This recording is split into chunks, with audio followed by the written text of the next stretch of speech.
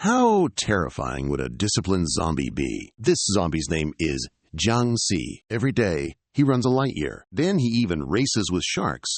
And before going to bed, he even does a few dance routines to feel at ease. Other zombies just devour flesh. But in his eyes, there's only protein powder. Eventually, Jiangxi even went bald. However, he became even stronger. Everything he did was because he wanted to befriend humans. The story begins when the apocalypse broke out, and Jiangxi was in class, listening to a lecture, when he suddenly turned into a zombie. After that, he, just like other zombies, followed a horde of zombies, wandering everywhere, until one day, humans carrying the Big Eight appeared. They not only slaughtered Jiangxi's kind, moreover, they used a technique to turn zombies into eternal engines. Jiangxi didn't understand why humans hunted down zombies, just as he didn't understand why zombies ate human flesh. However, to continue surviving, he had to strive. He had to become strong to change people's perception of zombies. Will Jiangxi be able to fulfill his dream? What challenges will he encounter on the path to achieving that dream? Come on, everyone. Let's dive into the story to find out. Beneath the peaceful sunset sky, the train, it still continued its journey, steadily running on the tracks. The wheels rolling over the iron bars suddenly began to spin faster and faster. Along the road, countless citizens bustled back and forth. The driver in the train compartment suddenly poked his head out and screamed, "Run! The train has lost control." The staff members also risked their lives scrambling out of the train. This isn't good. The people outside heard his voice, so everyone looked on in shock. They quickly grabbed their sandals and ran for their lives. "Run! Get out of here!" In that chaotic scene, the wheel of a cart suddenly got stuck on the iron tracks. On the road, the woman fumbled desperately with the cart, but couldn't move it. "Someone, help me!" Those who had already escaped could only stand there, screaming loudly, "Quickly!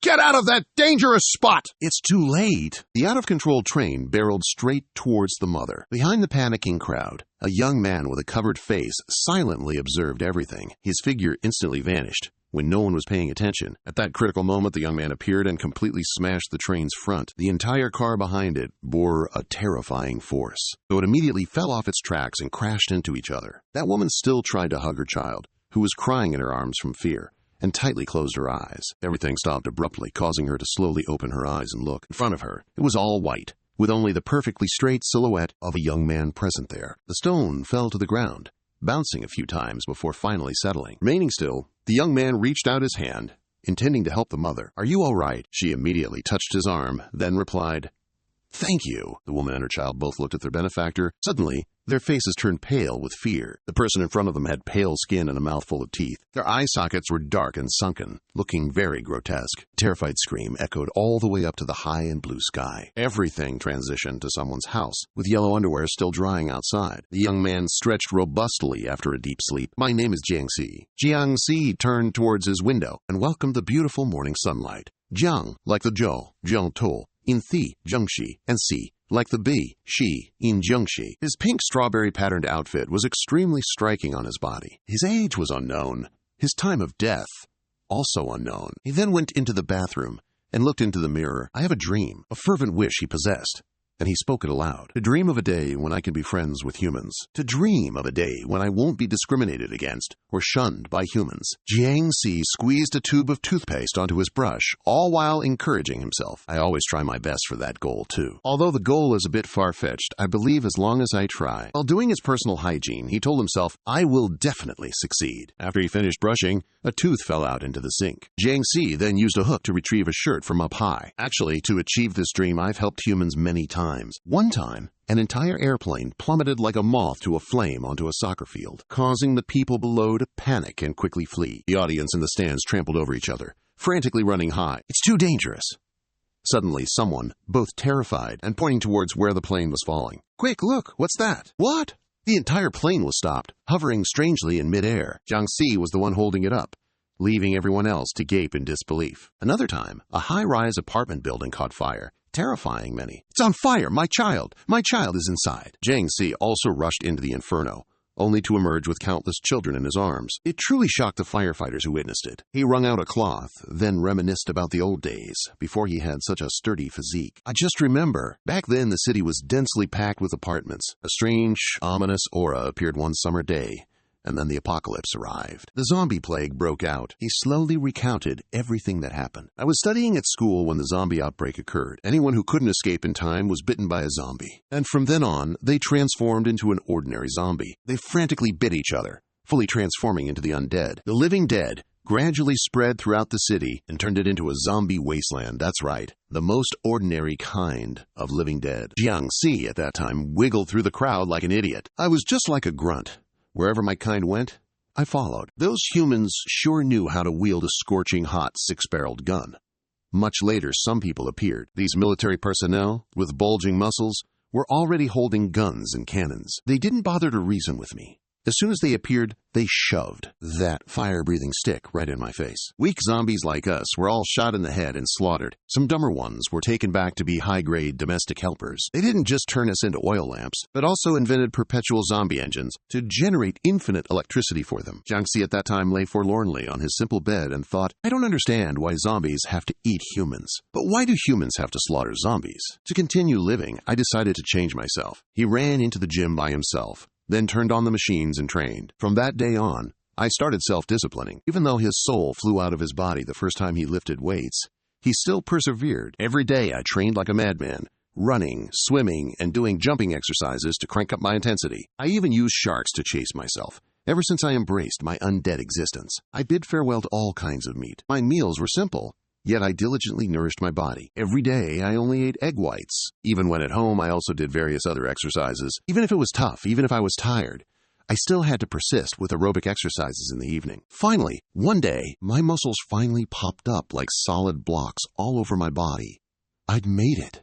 I looked at myself, a firm, six-pack body staring back, and realized I'd become an undefeated champion. Then I decided to don a discreet outfit and head towards the city. After that, I focused my strength and wisdom. I began to blend into human society. Humans are now very developed and numerous, making it easier for me to infiltrate. To change humanity's views on zombies, I continuously helped them. I also tried my best to be a good zombie citizen, speaking politely, acting courteously, and obeying the law. He continued to hang his shirt out to dry. Jiangxi opened the refrigerator and only saw an empty box.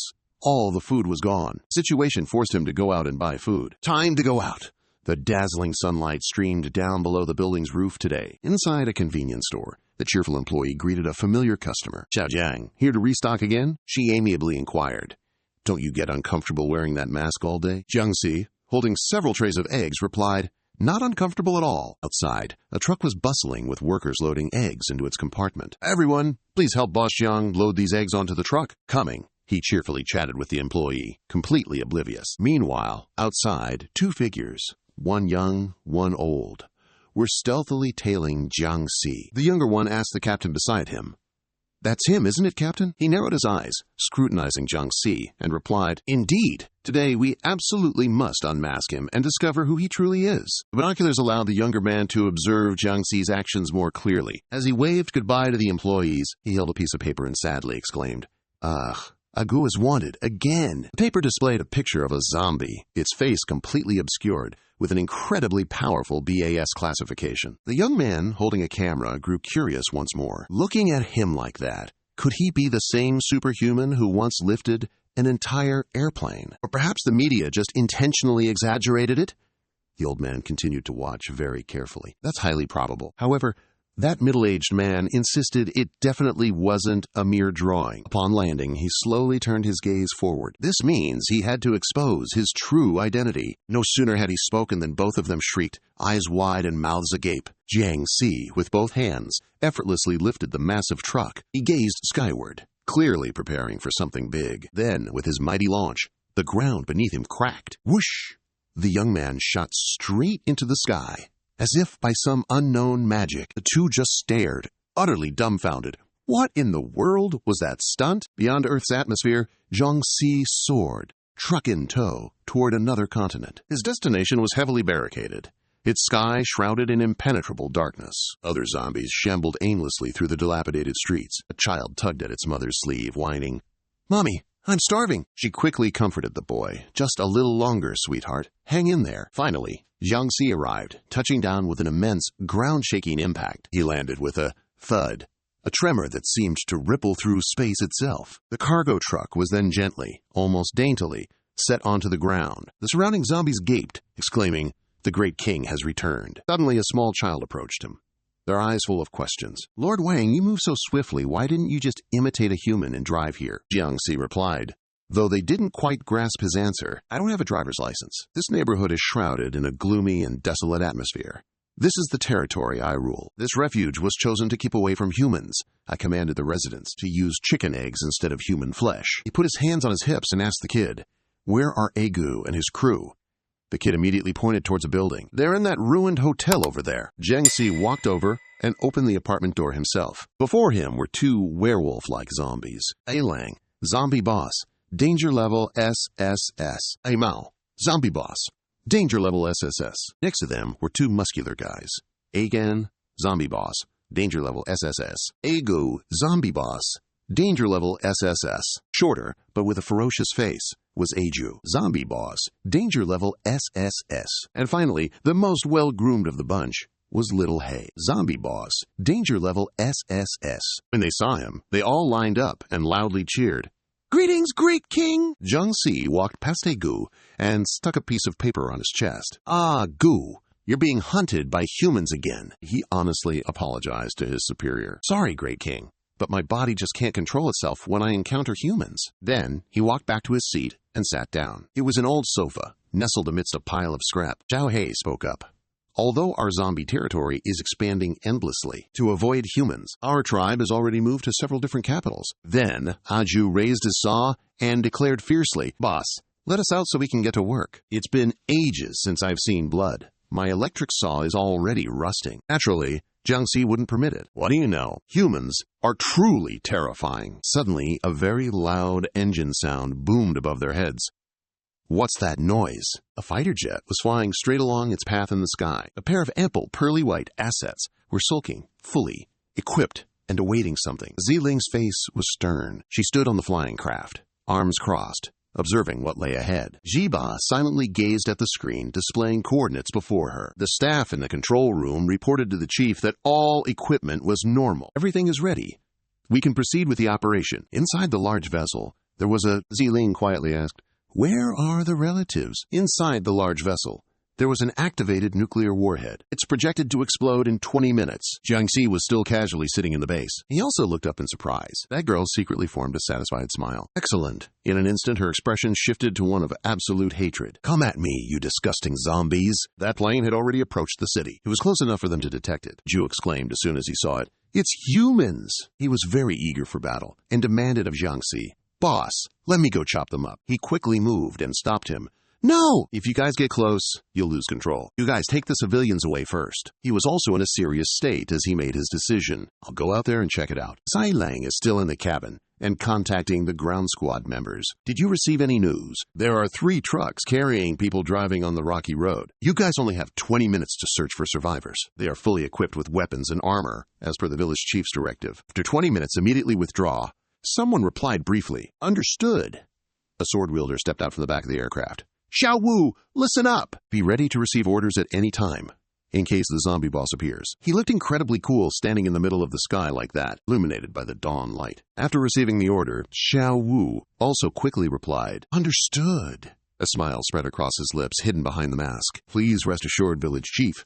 As soon as the boss appears, I'll chop them all to bits. Zombies in the city were drawn by that light and quickly swarmed towards it. At the same time, the doctor was also standing in front of a large, more detailed screen. Quirky-haired boy subtly pushed up his glasses, and Min chuckled with interest. It seems he's from the Academy of Extraordinary People. He seemed quite interested in this, so he broke into a smile. Time to play around with them. They slammed the red button down with immense force. Immediately, a cage full of ordinary people was lowered, their desperate screams echoing as they descended. Help! Someone please save us. The moment the zombies spotted living prey, they surged forward like a ravenous flood. Below, the soldiers swiftly received their orders. Through the comms, Squad A, attention, survivors detected. Move out and provide backup immediately. The commander gave a firm nod in acknowledgement. Then they braced their weapons and unleashed a storm of lead. Xiao Xiao, in the thick of battle, suddenly froze, bewildered by a bizarre phenomenon. What in the world? Why won't that zombie just drop dead? 2 small, terrified zombies huddled together, caught in the relentless hail of bullets. Jiangxi stepped forward, raising both hands, shielding them from the onslaught. The sniper took aim straight at him, declaring, Nobody's immortal around here! If they were, It simply meant the caliber wasn't large enough. This bullet, however, was significantly larger and arced across a great distance towards their position. Moments later, it detonated, unleashing a violent burst of smoke and flames. A dense white cloud of smoke billowed out, rapidly enveloping the area and concealing the figures within. Suddenly, a soldier approached, holding out a piece of paper for them to see. Commander, did we just shoot the wrong guy? Looks like he's that special individual everyone's been talking about lately. Inside, there was an image of Jiangxi carrying the aircraft. That masked young man, always so full of life and helping everyone. Someone grabbed it and shrieked, "They got the wrong one!" But Jiangxi's body remained completely unharmed after that blow. He simply turned his head to glance at the aircraft, as if nothing had happened. At this moment, Ziling noticed a red warning zone appear on the map. She immediately dispatched people from the rear of the ship. Xiao Wu has appeared in Zone B. The zombie boss received the intel. "Just leave it to me." Xiao Wu immediately let his body freefall from up high. Dr. Ji Ming stood silently before his high-tech screen. However, his subordinates relentlessly typed on their keyboards, muttering, "They're about to evacuate the citizens. It seems we can't underestimate them after all." Ji Ming softly whispered an order. "Then, let's add a little more spice." A sly grin instantly spread across his subordinate's face, making his glasses gleam.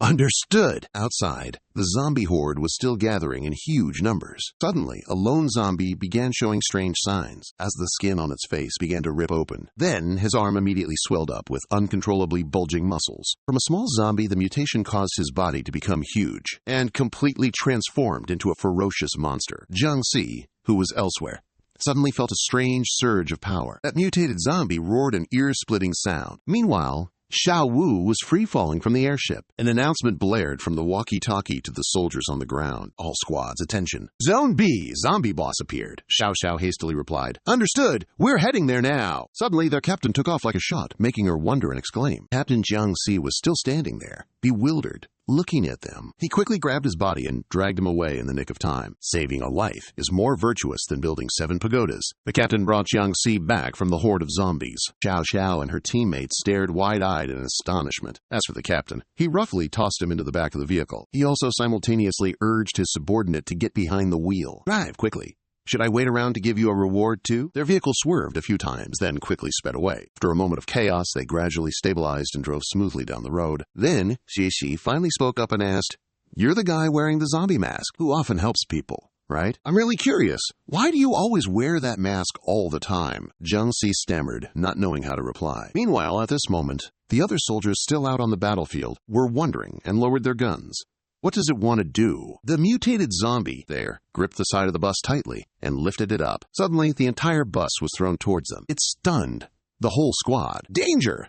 Luckily, Xiao Wu appeared just in time in a streak of light. Right before their eyes, the bus was sliced in half incredibly fast, splitting into 2 sides, while he stood in the middle, swinging his sword, looking incredibly cool. The 2 halves of the bus flew several more meters before slowly coming to a halt on the road. The soldiers, seeing him, all cheered loudly, "It's Xiao Wu from the Dao Shi Academy. This is great. We have hope now." Xiao Wu drew his second sword and stood upright. He declared, "Everyone, get the civilians out of here first. Leave this place to me." Xi and her team were evacuating the civilians in that area, one by one. "Don't rush," the captain asked the soldier next to him. "How are things looking up front?" That person immediately reported, "A zombie boss has appeared, but Xiao Wu of the Dao Society has also arrived." Jiangxi looked towards the road, feeling a strange sense of familiarity. It's Xiao Ju's voice.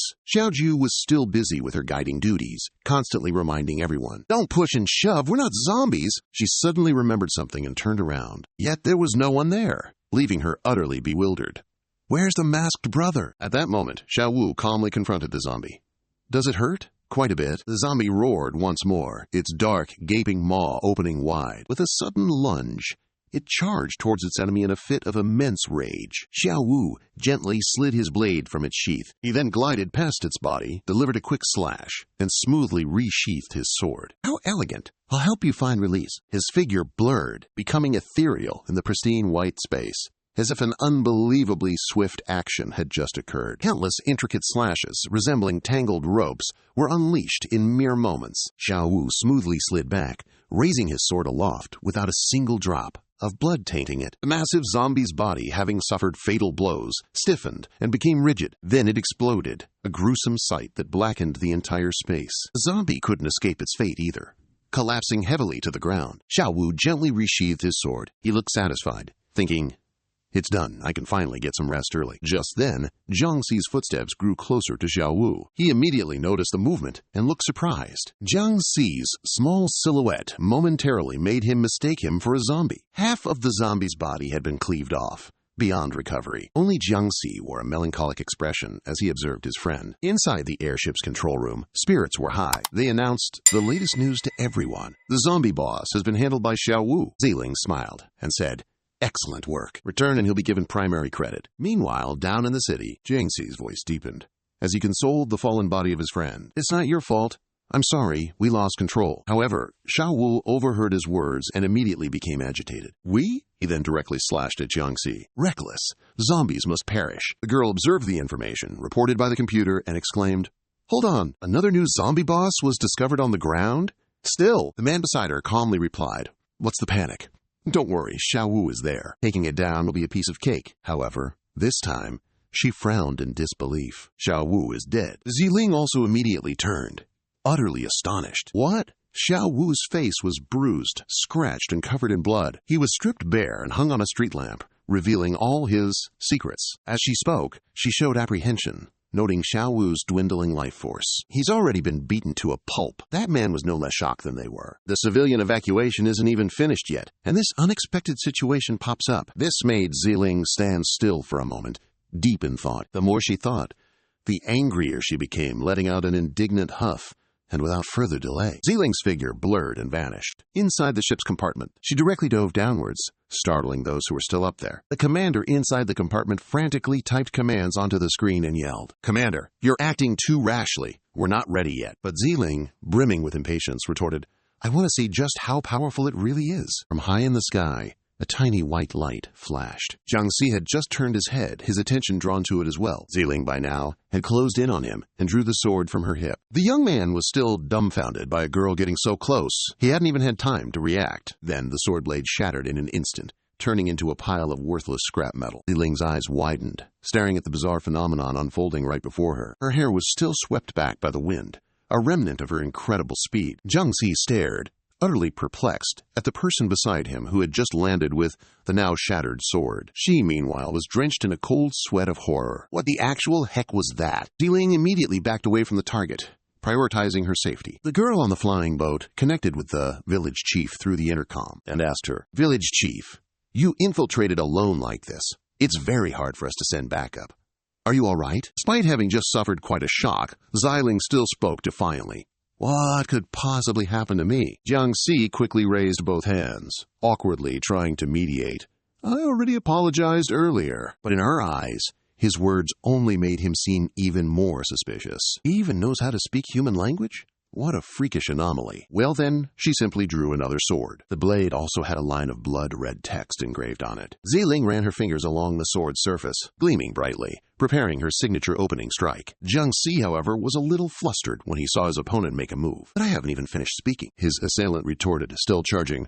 "Go tell King Yama about it." Having no other choice, he hastily leaped from his spot. Ziling swung her strike, but only hit Jiang Xi's afterimage. She quickly reacted, gliding away. This time, she somersaulted backward, planning a surprise attack. In Jiang Xi's eyes, the entire world was inverted, and she alone was looking at him with a gaze full of murderous intent. She spun around, unleashing a wide-range attack that spread across the entire road. Crimson slashes tore through everything from rocks to streetlights, slicing them apart like cake. Jiang Xi, however, easily leaned back and dodged it. Nevertheless, Ziling didn't stop, unleashing a blow that pierced straight through every high-rise building in the city. He stared blankly at the sky, appearing far from serious. Ziling was further infuriated by him.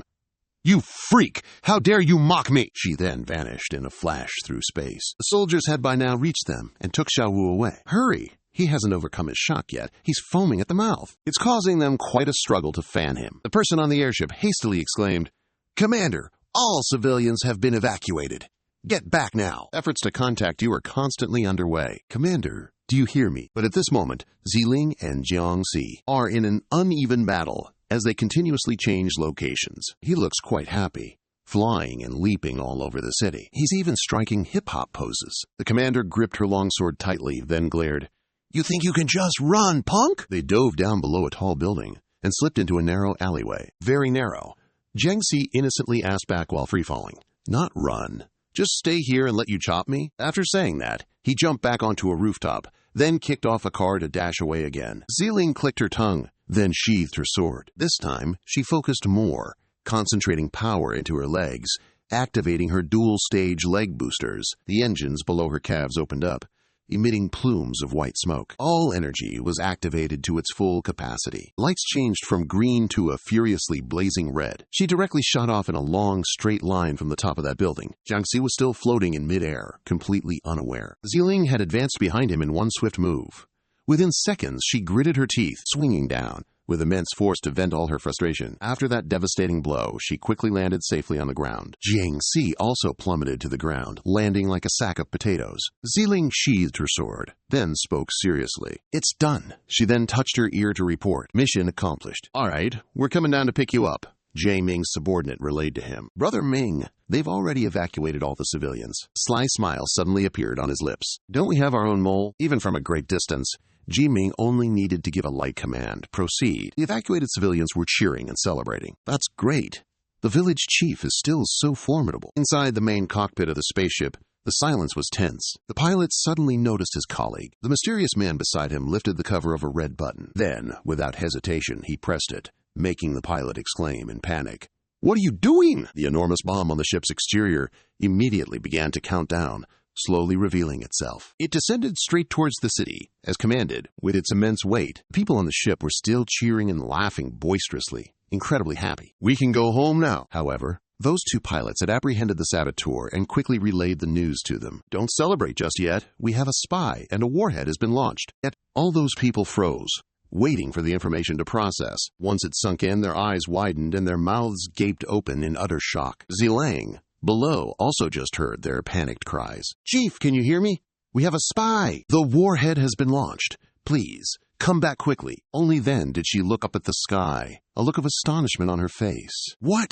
A giant warhead aimed straight at the city just plummeting down? That girl reported to all aircraft. Everyone, attention. Prepare for contact.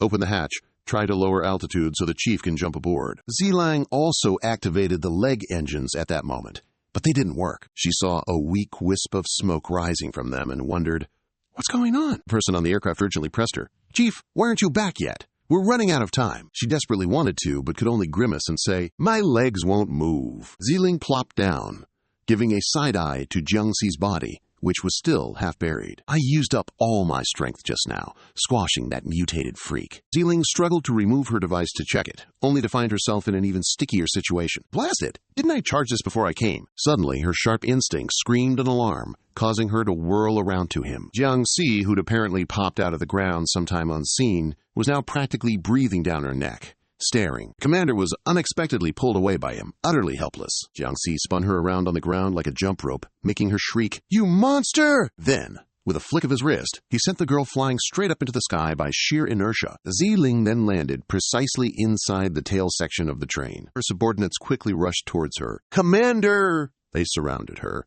voicing their constant worries. Are you hurt? Someone quickly helped the commander. However, her immediate concern wasn't herself, but Jiangxi. That bullet-headed abomination was also now dangerously close to his city. It was terrifyingly black and monstrously large. He stood on the ground below, gazing up in deep thought. Then, Jiangxi scrunched his face, lifting a leg, bracing himself to take off. Crack! The ground shattered after the Jiangxi's powerful spring to launch himself skyward. He let out a hot breath from his mouth, as if to unleash even more power. At this moment, almost all his strength was focused on soaring higher. Meanwhile, that projectile continued its descent to the ground as per usual. Confronting it, however, was Jiangxi, who was straining himself, pushing forward from the city's direction. He extended his hand, preparing to make contact. His bare hand intercepted the projectile's tip, distorting more than half of it. The giant Ziling and everyone on board the ship exclaimed in astonishment. What?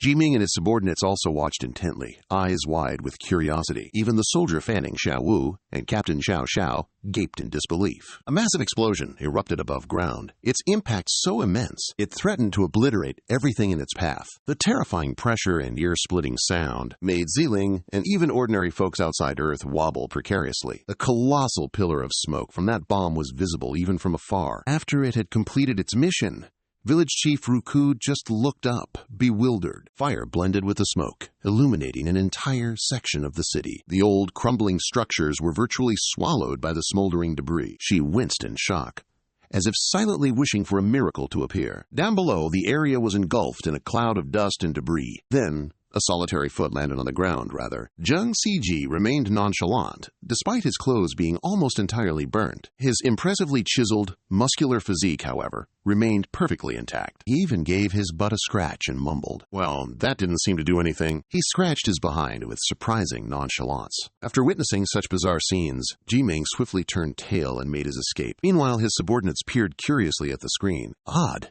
Why is the nuclear blast zone still showing movement? Dr. Ji-Ming, showing far less surprise or interest than his subordinate, responded, "We haven't been fighting these extraordinary academy folks for just a day. It's not a one-day, two-day affair. If this attempt fails, there's always next time." The subordinate didn't say anything further, simply acknowledging his understanding and complying. Aboard the Academy's helicopter, the entry and exit had already been sealed off. Ziling sat in a corner, lost in a somber silence. Her colleagues only dared to observe from a distance. "Boss, what's up with her?" The other person, with a knowing glance, explained.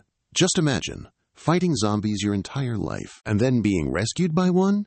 How would you feel?" A girl named Quan Tai approached, carrying a data file. "There, it seems you're mistaken." She immediately put it in front of Ziling and added, "This person isn't a zombie. The face on the screen is clearly Jiangxi. Perhaps the mayor doesn't watch the news. He's the masked man who loves wearing a zombie mask. He's been very active in our society lately." Furious, Mayor Ziling, he squeezed the device tightly with both hands, making it shatter into pieces. The next morning, a peaceful day arrived again with the sun's dazzling rays. However, the people on the streets today saw something strange. That's why they all froze in shock. Wherever that person went, they caused a shock, making the whole area on the verge of panic. "Hello?" That person entered a phone booth and spoke. "Hello? A Jew?" He spoke enthusiastically and non-stop over the phone. "Boss, don't worry. We've all safely evacuated, and most of us are fine. We're currently looking for a next place to stay." He gently replied, "I know. Just wait until everyone is settled. Then I'll come find you all." Outside his apartment building, everyday life continued as usual. Zhang Si returned to his apartment with only a pair of torn pants. Luckily, there was no one around. He mumbled the unlock code, then entered it into the screen. Beep, beep, alert. On the academy side, they just discovered something, making that girl gasp. "Chief, come take a look at this, quick." Both of them simultaneously stared at the screen. Zhang Si also suddenly turned around, facing them directly. The chief and the girl's faces darkened with utter shock. Completely oblivious, the young man just casually strolled into his own home. He even turned on a video to motivate himself for weightlifting. "All right, everyone, follow my lead. Raise your arms high, then lift your thighs up." On his table, there was even a cozy group photo with his rowdy squad. Jiang Si secretly smiled to himself and mused, "I wonder if everyone has settled down. I'll be back soon enough." Suddenly, Zilang unceremoniously kicked open his door, making him yelp. She led countless men in black and ordered them, "Go kitchen, bathroom, bedroom, pots, pans, whatever you find, take it all." They immediately fanned out and started clearing out Jiangxi's entire house. "Under orders? Who are you? I'm on the floor, panicking. What do you want?" A stark white piece of paper was then thrust before the young man. Zilang stood before him and introduced herself with a flourish. "We are from the Academy for Extraordinary Individuals. We're here to inform you. You've been accepted." She said it with an air of announcement, not as if asking for his opinion. "You, starting today, are a member of our academy." After that, she pointed at the young man again, then looked at the person in black next to her. That person immediately walked over and pulled Jiangxi up, much to his utter confusion. Wait. He struggled against them, but to no avail. "What are you trying to do? Can zombies even attend school?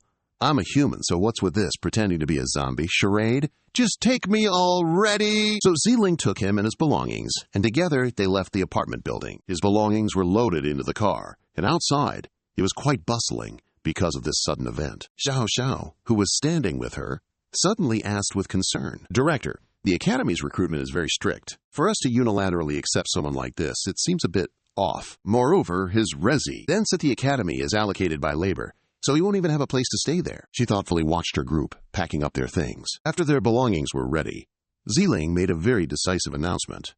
"He can stay with me for now." The people in black, being very professional, urged each other on. Quickly, get all the belongings inside, right? Put them in the bedroom." Everything was organized in just one day, so they quickly headed out. With their tasks complete, 2 representatives for the entire team finally headed out. Everyone came down to greet them, then left afterwards. Now, Jiangxi was currently bare-chested, wearing only his shorts. He knelt, facing Xiling, utterly unsure of what to do. He kept sweating profusely out of anxiety. Meanwhile, the girl just watched him intently for a long time without saying a word. To break the awkward silence, Jiangxi was forced to ask first. "From now on, I'll be staying here, right? Where will I sleep?" Xiling replied coldly, "Where else would you be?" Her face darkened, as if she were threatening him. "What? Do you want to sleep with me?" The naive young man fearfully put his hands out to refuse. No, I didn't think that at all." He even tried to imagine the scene and exclaimed in his head, "A zombie sleeping with a human? This world has gone mad." The chief continued speaking to him. "I'll sleep in the guest room next door." Jiangxi timidly returned, then meekly revealed her secret. "Actually, you're all mistaken. I am not human." Xiling suddenly touched her strange legs and it. Out of curiosity and wonder, he also looked up to see. Suddenly, she completely detached her leg joint, making him once again startled. "Her legs! Her legs!" Xiling did the same for the other side, then replied, "I chopped them off myself. You got a problem with that?" The young man quickly denied, No, I don't." She furrowed her brow. Although she didn't seem keen on discussing it, she still decided to share. The story took place in a house burning down amidst the flames. When I was young, a zombie plague broke out in the village. 2 crazy zombies lunged at her, terrifying her. My parents turned into zombies and bit my leg. Her small hand back then could only grasp a kitchen knife tightly, just to survive. I didn't just chop off my 2 legs. Tears welled up in the child's eyes from fear, but still had to do it. I even cut down my parents who had turned into zombies. As she recounted, she glared at him. "That's why I despise zombies. Guaranteed, if I see one, I kill it." Jiangxi, who was about to say something, immediately fell silent, not daring to utter a peep after finished her story. Only then did she ask, "What did you want to say earlier?" The young man frantically flailed his hands. No. I didn't say anything at all. You didn't hear anything, right? So he wouldn't get. Skewered on the spot, he quickly diverted.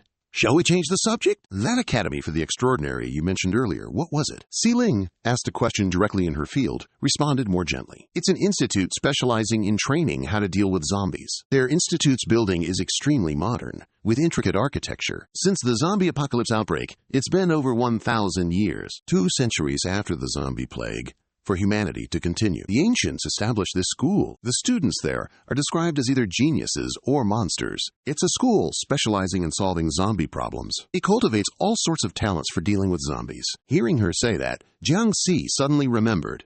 2 centuries after the zombie outbreak. "I remember when the outbreak first happened. I had also just turned into a zombie." He froze, having just learned something about himself. "I'm 1,000 years old?" Jiangxi reminded him. "Remember to register tomorrow. I'll get you in through the back door." A thought suddenly popped into his head. "Can I just not go?" As if she'd read his mind, she added, "Don't even think about running away. This isn't just some ordinary school, you know. If you register and then skip classes, you'll be thoroughly investigated." She then moved away in her wheelchair. "Oh, and my name is Xiling. Tomorrow, just have Xiao take you. You 2 actually knew each other before." Jiangxi didn't quite grasp what she meant. We did, in fact, know each other before. He questioned himself. Just who is this Xiao? The one who bewildered him was a girl with twin pigtails, tied up high, standing proudly in front of the school gates, exuding an incredibly confident and powerful aura. The entrance outside was already vast, with various inscriptions etched into every structure lining the pathway. Xiao cheerfully initiated a conversation. "Hello, masked bro. How are you doing?" Jiangxi, however, retorted directly to her face with a question. "Who exactly are you, anyway?" Girl immediately shrieked loudly to remind him. "We already met during that explosion-proof car incident before, didn't we?" He then remembered, recalling the scene vividly. "But I remember, she was this tiny back then." She glanced at him, while Xiao tried to calm herself down. "You must build good relationships with your future classmates. He's such an idiot." "He's just an idiot." Xiao stopped arguing, then walked straight in. "Let's go in. There's still a test coming up later." Jiangxi looked surprised. A test? They entered the spacious school grounds, where only the 2 of them were present. At that moment, he gently nudged Xiao's hand and questioned, "We still have to take a test to get into the school." She immediately replied, "Naturally. Which school doesn't have exams? They'll give you basic skill training for fighting zombies, lasting 1 week. Then, they'll hold the competition." Girl even recalled some crucial details. For instance, the world record for the 100 meters dash is 9.58 seconds. She used that as an example to explain to Jiangxi, "You'll have to run 9.57 seconds to even qualify." He nodded, feigning understanding.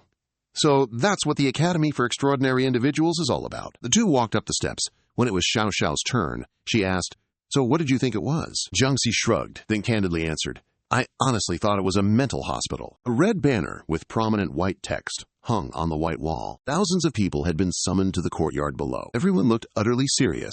If they weren't someone's son or nephew, they were a genius in some field. They quickly joined the throng. Where? Shu climbed onto Jiangxi's neck to get a better look. Damn it, I can't see anything from here. The person in front of her suddenly turned and insulted them. Shut up, you trash.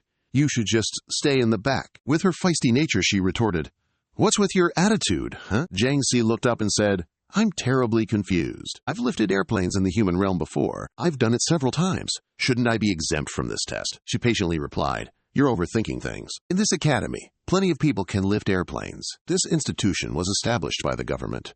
Previously, all staff here were highly classified. She also added one crucial detail. Plus, people here don't keep up with the news. Just then, a person with one missing leg walked over. Everyone, quiet down. He cleared his throat with a few dry coughs. Then, Chen Shen became solemn. Standing on the high platform, he spoke down. Hello, everyone. I am your judge for this session. Everyone can call me the education group leader. Chen Shen first delivered the welcoming address from our 800-year-old institution. Since the school was founded, up to the present day, during that time, we have cultivated all sorts of talented individuals. Even to defend against the Zombie King's assault, the ancients cleaved an entire great mountain. He also directly stated the Academy's demands. I don't expect you all to be able to surpass the ancients. I only ask that you... Suddenly, someone's voice echoed from the crowd.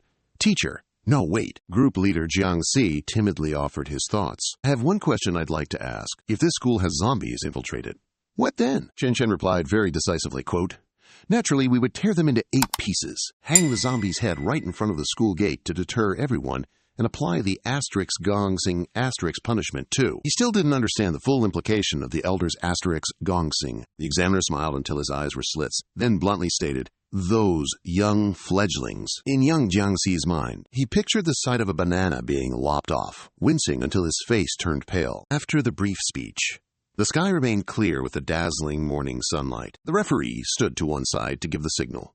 The 100-meter sprint trial was about to begin. Jiangxi, though still a bit clumsy, had already gotten into position just like everyone else. A blank round fired from the small gun signaled the start. No sooner had the referee finished speaking than the whole group of students shot past, creating a gust of wind that almost swept away. Him, an outstanding individual, even surpassed Jiangxi. To confidently run at the front of the pack, they circled the schoolyard, a few dozen laps like that, until the command, Wu Shen Hu, 100 meters in 3 seconds, valid, was given. That young man immediately stopped short after achieving the goal. Jiangxi ran, looking on blankly. The trainees continued to take out countless dummies for the next round. Next up, shooting.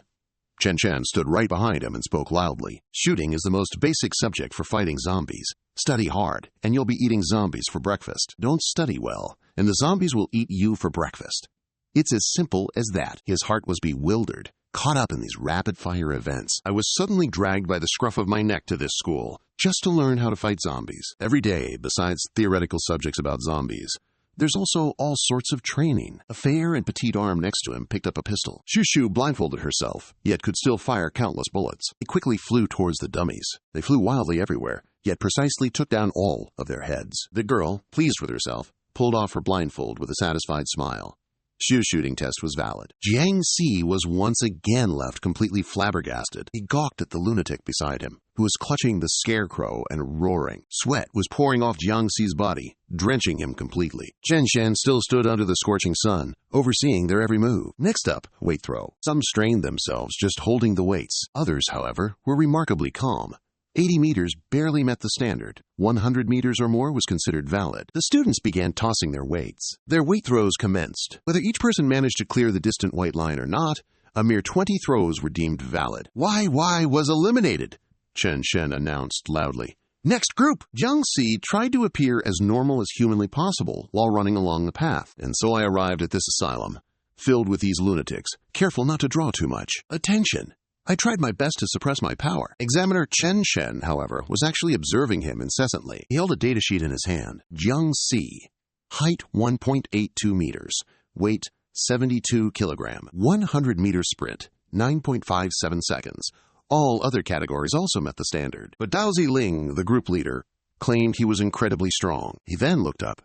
Could that guy be deliberately playing games with me? The sky above them was still clear and blue as usual. Prepare yourself. He leaned his entire body back, gathering momentum for the javelin throw. Then, with a straight arm, he launched it soaring high into the air. The razor-sharp javelin whizzed through the air, heading straight for its mark. It pierced straight through the scarecrow, dragging it along. Jiangxi also jumped, quite surprised, even after skewering 3 or 4 scarecrows. The javelin's flight path didn't stop. It then flew directly into a signboard further down the road. The onlookers around stared up at it with a look of utter bewilderment. Chen Shen pressed his stopwatch and announced, 32 kilometers. Target absolutely nailed. The previous participant headed back to the assembly area, and Jiangxi stepped forward. Wu Shen, javelin throw. Validated. Wu Shen, still quite arrogant, shot a direct glance at Jiangxi. Jiangxi picked up his own javelin. He stepped back, adopting the same standard posture as everyone else. But this time, Chen Shen suddenly exclaimed, "Hold on a moment!"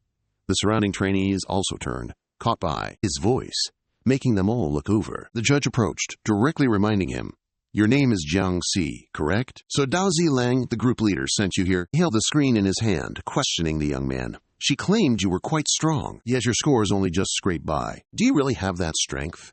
Or are you just messing with me?" The crowd looked towards them again, with curious expressions. Suddenly, Chen Shen brought up a past incident, startling Jiangxi. "You were the one who asked me that question before, weren't you? Everyone here is desperate to show off their full strength." He leaned very close to his face and whispered, making him tremble violently. "Could you possibly be a zombie?" Panicked, he frantically waved his arms and legs in denial. No, I'm human. I'm totally human." Chen Shen tossed the thin screen back at him. "Well then, splendid. I want to see asterisk all your strength." He returned to his spot and declared, "I'm not asking you to throw 32 kilometers like your super friend from earlier. You just need to clear 3 kilometers, a mere tenth of that, and you'll be deemed acceptable." With eyes wide and fixated in a warning glare, Chen Shen continued to emphasize his point. "If you haven't reached that level, meaning you lack true strength, yet try to deceive the Blade Squad leader, I will treat you as a spy and send you to endure torture." Jiangxi fell silent, not daring to utter another sound. Yet his mind was flooded with inner arguments. "Although I can't remember many things anymore, the people who hunted me down a long time ago were from this academy, weren't they? I don't want to become an oil lamp, nor do I want to become a perpetual motion machine." Jiangxi thought quite nonchalantly. "Throw it as far as you possibly can, Jiangxi. Quickly think about why you've lived until today." Wu Shen crossed his arms, waiting for the one he had just disdained to show what he had. Xiao Xiao also watched him intently. Jiangxi took a deep wind-up, then gently lifted the sharp spear. He opened his mouth and took a deep breath. Recalling the scene of himself toiling in the training room made him even more motivated. In Jiangxi's eyes, a fierce flame ignited. Fragments of memories from when he was weak and bone-thin surged. As for now, he only needed one kick to dent the ground. Jiangxi's surroundings began to blur due to his extremely fast movement. Wu Shen, who moments ago was acting all cool and aloof, was now utterly terrified. Jiangxi unleashed a full-power throw. The spear then flew straight out into outer space and crashed into a bunch of satellites there. It continued to whiz past at the speed of light, destroying a few more, finally landing on the surface of the moon. The students nearby were blown away as if they had just endured a massive storm. Jiangxi still stood on the ground, even though the area behind him had been completely torn up. Chen Shen's jaw dropped as he exclaimed, "Holy crap!" The moon remained silent, orbiting as usual. However, at that moment, a flash of light appeared right in its center. A large circular hole was carved out, and a tiny image of Earth could be seen through the gap. Jiangxi's eyes still burned with that fierce, unyielding aura. The muscles around his body bulged, straining his clothes. The less fortunate ones began to fall from high up to the ground. Jiangxi's body was still leaning forward, surrounded by a cloud of white smoke. He gently lifted his face to look up. The moon in the sky also stood still, facing him as if to challenge him. A moment later, the young man slowly calmed down and stood stunned. He looked at Chen Shen and the others, who were still reeling from shock. When he looked, Xiao Xiao ran over, extremely excited. "Did you see that? Even the divine official was stunned just now. Wow, you're amazing," she hastily asked. "How far did you throw that just now?" Jiangxi scratched his head and replied, "I don't know either. Basically, I just casually tossed it into the sky. The meteorites from outer space are still floating around after being detached from the moon. Both of them are drifting aimlessly in outer space. The hole on the moon will forever be difficult to heal, leaving a massive hole, large enough to see the Earth through it." Jiangxi picked up the information sheet and asked, "Is the exam over? Can I go home now?" Xiao Xiao was astonished. "Go home? What are you even talking about? From now on, you've become the team leader's man." She flailed her arms and legs, trying to exaggerate her words. "Do you even know how much power the team leader holds?" Jiangxi, of course, had no idea, so a question mark appeared above his head. Xiao Xiao then began to boast about Ziling's terrifying presence. "Let's take Ziling. the leader of the Blade team as an example. She doesn't just command the army of one region. She can also use tanks, planes, and artillery at her whim. She even has the authority to command the head of personnel, while the real one is currently sitting in the office, admiring the city through the window. She manages a massive city with a population of 35 million people. The city chairman is merely a tool to manage the lives of her city's residents. She is the true city chairman. Jiangxi wasn't overly surprised after hearing that. All right, so I have my own city now, huh? After a brief chat, they moved to a new location, the biotechnology group. Test tubes and strange chemicals filled the tables and surrounding areas. What is this place? The energetic girl, Xiao Xiao, introduced to him. This is the biotechnology group, where we specialize in researching weapons for us. You could also call it the logistics department. Jiangxi suddenly looked to his side. On the table was a picture of a very happy family. This is Dr. Ji Ming. We all call him the head of the logistics department. He used to be the team leader of the biotechnology group. They paid even more attention to the man with the large glasses ever since his wife passed away. To fulfill his wife's wishes, he delved into using humans and corpses for illegal biological research. To the point of perversion, he was eventually disbarred and put on the Academy's wanted list. The Academy even issued an order to kill him on sight. Inside this tech lab, there was also another girl. Are you two doing well? Do we have a new classmate? Xiao Xiao.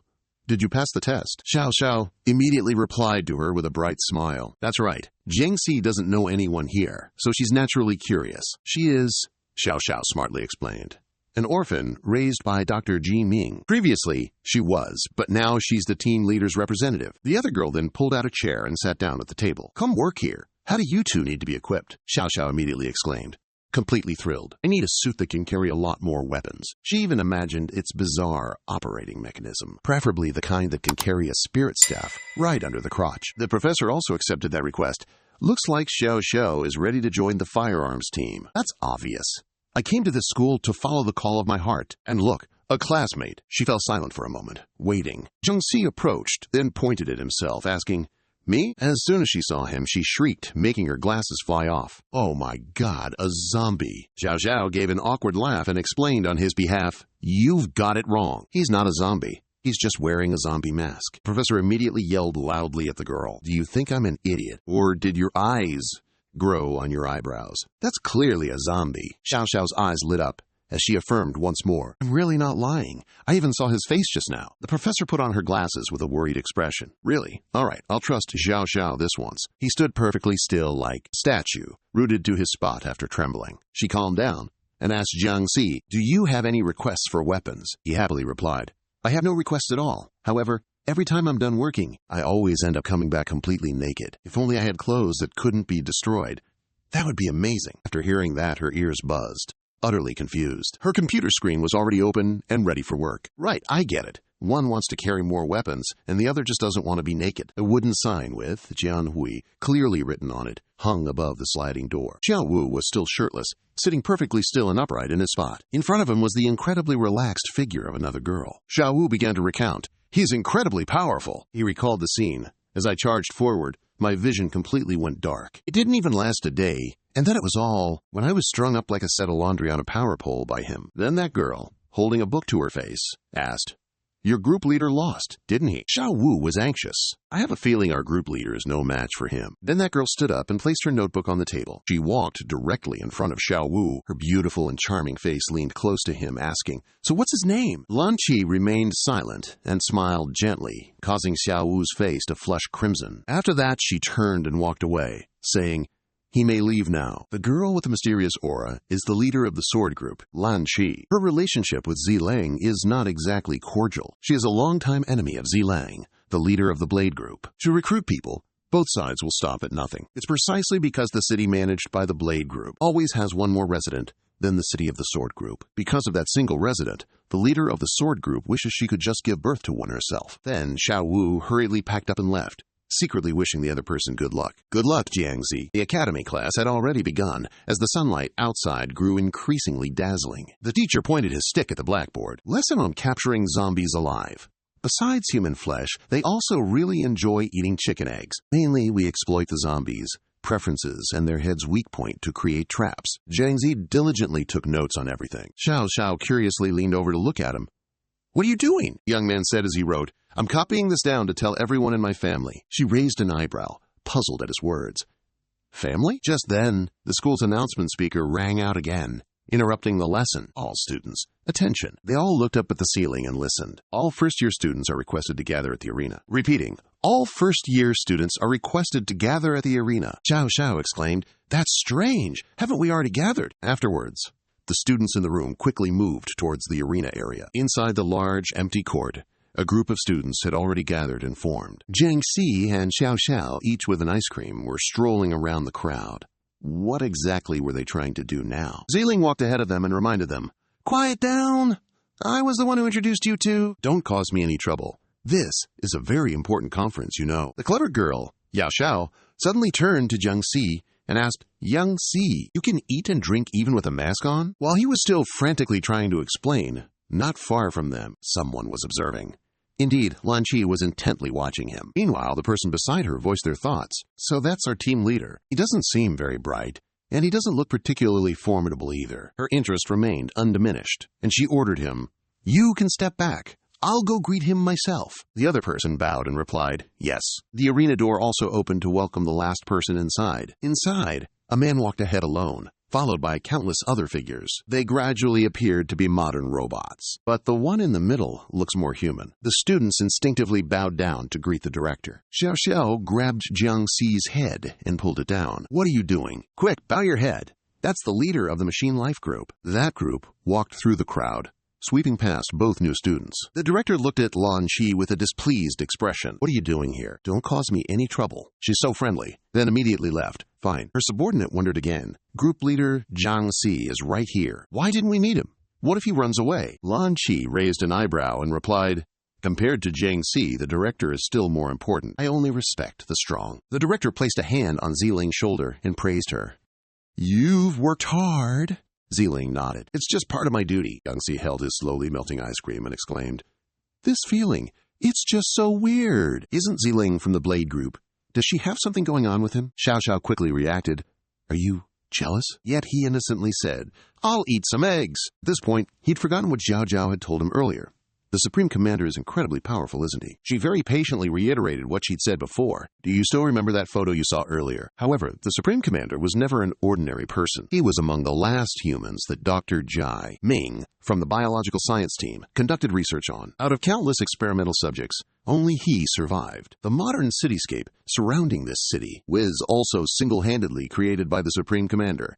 After Dr. Jiming was hunted down, he founded the Mechanical Life Organization thanks to his immense power. The population of the city he manages has increased to 50 million people. The citizens live happily and peacefully under his protection. In the 15 years under his management, the city has never seen a single zombie. Even if a single strand of zombie hair appeared, he would sweep it clean. Jiang Si was petrified upon hearing this and dared not utter another word. The Supreme Commander stood on a high platform and proclaimed, "I'll keep this brief. Although you are only first-year students, you are all elites in your respective fields. There's something I need everyone's help with." The others also waited seriously. The crowd had settled down, so he ordered the robot next to him to display the image. Its eye projected a red beam. It looked exactly like a projector. Behind the commander was the image of a familiar person. A man's face was bruised from being beaten. This is the spy. We caught him a few months ago because he unilaterally launched a nuclear warhead. He nearly blew up and killed one of our group leaders. Jiang Si immediately became agitated. He's the one who launched the nuclear warhead to blow some up. Around him, countless whispers arose.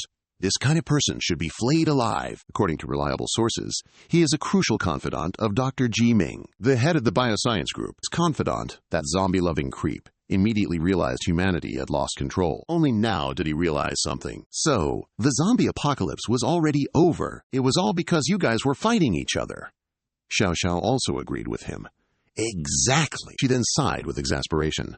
Living large and getting fat, are we? However, the commander continued to state their problem. We've tried to make him reveal where Dr. Jiming is hiding, but it's been fruitless. Students from the 2nd to 5th years had all given it a shot. To no avail. They'd subjected him to every brutal torture imaginable. Tiger bench, nail pressing, and various other torments, leaving him utterly broken. Yet none of it worked. The chief coldly announced to them, "We've tried everything, but he still won't confess. I believe all of you are talents from different regions. If anyone can make him spill the location of squad leader Ji Ming," he said, hands in his pockets, with an incredibly casual air. "I'll immediately promote that person to deputy squad leader." The overconfident students immediately gasped in admiration. "What, a first year getting to be deputy squad leader? What a sweet deal." Countless hands immediately shot up. "Me, me!" He then directed them towards the secret interrogation room in the back. "Good luck, kids." Outside, the sky remained silent, with barely a cloud in sight. Time quickly flew by, and 2 hours later, at this point, a muscular guy was still furiously trying. After 2 hours of arduous struggle, the first-year students had deployed every tactic, starting from normal interrogations and gradually escalating beyond all limits. Some even used the spy's own incense sticks for worship. Others beat gongs next to his ears until his eardrums practically burst. There was even a monk who set up a table, striking a wooden fish to enlighten his consciousness. Ziling buried his head, utterly ashamed by those people. Xiao Xiao didn't participate, merely observing the scene from the outside. "Jiang Si, can you make him confess?" The person next to her immediately spoke with utmost certainty. "I can make him sing," Xiao Xiao exclaimed in surprise. "Really?" Then she enthusiastically raised her hand high to attract everyone's attention. "Over here, over here. My friend can make him confess." Chief Commander looked towards them and said, "Then please invite that student over here." Jiang Si began to step forward, while Xiao Xiao suddenly felt something was off. Didn't he used to be modest? Why is he so direct this time? Eyes closely watched Lan Qi and her subordinates. Jiang Si also harbored some doubts in his heart. His own zombies were always obedient, yet they constantly lost control. He hoped the human might know something useful. Then he opened the interrogation room door and stepped inside. That guy's face was bruised and battered, yet he was still talking tough to yet another interrogator. He didn't even bother to face him, sharply turning his head away. Jiang Si stood watching him silently from a higher vantage point. The annoyed spy muttered, "Does your academy have no one else to send? Just sending these little punks to deal with me?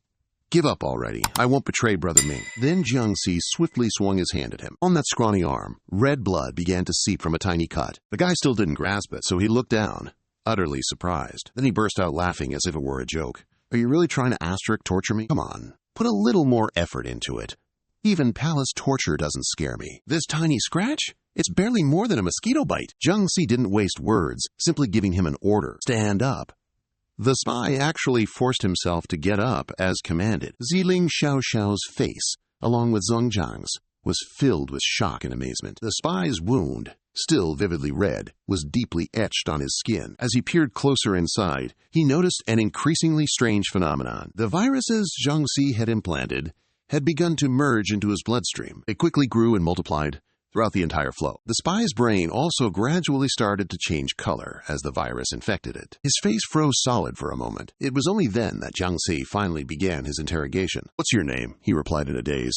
"My name is Xiao Kai." Xiao Xiao had to exclaim loudly to express her complete surprise. "Leader, he can control people's thoughts." Jiang Si faced Xiao Kai and added, "You're Dr. Jiming's trusted aide, aren't you? You know everything, don't you?" He was obedient, like a dog, and immediately replied, "That's right. I know most things." "Now you're finally getting to the main point. Before, the zombies in Y City were always very docile.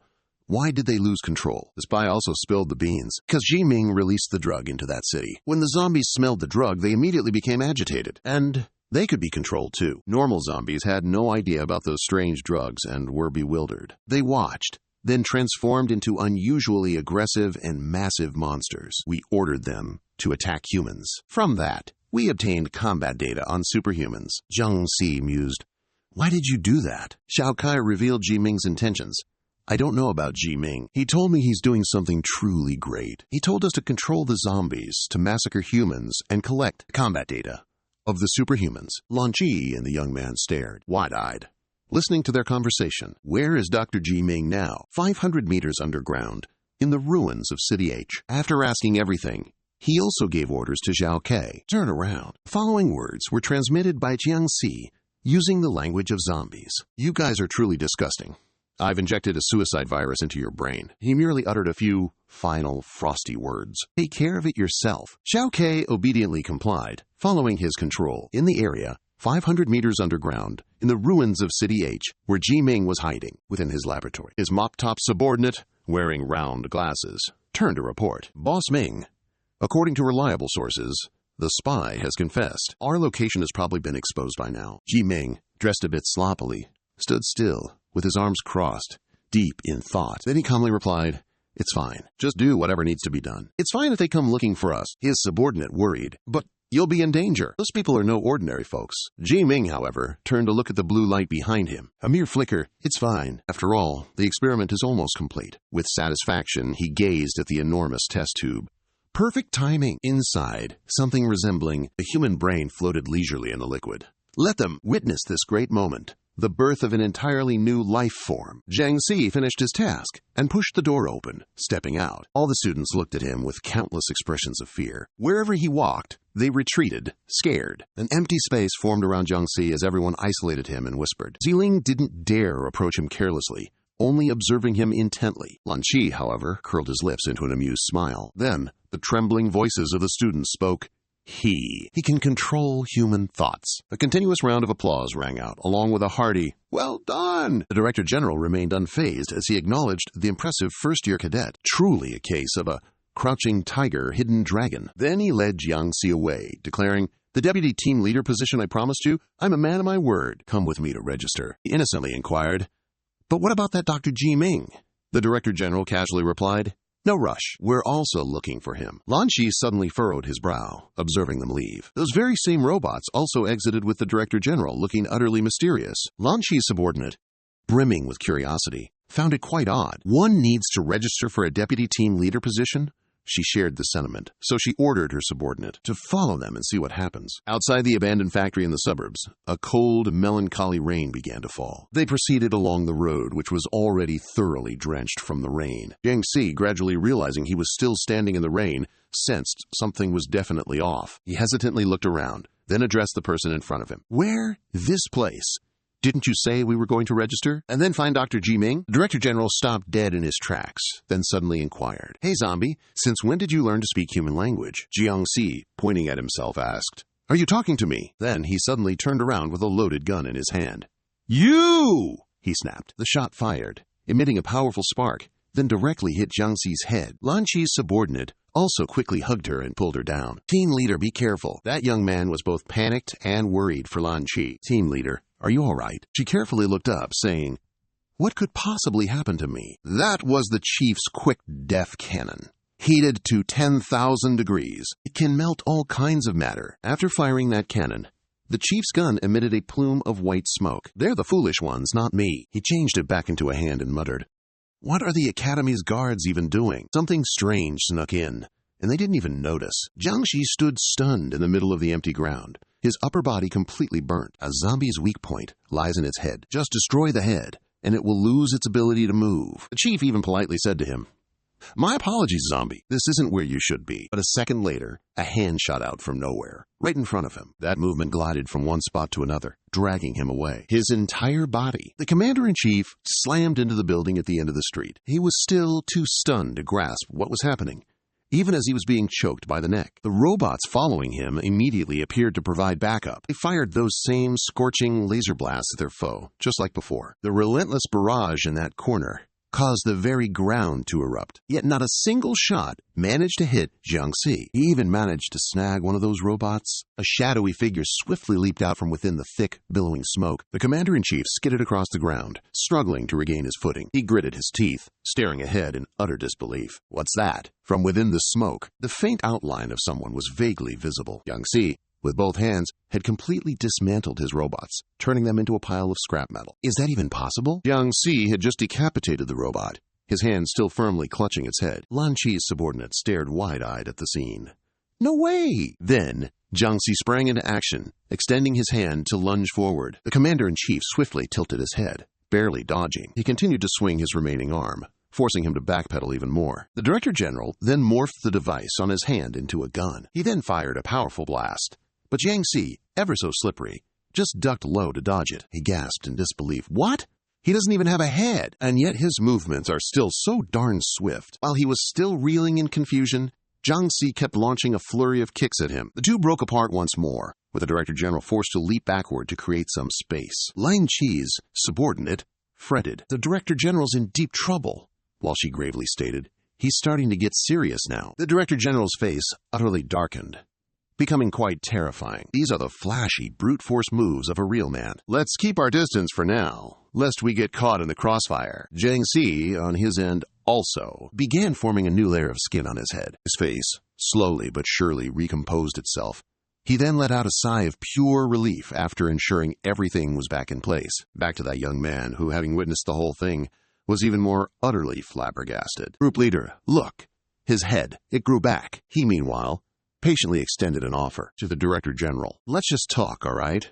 I really don't want to hurt you. He furrowed his brows in utter disdain. The commander grabbed one side of his cloak. You dare try to control my thoughts? Then he directly cast off his cloak. What a shame. He roared, commanding even more advanced robots to fly in. Model 1s, they flew out from all 4 directions and all targeted where they stood to land. The robots crashed directly into the commander, causing loud impact sounds to resonate. Jiang Si wondered, waiting for the smoke to gradually clear. Lan Qi and her subordinates had ascended to a higher, safer vantage point to observe. By now, the commander's body had completely transformed into a robot. He introduced himself.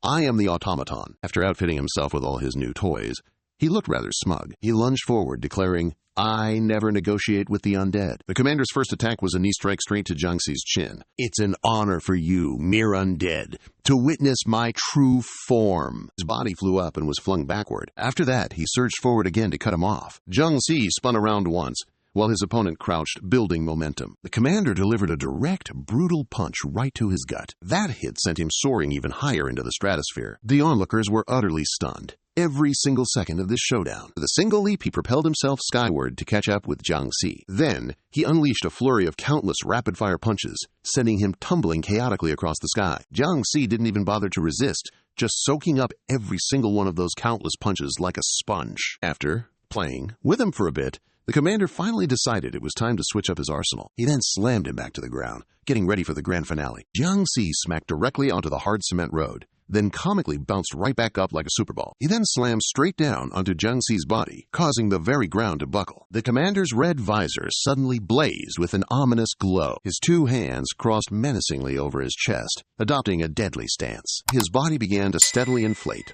as if hoarding all the energy in the universe within. Then he flexed, unleashing the ultimate death cannon directly from the center of his chest. Lan Qi literally jumped out of his skin, startled by its overwhelming might. The blast grew exponentially, vaporizing absolutely everything in its destructive path. Bits of steel, shattered streetlights, and general urban detritus were all flung sky-high. Now, before him, it was a stark, ghostly white, a testament to what had been almost completely wiped from existence. The general panted, then muttered to himself, This time I'm surely dead, aren't I? But a very steady footstep appeared again. He looked up, utterly astonished. That Jiang Si threw his entire body back towards the sky, then let out a thunderous roar. It made the entire surroundings tremble. Lan Qi and her subordinates were covering their heads, unable to open their eyes.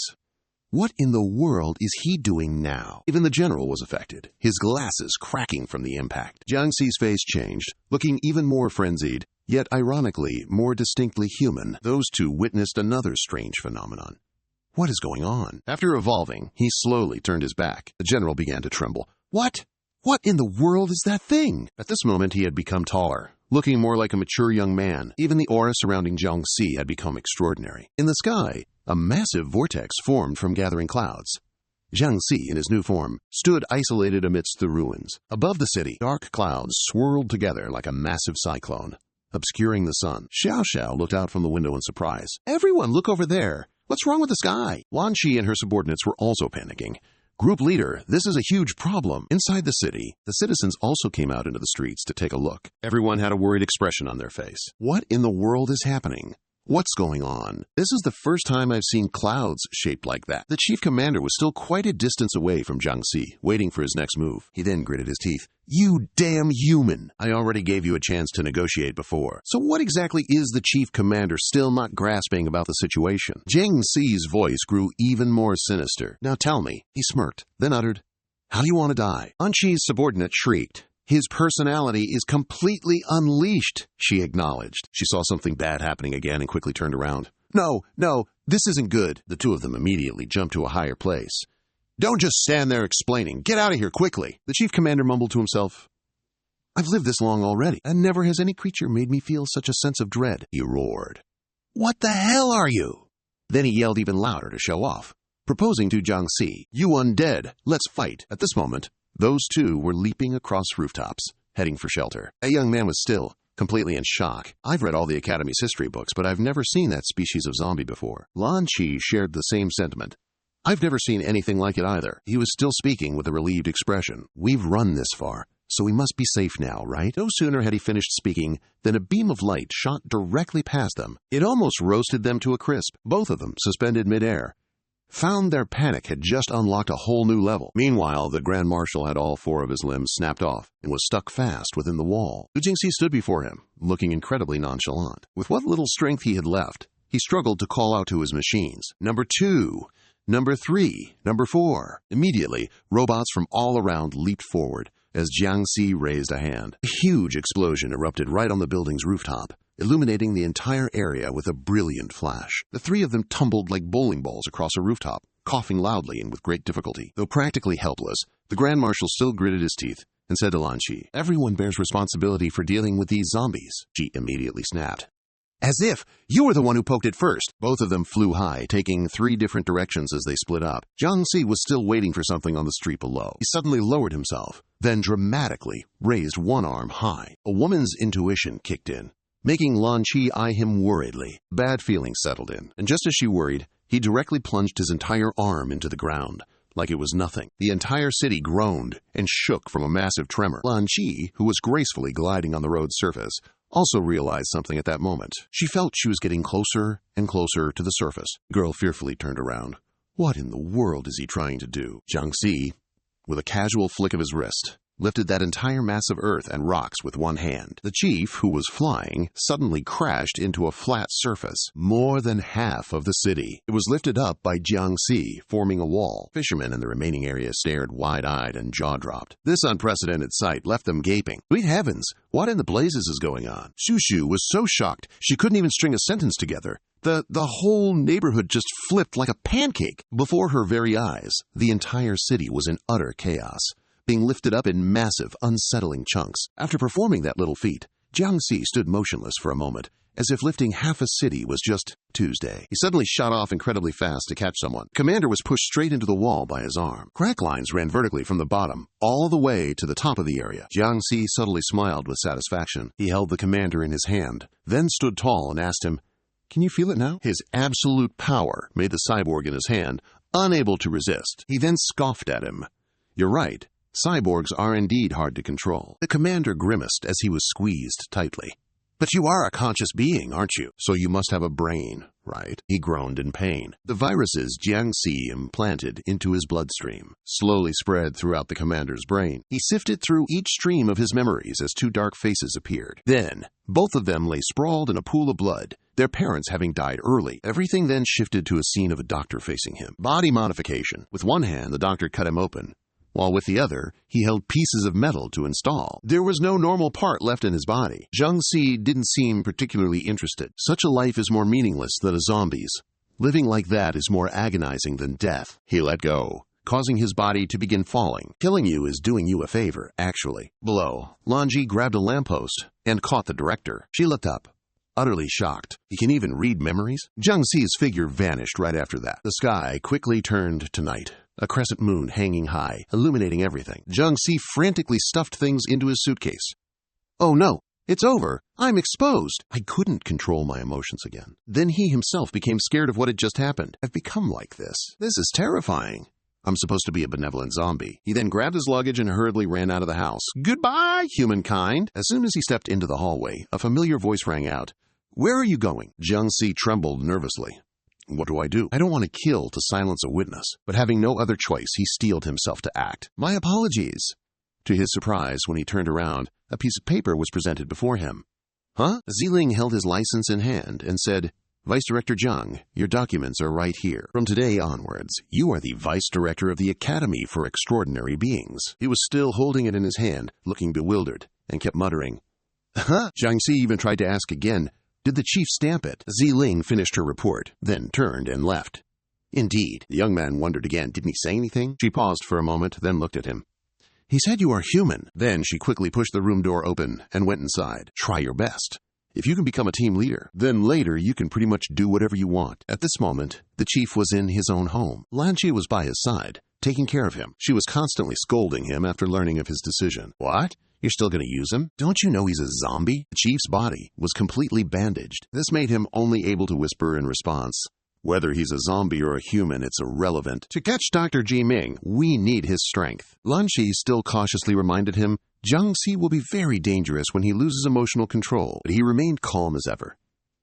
"It's fine. How have things been arranged?" she reported. "Everything's in order." The chief's eyes narrowed, filled with extreme determination. He then exclaimed, "This time we absolutely must deal with Dr. Ji Ming." Elsewhere, structures stood tall, built right on the surface of the rushing sea under the dazzling sun. Inside the dilapidated apartment, urgent voices rang out. "Brothers, according to reliable sources, our great king has been captured by humans." Eiju was absolutely furious. "Our king is our very spiritual pillar. Our support is gone. What should we do now?" The regular zombies opened their mouths wide and howled. "Get rid of the humans! Save our great king!" Xiaohei calmly reassured them. "Does the king even need his help? He just wants to kill humans anyway." Agu wondered. "Aren't we going to stop him?" However, Xiaohei understood the situation regarding the king all too well. No one could ever stop him. The scene shifts to a massive ship, fully equipped, with an immense runway. It was slowly drifting on the calm waters. Commander had restored his gear and stood proudly on the bridge. "Everyone listen up. This is the command center, and we only get one shot. We must capture Dr. Ji Ming at all costs." They arrived at a place filled with abandoned buildings, yet they still looked surprisingly new. Xiao Xiao, walking with Jiang Si, excitedly realized, "So this is the enemy's territory. I can't believe the city is still relatively intact." Powerful stop immediately rang out. The soldiers lined up and reported that Army Group 56 was fully assembled. Jiang Si looked at the soldiers in front of him, puzzled. They spontaneously ordered each other to bow before the great Vice Commander Jiang. A representative then declared loudly and assertively, "We belong to the 4th General Zone, Army Group 56. From today onwards, we will only obey the Vice Commander's orders." Jiang Si's face twitched as he heard them speak nonstop. "Army Group 56 has a total of 120,000 personnel. Please verify, sir." "Yes, sir. Now under your command, there are also dozens of soldiers and tanks waiting."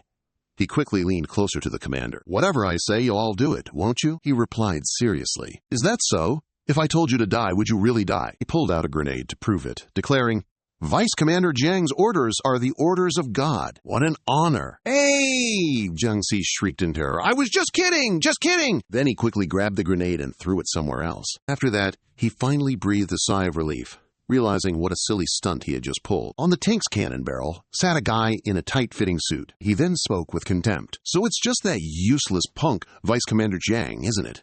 I thought it was someone important." He and Xiao Xiao looked up simultaneously to see who it was. Those two jumped down, but still didn't stop running their mouths. Unbelievable, a strategic position, so important, and they only sent a piece of trash to guard it. Both of them wore steel armor.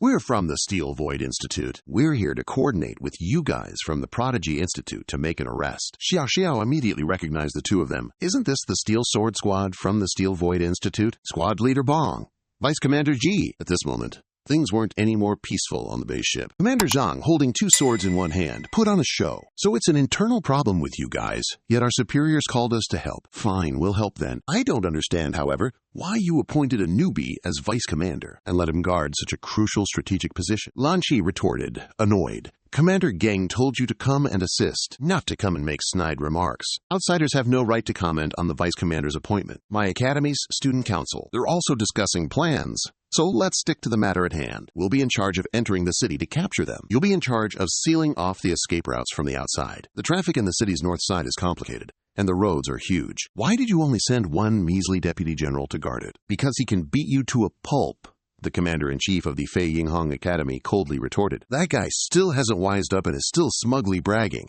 I'm stronger than you, Commander." "Fine, whatever. I've already sent the group leaders over for reinforcements. Just stay put there, all of you." Jie Ming and his assistant were also ready for battle at this point. "Brother Ming, they've surrounded the city," that young man reported. Jie Ming gave a very concise order. "Release the zombies." He immediately pressed the red button to open the cage door, letting the horde of zombies pour out clearly. On the observation screen, he accidentally caught sight of Eiju. What kind of monstrosity has infiltrated us? Bullets rained down across the city, leaving the low-level zombies unable to withstand the assault. Group Leader Bang and Deputy General Chi had just finished dealing with a bunch. Weak as snails. No challenging spirit at all, right? Oh, and Jiang Si is holding a zombie's arm. Is this my tribe or something? Xiao Xiao whistled nonchalantly, then turned her face away, huffing. "I didn't hear anything at all." The team leader, puffing himself up with arrogance, proposed to Vice Chief Jiang. "Right, we don't need you here anymore. Just hand it over to us, and you can go home. He even pointed his finger dismissively. After spouting those contemptuous words, a chicken like you should just sit at the kids' table. Xiao Xiao, speaking for Jiangxi, retorted, "You're the chicken. Can you just shut your mouth, please?" That guy's face darkened, and he threatened Xiao Xiao, making her fearful. Scram! Do you really think you have a say here? Suddenly, human-like footsteps echoed nearby. Zhu approached, carrying his gas can, looking utterly menacing. Jiangxi, oblivious to the abnormality, was naturally surprised. "Zhu, why are you here?" Li Ming's subordinate was so delighted he laughed out loud. "What kind of creature is this? All the stats are maxed out. Truly perfect. It's the first time I've seen a boss of this caliber." Then he pushed the lever to escalate the fight even further.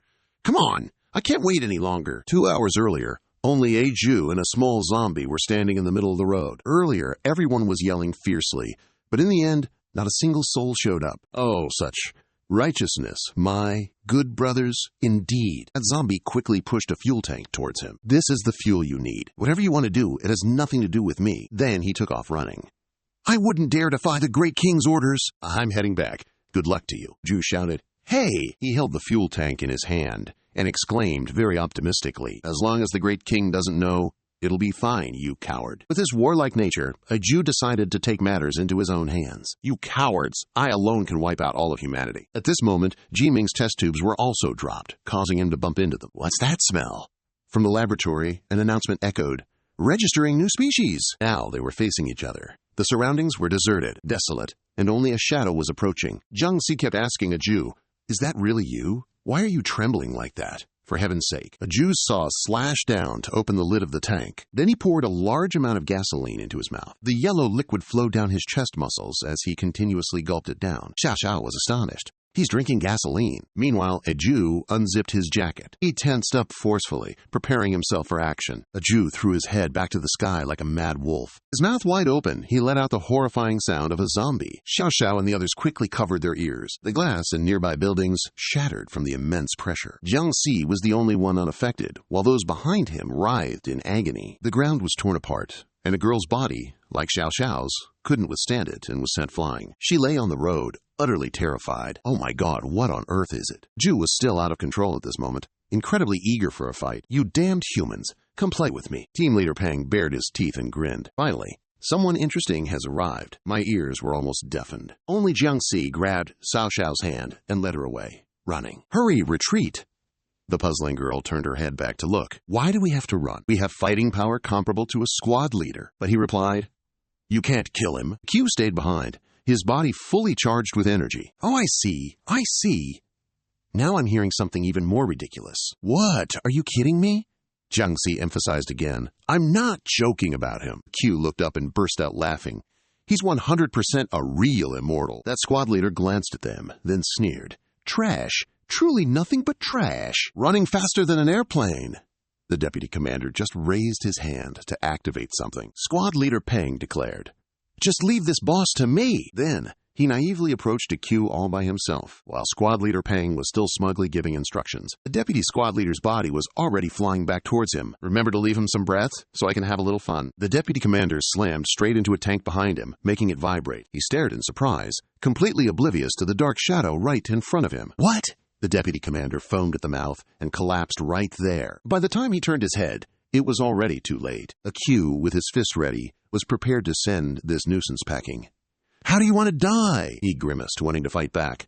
"You!" Jiangxi, Xiao Xiao, and the commander had now climbed to the rooftop, panting. Down below, Zhu violently hurled the steel man, sending it flying all over the city and destroying buildings. The young man in the lab laughed loudly. "What on earth is this? He's just too powerful." Squad leader Pang was completely helpless against Zhu's incredible speed. "Damn it, I'm no pushover." Before he could even finish his sentence, that high-level zombie spun him around. Then that steel man crashed face first into the ground. Zhu continued to kick squad leader Peng in the face, sending him flying like a ball. Deputy Director Chi was still in the middle of puking when squad leader Peng was hurled straight into him. In a flash, Zhu was right there in front of them, raising one leg. He pinned him down as a sharp iron saw blade swung high. Squad leader Peng gritted his teeth and exclaimed, "What?" Luckily, he managed to use his steel in time to block the saw blade. The three on the rooftop were still looking down below. Xiao Xiao worried. "Oh no, squad leader Peng can't hold on much longer." Zhu's laughter grew louder and louder. forcing squad leader Peng to strain himself against it. I'm a respectable squad leader. How could I possibly lose? His face hardened as if he was contemplating something. He shamelessly burst into tears. Oh, Mom, I don't want to die. Help me, Jiangxi. Xiao Xiao, watching through binoculars, was also speechless. Someone save me from this! Ji Ming's subordinate was extremely smug. You foolish human academy. So this day has finally come for you. The group of three remained on the rooftop, unable to show their faces. Xiao Xiao lowered her binoculars. Is he going to kill everyone here? The commander was also anxious. Deputy Chief Zhang, what should we do now? Jiang Si, in fact, was also calculating things in his head. If I step in, I'll be exposed. Thinking this, he turned to Xiao Xiao and said, You go down and beat him up. The girl immediately cried out, Oh, Deputy Chief Zhang, don't you see how strong that monster is? Even squad leader Beng is no match. And you want me to become its dinner? Jiang Si still didn't care and ordered her, Give me your hand. He directly bit her arm, causing Xiao Xiao to struggle and panic. She was released and stared blankly at the bite mark on her hand. Because she had seen this before, she quickly grabbed her hand and exclaimed, Don't tell me you want to control my brain just like admin. That stunt? He replied, I haven't gotten that boring yet. His words were loaded with implications. When Jiangxi returned to his gossip duties, he truly needed to hold back a little. The team leader suddenly bawled his eyes out and begged Aqua, Oh my God, I was wrong. I shouldn't have provoked you. Please forgive me. The louder he wailed, the more excited Aqua became, pressing the saw even closer. Suddenly, an aggressive voice rang out right behind them. Hey, you saw-wielding freak. He's utterly boring. Aqua spun around in surprise after hearing such a twisted laugh. Someone's sneakers lifted, then stomped down onto the pavement. That person was dragging a six-barreled gun on the ground, making sparks fly. Xiao Xiao appeared with a wide grin and deep zombie-like eyes. Come play with me, cells. Moving freely inside Xiao Xiao's body. At this moment, they suddenly began cellular mutations. The cells ruptured, and their gene structures were nearly annihilated. The gene strands, but then they recombined into a completely new gene strand. Xiao Xiao, after being bitten by Jiangxi, was completely transformed. So holding her weapon, she flashed a maniacal smile. Aku saw her and looked with some interest. Team leader Bong recognized her, shedding tears as he exclaimed, That girl from earlier! At this moment, all his attention focused on her as he asked, Want to play with me? Then he, extremely provocatively, continued, What the heck are you? Shu Shu, after being transformed, seemed completely different from before. She flashed a sinister smile. You only know how to talk big.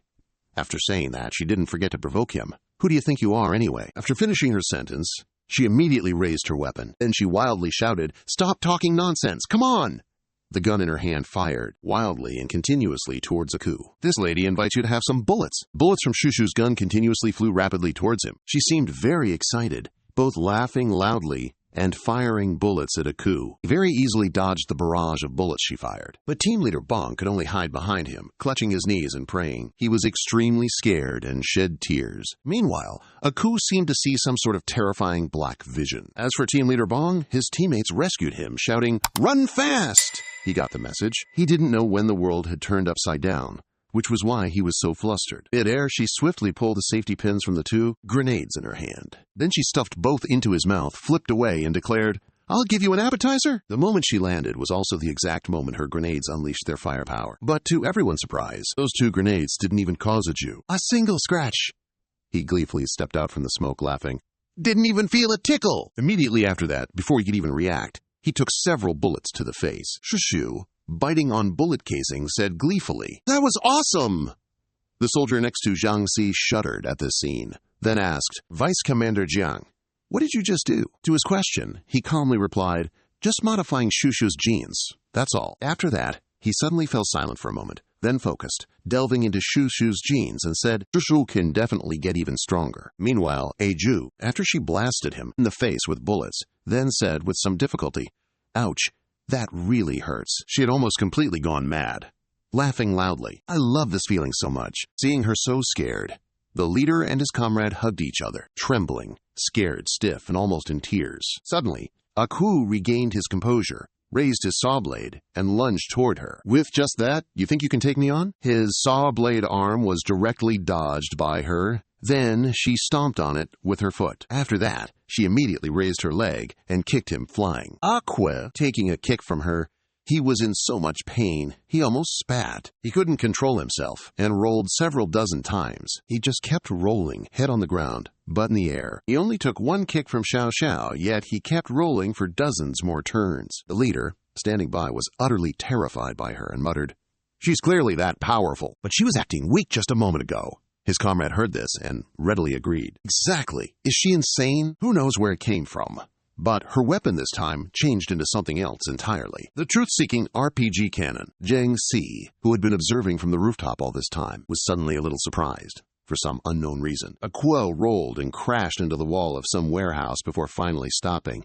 Ow, that hurt! What a coincidence! The spot he crashed into happened to have many gasoline cans, so he immediately grabbed one and started chugging it down. After he'd refueled, a Jew, who had fully recovered, provocatively declared. Meanwhile, Xiao Xiao, utterly fearless, replied with a maniacal laugh, "Excellent!" Group leader Bong and his teammates cried in terror, "Oh dear, there's a madman!" Then Xiao Xiao immediately fired the first shot at a Jew. The bullet, before it could even reach him, was cleaved in two. He then moved with blinding speed, impossible to track, and slashed straight through Xiao Xiao, then landed far in the distance. Xiao Xiao's body was sliced clean in half. Her blood splattered everywhere as her torso was severed. Upon seeing this, group leader Bong and his teammate anxiously cried out, "It's over!" A Jew, believing he had killed her, boastfully declared, "I possess an immortal body. You can't kill me, so don't waste your breath." Meanwhile, Jiang Si, though his intentions were unclear, suddenly grew grim-faced and clenched his fists. And then, Xiao Xiao's body gradually began to mend, as if nothing had ever happened. What? Her body was simply piecing itself back together right before his eyes. A Jew, terrified by the spectacle, broke out in a cold sweat, then gaped and spoke. "What?" Xiao Xiao, standing opposite him, also began to speak. With an immortal's voice, she cackled insanely, thoroughly enjoying herself. "My bad, I'm the same way." Her body had completely reattached itself, chillingly intact. Leader Bong and his comrades were even more terrified this time, screaming their heads off. After a fierce battle between Xiao Xiao and Ah Que, this place suffered considerable damage, with thick smoke and dust swirling around the two of them. Leader Bong and his teammates, despite their fear, still couldn't resist gossiping and adding their 2 cents. After Jiang Si granted her a gift of immortality, she grew even more unhinged, cackling, "Keep it coming!" Leader Bong and his comrades shrieked in terror, "What is this kind of person?" Immediately after, they panicked completely and scrambled away, tucking tail and running for their lives. "These guys are all absolute psychos! Save me!" And Ah Que was also startled by this whole spectacle, so he hesitated, opening his mouth to ask, "What is that? Who's a Jiangxi?" Meanwhile, Jiang Si was leisurely observing the fierce battle below with binoculars, while the soldier beside him was still shivering in fear. He was also a bit surprised, exclaiming, "I didn't expect that after gene mutation, Xiao Xiao would become this powerful." Having said that, he continued to discuss her current physical condition. "Now, my bones are shattered," he analyzed with a hint of tension. All his muscles were also torn to shreds. Although he could use genetic recombination, he still felt the agonizing pain of being sliced at the waist. Then he urgently declared, "We have to end this and fast." His face was utterly grim as he angrily grumbled, "Achoo! You didn't listen to orders and stayed home. Don't blame me if I bash you again." Right then, Xiao Xiao's body suddenly surged with power. It was even more than before, as she let out a few savage cackles. Then, she suddenly lunged forward at warp speed. She closed in on HU, catching him completely off guard. Before he could even finish his sentence, he took a massive hit straight to the face. Next, she fed him another punch, straight to the gut. Wherever he was sent flying, she'd zip right after him. Xiao Xiao then materialized from behind, smacking him hard on the head with her weapon. She just kept up a relentless barrage of attacks, wave after wave, leaving him absolutely no time to counterattack. Ajo then plummeted straight to the ground with such force, it kicked up a thick cloud of dust. At this point, he seemed to have lost all ability to fight, so he could only stammer out, "She." But before he could utter a word, he was repeatedly hit in the head. Just as she lifted her weapon, she brought it down again, delivering yet another smack to his noggin. Every time a Jew tried to lift his head, he'd just get bopped right back down. The pain was so excruciating, all he could manage were a few pathetic yelps. At this point, he finally threw in the towel and started desperately begging for mercy. "No more hitting. Please, no more hitting. I surrender." His eyes couldn't help but well up with tears. He pitifully blubbered, "I'm going home now. Please, call it a day. I'm leaving right this instant." Jiang Si, observing from a distance, witnessed the scene of his subordinate's surrender and could only remain silent, not offering a single remark. Meanwhile, Four Eyes, witnessing his pathetic pleas, was rendered utterly speechless. Hearing a Jew's constant begging, Xiao Xiao finally decided to lower her weapon, clearly intending to let him off the hook. But who would have guessed that the moment Xiao Xiao dropped her guard, that despicable guy immediately raised his fist and punched her right in the face. Sneak attacked. She was sent flying so far that she collided with team leader Peng and his comrade, who were both in the middle of fleeing. Seeing his subordinate's cowardly sneak attack, Jiang Si clutched his head and furiously yelled, "Damn you, a Jew!" He then immediately turned to Xiao Xiao and bellowed, "You actually fell for his words, Xiao Xiao?" With that, he urgently added, "Why aren't you on your guard? The moment you let your guard down, you'll revert back to your old self." Meanwhile, after she was knocked flying, a cloud of dust was left behind. Then she painfully leaned on the other two and trembled, saying, I don't know." Seeing her revert to her normal human form, a Jew looked quite pleased with himself. He loudly declared, "So you were just high on stimulants, huh? The effects worn off now, haven't they?" With that, he swung his saw-blade arm, provoking them confidently. "In your next life, try not to believe what a corpse tells you, okay?" Watching through the screen, Four Eyes laughed excitedly. "What kind of Jiangxi is this? So strong!" Not only does it have hidden skills, but also passive sneak attack skills. Truly peak. Jiangxi, utterly helpless, covered his face and let out a deep sigh. Four Eyes seemed overjoyed, laughing and slamming the table. "Come on, chop them all down. It's over." On the screen, the panicked images of Xiao Xiao and the other two appeared. "Help me, I don't want to die." On one side of the screen, a Jew's sinister laughing figure was shown. Just then, Four Eyes suddenly noticed something on the screen. He looked at Jiangxi's image displayed on the screen and was a little surprised. Another one. His figure stood incredibly steady, facing him. Four Eyes smirked, saying, "Oh, it's fine. With your measly strength, no one could possibly be a match for you. Come on, hit him again." Meanwhile, a Jew seemed to have sensed his immense power. Thus, he began to tremble uncontrollably. Jiang Si's expression turned gloomy and cold as he called out his name. "A Jew!" Then he slowly asked, "Do you still remember who I am?" Team leader Bong and his comrades, seeing him step out, temporarily paused their act. Their panicked expressions resurfaced. Four Eyes was utterly bewildered when he saw a Jew wasn't moving. "Why aren't you moving? Go hit him for me." On his side, he still couldn't move his limbs and could only groan. Facing his question, "Didn't I tell you to stay at home? Explain yourself. Why are you here?" He began to recall that earlier, his subordinate had come to report. King Aju has actually come to cause trouble. He wants to make him his subordinate. At that time, when he heard his subordinate say that, he just laughed and retorted, "Which punk is so audacious?" In the past, whenever he met him, he could only manage a forced, sarcastic smile. "It's you!" he snarled, not forgetting to mock him. "You're not even human! You're a pathetic waste." He put on a face that was just begging for a punch, then challenged, "You look as weak as a snail. What makes you think you can order me around and call me your minion?" Meanwhile, three people on this side, utterly baffled, gaped, with some asking and others answering. "What are they talking about?" "I don't know. It looks like he peed his pants." Unexpectedly, a Jew, facing Jiang Si, was so terrified he couldn't control himself and wet his pants. His face went blank, and he couldn't help but tremble with fear. A Jew's pee just gushed out from his crotch. Four Eyes was absolutely furious and pressed the button with all his might. "What are you doing?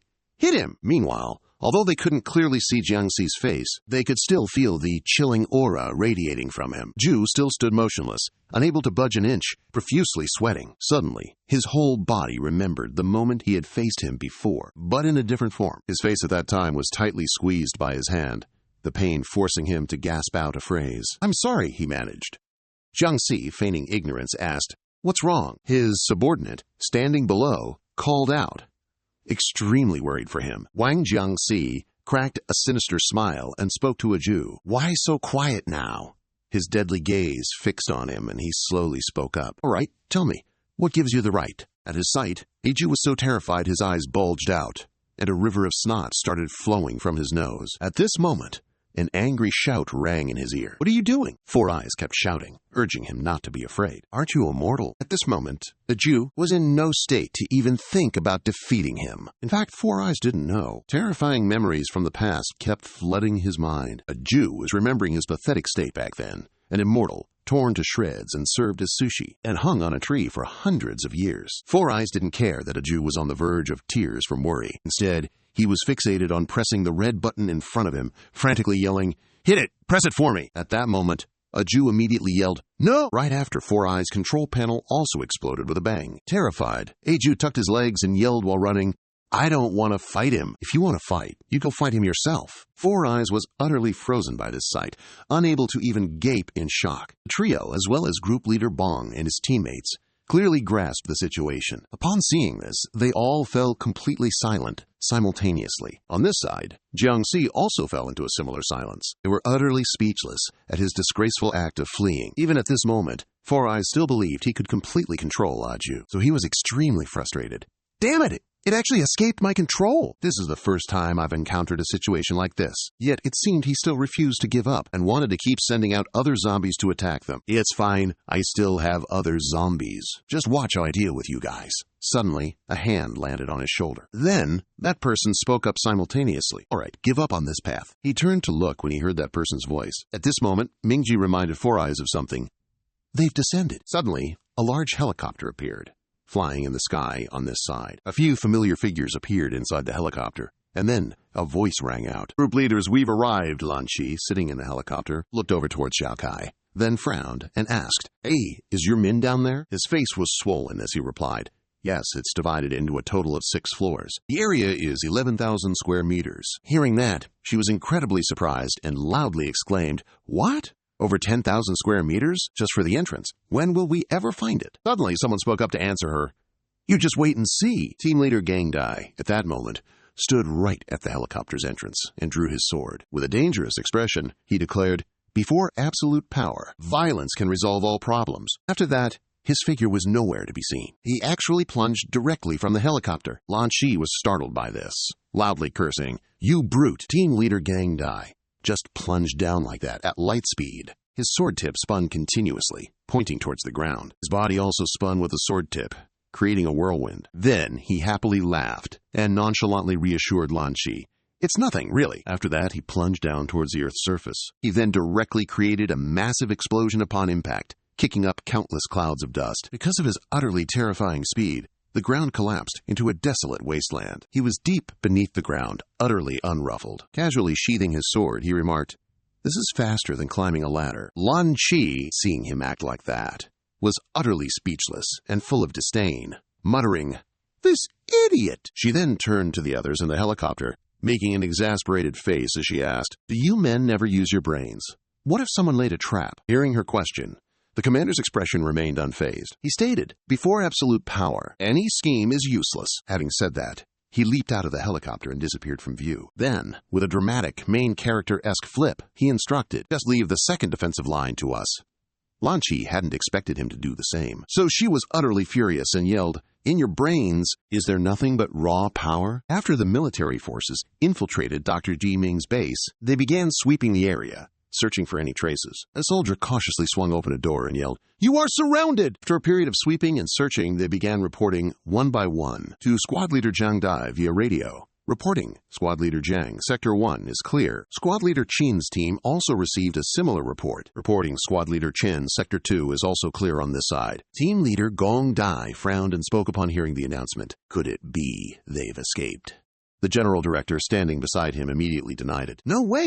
I've sealed off all sea, land, and air routes of this city, he affirmed with extreme certainty. Not even a mosquito could fly out. Meanwhile, Lan Qi and Zilong were standing on the ground, not eager to go down to the base. Unlike team leader Gong Dai and the general director from before, Lan Qi, utterly annoyed at this moment, raised her fist in a threatening manner. Why are they making us guard up here while they get to go down there and catch people? The two of us combined aren't any weaker than them. Man in black, utterly terrified by her threats, frantically explained, Team leader Lan Qi, don't get agitated. After all, their ranks are quite high. Lan Qi, hearing him say that, she could only let out a cold snort. Curse you all! The scene shifts to another high vantage point. At this moment, on the rooftop of a certain building, it turns out Dr. Ji Ming and his group haven't completely escaped yet. They're hiding on the rooftop to carry out their next plan. At this moment, the four-eyed guy spoke up. Mr. Ming, they've entered! Upon receiving the notification, he immediately ordered Plan A. Meanwhile, team leader Gang Dai, inside the base, discovered a massive test tube with a strange piece of paper attached to it. He pulled the paper off and suspiciously asked, What is this? Then he read the words written on it. Inside, the Zombie King is very dangerous. If you're a real man, open it. Without hesitation, he directly ordered a soldier to detonate the test tube. Blow it up for me! The summoned soldier immediately appeared, carrying a gasoline can, and carried out the order. The chief commander, seeing this, quickly spoke up to stop him. Wait! We're here to capture someone, don't cause any more trouble. Meanwhile, Four Eyes, having observed the situation clearly, urgently reported. They're scared. Ji Ming then concisely stated, Plan B. With that said, he raised the suspicious red button in his hand high. Immediately, the timer inside the base began ticking. A continuous warning alarm blared. Only then did the chief commander realize that the base had bombs attached, so he frantically cried, "What?" Before he could react, the bomb exploded right in front of team leader Gang Dai. The soldiers who couldn't escape in time were all burned alive by the destructive flames. Debris and fragments scattered everywhere. The commander, standing far away, was barely affected and calmly covered his face. Team leader Gang Dai bore almost the full force of the bomb, yet he nonchalantly scoffed with utter disdain. "This is what they call a trap," Four Eyes observed, then immediately reported to Jiming. "Sir, it's been activated." Realizing his plan had succeeded, he slowly began to grin, then chuckled. He then broke into hearty laughter and loudly declared, "Today, humanity shall be annihilated." His words were incredibly resolute. However, a glance down at his strawberry briefs was, frankly, quite off-putting, utterly repulsive.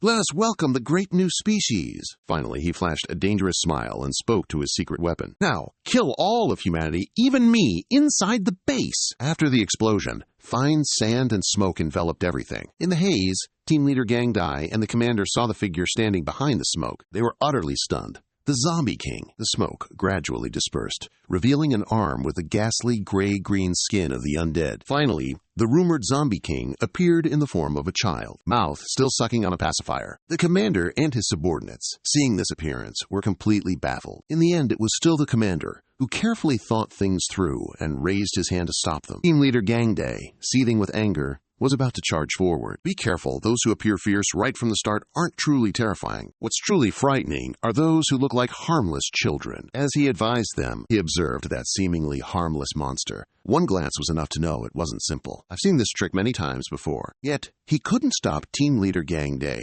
who was in a bloodthirsty rage and charging forward. He unleashed his first move against the Zombie King. The Phantom Blade slash was so swift it couldn't be observed. When did it dodge the attack and then stand on his head? The commander, witnessing this scene, was utterly shocked and exclaimed loudly, "I knew it!" He then shouted a warning to everyone behind him, ordering a retreat. "Everyone, run now! Full retreat!" The soldiers, incredibly obedient, immediately abandoned their superior and hightailed it out of there. On this side, team leader Gang Dai was extremely vexed because this monster was standing on his head, so he quickly spun around. He then swung his sword up, directly cleaving it vertically. The Zombie King was immediately cut into two halves. They were quite startled when it didn't just die, but transformed into two identical Zombie Kings, flipping head over heels on the ground. Gang Dai, the squad leader, and the chief were utterly flabbergasted by the spectacle. Meanwhile, those two Zombie Kings were just chilling, sucking on their pacifiers. A moment later, they horrifyingly fused back into one Zombie King. After merging, it just stood there,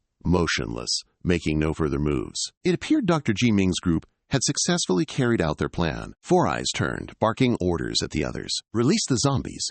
Then we'll seize the chance to escape." Upon hearing this, the others immediately complied. Clearly, in a certain utterly desolate location, not a soul was in sight. Suddenly, a dense horde of zombies surged out from seemingly nowhere, like a raging flood. Lan Chi and two others, standing on the ground, suddenly spotted that zombie horde. Only then did the man in black yell out in a panic, "Damn it! There are just way too many of those black swarms." That guy, still clutching his snack, hastily announced, "I'll set up defenses right away." However, Lan Chi quickly cut him off.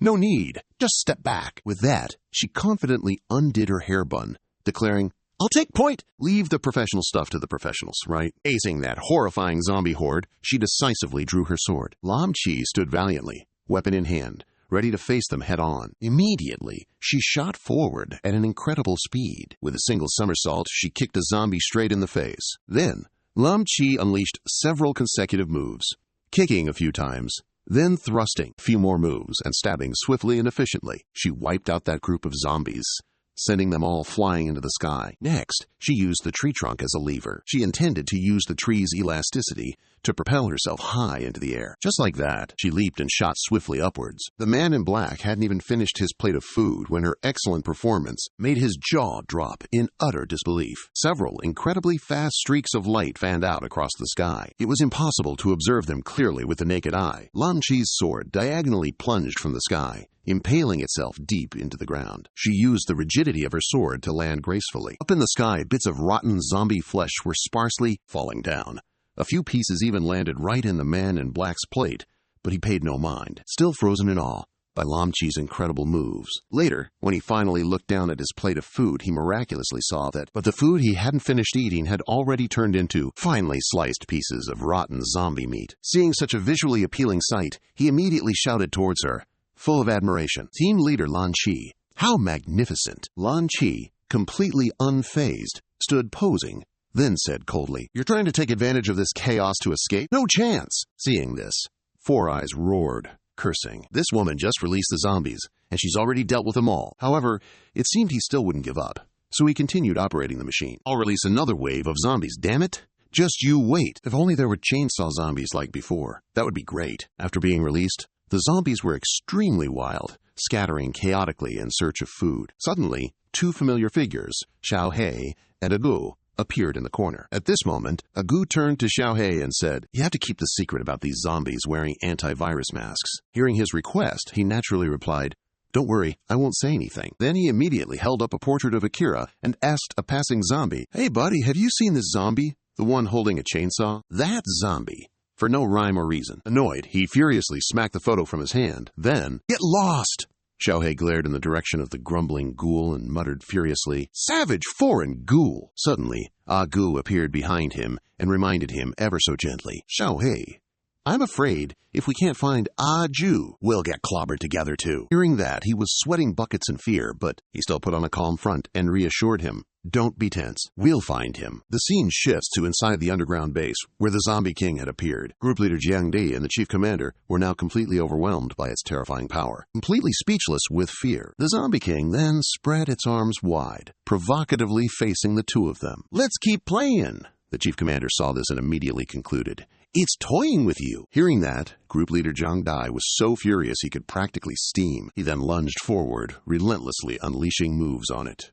"You want to play?" However, all his attacks were easily dodged. Finally, he seized the moment it exposed a weakness. He then swung his sword, cleaving it straight across the body. This instantly cut the Zombie King's body into two. It still used its old trick, transforming into two copies. Then, it jumped backward, evading his attack range. In the end, it merged back into one, cheerfully acting as if nothing had happened. Group leader De Gang, having failed to take it down twice, grumbled, "Damn it! If you've got guts, then don't run." He said to it with utmost seriousness, "Let's have a proper fight." Upon hearing that, the Zombie King was indeed influenced by his words, so it stopped sucking its pacifier. Its body began to slowly transform. Its hair and arms began to lengthen, and its chest also swelled up. Next, its body transformed into a mature young woman. The two men present, witnessing the entire scene, couldn't help but be utterly surprised. The Zombie King's body, unexpectedly, went from a suckling babe to a girl with a figure that was all offense in the front, defense in the rear like that. Group leader Daegang and the general commander simultaneously exclaimed, their jaws nearly dropping from astonishment. "What?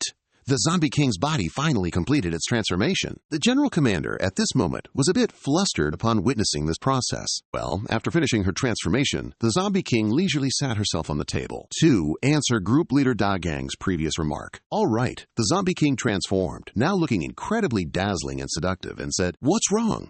Come play with me now, won't you?" Leader Jiang Dai, however, seemed completely unfazed by her transformation. Instead, he fiercely declared, "Looks like I'll have to chop you into tiny bits." With those words, he swung his blade and quickly charged forward. Devastating slash. However, the moment his saber neared her, it was effortlessly blocked, leaving him utterly stunned. His ultimate move was actually parried by the Zombie King with a single delicate finger. To see such a sharp saber fail to inflict any damage on her, Leader Jiang Dai gnashed his teeth in fury at this sight, muttering, "Damn it!" He then turned to the commander and loudly called out, "Quick! Come help me!" The commander, hearing his call for help, could only bitterly click his tongue, then removed his cloak and transformed into Combat Cyborg Unit 1. Before he could even unleash a single move, she struck him in the head with her knee. Such a direct, unexpected hit sent him flying far away. This knee strike from the Zombie King directly blasted him right out of the underground base. Agu, standing next to Little Hay, suddenly heard screams from afar. What's that sound coming from? On Nam Kai's and Tulang's side,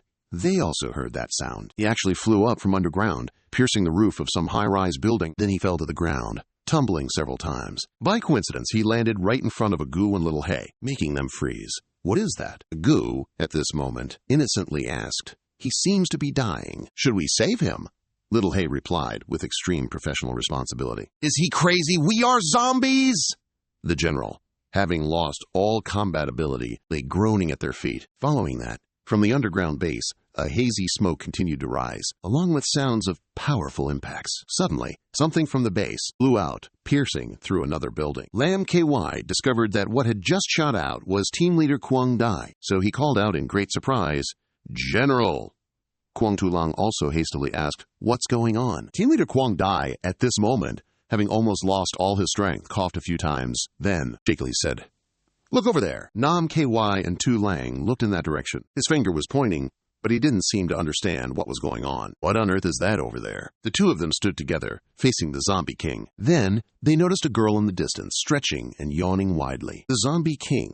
This battle against the Zombie King, after all, it's not an easy battle to deal with. On this side, they're fighting in a bloody lair. But on the other side, Jiang Si, on the other hand, was incredibly relaxed, organizing a lavish feast. Xiao Xiao, while waiting for the meat to cook, happily hummed, "I like grilled chicken wings. I like grilled chicken wings the most." Then she picked up a skewer of meat and leisurely remarked, "I've seen grilled chicken, grilled duck, but this is my first time seeing grilled eggs." Jiang Si casually replied to her, "I like grilled eggs." At this moment, Group Leader Peng did a complete 180-degree turn, respectfully inviting him. Group Leader Jiang, "Please, have some tea." After taking a sip, he leisurely commented, "This tea is a bit astringent, isn't it?" Group Leader Peng, putting on quite a show, whipped around and barked, "Which idiot brewed this tea? Go to the south immediately and bring the premium Shajing tea here by plane." Suddenly, strange sounds emanated from the distance. Everyone was instantly drawn to the sound. Xiao Xiao, still chewing on her skewer of meat, wondered aloud, what was that sound? The scene then shifted back to the brutal battle with the Zombie King. She merely smirked, looking quite pleased and at ease. Then she straightened up, a grim look on her face, clearly ready for round two. Ziling, standing opposite, observed the Zombie King and slowly said, "This zombie is acting strange. This spells big trouble." With her words done, she gripped her sword, got into position, and reminded Lan Chi, "This isn't the time for squabbling. Let's cooperate." Hearing that, she retorted bluntly, "As if I needed you to tell me that." The Zombie King, facing the two, scowled and slowly took steps toward them. Xiao Xiao, sitting next to Jiang Si, only now spoke up anxiously. "Just a moment ago, sounds were constantly coming from underground. It's too close to us." Without another word, he quickly stood up and headed toward the source of the sound, to go check it out. Lan Chi very swiftly threw her sword towards the Zombie King, making her move. Her sword flew incredibly fast, leaving a cut on the Zombie King's face. Next, Ziling also rushed forward, ready to draw her sword. However, the Zombie King reacted and kicked her directly in the chin. Ziling was kicked, flying backward, crying out in pain. The Zombie King praised her without reservation. That's some commendable speed, all right. Even as she was flung back, Ziling managed to regain her composure just in time. Afterward, she teleported in front of her opponent with incredible speed. She then spun around, raising her legs straight to kick her in the face. However, the Zombie King blocked it. Unfortunately, it wasn't quite strong enough. Ziling, seeing her attack, failed to injure her foe, was utterly vexed and clicked her tongue. Next, she flipped backward, leaping away to maintain distance from her opponent. Simultaneously, Lan Chi appeared out of nowhere and landed several slashes on her. The Zombie King, incredibly agile, dodged every single one of her sword slashes. Group leader Jiang Da, now seemingly having regained his strength, stood on the opposite side, where the two girls were clashing with the Zombie King. He clutched his arm, then gritted his teeth and muttered, "Persevere! Just a little bit more." After that, he straightened up and slowly announced, "Just 2 minutes, please." Having said that, he immediately issued a command, "Reserve engine!" Immediately afterward, Group Leader Zhang Da's body was enveloped in a suit of iron armor. It looked incredibly striking. The Zombie King, seeing his transformation, curved her lips in amusement. "Well, isn't that interesting?" At this moment, his body had also grown quite a bit larger than usual, and the armor he wore made him look incredibly cool right now. 2 incredibly large swords also appeared right on his waist. He had finally completed his transformation process. This armor is called the Heart of Steel First Generation. Ziling, still incredibly resilient, emerged from the thick, hazy smoke. He told her, "Don't you dare underestimate others." Then, she and Lan Chi appeared from the white smoke. Both of them approached her, then simultaneously launched their attacks. Lan Chi, still seething, cursed at her. "What are you gawking at, your dear old mama?" Seeing the two charge at him, the Zombie King wasn't in a hurry at all. Instead, he slowly stuck out his long, winding tongue. Lan Chi and Ziling, seeing this, simultaneously gasped in surprise. What? The Zombie King's body transformed once again. Its body grew larger, and strange, large, sharp spikes sprouted from its back. Suddenly, it shot out a massive, heavy hand. It slammed down, shattering the ground, and flung Lan Chi and Ziling away. The Zombie King transformed into a new form, incredibly massive, muscular, and sturdy. After completing his transformation, he turned towards leader Jiang Da and let out a booming laugh. After witnessing the Zombie King's transformation, he was no longer surprised and spoke directly. Meanwhile, the two girls who were thrown out slammed into the street and buildings. They had sustained significant injuries. Exhausted, Ziling trembled slightly and asked, "What is this?" Seeing the Zombie King's terrifyingly massive form, she couldn't help but feel terrified. At that moment, the Zombie King slowly dragged his heavy steps. His heavy feet moved towards leader Zhang Gang. He, however, showed no fear, stepping closer to the Zombie King. Then, the Zombie King opened his mouth and declared to him, "One move to decide humanity's fate." Immediately, both of them simultaneously launched their fists. Just by looking at the difference between the two fists, it was clear what the outcome of this uneven battle would be. The two fists, imbued with all their might, collided. Immediately after, the area around them was engulfed by an overwhelming surge of powerful energy. The impact caused an explosion, throwing Lan Shi and Ziling, who were standing far away, backward. Far away, Jiang Zi and Zhu Xiao were approaching the source of the sound. He suddenly witnessed a powerful explosion. It was utterly unexpected. Amidst the thick dust and smoke, from a spot I couldn't observe, the figure of the victor slowly emerged, and the defeated. And the loser in this battle was none other than team leader Jiang. Half of his upper body was almost completely blown away. After winning the battle, the Zombie King declared, "You've lost." "Human!" But he, still resilient, retorted with gasps, "No, I haven't lost."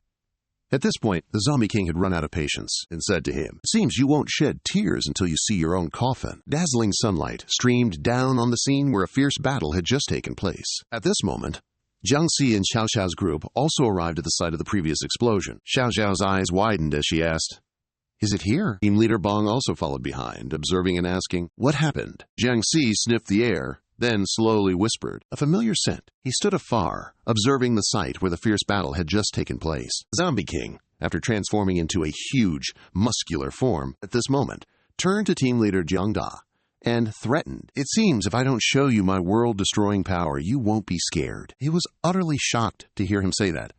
What was that all about? Suddenly, he looked thrilled and exclaimed loudly, "Say that again!" Then, his body suddenly twisted, shrinking several times over. Finally, he returned to his normal body shape. Yet, he still exuded the powerful aura of a strong individual as he asked, "Well, Lan Shi, and Ziling," witnessing his transformation once again, were utterly dumbfounded. Meanwhile, Dr. Ji Ming's side had been observing from the beginning of the battle. Suddenly, the four-eyed guy anxiously declared, "Ming-Ji, we can't analyze him anymore." He, however, still chuckled with great amusement and replied, "This is the true Zombie King." Suddenly, the Zombie King turned around and said, meaningfully, "It seems we don't need to fight anymore." Squad leader Jiang Da, though left with only one arm, was still very spirited and continued to charge forward. On this side, the two girls, Lan Qi and Ziling, approached, one in front and one behind, and simultaneously launched their attacks toward him. He didn't flinch, only giving a slight smile and remarking, "Sneak attacks are a no-go, all right." After that, he raised his hand and lightly flicked a finger. Squad leader Jiang Da was sent flying backward by his single finger flick. All three combined their efforts,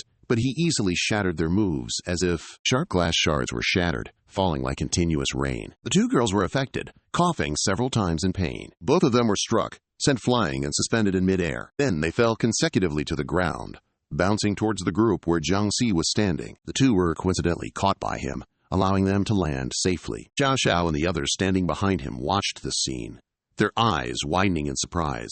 Xiao Xiao frantically and urgently asked, "Squad Leader Lan, Squad Leader Ziling, are you two all right?" What happened? Squad Leader Pang and his comrades saw Squad Leader Chang Dai was injured. They quickly asked, "Commander Kang, are you still alive?" He lay on the ground and replied with difficulty, "I'm not dead. I can still fight." The Zombie King saw that he could still speak, so with a hint of disdain he provoked, "Oh ho, I spared your life, and you're still talking tough." Ziling, in his arms, endured the pain and tried to warn him. He is the newest generation Zombie King, created by Dr. Ji Ming. "Get out of here quickly." Xiao stood to the side, only able to moan in fear. Lan Chi, it turned out, still had consciousness and urged, Run quickly! The Zombie King did not make another move, but immediately pointed towards Jiang Si and the others and ordered them to attack. Afterward, a swarm of low-level ghouls, seemingly from nowhere, surged forward at his command. Group leader Bong and his teammates, seeing such a powerful ghoul army, cried out in alarm. Oh no! Why are there suddenly so many zombies appearing? An Qi, who was being carried on his shoulder, grimaced in pain and urgently told him to retreat. Hurry, Jiang Si! We can't all die here. The low-level ghouls then rushed forward at an incredibly swift pace, extending their claws towards them. Meanwhile, Ji Ming, utterly delighted with his creations, grinned non-stop. Now, this is the true allure of a ghoul king, he declared proudly. Suddenly, Jiang Si unceremoniously dropped both Lan Qi and Zilang. Lan Qi, startled by being thrown, blinked her eyes wide with utter confusion. At this moment, Jiang Si became far more serious than usual. He let out a chilling shout. Get lost, all of you! The ghouls, hearing his intimidating roar, suddenly froze in fright, skidding to a stop. They then, awkwardly, stood still, surrounding him, not daring to advance further. Though those ghouls whined a few times from hunger, their fear held them back. My legs turned to jelly, so I didn't dare to step forward. The Zombie King, standing to the side, had clearly observed the entire scene that just unfolded. It was only then that he feigned surprise and asked, What the... Who are you? A faint wisp of smoke suddenly rose from Jiang Si's face, and his face gradually began to transform with it. He spoke with a grim expression. You're the Zombie King. Under his foot, he was trampling a zombie, fearfully prostrated on the ground. After saying that, he continued to question him. So then, what exactly am I? In this city where the transforming Zombie King appeared, and also the experimental product of Dr. Ji Ming, there was no longer a single soul. Jiang Si stood in the heart of the city, calmly stepping on the zombie that was fearfully prostrated on the ground. Meanwhile, Xiao Xiao and a soldier were supporting Lan Qi and Zilang, leading them to a safer location. After his decisive battle with the Zombie King, squad leader Jiang Dai had an arm blown off. Thus, he sat weakly on the ground, unable to move a muscle. On Jiang Si's face, small wisps of smoke continuously rose, and his face transformed along with it. At this moment, he turned towards that transforming Zombie King and inquired, What's wrong? Why are you so quiet? His figure, supremely arrogant, trampled the low-level zombies standing opposite him. The transformed Zombie King saw him effortlessly control the zombies like that and was utterly surprised, unable to utter a word. He gave a cold laugh, looking down at him from above, and said, Speechless are we. Group leader Jiang Dai, seeing his appearance completely change, cried out in surprise, What the heck is this? On this side, Xiao Xiao was also incredibly surprised. He looks like that? The transformed Zombie King then sneered and said, So? It's one of us. Group leader Jiang Dai, seemingly still full of energy, turned towards Zilang and shouted loudly, Extraordinary Human Academy! Are you all insane? To let a zombie be a vice head? Zilang heard him say that and merely let out a cold snort. Mind your business. Only 2 people remained on stage, him and the transformed Zombie King. He stood on the ground, looking up at him, who was standing on the zombie tower. At this moment, he finally spoke up, sounding like he was negotiating. I propose only the survivor can be called the Corpse King. He heard him say that and found it quite reasonable. He replied, I agree. He gave a provocative smile, looked at him, and said, Then bring it on. His expression was incredibly cruel. As you wish. The moment he finished speaking, the Zombie King rushed forward and punched him in the face. But his punch had no effect at all, making him mock. Haven't you eaten yet? Hearing that, the Zombie King was furious. You! Without waiting for him to say more, he punched the Zombie King in the stomach. His punch directly sent several nearby low-level zombies flying. I'd advise you to eat first before fighting. Xiao Xiao, holding Zilang, saw this scene and screamed in fright. The bodies of the low-level zombies were flying everywhere right in front of her. The transformed Zombie King cried out in pain from the punch. Then he was directly sent flying several hundred meters away. He continued to fly without stopping. His punch directly sent him flying through 6 regions, flying all the way to the sea. People at the seaport suddenly noticed something flying towards them. They immediately panicked and ran. What is that? Run! He then crashed into the hull of a ship, causing a large crack in the ship. The massive ship, after being hit by him, shook violently. The transformed Zombie King groaned in pain after taking this punch from him. KIET Min and Four Eyes were dumbfounded by this scene. What? That guy's a Zhang Shi. Out at sea, a sudden tremor occurred. At this moment, he wore an utterly delighted smile and complimented, You're a beast. Four Eyes frantically told KIET Min, Min, this guy just appeared out of nowhere. He couldn't make sense of it either. Hearing that, he also didn't know what to do. At this moment, the transformed Jiangxi king suddenly dove into the water. Then, with all his might, he lifted the ship, aimed at Yu, and hurled it away with great force. Yu saw the ship flying towards them and cried out in fear, "What the hell is that?" Lang clearly saw the ship flying towards them and was also a little panicked. A ship! Such a huge ship was just thrown from the sea into the heart of the city. He wore a wicked smile and loudly told Yu, "Sorry, I'm quite full now." Such a massive ship, and his throwing force severely damaged and shattered the road surface. At this moment, Yu was so scared she couldn't even stand straight anymore and collapsed onto the ground. She said with difficulty, "I think you two should find somewhere else to fight. It would be better." On the chief's side, Gu and Little Hay were right by his side, not leaving him for even half a step. Gu stood beside him, watching him diligently welding something. At this moment, he ventured into the forest and told them, "Stop that welding already!"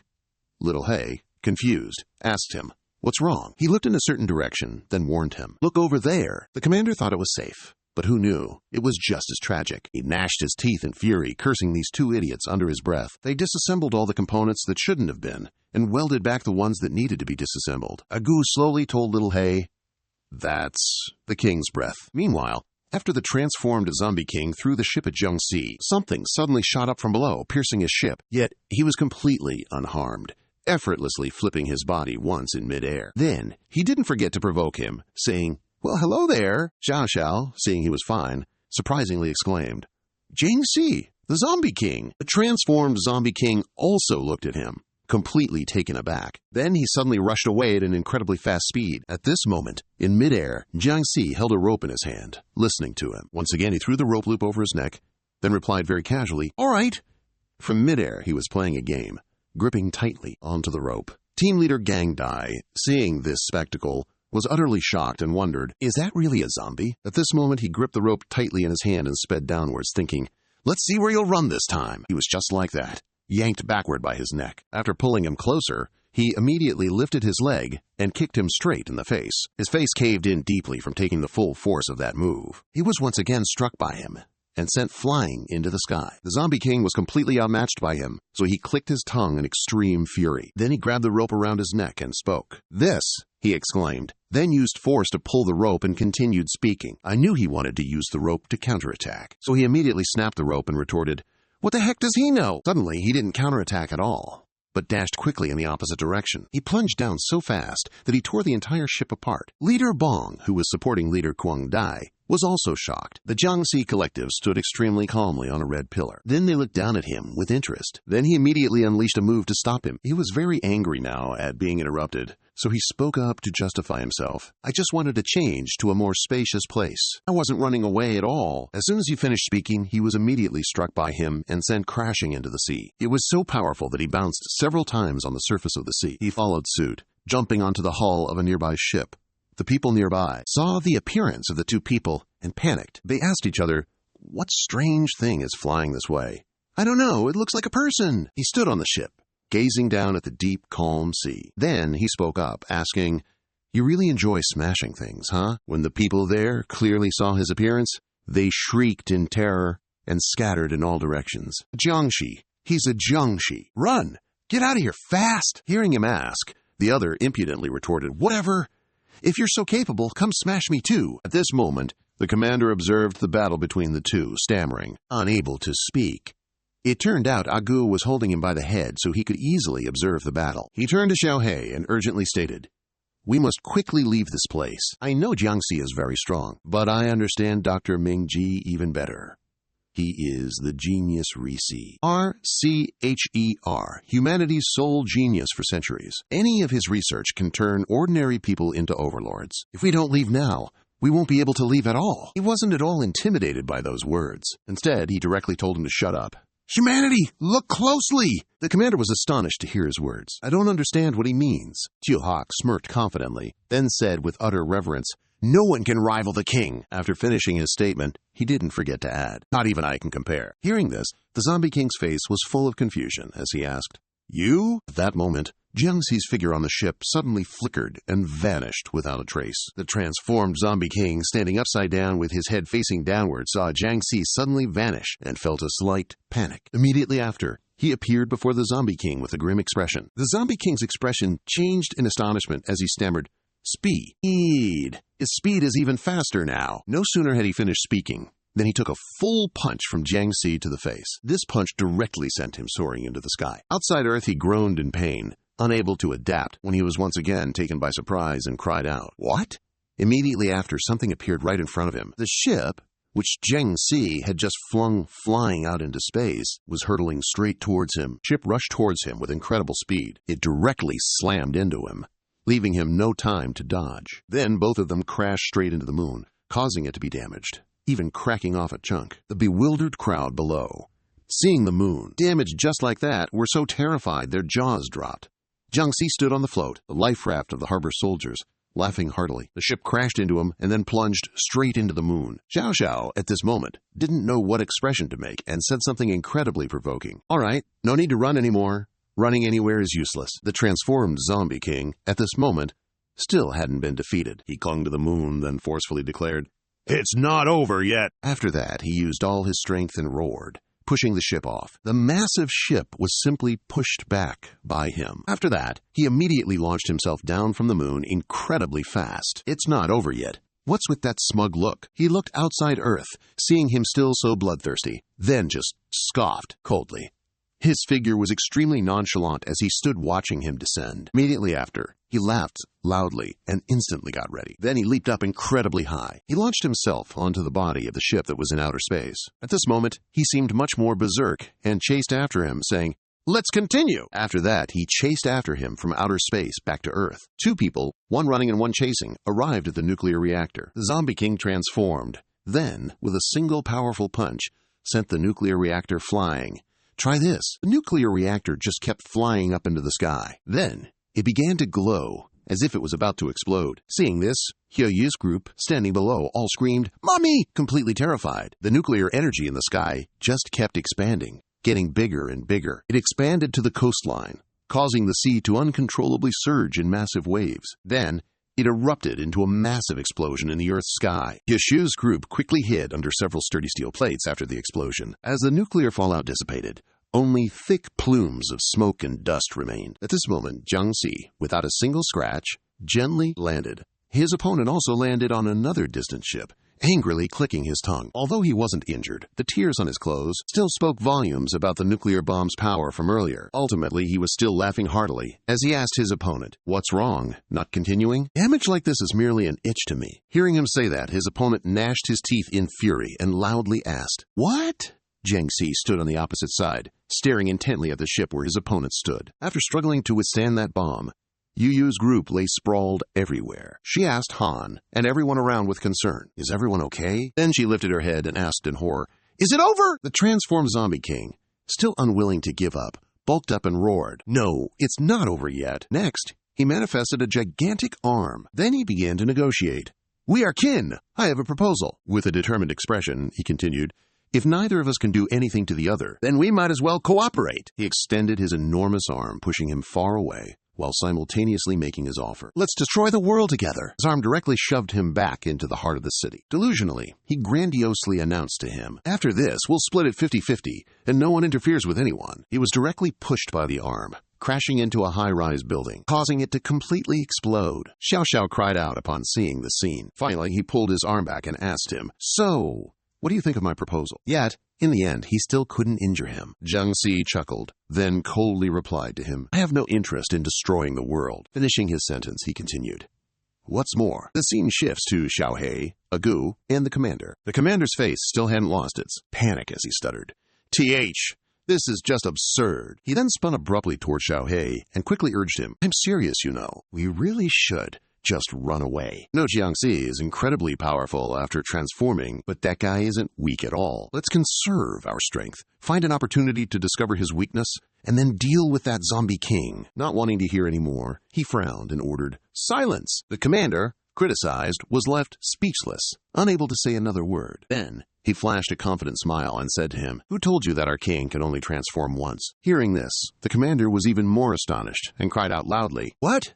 Meanwhile, Jiangxi's face was utterly cold as he continued his earlier statement. "Regarding the cooperation you mentioned," he then stated bluntly, with utter disdain, You are not worthy. Jiang Zi's figure stood on the roof of the dilapidated building and asked him grimly, and still, half for each? How could you say something so preposterous? The commander-in-chief was also surprised to see him unharmed. His jaw dropped, his eyes flashing a deadly red as he continued. Only chickens would constantly rant about destroying or dominating the world. Xiao Xiao, standing below, didn't know the situation between those two. So she asked, "What are they talking about?" The team leader, upon hearing her question, honestly replied, "I don't know. It's too far away." The transformed zombie king, hearing him say that, was more infuriated than eating chili peppers, gnashing his teeth and letting out a growl. He didn't care at all how the zombie king felt now, but only cared about teaching him a lesson, so he growled, "It seems if I don't teach this whippersnapper like you a lesson, you'll never understand." Immediately after that, his body once again emitted light smoke as he transformed. He exerted so much force that dirt and rocks flew up, and his clothes began to rip. Finally, he unleashed his power and completely changed his form. The people below, including Xiao Xiao, saw this instance. His transformation instantly struck them speechless with fear. Jiang Zi then appeared with a completely different appearance. He doesn't resemble a Jiangshi or a monster at all. He looks more like a regular human. The crowd, upon seeing his true form, was utterly taken aback, to the point their eyes nearly popped out. What in the blazes is this? His current appearance is no different from a normal human calmly standing on the rooftop. His eyes, dark and cold, darted a glance in one direction. On his side, he instantly sensed the terrifying aura emanating from the man. This display from him scared the wits out of him, causing him to cry out loudly. "What?"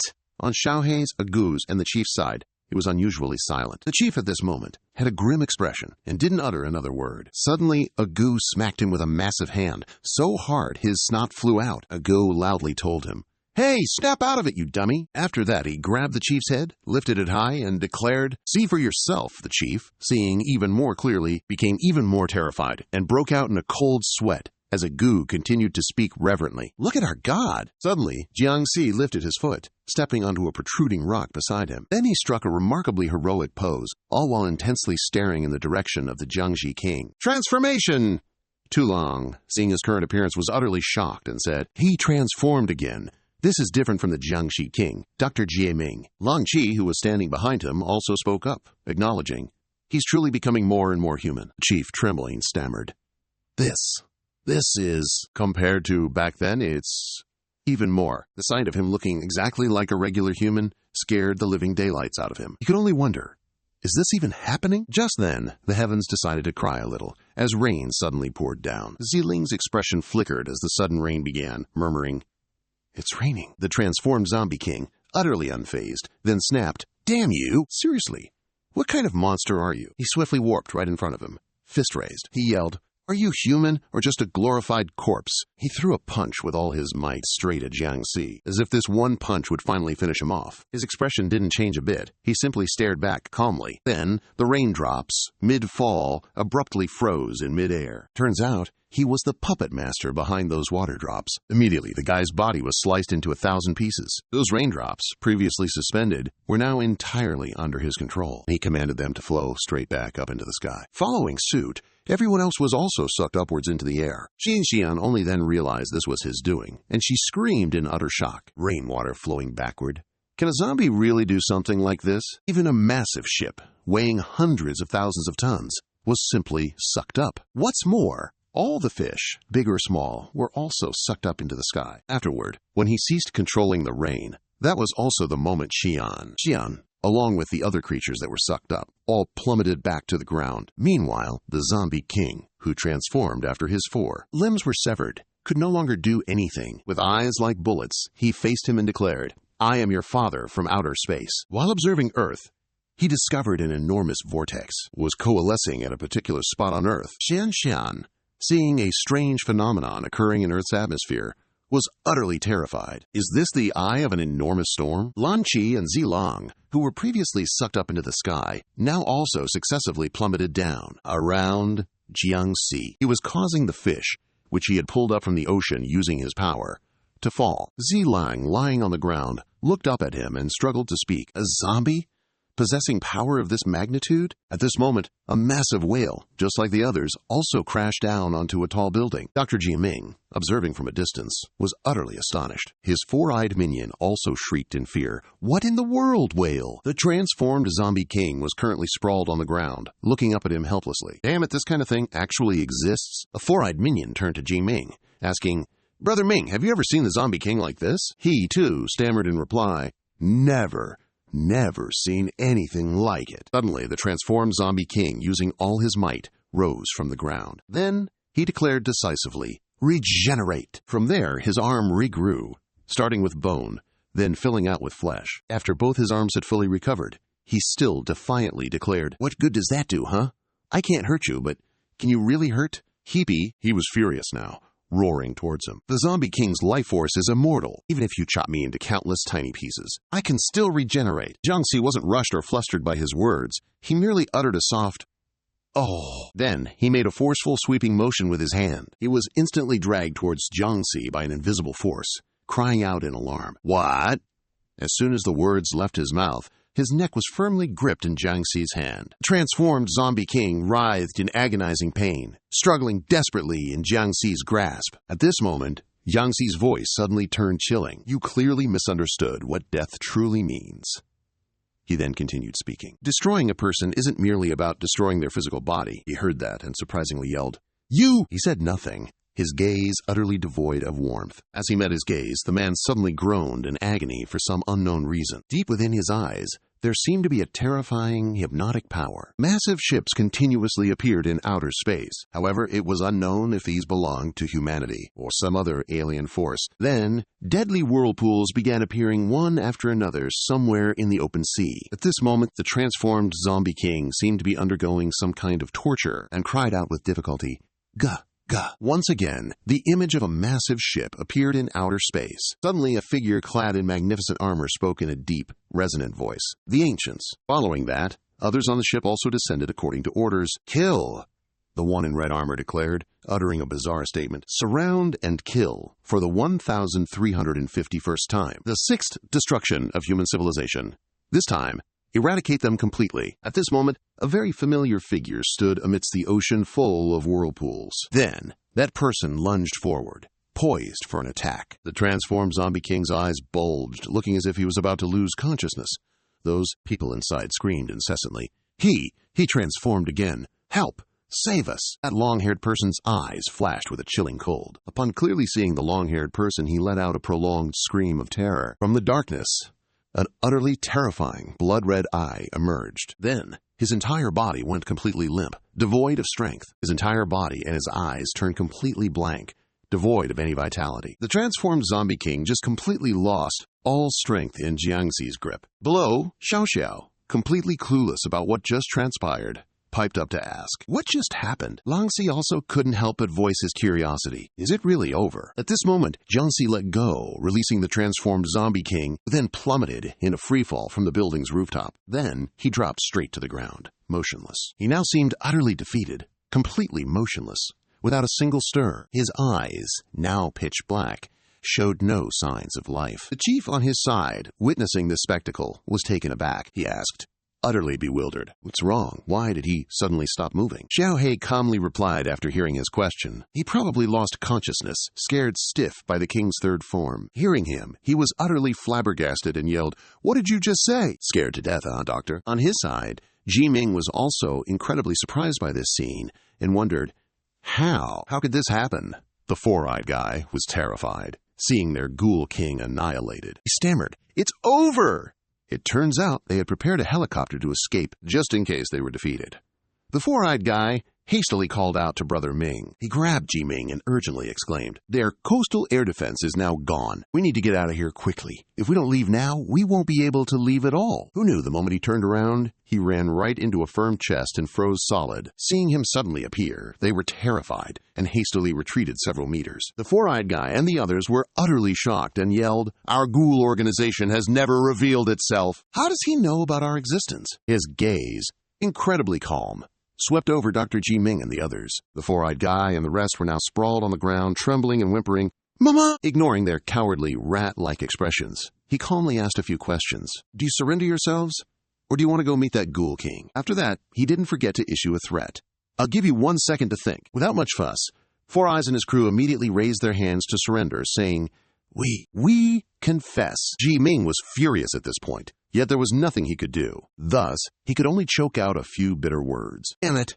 He silently watched them, saying nothing more. And so, it seemed everything had finally concluded. Just like that, Dr. Ji Ming, who should have been taken care of on the spot, was captured alive by Jiang Si. Dr. Ji Ming and his accomplices were then taken into a car and transported away. Suddenly, Ziling noticed his peculiar expression and asked Xiao Xiao, what's wrong with him? Hearing this, she honestly replied, I don't know. Meanwhile, Jiang Si finally reverted to his original form. He pondered for a moment, then gloomily said, It's too terrifying to turn into something like that. I'm a good-natured Jiang Shi. At this moment, Ziling looked at Xiao Xiao and called out, Go ask him what's wrong. Xiao Xiao, however, was still traumatized by his terrifying appearance from earlier. How could she possibly have the presence of mind to go check on him now? No, I'm too scared. You saw how terrifying he could be. Ziling gave her no time to escape, pushing her directly and making a promise. Hurry.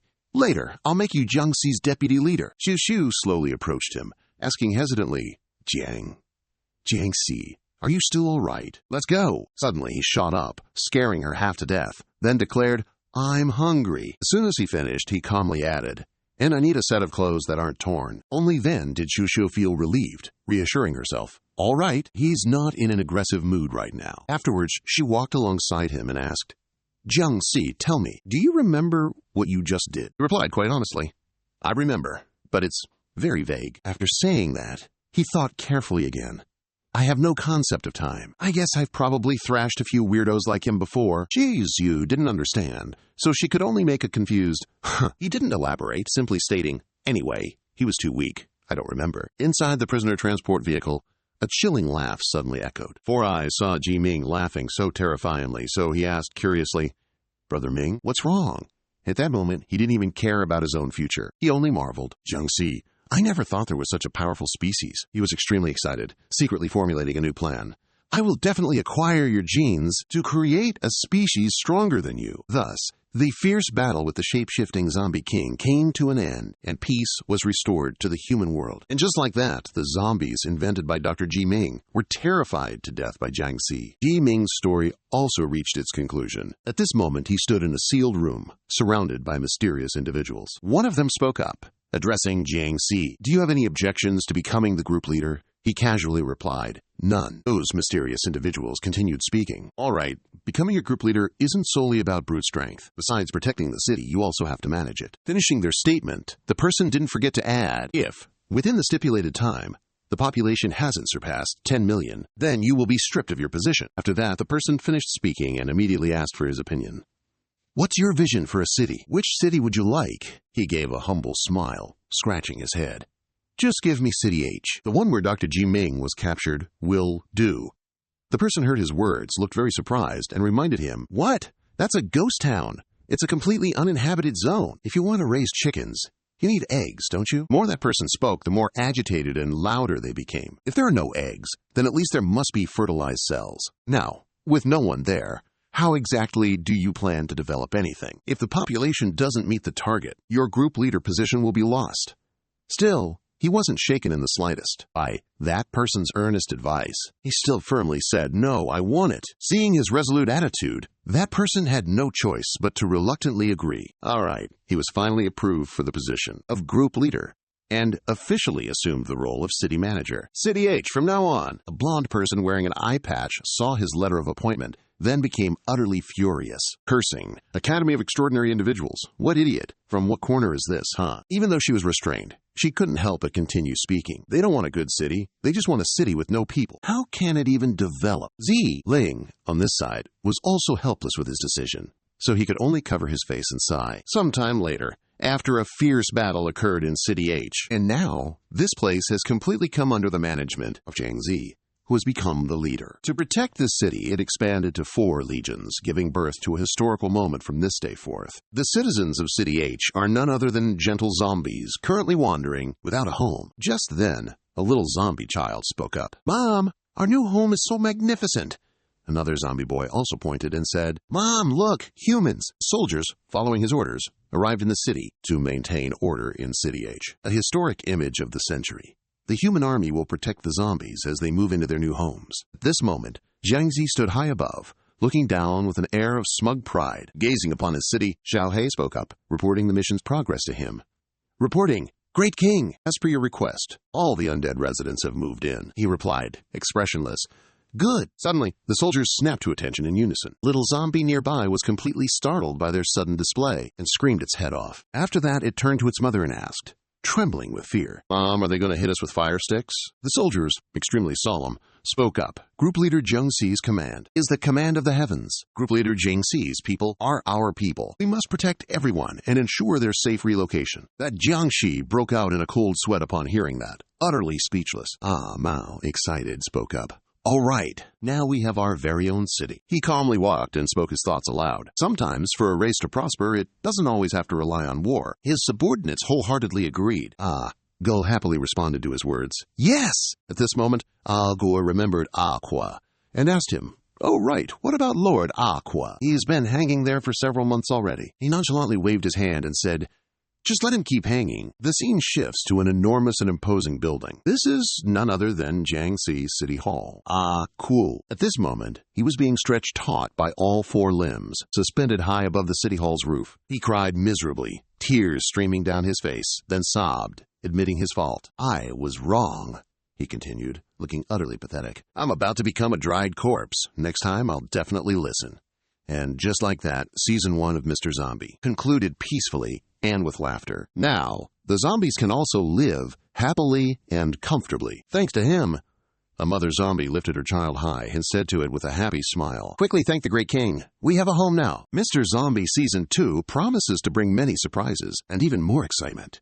Zilang also suddenly appeared unexpectedly at this moment. She was sent flying by some force, crashing into the wall behind her in pain. She let out a scream. Zilang was attacked, relentlessly, falling into the rubble. She coughed a few times with great difficulty, then struggled to lift her face and look at the opposite side. She was full of surprise. She wondered, is this even real? On the opposite side was none other than Xiao Xiao, who had transformed because she carried Jiangxi's genes. She carried an incredibly intimidating gun on her shoulder, then burst into hearty laughter. The battle between Xiao Xiao and Zilang was unfolding with intense excitement. Zilang, wounded all over, was struggling to hold on. She gasped, "Such a thing exists? It's like she's a completely different person." Meanwhile, Xiao Xiao, affected by Jiangxi's jealousy, had turned into a zombie and was laughing maniacally. Moments later, she declared wildly, "Senior Sister Ziling! I can still keep fighting." Ziling, refusing to give up, instantly recovered and teleported in a flash. She vanished instantly, only to reappear a split second later, right behind Xiao Xiao. Before Ziling could even make a move,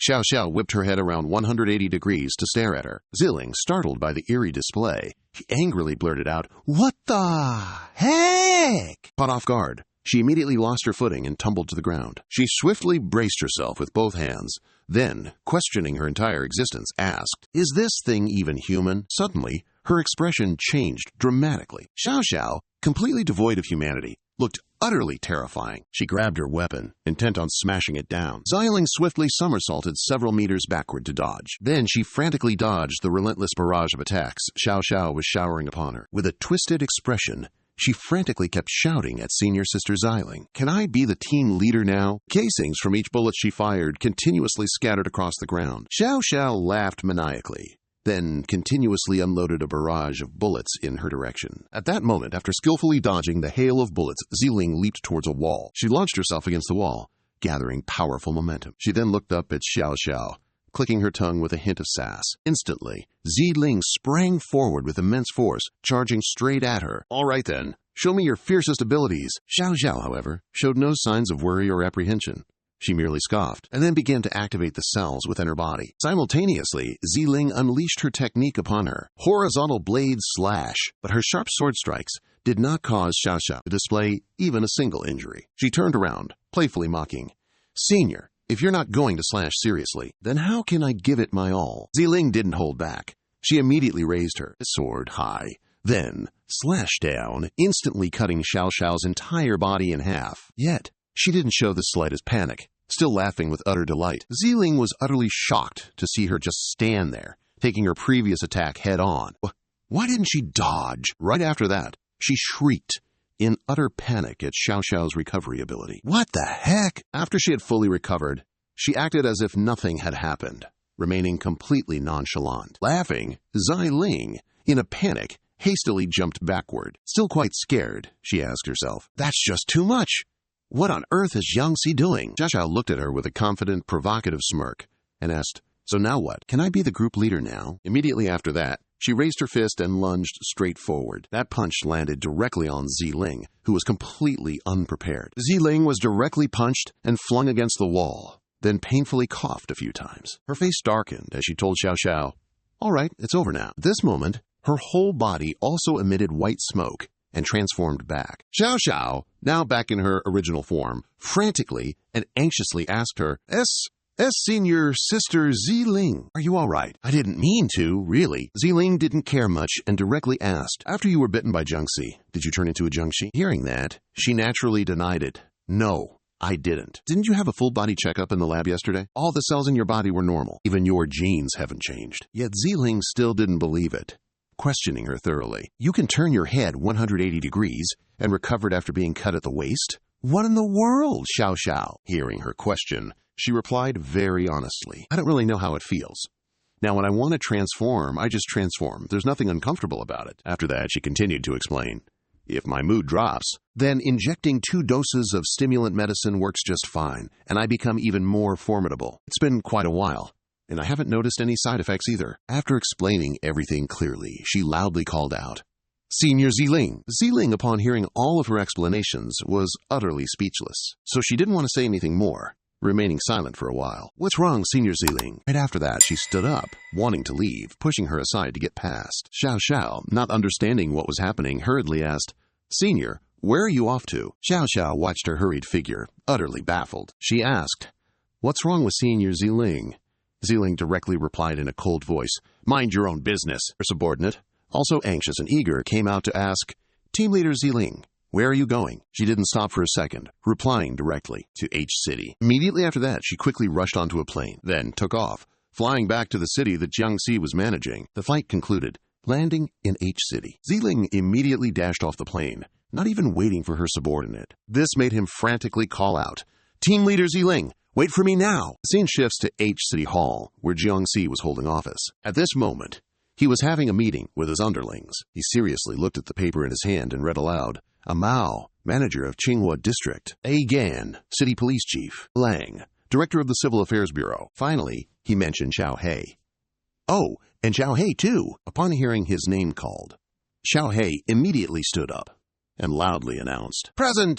Jiangxi then suddenly appointed Xiao He as City Finance Bureau Chief. "From now on, all the funds in our household will be managed by you," he solemnly swore, taking the appointment paper. "I swear to die protecting every single penny in the Jiang Finance Bureau." Just then, the meeting room door was suddenly flung open. Ziling, at this moment, was extremely flustered and panting heavily. Jiangxi, seeing her arrive unexpectedly, he welcomed her warmly and smiled, asking, "Ziling, what's wrong?" She didn't say a word, instead rushing straight towards him. Seeing her so flustered, he didn't find it suspicious at all and said casually, "I was just about to come find you to report on the situation." Before he could finish speaking, she immediately reached into his mouth and demanded, "Open wide!" Suddenly having his face grabbed and mouth forced open like that, Jiangxi was utterly bewildered, his mind filled with question marks. Then, his teeth promptly came down, biting her delicate arm. Once that was done, she immediately bid him farewell and hastily ran off.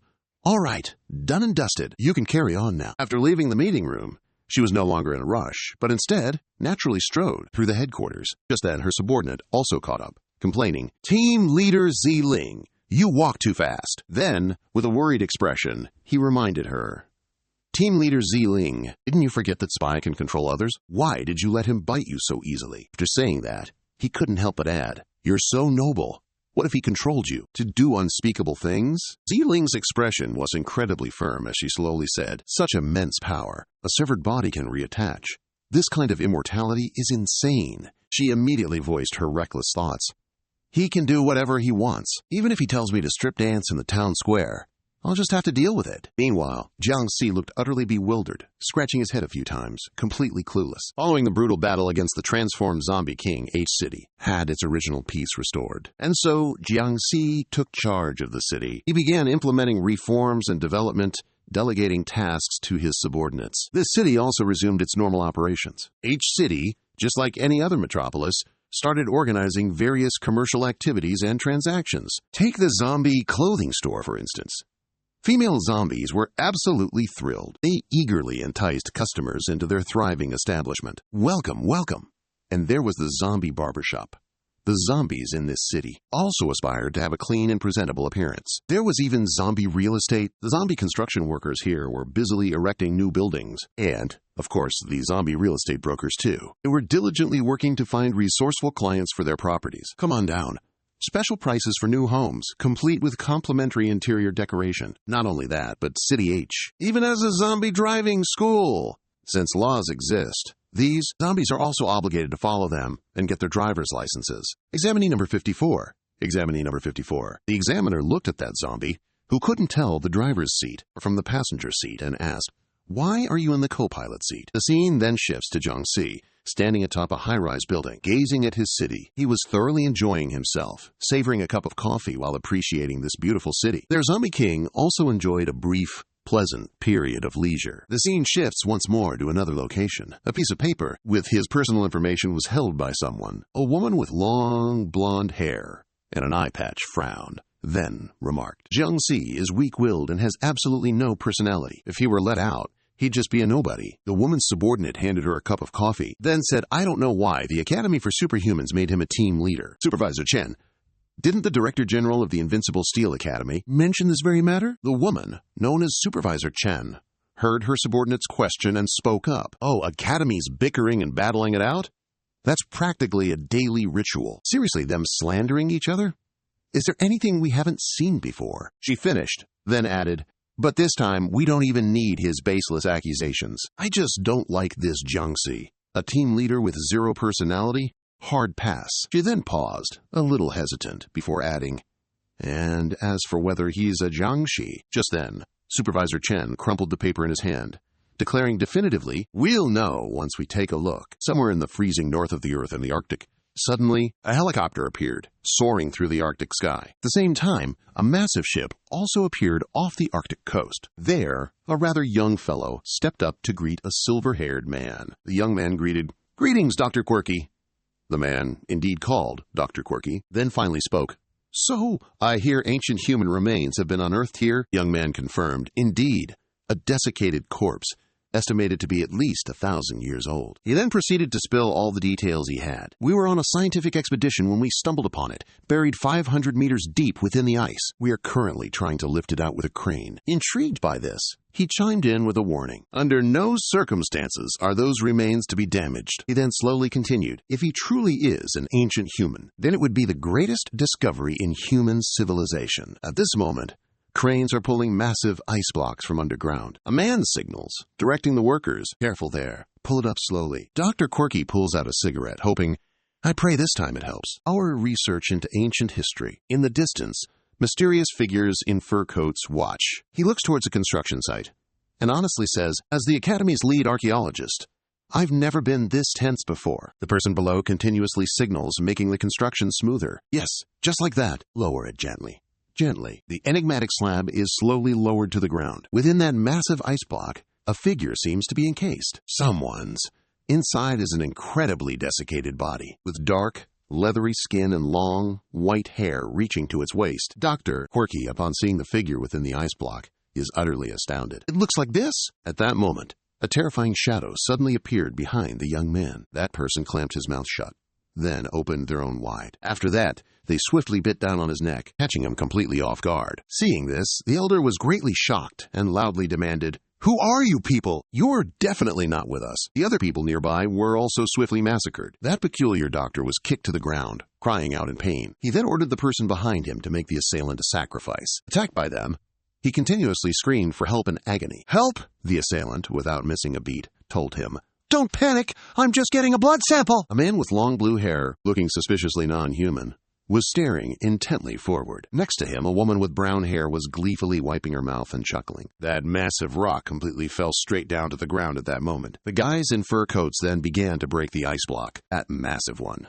Just as the figure within that ice block was revealed, it was also the moment when Strange, white smoke billowed up in thick plumes. The figure in the ice block gradually became more corporeal than before. As soon as she stepped out of the ice, a brown-haired woman approached her, putting a cloak over her. Afterward, those individuals immediately knelt before her, respectfully saluting the Demon King. They worshipped her immensely, wishing her, the Demon King, eternal youth. The woman, known as the Demon King, had an extremely cold expression as she spoke concisely. Only one question. She was clad only in thin pants and a fur cloak. Then, full of hatred, she asked, "Is that idiot Jiang still alive?" Xiao Hong stood pensively in front, his face flustered. He knelt, adopting a respectful posture before her, and said, "Your Majesty, Jiang Si is still alive. 1,000 years have passed and he's still alive?" "Excellent." Beads of sweat profusely dripped down him. He looked up at her, and Xiao Hong awkwardly began. "I remember. Last time, after he destroyed human civilization, and now he's actually living among them again. He's even rebuilt his own race." The maid standing beside her supported her, saying, "Demon King, be careful." Xiao Hong's eyes narrowed, and he snarled each word through gritted teeth. "Jiang Si." She gazed blankly into the distance, then spoke coldly. "This time, I will not spare you." In a large city filled with skyscrapers and modern technology, Guangzhou Province, a hub for academies, Jiang Si was enjoying a cup of tea when a voice suddenly called out, "Your Majesty, you have a call." Everyone stood silently, gathered inside the mansion. The person on the bed screamed loudly, causing the doctor to fumble nervously. Ziling's eyes widened in bewilderment as he asked, "What on earth is that? I've never seen anything like it." Lan Qi, standing behind, nervously remarked, "It doesn't look like a Jiangxi." His eyes were bloodshot, and he roared, struggling violently despite being chained. The two doctors, holding him firmly, began to speak. "According to our investigation, he's a member of an archaeological team, scientific one from the neighboring province, discovered in the Arctic region. Even our province's archaeological team leader disappeared. The investigation revealed that he was just a normal person. While capturing him, he managed to injure 2 of our team leaders." Zhao Xiao, watching Ziling observe the situation inside, suddenly spoke up. "It seems we'll just have to call in the experts." The car pulled up, with 2 figures already standing on either side of it. 2 Jiangses stepped out of the car. Everyone lined up in 2 rows, and unanimously greeted team leader Jiang Si. Lights flared on brightly. He was escorted by someone to a room. Everyone inside the room collectively turned to look at Jiang Si. Team leader Gang approached him and extended his hand. "Hello," he smiled, looking at Jiang Si, and introduced himself. "I am team leader Gang, from Gangkun Academy." Team leader Gang then asked, "Did you capture Dr. Ji Ming?" Jiang Si laughed loudly and replied, "Well, hello there." After the greetings concluded, he swiftly walked past him. Team leader Gang curled his lip in contempt and said, "HMPH. Just as expected. A pathetic worm. He even dares to shake hands with humans. Half the mission is complete." The brown-haired guy with yellow glasses standing nearby scoffed, "He looks so weak. Why would our academy let him be a team leader?" Team leader Gang Dai, standing next to him, also thought with disgust. And yet, they invited him here. Does the academy have a death wish? Suddenly, he looked around and asked, "Where's team leader Gang Dai?" Team leader Gang Dai, sitting outside the room, got goosebumps and nervously spoke up. If I'd known, I wouldn't have come. I should have just stayed home and swept the floor instead." Inside a room, terrifying growls continuously echoed. Upon seeing Jiang Si enter, the doctor immediately spoke. "Jiang Si, take a look at this one. Do you know what kind of monster this is?" Jiang Si, at a loss for words, replied, "I don't even know how old I am. And you're asking me to identify this?" Jiang Si reached out and touched the bitten part of the neck of the person on the bed. His eyes flashed with utter astonishment. Ziling, holding a glass of water, entered with everyone and awkwardly asked Jiang Si, "What have you discovered?" The person on the bed growled, and Jiang Si gently released his hand from its neck. Suddenly, it snapped its mouth shut, staring at him in confusion. Jiang Si chuckled, a glint of amusement in his eyes as he looked at the figure on the bed. "Interesting. A blood tribe member." A surge of powerful magic flared around him. A powerful force erupted, sending everyone nearby flying. The creature on the bed, eyes welling up with tears, hugged itself in terror. Jiang Si's voice was icy. "I thought your kind was extinct." Another burst of immense magic sent the entire group flying. The team leader's head slammed against the wall, causing immense pain. The brown-haired guy with glasses struggled to sit up, asking curiously, "What's going on? Why is Leader Jiang going wild? What's Leader Ngai doing with that grim expression?" Ziling and Xiao Xiao were on the ground, clutching their heads. Jiang Si gazed thoughtfully at the guy on the bed, then spoke with amusement. "I recall I've already annihilated all of you." He curled his lips into a sinister smile and grabbed the guy's neck, asking, "If that's the case, then tell me, where is Zhu Xiaohong, who likes to drug me?" The guy cried out in panic, sobbing, "I don't know anything. Don't ask me. I only just turned into a vampire yesterday." The moment the guy on the bed finished speaking, Yang Si immediately squeezed his neck tightly, turning him into a cloud of smoke. Leader Ngai, his face drenched in sweat, asked in bewilderment, "Did that idiot just do that?" "No way," Leader Gang said with a shiver of fear. "I told him to just stay home and sweep already." After he finished acting, Jiang Si became pensive. Ziling and Xiao Xiao ran to him. Ziling asked curiously, "What's wrong, Jiang Si? Did you find anything?" Ziling looked directly at Jiang Si and urgently asked, "Just now, you mentioned something about a bloodline clan?" He reminded them, "These next few days, remember to be careful when you go out." Jiang Si's face became serious. Ziling and Xiao Xiao stared at him with wide eyes. Jiang Si forced a smile, then scratched his head and replied, "Oh, I forgot." Hearing that, the two girls immediately collapsed to the ground. "Who for crying out loud?" Inside the Grand Tower, Ziling's grumbling voice echoed, "Could you perhaps, just perhaps, try to think normally when you're in this state?" But he really did forget. Innocently, Jiang Si's hands and feet became flustered as he clumsily promised, "I'll remember next time." Team Leader Gon glanced at him and muttered, "Seriously, what a dumbass." Whoops! Jiang Si spun around. Seeing his gaze, Team Leader Gan and the brown-haired man with gold-rimmed glasses looked flustered. Rain poured down relentlessly onto the city. A voice rang out, "Great King Xiao Hong! This is our home." Looking at the spiderwebs high up, Lan Ling awkwardly asked, "Are you comfortable here, Your Majesty?" Xiao Hong's face was full of displeasure as she and her attendant sat leaning against a wall, getting soaked by the rain. A coin dropped to the ground, catching their attention. An arrogant guy sneered, "Isn't the capital city supposed to be strictly managed? Why are there still beggars?" "Damn it!"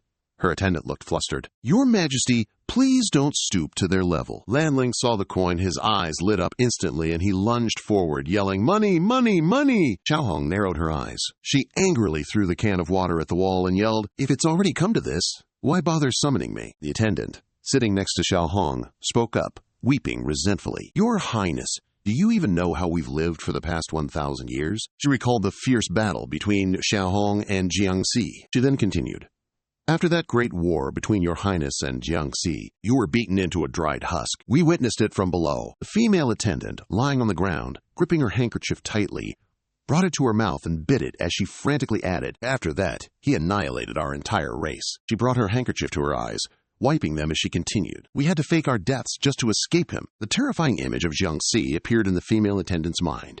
She then spoke, shaking with fear. Under Jiang Si's intimidation, we didn't dare show our faces for the past 1,000 years. She and Lan Ling hid behind the wall, fearfully avoiding everything, no matter what corner of the world we went to, whether human or ghoul. If we saw anyone, we always took a detour. The more she recounted, the more tears streamed from the maidservant's eyes, and she choked out the words, "We haven't left this alley for the past 1,000 years. Even the supervisor is almost a fool now." Xiao Hong gazed into the void, frowning as she spoke. "Then summoning me will also be useless." She leaned against the wall, speaking thoughtfully. "I am not his match. Now, I'm not even qualified to groom Jiang Zi." Lan Ling looked at her and said, "Your Majesty, you are mistaken. The reason for your revival is that we recently received crucial intelligence." His face contorted into a frown. "We discovered there's someone who can help His Majesty become invincible." The maidservant continued, "Yes, the person who can make Your Majesty invincible." Xiao Hong glanced at him, then asked coldly, "Who?" Lan Ling took out a newspaper and handed it over, answering, "It's him, Jiang Zi." They all looked pensively ahead. In front of them, Dr. Ji Ming and his accomplices were being held captive. He asked coldly, "Why don't we just deal with him already?" Ziling spoke seriously, "Not yet. He has planted many spies among us. We must dig out everything. There's one more thing, his anti-human research documents. We need to find all of it and destroy it." Jiang Si questioned, "What if he escapes?" Squad leader Gang crossed his arms, laughing boisterously as he spoke conceitedly. "How could he? How can he run when he's tied up like that?" He stepped forward, then turned his head, speaking with a touch of arrogance. "If he was caught by Squad leader Jiang, then allow me to lead Squad leader Jiang to sea." Looking down from the helicopter, a vast plain stretched out below. It was covered with houses packed closely together when a voice rang out. "This is a prison built specifically for us by the capital city.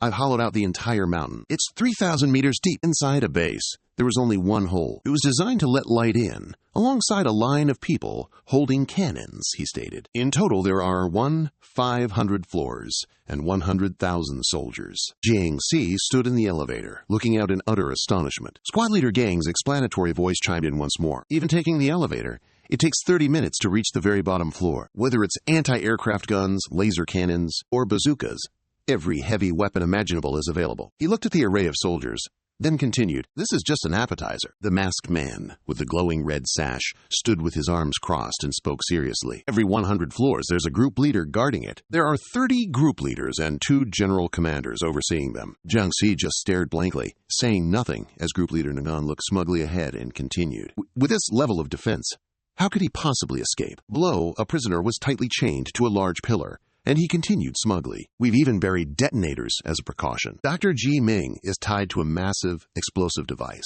Its destructive power is equivalent to 10,000 tons of TNT. As soon as anyone approaches him, it will detonate instantly." Group Leader Nyang crossed his arms again, his face full of arrogance, and spoke. "Even if he successfully breaks out, he'll still die alongside the prisoner at best." Jiang Si broke out in cold sweat, and Group Leader Ngan spoke again. "Even if a deity descended, they'd only be collecting corpses." He suddenly laughed loudly, then ran off, his voice echoing. Jiang Si, in his original state, seeing these insane actions performed by these people, broke out in a cold sweat. "You tough guys, I wish you smooth sailing. I've got to go." A hand held a tablet, showing a live feed of Team Leader Gang. At the base, they watched at the same time in a small alley. All 3 members of Little Hong froze, their eyes wide open. The atmosphere turned gloomy.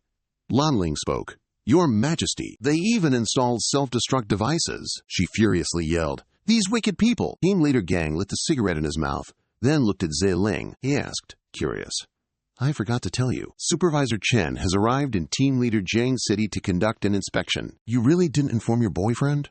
Her face became annoyed as she glared. She spoke. "Get lost! You're his boyfriend, aren't you? Why are you telling me all this?" He leaned his hand on a nearby rock, speaking indifferently. Commander Chiang reported to Supervisor Chen that Team Leader Jiang is a zombie. He even built a city of zombies. "I don't care. Whether Jiang Si is a zombie or not." Team Leader Gang's eyes darted to Ziling. He continued nonchalantly. "I only acknowledge the strong." She looked at him coldly, then let out a frustrated sigh. In a vast city, where many people passed by, Jiang Si's face practically glowed as he bounced along, making quite the impression. "This city, full of bustling people, is simply too grand," Dr. Ji Ming murmured, stunned, while tied tightly to a large pillar. Inside, someone silently pushed a tray of food past them. Dr. Ji Ming's subordinate, chained beside him, bawled, "We're completely doomed." He showed no fear, flashing a sinister smile as he spoke. "Jiang Si, I absolutely must get my hands on your genes." Hearing Dr. Ji Ming say that, he immediately panicked.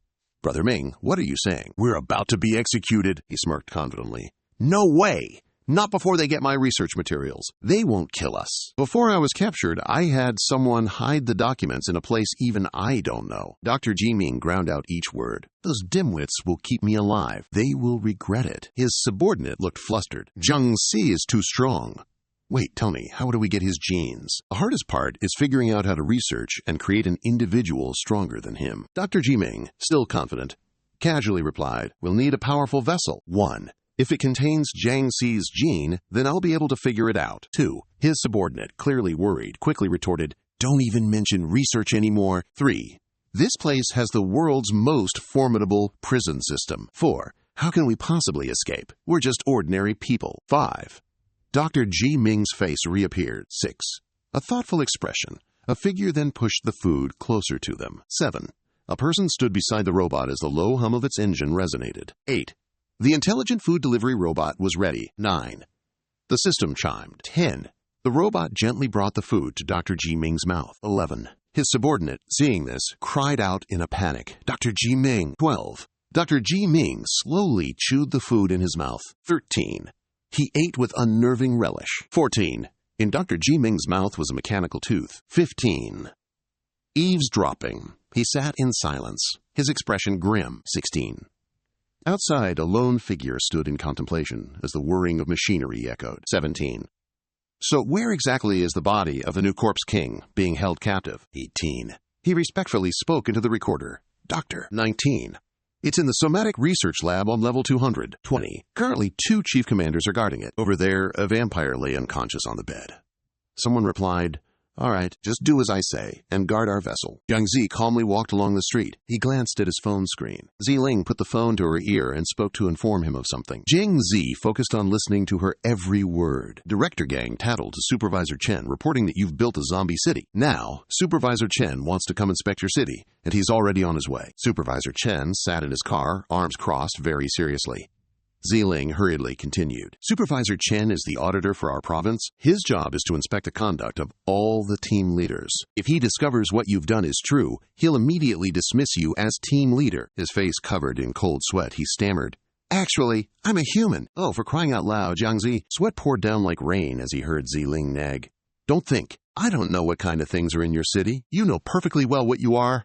Get lost." He stood there, dumbfounded. Jiangzi threw up his hands and shouted, "I'm doomed!" He flailed, completely panicked. "What should I do? What should I do?" Jiangzi's eyes stopped when he caught sight of something. His eyes narrowed slightly as he gazed intently at the cosmetic store. Sunlight shone down. Supervisor Chen's subordinate respectfully opened the car door and spoke. Supervisor Chen looked towards the waiting aircraft and spoke. "The plane to H-City is ready." She looked straight ahead, let out a cold snort, then spoke. "Lacking personality means you're unfit to be a team leader.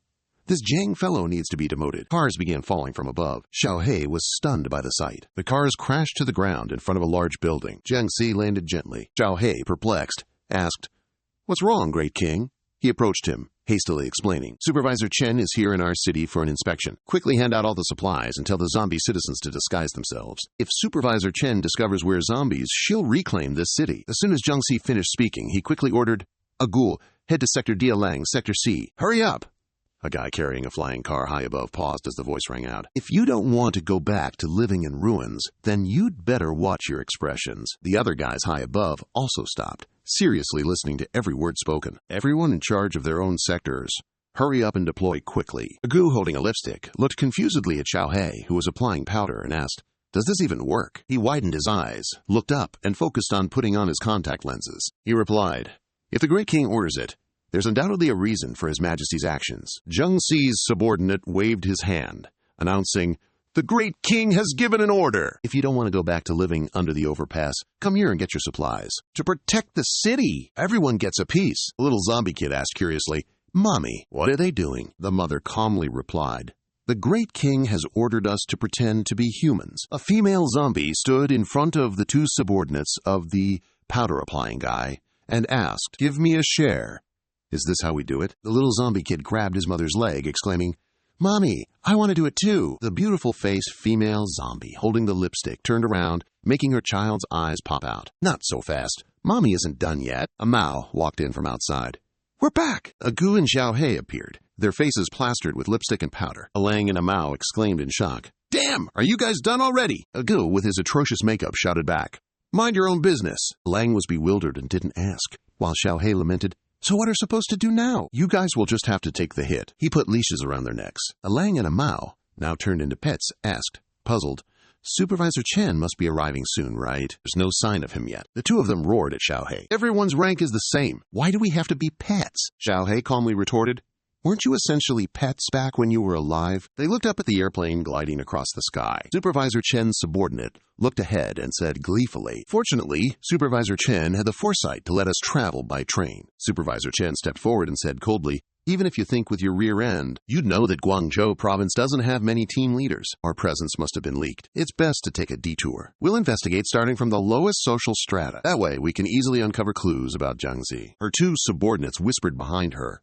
"Why doesn't Supervisor Chen like Jiangxi so much? Weak and cowardly." The other one added, "Aside from the minister, Supervisor Chen finds everyone else an eyesore. Everyone seems to have prejudices." Supervisor Chen paused, and the guy next to him anxiously urged, "Speak softly. Be careful, Supervisor Chen might hear you." She frowned, turned her head, and asked with an annoyed tone, "I heard everything. So what if I have prejudices?" A voice echoed in Supervisor Chen's head, making her expression turn even sourer. Ever since the minister relinquished power, any Tom, Dick, or Harry can become a team leader. The majestic image of the minister appeared in her mind. Speaking, only a talent like the minister can lead people to prosperity. That domineering aura, that peerless, self-exalted presence, is truly worthy of a leader. Jiangxi calmly enjoyed her meal in her room, unconcerned by the chaos outside. Supervisor Chen stated seriously, then walked off with a few subordinates.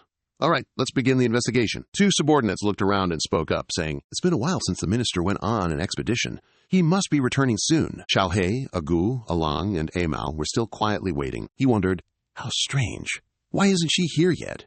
Logically, Supervisor Chen should have arrived by now. Agu replied, "She's probably arriving soon. Just wait." One of Supervisor Chen's subordinates saw a shop and immediately went in to ask, "Excuse me, sir, Could I ask you something? He looked around, puzzled, and asked, Uncle, why do you only sell eggs? Flustered vendor turned away, awkwardly muttering, What are you talking about? I didn't hear anything at all, not a single thing. The subordinate, bewildered, wondered, Is he deaf and mute? Meanwhile, another subordinate was also out gathering intel. Excuse me, after squad leader Jung-si became the city's master, did he oppress you guys? The other person puffed out his chest and replied, Of course not. Our great king is absolutely fantastic. He not only provides us with shelter, but also distributes free eggs every single month. Suddenly, his hand fell to the ground, leaving both of them bewildered. Supervisor Chen's subordinate balked when he saw the severed hand on the ground waving at him. He frantically yelled, Hey kid, your hand just fell off. He frantically picked up his hand and ran off, shouting, My mom's calling me home for dinner. Oh, that's just a fake limb. Don't mind it. Supervisor Chen's subordinates were drenched in a cold sweat. She angrily stomped her foot on the ground and grumbled, Honestly, they're all just a bunch of lunatics. Today, I realized that humans can be just as dumb as Jiangxi. Supervisor Chen clenched his fists, gritting his teeth and cursing, Damn it! That damn scoundrel Jiangxi, don't tell me. He built an entire city just for lunatics? He turned, pointed at his subordinate in charge of records, and commanded, Record this for me! This is the perfect evidence to get team leader Jiangxi demoted. His subordinate immediately acknowledged the order. Fluffy clouds drifted gently across the sky. Jiangxi sat laughing to himself, which baffled his subordinate, who then asked, Team leader Jiangxi, what's wrong? Gu approached, asking, What happened? The subordinate quickly replied, I don't know either. Team leader Jiangxi just became like this after eating. He's just babbling nonsense and trembling uncontrollably. He was startled when he heard the other person describe Jiangxi's condition. Gu grabbed the subordinate's shirt and shouted, Wait a minute. What did you guys feed the Great One? The subordinate replied fearfully. I don't know. The team leader just came back complaining he was hungry. The subordinate then recalled the plate of food and added, We cooked chili fried eggs for the team leader. Chili fried eggs? Gu exclaimed worriedly. Oh, no. The Great One can't eat anything like that. The subordinate, puzzled, asked, What happens if he eats it? Jiangxi was still sitting in a corner in front of the glass window. His eyes lit up, and a strange smile spread across his face. He hurriedly explained, That's the Great King's stimulant. His Majesty will become rampaging and violent for an entire month. Meanwhile, Little Black's group was still waiting anxiously. He put the phone to his ear and said, Hello. Gu's frantic voice came from the other end of the line. Little Black, there's a huge problem. The Great King ate chili fried eggs. It's a disaster. Little Black, utterly bewildered, exclaimed, What? But I hid all the chili already. He was completely confused. I don't know how they found it either. What are we going to do now? He threw his hands up in exasperation. It's useless telling me. I don't know either. Aegon spoke up, seeing Little Black's flustered expression. Little Black, do you think the Great King will just get rid of the surveillance team? Little Black narrowed his eyes and stammered. Why, yes, very likely. Fluffy clouds drifted lazily across the sky. Supervisor Chen impatiently ordered, Let's go! There's nothing left to investigate here. Let's go check somewhere else. She froze as she looked up. A truck was plummeting from above. It slammed into the ground, creating a massive crack. Supervisor Chen shrieked in alarm. Jiangxi! He landed on the car from above with considerable force. She and her subordinates tumbled to the ground, sputtering. WH, what just happened? This is a truck. He frowned, a sinister smile spreading across his face as he addressed Supervisor Chen. Next, I'll be giving Supervisor Chen a little tour. Supervisor Chen's subordinates scrambled to their feet. They asked in confusion, What just happened? Who is that guy? Jiangxi stood on the car, looking down at Supervisor Chen. His face was dark, a wicked glint in his eyes. She stammered, Yeah, you are who? Jiangxi smirked, his eyes flashing with mischief. Forgot me already? I'm Jiangxi, the one you've been looking for. One of Supervisor Chen's subordinates was stunned. He gasped in shock. What? Another subordinate frantically asked. You're Jiangxi? Supervisor Chen shot up. I remember you not looking like this. Jiangxi landed on the ground, a sinister smile playing on his lips. I simply took off my mask. She flusteredly stepped back when she saw him approach. Whoa, wait, don't come any closer. Jiangxi snapped his fingers, then spoke. Supervisor Chen has traveled such a long way to get here, so I've prepared a few welcome gifts. Canned chili scrambled eggs, please accept them. His subordinates appeared, each holding a bowl of eggs, which they presented. Jiangxi pressed his face close to Supervisor Chen's. We don't eat people, she frowned. What? He reached out and lifted her up. Jiangxi bent his knees, gaining momentum, then stretched his body up and said, This is a suburban area. How can we investigate here? Let's go somewhere more lively. He flew up, carrying Supervisor Chen along, making her shriek. Her two subordinates, seeing this, immediately panicked. Supervisor Chen! Oh my, Supervisor Chen! They gaped at him. Their eyes widened as they watched him fly higher and higher. One of them exclaimed in awe, "Oh my God, he jumped so high!" The other one yelled, "Park-se, stop gawking! Hurry and follow him!" Xiao-hei suddenly spotted him carrying her high in the air and immediately called out, "Supervisor Chen is over there!" Again added, "The Great King is there too! Hurry!" Supervisor Chen, suspended precariously in midair, screamed in panic. Jiangxi chose a nearby building, then continued. He stood on the building and lifted her high to look. "Da!" Jiangxi gently shook Supervisor Chen, introducing, "This is my city. It's over 2 million km squared and is preparing to expand with new districts." He looked towards the company's glass window and continued. "There are high-ranking office workers, listed companies, but Jiangxi turned towards the companies building other high-rise buildings, and there's also the architecture industry. Any industry you might need, we have it, and even over 1,000 job positions. We can generate nearly 100 billion in tax money for Guangzhou." He then pulled her off the building again, making her sob. She shouted, "I know! Quick, let me down!" Jiangxi roughly dragged Supervisor Chen. "Let's just talk about safety then." He dragged her to a traffic light. "We always comply with traffic safety laws. No one violates them." A truck driver drove up and was startled to see him. The person in the truck was full of panic when they saw Jiangxi pass by. "This isn't good. My leg is cramping." He didn't pay attention and continued. He merely kicked the truck, making Supervisor Chen break into a cold sweat and yell in alarm, and it went flying immediately. The truck went spinning through the air. Meanwhile, her subordinates had just arrived and were quick to pay the taxi fare. Their eyes practically popped out as they watched the truck slam straight into a high-rise building. Xiao-hei flew right over to the building and yanked the driver out of the truck. Supervisor Chen stammered, utterly flustered.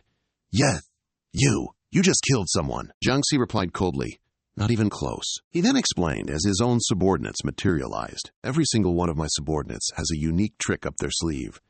They wouldn't let any innocent residents die unjustly. Not a single vehicle was passing through the intersection." Two of Supervisor Chen's subordinates rushed over. Jiangxi casually tossed Supervisor Chen towards his two subordinates. The two subordinates quickly scrambled to catch Supervisor Chen. Jiangxi then strolled over to Xiao-hei's group. "I already know Supervisor Chen's real purpose for coming here. Today, they'll be let go, regardless of what the final outcome may be." He stood there, deep in thought, gazing at him. Jiangxi glanced at them, then declared in a dark, resonant tone, "So, who exactly dares to stop me from truly opening this city?" The truck crashed violently into Building 6. Jiangxi said darkly, "If you're still afraid of living long, go ahead and try." Supervisor Chen's subordinates gasped and shouted. At the crossroads, with not a soul in sight, one person spoke up. "Xiao Guang, let's go home.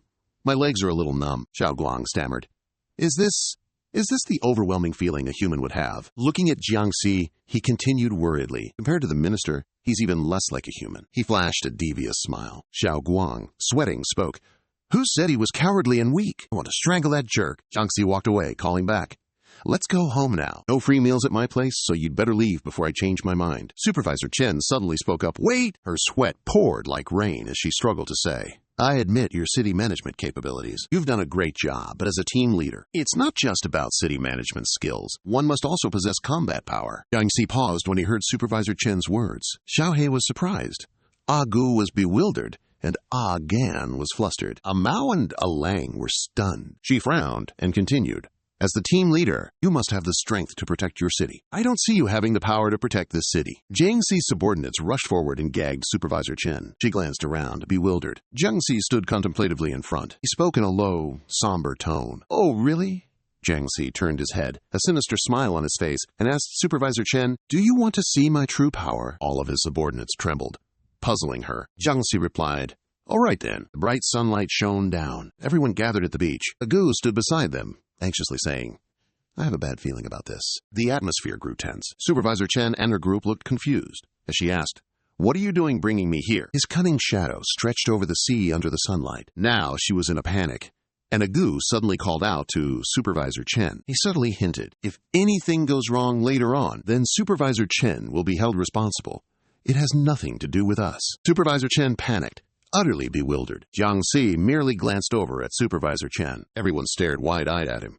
Supervisor Chen, baffled, wondered, what exactly is he doing? Rocks and soil flew up from below, utterly baffling her subordinate. What is this? Rocks that can fly? Jiangxi clenched his fists, standing pensively at the front. His eyes were half closed. Jiangxi stood perfectly still, gazing straight ahead. Supervisor Chen and her crew were all stunned, shouting, "What in the world is that?" He remained absolutely still in his position as an enormous wave began to swell. It then crashed violently into the rocky surface ahead. Jiangxi's voice boomed. "Stop!" He stood pensively amidst everyone's collective panic. Supervisor Chen's two subordinates panicked, their entire demeanor shifting completely.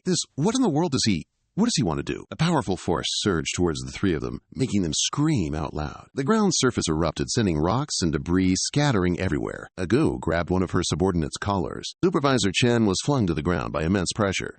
She stared wide-eyed. Supervisor Chen and Xiao Guang were utterly stunned. They sat on the ground, staring straight ahead. Xiao Guang asked in bewilderment, "Where did your team leader go?" Agu suddenly produced a large telescope and placed it before her. Supervisor Chen peered into the telescope, her jaw dropping. Through the lens, she saw Saturn, far in the distance. Saturn stood alone, isolated in the vast, dark cosmos. Jiangxi looked up, high into the sky. Supervisor Chen's eyes widened in utter confusion. "Wait. This kind of thing exists too?" His face grew tense as he glanced forward. The image of Saturn was magnified. Near Saturn, another celestial body appeared. The planet stood in the vast universe, tens of thousands of miles from Earth. Supervisor Chen and the others exclaimed in astonishment, "This is incredibly surreal. Are you even human after all?" Jiangxi raised his arm, curling two fingers inward. Jiangxi's hand clenched into a tight fist. He spun his hand around a few times to build momentum. Jiangxi launched a fatal punch at Cao. Supervisor Chen and his subordinates screamed. Oh no!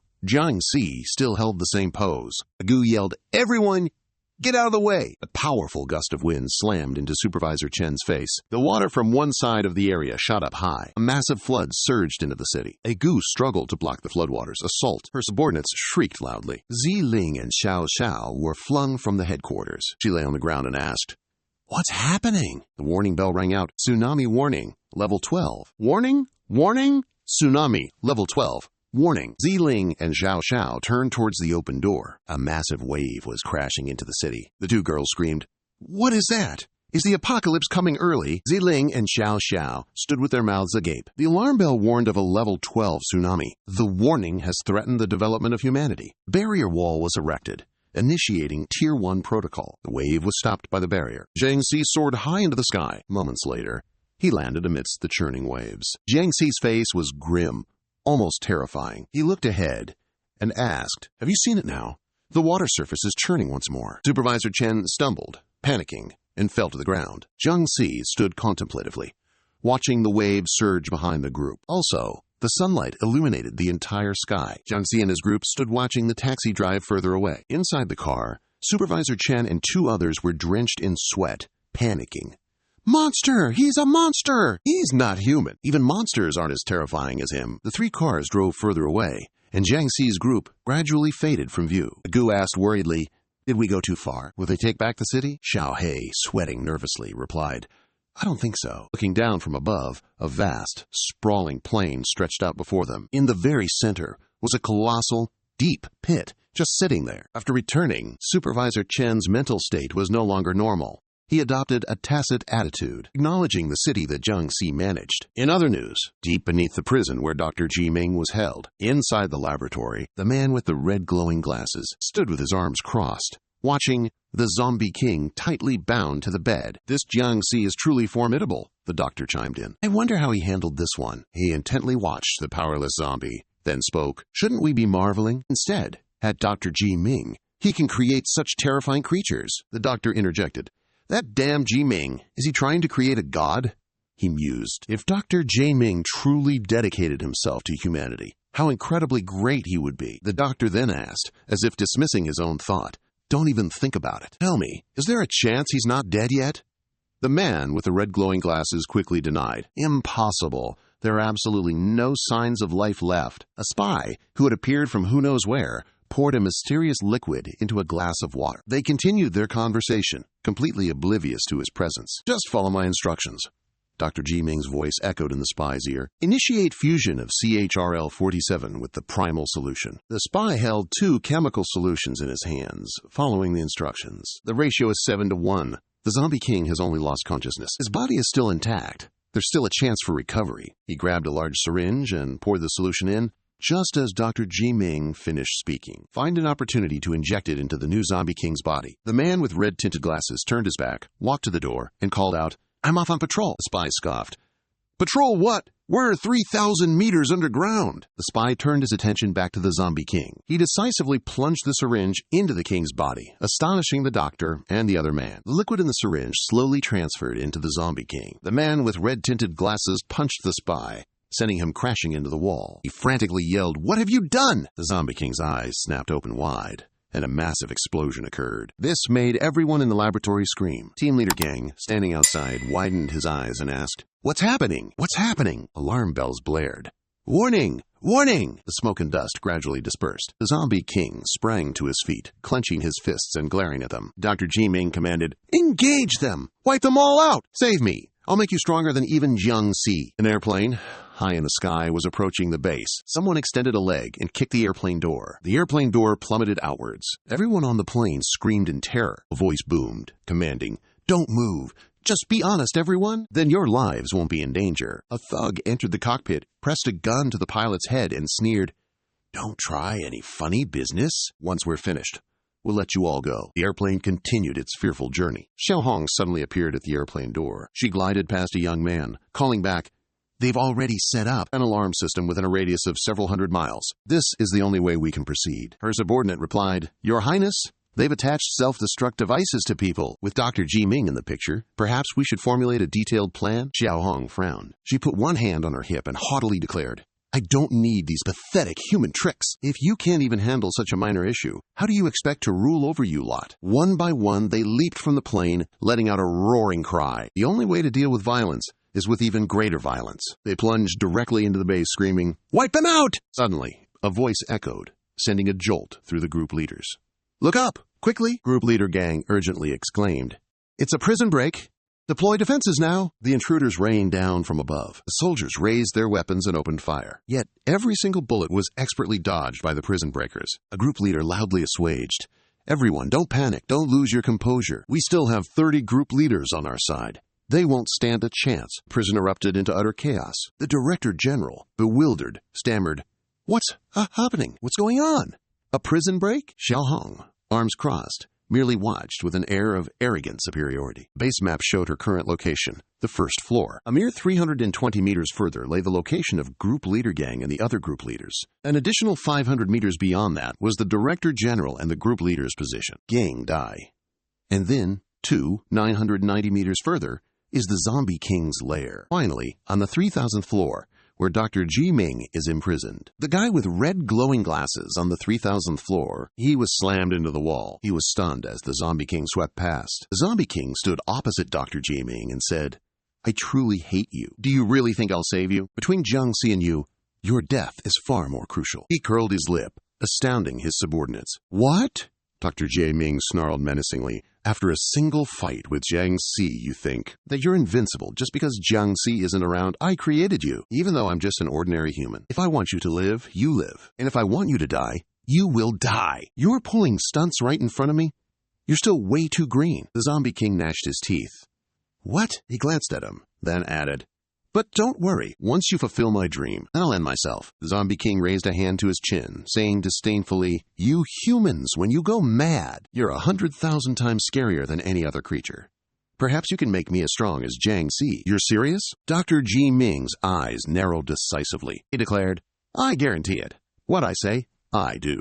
From above, looking down at the base, the commander faced a jailbreaker. Next to Squad Leader Gang, another jailbreaker charged forward. Shouts echoed loudly throughout the base. Squad Leader Gang, weapon in hand, stood up front and growled.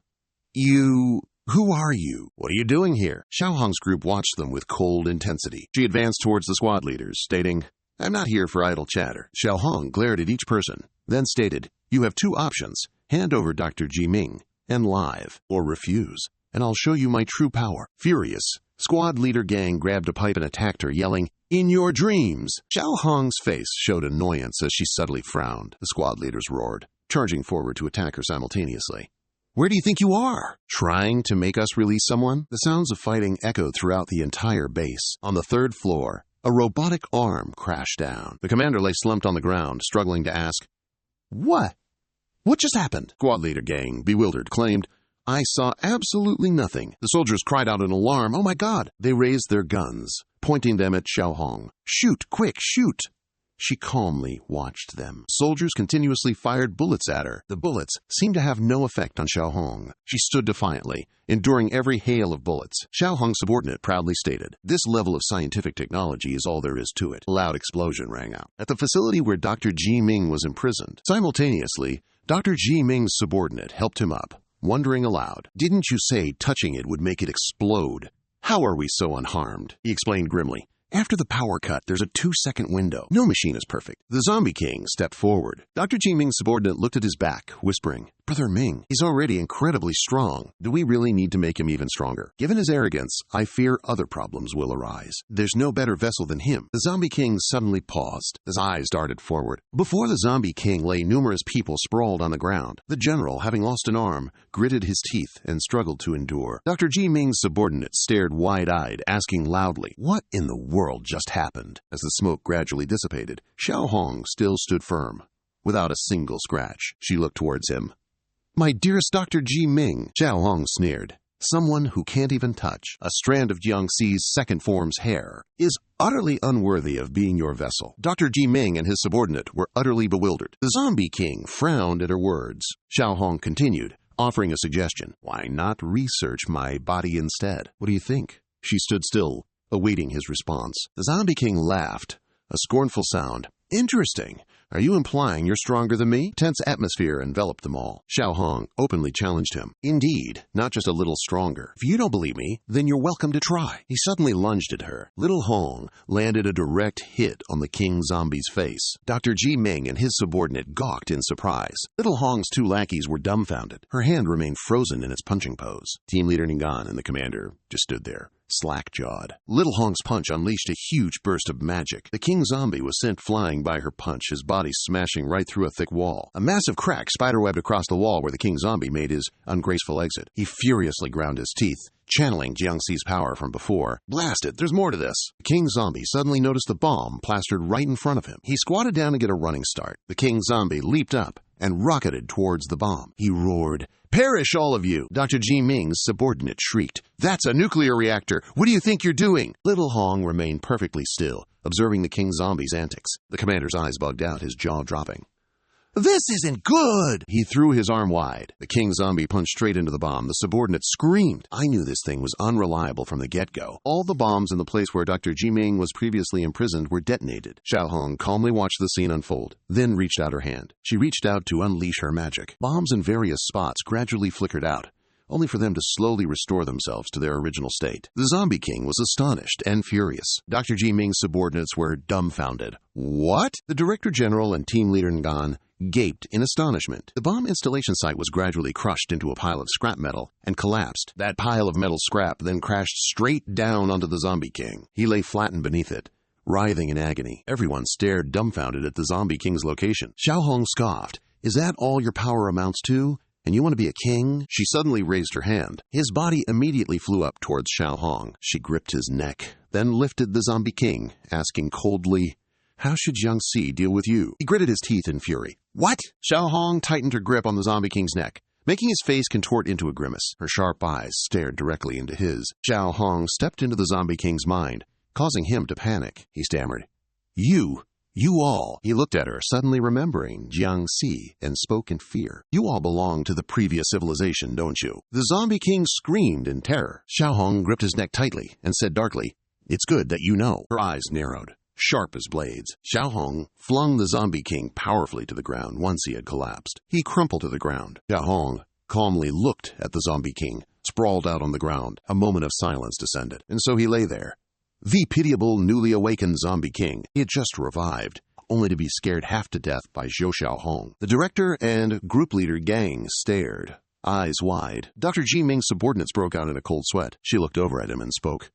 My dear Dr. Ji Ming, Xiao Hong put one hand on her hip and asked haughtily, Do I have the qualifications to be your vessel now? She watched Dr. Ji Ming intently, awaiting his answer. He was stunned. Suddenly, Dr. Ji Ming smirked and immediately agreed. Right, in the city. at Jiang Zi's. Ziling rushed past Agu, yelling, "Get out of the way! Don't stop me, I have an urgent matter." He flusteredly blocked her, exclaiming, "You can't, Leader Z. Now is not the time to meet the great king." Confused, she retorted, "If it's urgent, I'm at my wit's end. Just take me to meet your big brother now." Agu got goosebumps, protesting, "You can't. It's far too dangerous." Ziling questioned, "Dangerous? I have no idea what you're talking about." She burst open the door, urgently calling out, "Jiang Zi! Something's wrong. There's bad news." Jiang Zi, holding a wine glass, turned to look at Ziling. She gasped, "What?" Ziling, bewildered, asked, "Since when have you been living like this?" He gave a terrifying grin, replying, "It's quite amusing to switch up my lifestyle now and then." "So what brings you to me?" She frowned and stated, "Dr. Ji Ming has escaped." Jiang Zi replied, without a hint of surprise, "I knew your trashy bunch was no match for Zhu Xiaohong." Ziling was stunned. "You already know? It only happened 10 minutes ago." He grinned and explained, "Zhu Xiaohong has used her bloodline power. I can feel it." She looked confused about bloodline power. Ziling turned quickly, saying, "I must report this to my superiors." Ye Jiang reached out and stopped her. "Since you're already here, why rush off? It's been a long time since I've peacefully coexisted with humans. How about we share a meal? I'll even give you a tour of my city. Let's have a meal. I'll take you on a tour of my city." She was stunned by his words. Ziling struggled to free herself from his grip, speaking loudly, "Don't even think about it. Is this your idea of a city tour? Don't think I don't know what you did with Supervisor Chen." Jiang Zi remained nonchalant despite her words, bringing the glass of water to his mouth and sipping it. She walked away, calling back, "I don't have time to play with you right now. It's urgent. I have to go back right away." He called back, "Hey!" Jiang Zi grinned mischievously, asking, "Don't you want to learn how to use my bloodline power?" Ziling's eyes widened, and she stopped dead. She spun around, calling out in confusion, "WH... What? What? Your bloodline power?" He flashed a mischievous smile. Ziling panicked and stepped back. She reluctantly replied, "Then I guess I'll meet up with you." At the hospital, doctors urgently pushed the group leaders' beds into the examination room. "Move aside! Emergency!" A doctor spoke up. "Still breathing!" The doctor looked at the commander, who was trying to say something on the bed. The doctor leaned in, asking, "What did you say?" He struggled to utter, "Invite." His tired voice rang out, "Invite the minister to Dr. Ji Ming's laboratory." Xiaohong sat casually on the chair. Dr. Ji Ming propped his hands on the table and marveled. "Truly astounding. This is the first time I've seen such a freaky body. It's completely unscientific." Lan Ling coldly warned, "Hey, don't mess around with your research. His gene must work as intended. Don't ruin the king's body." His subordinate crossed his arms and confidently spoke up, "Rest assured, trust in Dr. Ji Ming's research. Our doctor is the smartest person among us humans." Dr. J. Ming frowned. "Before there was a successful case. However, it was brought by Jiang Xi himself, although your king is not human. But with me, it's not a problem. Now, we only lack Jiang Xi's gene." Lan Ling broke into a sweat and asked, "Are you seriously going to make us pluck Jiang Xi's hair?" He called back from afar, "I'm not stupid enough to make you stick your heads into a death trap." Xiaohong's two lackeys exchanged nervous glances. Her subordinate then asked, "So, what are we supposed to do? Jiang Xi isn't some freebie you can just claim." Meanwhile, Xiaohong sat inside, observing the entire exchange with an air of nonchalance. Dr. Ji Ming's disciple let out a hearty laugh, then casually fumbled in his pocket for something. He pulled a vial of liquid from his coat pocket. "Pooft! Petty trifles like this are no match for us." Xiaohong's two lackeys gaped, utterly dumbfounded.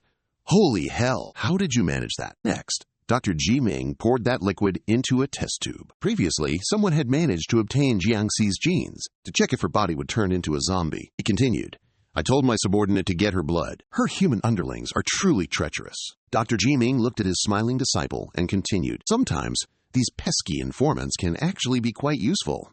All right, let's get this show on the road." That evening, in the big city, at the restaurant, the chef nervously brought out the food, visibly flustered by Ziling's demeanor. She seemed to vaguely recognize it, then asked, "So that's how it is.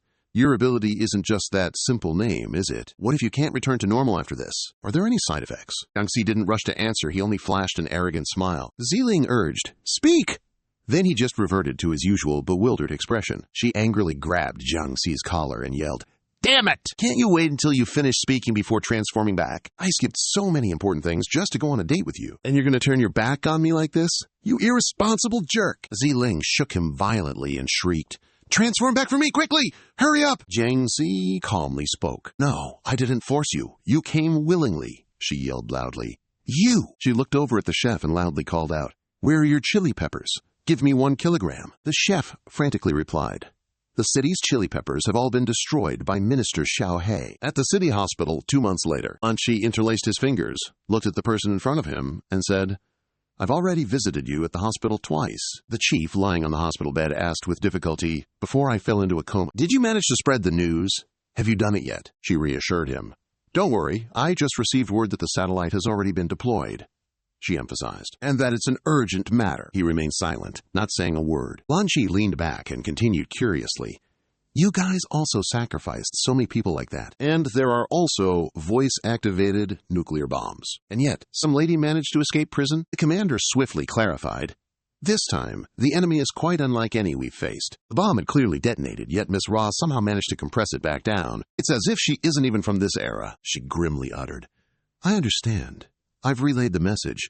The minister should have received it by now." The sun peered through the clouds, casting its light upon the city. Deep underground, a place brimming with machinery, someone exclaimed in wonder. "To think there's an entire city down here. Their civilization must have been quite advanced. A shame only ruins are left." The other person responded, "I see." Someone rushed to report to the minister. "Urgent situation!" The minister thoughtfully scanned his surroundings. Then his gaze fixed on the desiccated corpse. It sat before him, and he stared intently, unable to tear his eyes away. Someone approached the minister from behind, hastily reporting, "Minister, there's an urgent matter. Dr. Ji Ming, whom we just apprehended, has escaped again." The minister's subordinate followed his gaze, utterly astonished. "See, could this possibly be him?" The subordinate looked utterly stunned. The minister glanced at the corpse and confirmed, "Indeed, it's the body of an ancient being." He added, "The entire body has 134 fractured bones. It's as if some monster completely crushed it." The minister's subordinate was so surprised, he was speechless. The minister spoke regretfully. "The most terrifying thing is that all the tissue was burned. So it didn't rot after 1,000 years, but now it's just an empty shell. It no longer holds any value for research," he exclaimed in awe. "It seems a great war once occurred here. Good heavens, such advanced technology. This monster is too powerful." He looked around, then asked again, "Is there really nothing left to explore here?" "What did you just say?" His subordinate immediately spoke up. "The Academy of Extraordinary Beings has recruited a rather powerful squad leader. He captured Dr. Ji Ming." He glanced at the minister and continued, "However, for some unknown reason, Dr. Ji Ming was rescued, and most of the squad leaders were severely injured. Headquarters is in great peril now. Our combat strength has severely diminished." The minister stepped forward and commanded, "Let's go!" His subordinate wondered, "What is this?" He brushed away the sand, gradually revealing something beneath the ground, when suddenly the minister froze. A small hovering machine flew over, scanning each person's face. "What?" the minister exclaimed, surprised. 2 nearby subordinates were also dealt with by the scanning machine. Suddenly, a cloaked figure stood opposite the minister. One of his subordinates exclaimed in astonishment. "It's been broken for thousands of years, but it can still be used." The cloaked figure's shadow, emerging from beneath the withered corpse, spoke. "This is the first time I've seen a human with such a powerful physique." The minister's subordinate quickly spoke up. "Minister, be careful," the minister calmly replied. "What's there to panic about? It's just a projection." That person's projection looked directly at him. The ancient figure's projection made a proposal. "I can help you become even stronger, but you must swear to protect human civilization." The withered corpse still sat above the figure's projection.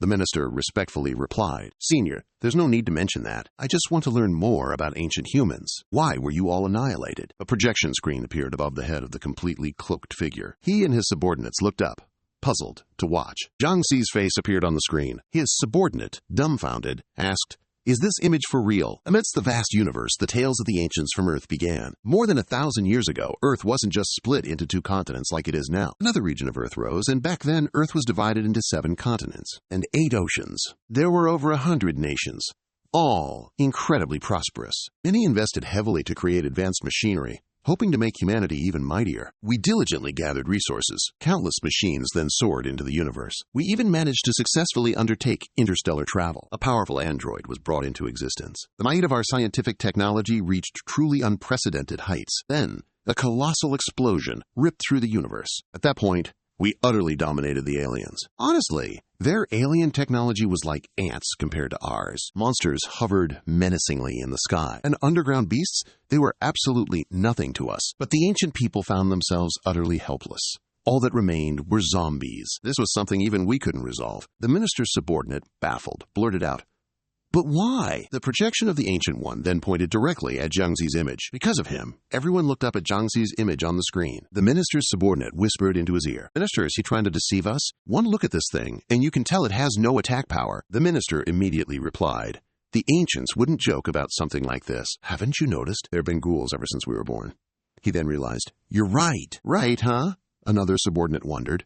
"We've built so many academies, all to fight against the ghouls. Although we've always overwhelmed them, we still haven't been able to eradicate them completely. Could it be because of this fellow?" The minister turned his gaze towards the ancient figure and asked, "Elder, such a terrifying creature. What must we do?" The projected image of the ancient figure then spoke. "I don't have much time left. I am merely someone who uploaded my life's memories into an AI before I died. Back then, we only focused on developing knowledge and technology. However, your generation has taken a different path than ours, so physical cultivation can actually reach entirely new levels. This has brought me hope." A small hole suddenly appeared. The Ancient One continued, as something from the hole lunged out. "You all, cultivate your bodies, plus the wisdom of the ancients." A glove, shimmering with golden light, appeared. "You can certainly do it." The minister was astonished. "This is ancient technology." The Ancient One solemnly reminded him, "Remember this, no matter what race appears in the world," their words echoed, "only zombies are humanity's greatest enemy." The minister ordered his subordinate to take the glove. He took it, reverently offering his thanks. "Thank you, senior. We will not disappoint you." The Ancient One retracted the projection back into the withered corpse. The minister took one last look, then said, "Let's go. These devices are no longer useful." The subordinate questioned, "Now? We have to go find that guy from the clip, huh?" He stepped forward and said, "First, let's deal with Dr. Ji Ming." The minister paused, deep in thought. This world is so vast. It's not easy to find a zombie like a needle in a haystack. Clouds drifted idly across the clear blue sky. Zeeling on the phone replied, "Yes, I understand." After ending the call, she looked over and said to Jiang Zi, "The minister will be back soon. Inform all staff members to prepare for a meeting. You have to go too." He asked, surprised, "Me?" Jiang Zi wondered in his head.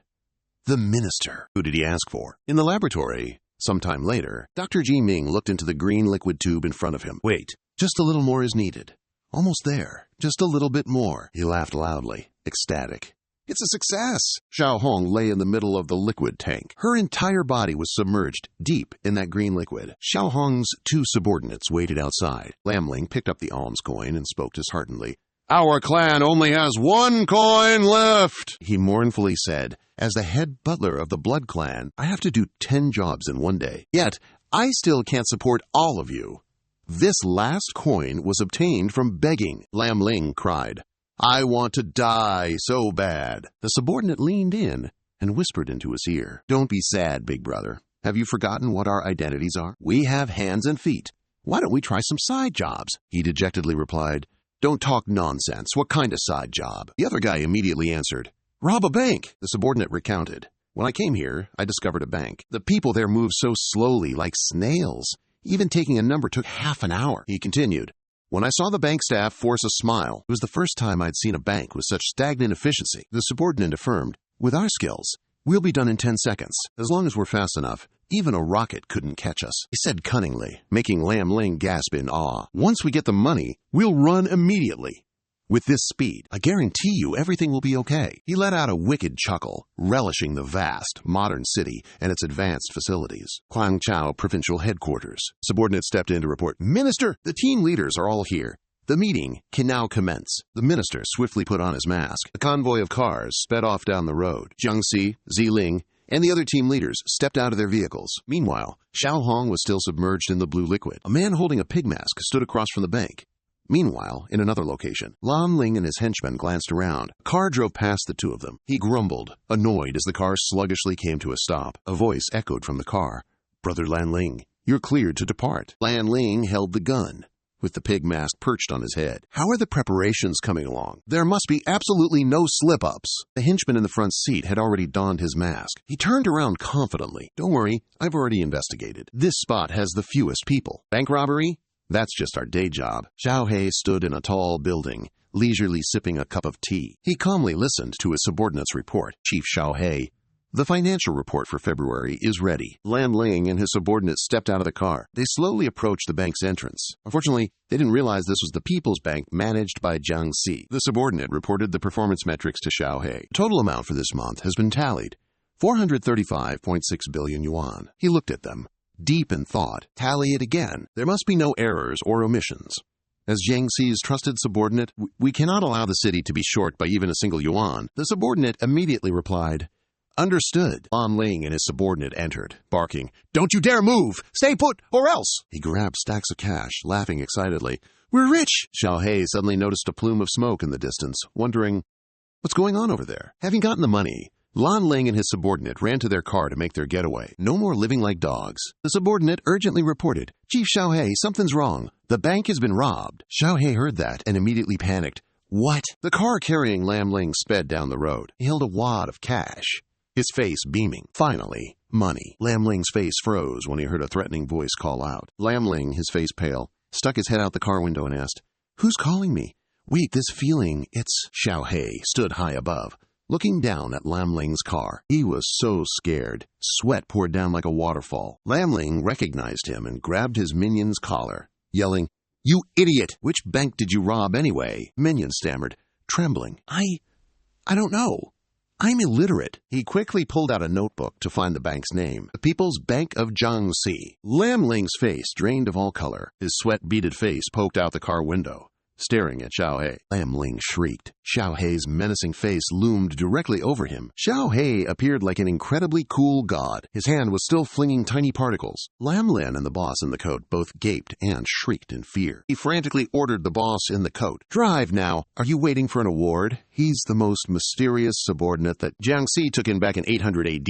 Xiao He, with cold eyes, said, I don't care what you and your queen want to do. If you want to live. Then he lunged forward, raised his fist, and emphasized one word. Hey! Xiao He's eyes glowed crimson, and he roared at them in anger. My money now! He put all his strength into punching the ground directly, shattering everything into smithereens. Xiao He's punch was so powerful it shook an entire skyscraper. Even vehicles were affected and flew up into the sky. The people inside the building were shaken and lifted, not understanding what was happening. Many cars were impacted and floated, suspended in the sky. The boss in the coat curiously peeked out to gawk and couldn't help but admire. That's insane! Lam Lin was also very astonished. What the hell was that? The boss in the coat gripped the steering wheel and grumbled, Big bro, the pile of money we stole won't even be enough for you to fix the car. He peered out the car window and sighed. It's over. He's gone mad after that earth-shattering punch. Xiao He stood frozen, gazing up at the sky. Lam Ling, realizing the situation was dire, immediately ordered his subordinates to split up and flee. Go report to the great king. We've really messed up this time. As soon as he finished speaking, he leaped out and declared, I'll hold him off! Immediately after, Lan Ling's subordinates all simultaneously leaped out of the car. Each person scattered in a different direction. Xiao He saw this and immediately spoke. Nobody gets to run away. Lan Ling maintained his arrogant demeanor. Perfect timing. You're just a steward after all. I also want to see how strong you really are. Then, his gaze fell upon something, and he suddenly froze in surprise. Xiao He rushed forward, elbowing Lan Ling right in the face, then declared proudly, You think you're worthy of being on equal footing with Shy Me? He grunted in pain, then took yet another punch from Xiao He. The coat-clad boss, seeing his comrades getting absolutely thrashed, turned around and yelled, Brother Lan Ling! The coat-clad boss had to scream as something suddenly impacted Lan Ling. It turned out Xiao He was chasing after him. As he fled, he desperately cried out for help. Help me! Scene changes to Guangzhou headquarters. Inside the hall, many people had already gathered. The minister appeared, accompanied by his subordinate. Respectful voices echoed from below. Greetings, minister. He then spoke up before everyone. I was already aware that Dr. Ji Ming had escaped. I also have an important matter to announce. Then, the minister turned to look in a certain direction and let out a hum. In that direction, a subordinate was taking something out. He then pulled out a golden arm with a green gem embedded in its center. The chief frowned curiously. What is this? Team leader Ingan quickly guessed. A golden right arm. To prevent any confusion, the minister immediately introduced this mysterious arm. This is ancient technology. The two guys below him exclaimed in surprise. What? Several people in the crowd also looked perplexed. Ancient technology? Ling and Lan Qi also widened their eyes in astonishment. The others also stared intently at that arm, not understanding what the heck it was. The minister began to recount. I discovered it underground in a canyon. Once I obtained it, all information about ancient times vanished. Hearing about that extraordinary thing, team leader Ingan chortled delightedly. So ancient technology really exists. Tidamtian si kiet ming voya. Dan ba mak mat me?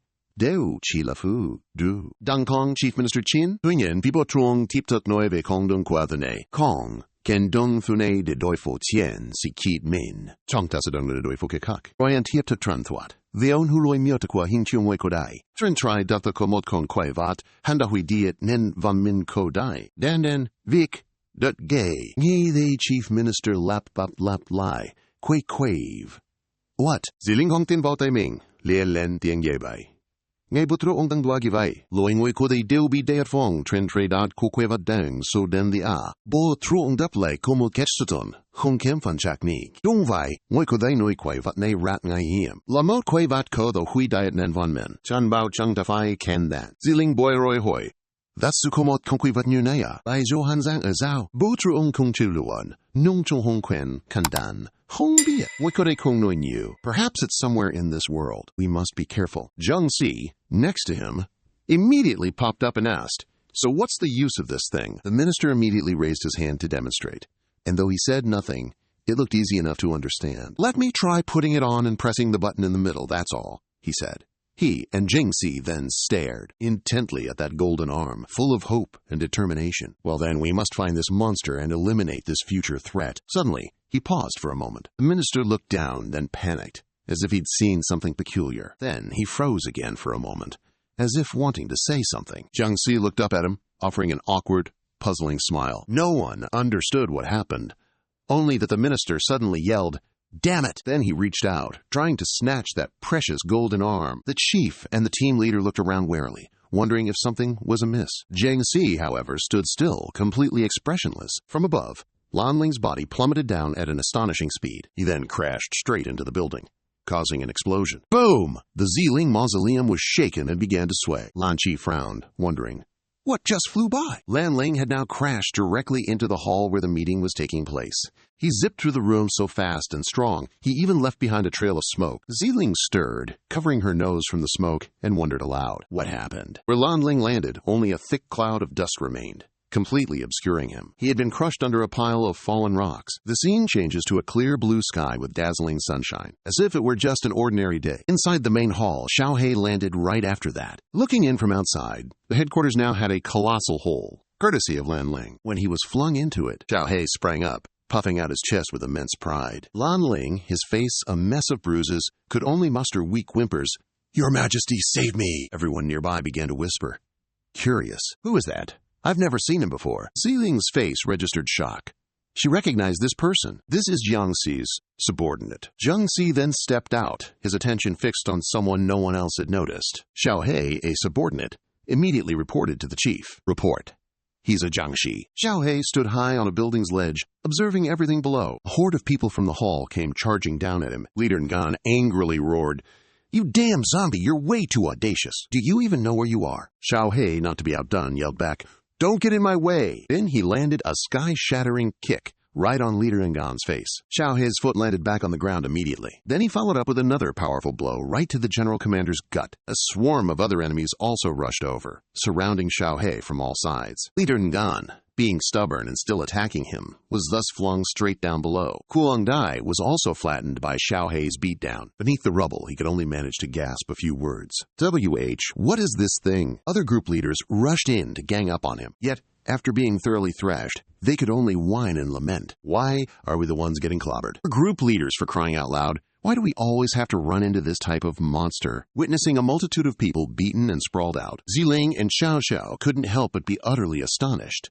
Xiao Xiao even had to marvel at Xiao He's immense power. He's the next-level evolution of that chainsaw guy from before. Group leader Gang and Lan Ling were flattened on the ground, looking utterly pathetic. Meanwhile, Xiao He had already soared into the sky, scattering strange, tiny particles. Then he raised his hand, preparing to strike, and exclaimed, "Die!" Xiao Xiao jumped, startled.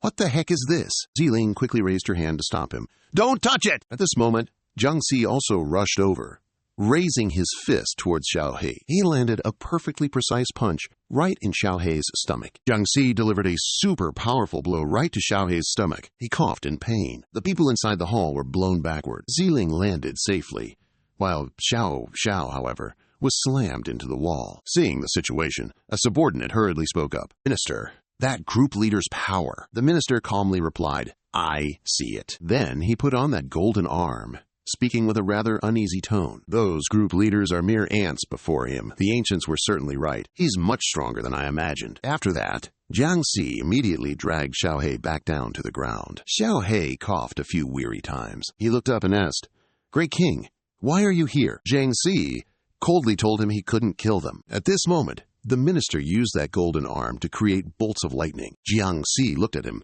then told Xiao He, "This is headquarters, and they're city-level figures for us." He saw something and let out a puzzled hum. In the sky, a black crescent shape appeared. Looking closer, it was the sun, slowly turning black. The subordinate turned and yelled, "Minister Sama!" He didn't understand what was happening either, and replied, "I didn't do it." Ziling then exclaimed, "A total solar eclipse!" Lan Ling and the chief also gaped in astonishment. Everyone looked up at the sky. It was clearly daytime, yet why was it getting strangely dark? The sun had been completely swallowed, leaving only faint rays of light at its edges. A person in the crowd spoke up.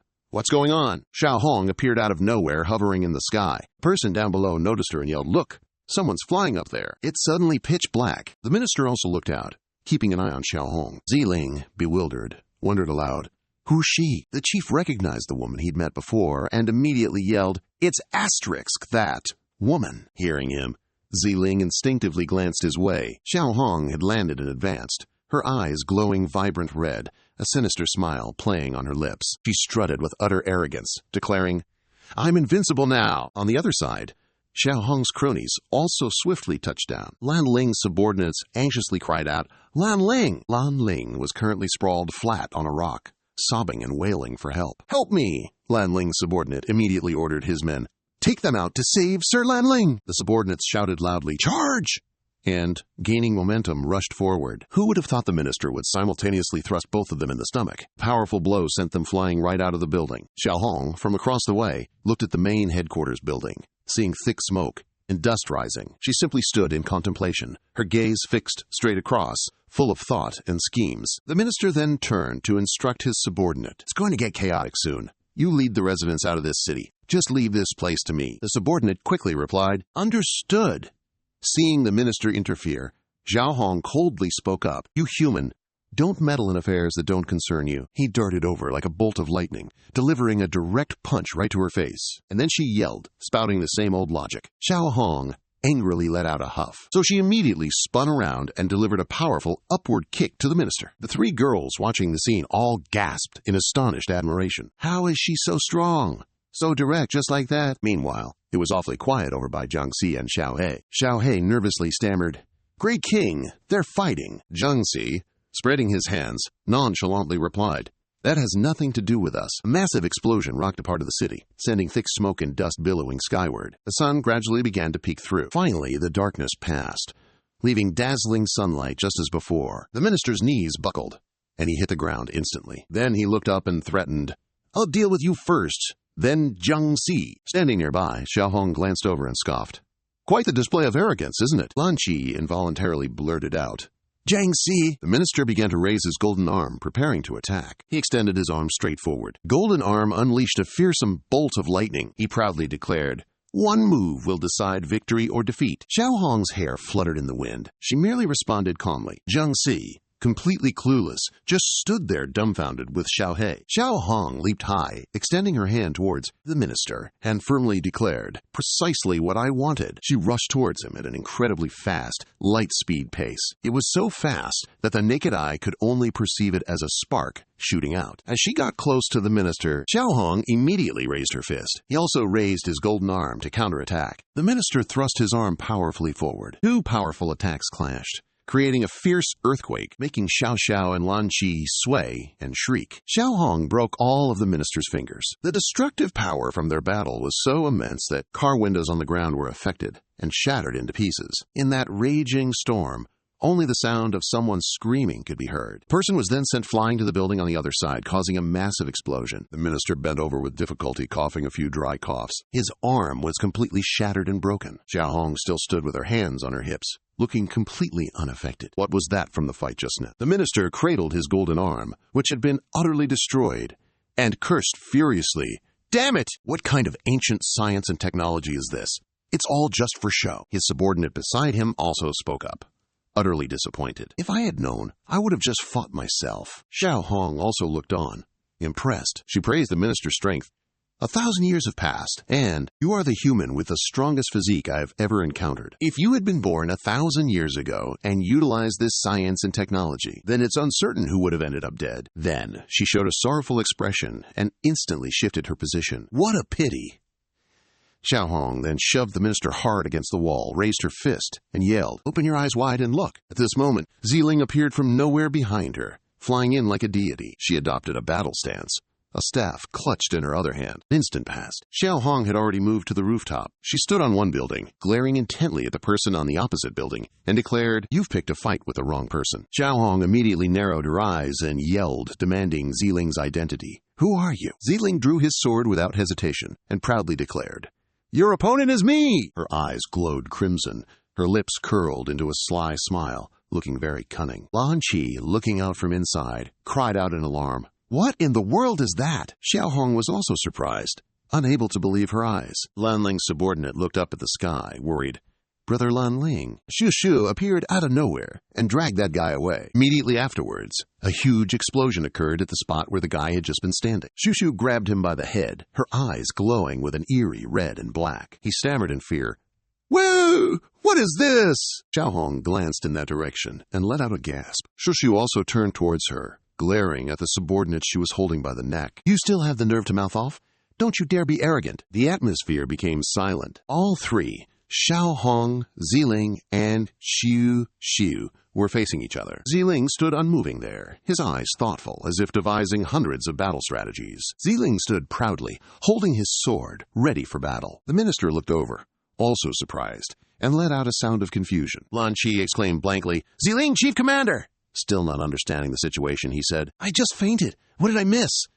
Team Leader Ying was also bewildered, sensing something was off. On the other side, Jushu grabbed Lan Ling's subordinate by the collar and started scolding him. "Damn it, don't you dare underestimate me." She immediately shoved her hand away. Then she flipped several times to make a quick getaway. Xiao Xiao involuntarily turned her head back, searching. Lan Ling's minion, still stubborn, arrogantly raised her voice. "I'm no small fry. Do you think I'm easy to bully?" Xiao Xiao just sneered in response. "Then prove it!" She immediately leaped high and charged at Xiao Xiao. Xiao Xiao reacted swiftly, kicking straight up from below, sending her chin flying back as she said, "Is that all you've got?" Lan Ling's minion could only let out a pained grunt. At this moment, Xiao Xiao crouched low, posturing like a bloodthirsty wolf, and let out a savage laugh. She darted like lightning towards Lan Ling's minion. Then Xiao Xiao gifted her a straight punch right to her face. Everyone watching inside the office gasped in awe. Xiao Xiao is asterisk that.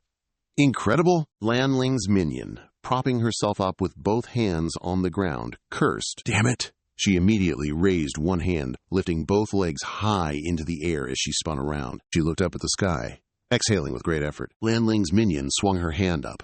Blood splattered out, and then she shouted loudly, "Blood manifestation!" Then a bunch of Lan Ling's henchmen appeared, all looking exactly alike. Xiao Xiao watched from afar, secretly suspecting it was an illusion technique. Undistracted by the guy's clones, Xiao Xiao charged forward and kicked them. Wham! Right into the gut of the real Lan Ling henchman. Immediately the clones started to vanish.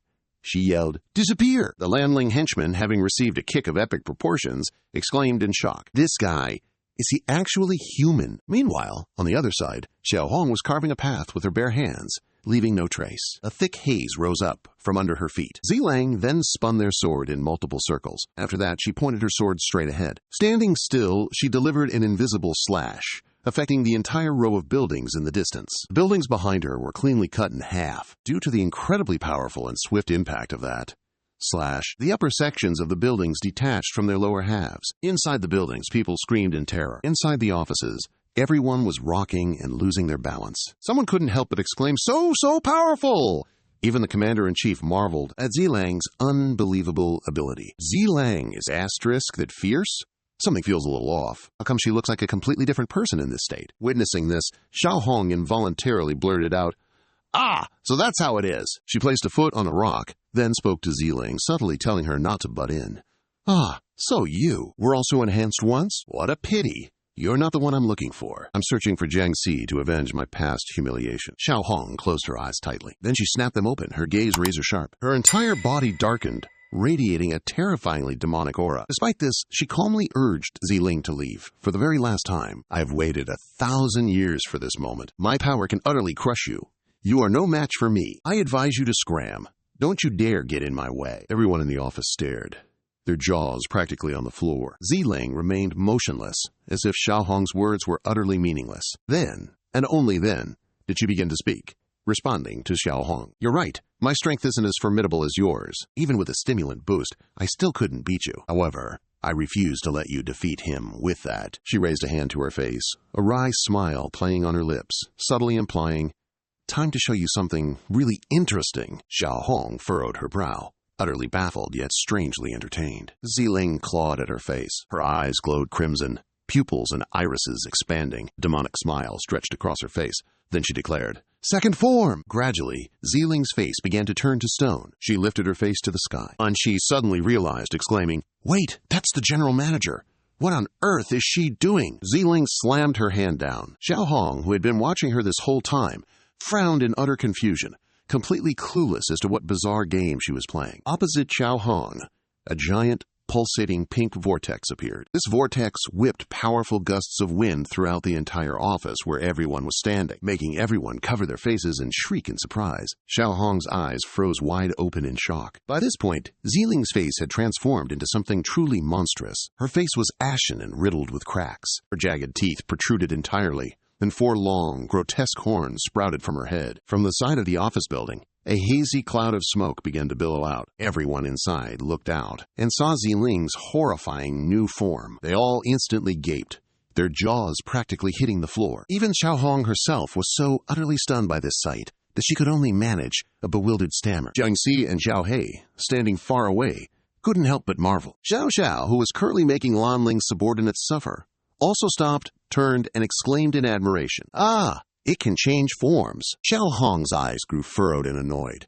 She immediately spoke up about this. Then she lowered her face, looking pensive, and mumbled, once, and then again. Ziling immediately cut her off, provoking, are you lamenting your life, perhaps? I think we don't need to chatter on any longer. A hand shot out, brandishing a red rod. Xiaohong had already launched herself at Ziling, somersaulting through the air as she plunged towards her. Ziling also immediately raised her hand and drew her sword. Xiaohong swung out a ridiculously long red sword, then declared, you are right! She lashed her sword down and yelled, only the weak talk too much! Ziling drew her sword and chanted the spell, Kai Ren! She delivered a single slash, then continued chanting, Hongren Zan! Xiaohong's face began to slide down to her neck. A split appeared right down the middle. She immediately turned her back and fled in terror, while Lan Ling's subordinates screamed in fear. Spiderweb-like network spread densely over the crimson screen, covered in tiny red cell-like spots. These spots rapidly shifted and moved continuously. Ziling knelt at a right angle to the ground, her hand raising her sword outwards, as if she had just completed one astounding sword strike. Everyone witnessing the scene cried out in astonishment. Lan Ling's subordinates cried out in painful anguish, tears streaming down their faces. Grand Princess Ziling swiftly retracted her body and pulled back her sword. Her feet remained firmly planted, looking utterly calm. Inside the office, the minister's soldiers immediately spoke up, announcing, Group Leader Ziling has completely shredded her to bits. The chief couldn't believe it, turning to question, what kind of joke is this? Lan Qi also frowned, letting out a dismissive huff. The minister, still lying on the ground, couldn't utter a word, only remaining silent. At that moment, Ziling finally turned her head and spoke, you're not that weak, are you? Are you really trying to sneak attack me with a DNA sequence? In the sky, countless streams of blood began to pour down. It splattered onto the ground where Ziling stood. The blood streams formed a swirling vortex, like fan blades, descending from above Ziling's head. An arm swung out, noticeably consisting only of bone and muscle. Its skin and flesh seemed to have been completely stripped away. Someone landed on the ground, placing a hand on the dirt. It turned out to be Xiaohong. She stood up, her body completely naked, without a single piece of fabric, to cover herself. The group leader, utterly horrified, began to question, are these two even human anymore? Jiangxi, seeing the situation, could already tell Zhou Xiaohong was about to blow a fuse. He and Xiao He immediately shot out of the building they were in, just to find another spot to observe. Ziling, seeing that Xiaohong wasn't dead yet, couldn't help but exclaim, the tactless guys said you were a monster from over 1,000 years ago. Indeed, ordinary logic simply can't describe you. The minister on the other side saw something and shrieked, what? Lan Ling also angrily jolted and yelled, that scoundrel Jiangxi! At this moment, Jiangxi, flying through the air with Xiao He, announced the danger. Get out of here now. Xiao Hong still hadn't made a move. She just stood there with her head bowed, her face utterly grim. Ziling stared fixedly at her. He dared not miss a single second, not even a moment of distraction. Xiao Hong raised one hand, and the sky turned pitch black. It seemed she was about to unleash a new move. The sky swirled with ominous, dark clouds. It looked absolutely terrifying. Xiao Hong looked up, her eyes blazing with hatred, and declared, "It's not over yet." Seeing her like that, Ziling immediately got into his stance, sword ready, thinking, "All right, let's brawl some more then." Just then, two dark figures landed on a nearby building, and a voice spoke up. "This spot is safe now." No need to look. Anyone could guess it was Jiang Si and Xiao He looking for a new hiding spot. Just here for the drama, of course. Simultaneously, Lan Qi and another person flew in, and she yelled out to Jiang Si. A figure shot up into the sky at a dizzying speed. Xiao Hong immediately drew the red sword from earlier and performed a few sword techniques. She then delivered countless slashes, intricate as a spiderweb, across the opposite building. What was bound to happen, happened. That building crumbled into countless pieces. As for Ziling, she quickly leaped to another building, since her previous spot had just collapsed. The moment she landed, that building was also cleaved in two. Ziling then charged forward, ready to clash swords with Xiao Hong. She immediately whipped her sword with a powerful blow straight at Ziling's face. Ziling then raised both hands to the sky, gathering momentum. Then she leaped up, diving headfirst, and pointed her sword downwards. The onlookers flinched, gasping in utter astonishment. Jiang Si, still watching the drama unfold, couldn't help but let out a shout. From above, it looked as if the entire sprawling city had been affected by Ziling's sword strike. As if it had been cleaved in two, Xiao Hong tumbled through the air, disoriented. She then spun around, huffing in exasperated annoyance. Xiao Hong raised a leg, preparing her fighting stance. Lan Qi looked up, utterly astonished, and couldn't help but exclaim, "I can't believe it!" After getting such a merciless thrashing from Ziling, Xiao Hong is still perfectly fine, not even pushing up daisies. Meanwhile, the minister tried to remove the golden hand from his own hand, but he couldn't. He then exclaimed in a loud, bewildered tone, "What the heck?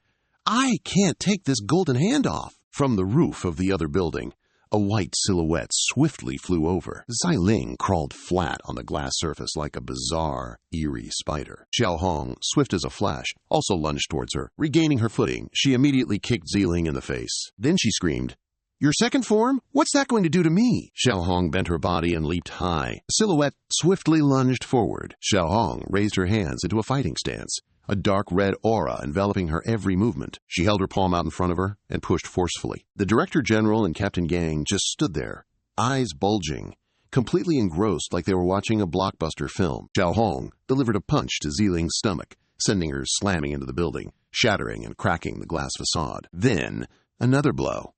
Ziling was thrashed repeatedly like a rag doll. On the shattered glass facade of the building, the imprint of Ziling's body was visible. Lan Qi gaped, letting out a stunned gasp. Ziling was stuck to the glass screen, her head slumped, completely still. A golden hand shot out a powerful electric current, making the minister jump violently. He asked, inexplicably furious, "What's wrong with this glove?" A voice spoke. "I wish to borrow your body." Suddenly, a swirling energy wrapped around the minister, making him panic. "You? Who are you? No, impossible." Suddenly, a man in a black cloak appeared before his eyes and spoke. "An ancient one?"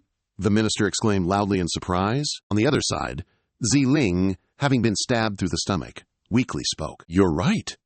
Xiao Hong, from a distance, stared at her, listening to every single word. She looked intently, her face serious. Ziling immediately pulled out the sword that had stabbed her and said, "I can't do anything to you." Then she jumped down. She braced the sword against the ground. Ziling stood tall, her body completely unharmed. As if nothing had ever happened, she continued, "You couldn't do anything to me either." Seeing her miraculously escape death, Lan Qi immediately turned and grabbed Jiang Si's collar. He flailed about, then loudly threw a tantrum. "I want in on this too. Don't think I don't know what you did to Ziling." He awkwardly hurried to reply, "Don't be so violent." On the side of that skyscraper, curling plumes of smoke appeared, swirling around it. It was like a spiral. Jiang Si suddenly heard an explosion. He immediately turned his attention towards it. Ziling also looked in that direction, surprised. Even Xiao Hong curiously observed. The general looked up and quickly asked, "What's that sound?" A giant yellow figure was stepping onto the earth. A colossal hand emerged from the cosmos. It slowly touched the earth's surface. A hearty laugh, loud as thunder, boomed out. "I'm alive again!"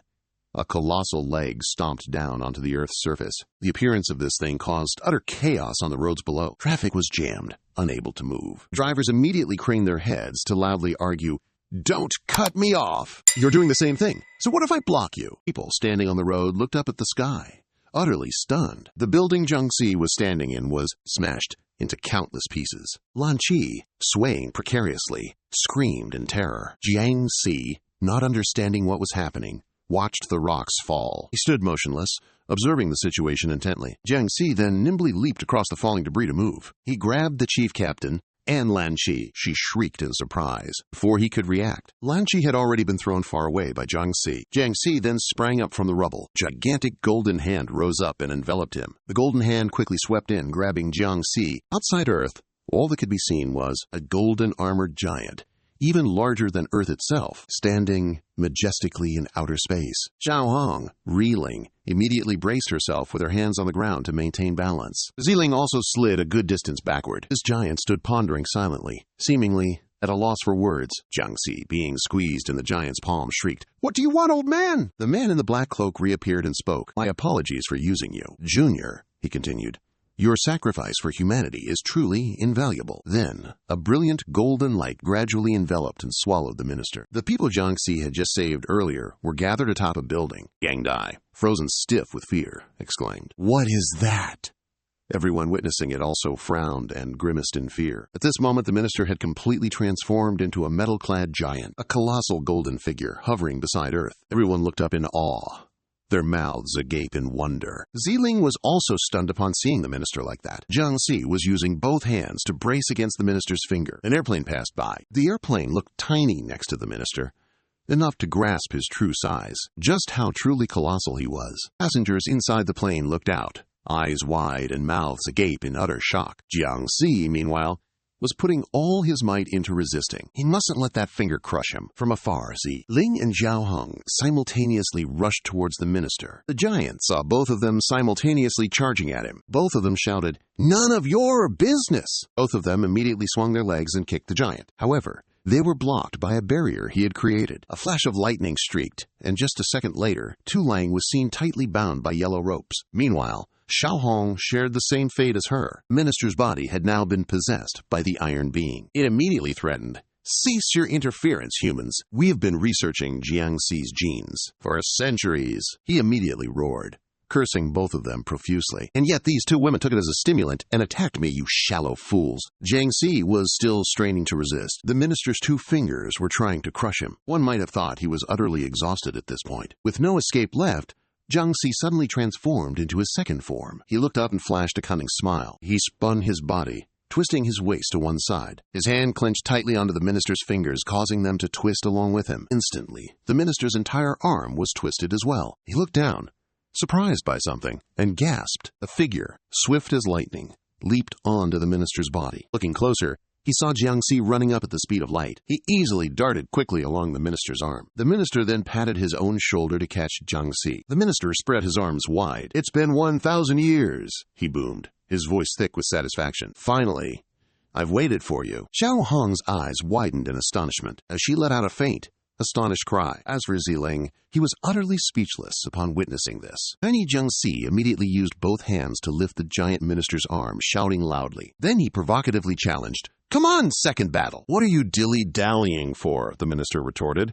"Hurry and reveal your true nature already." A moment of silence followed. A strong, resolute gaze was looking straight ahead as the minister's arm weighed heavily on Jiangxi's back. As soon as the minister raised his arm, he immediately got into position, ready to attack. Xiao Hong looked over, utterly astonished. The minister, his eyes blazing red, swung his arm high, as if ready to smash everything to smithereens. Yet, before Jiangxi could even make a move, his opponent bellowed insults at him. "Are you looking down on me, you damn monster?" Jiangxi glared up at him, his eyes like daggers. Lan Qi watched, terrified, stammering, What is this?" Jiangxi said nothing, lunging forward swiftly. The minister unexpectedly let out a grunt. Microchip components inside him began colliding continuously. Immediately, numerous other combat robots emerged. The general exclaimed in astonished admiration, "This is ancient technology."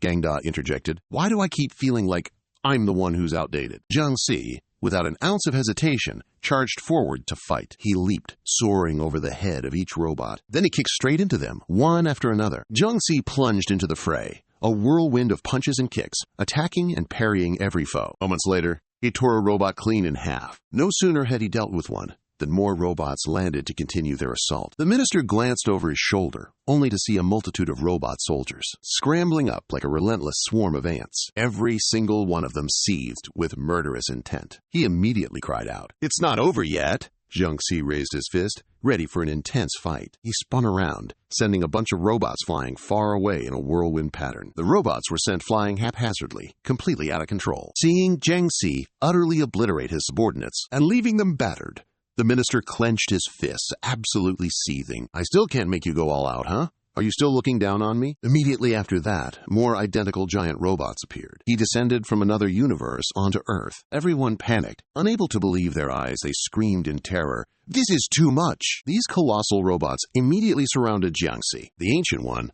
also began to speak. The final night before dawn. Jiangxi was also curious, listening intently to his every word. "I've witnessed it," the minister furiously revealed. "This is not your true form." Xiaohong, who was tied up tightly over there, also widened her eyes in astonishment upon hearing this. Everyone on the ground, and even Lan Qi, also panicked. They gaped open-mouthed, as if their jaws were about to hit the floor. While Jiangxi was distracted, the minister immediately swung his fist straight at him. Before his colossal fist, he looked incredibly tiny, just like an ant trying to fight an elephant. How cute! This fist caused a massive impact on everyone on the ground below. People, vehicles, everything on the road surface shook and shot up into the air. All the vehicles floated aimlessly in the sky, creating a chaotic and tumultuous spectacle. The Ancient One angrily roared, "Look at your masterpiece!" The minister, quivering with suppressed irritation, questioned him. "Must you eradicate it?" The Ancient One disregarded everything else, merely insisting with furious resolve, "Shut up! It must be destroyed." No sooner had he finished speaking than he slammed his hands forcefully onto the Earth's surface. Everyone observing below had their eyes wide and mouths agape in utter astonishment. At this moment, the Ancient One was seen using both hands to claw firmly onto the planet. The giant then slammed his hands onto the Earth's surface. From the gaps between the minister's fingers, Jiangxi swiftly leapt forth. He escaped from there as the giant frantically roared with hatred. "Jiangxi must vanish from this earth!" Jiangxi swiftly leapt out and scrambled upwards. With his light-speed reflexes, he had already scaled his way onto the minister's shoulder. Everyone watching through their binoculars gaped, their jaws practically hitting the floor. Jiangxi leaped, darting nimbly through the air. His speed was so incredible, not even the minister could keep pace. In outer space, that robot dude was hovering ominously before Earth. The Ancient One piped up, I've actually read the files on him. After he became the squad leader, he wasn't nearly as villainous as you claimed." He went on to explain. "The city he managed was even better than the cities us mere humans governed. Not only did it pay taxes to us, it also developed wonderfully. Look at the people, the scenery. Life on Earth is bursting with peace and happiness." The Ancient One declared with absolute certainty, "He hasn't harmed a single human being." Jiangxi stood alone, looking down from above. All those times he helped others, like piggybacking an old lady across the road. He added, "He even helped countless times. Why can't we live together?" The robot, unwilling to hear those words, roared, "Shut up!" A massive explosion erupted from the robot. The Ancient One continued to persuade him. "Why wouldn't we want to live in peace?" But the minister looked at Jiangxi and exclaimed, "Just look at him." He suddenly flashed a cunning smile. Then he spoke up. "Can we really live in peace like that?" At this moment, the minister went mad, howling his views. "Originally, zombies were just a weak race. Our regular bombers can destroy them. But who knows where this guy crawled out from?" Jiangxi looked at the beloved globe from afar. He continued to be arrogant. "Our very lives and deaths depend on his unpredictable moods." The minister immediately raised his hand and asserted with his stubborn, malicious will, "I will not allow such creature to exist if it's of a different race." Everyone watched as his armor slowly shattered. Along with that came a fierce shout, "It must be killed!" The minister had changed into a new suit of armor. It was a shimmering golden armor that looked way fancier than the old one. Not to mention, he was also holding a giant golden sword. Everyone was astonished. "Oh my God!" Countless giant robots just like him sprang up from who knows where. Each and every one of them also wielded a warlike sword, just like his. These clones of his immediately split up and surrounded the Earth, then stabbed their swords right through the planet's surface. A barrage of lightning bolts erupted, fierce and perilous. Jiangxi swiftly dodged the attacks and leaped, teleporting to another spot. Seeing this, the minister grumbled with a HMPH. He trembled and cried out, "Power!" His eyes were sharp and cold, showing an unyielding spirit, unafraid of difficulty. Jiangxi stood still and analyzed calmly in a deep voice. "Sometimes, bigger doesn't always mean stronger." The minister saw him like that and was surprised, but also quite puzzled. Jiangxi then extended his hand and snapped his fingers.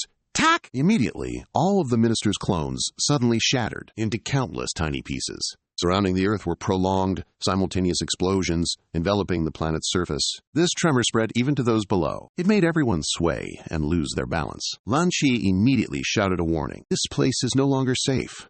Group leaders, evacuate the residents together. Those who were gawking from the building quickly scattered in many directions. The team captains yelled, "Split up and act!" Jiang Si had now rushed near the giant minister. Then he punched him right in the face, making him grunt in agony. From somewhere high above, a torrent of fire came gushing down. The minister was engulfed in the scorching flames. Then, with a mighty splash, he fell into the water, his colossal size making the seawater erupt. It swirled and surged like an earthquake deep beneath the sea. Jiang Si quickly landed safely on the ground. He knelt down, using his bare hands to split the ground in half. The big shot flailed through the air, cursing in utter despair. Damn it!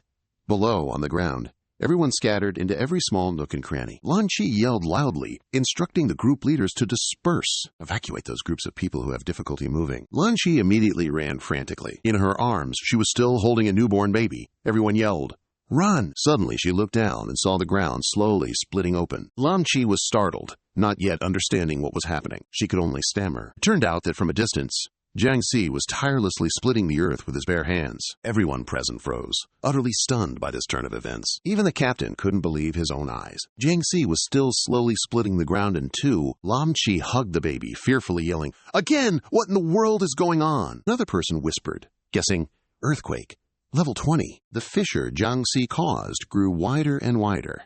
He didn't stop, continuing to split the earth. Before long, he tore open the entire ground as easily as tearing a piece of paper, looking down at the city from above. The ground had opened up into a deep, bottomless chasm, looking like a calamity descending upon them. Everyone witnessing this scene gaped in astonishment, yelling, "Oh my heavens!" An entire chunk of land, hundreds of kilometers wide, was torn in half, looking incredibly terrifying. A hand reached up, trembling as if falling, muttering, "We're doomed! We're doomed!" Can a carbon-based life form really do something like this? Looking at the Earth's surface from outer space, one could also clearly see this enormous crack. Someone was holding Lan Chi's hand as she accidentally tumbled into that deep, dark crevice. He cheered her on with all his might. "You can do it!" Lan Chi looked over, her eyes widening in utter surprise at what she saw. In the distance, the robot was free falling downwards. A second later, Jiang Si appeared and delivered a powerful punch to his gut. Massive explosion ripped through, sending smoke, dust, and debris swirling,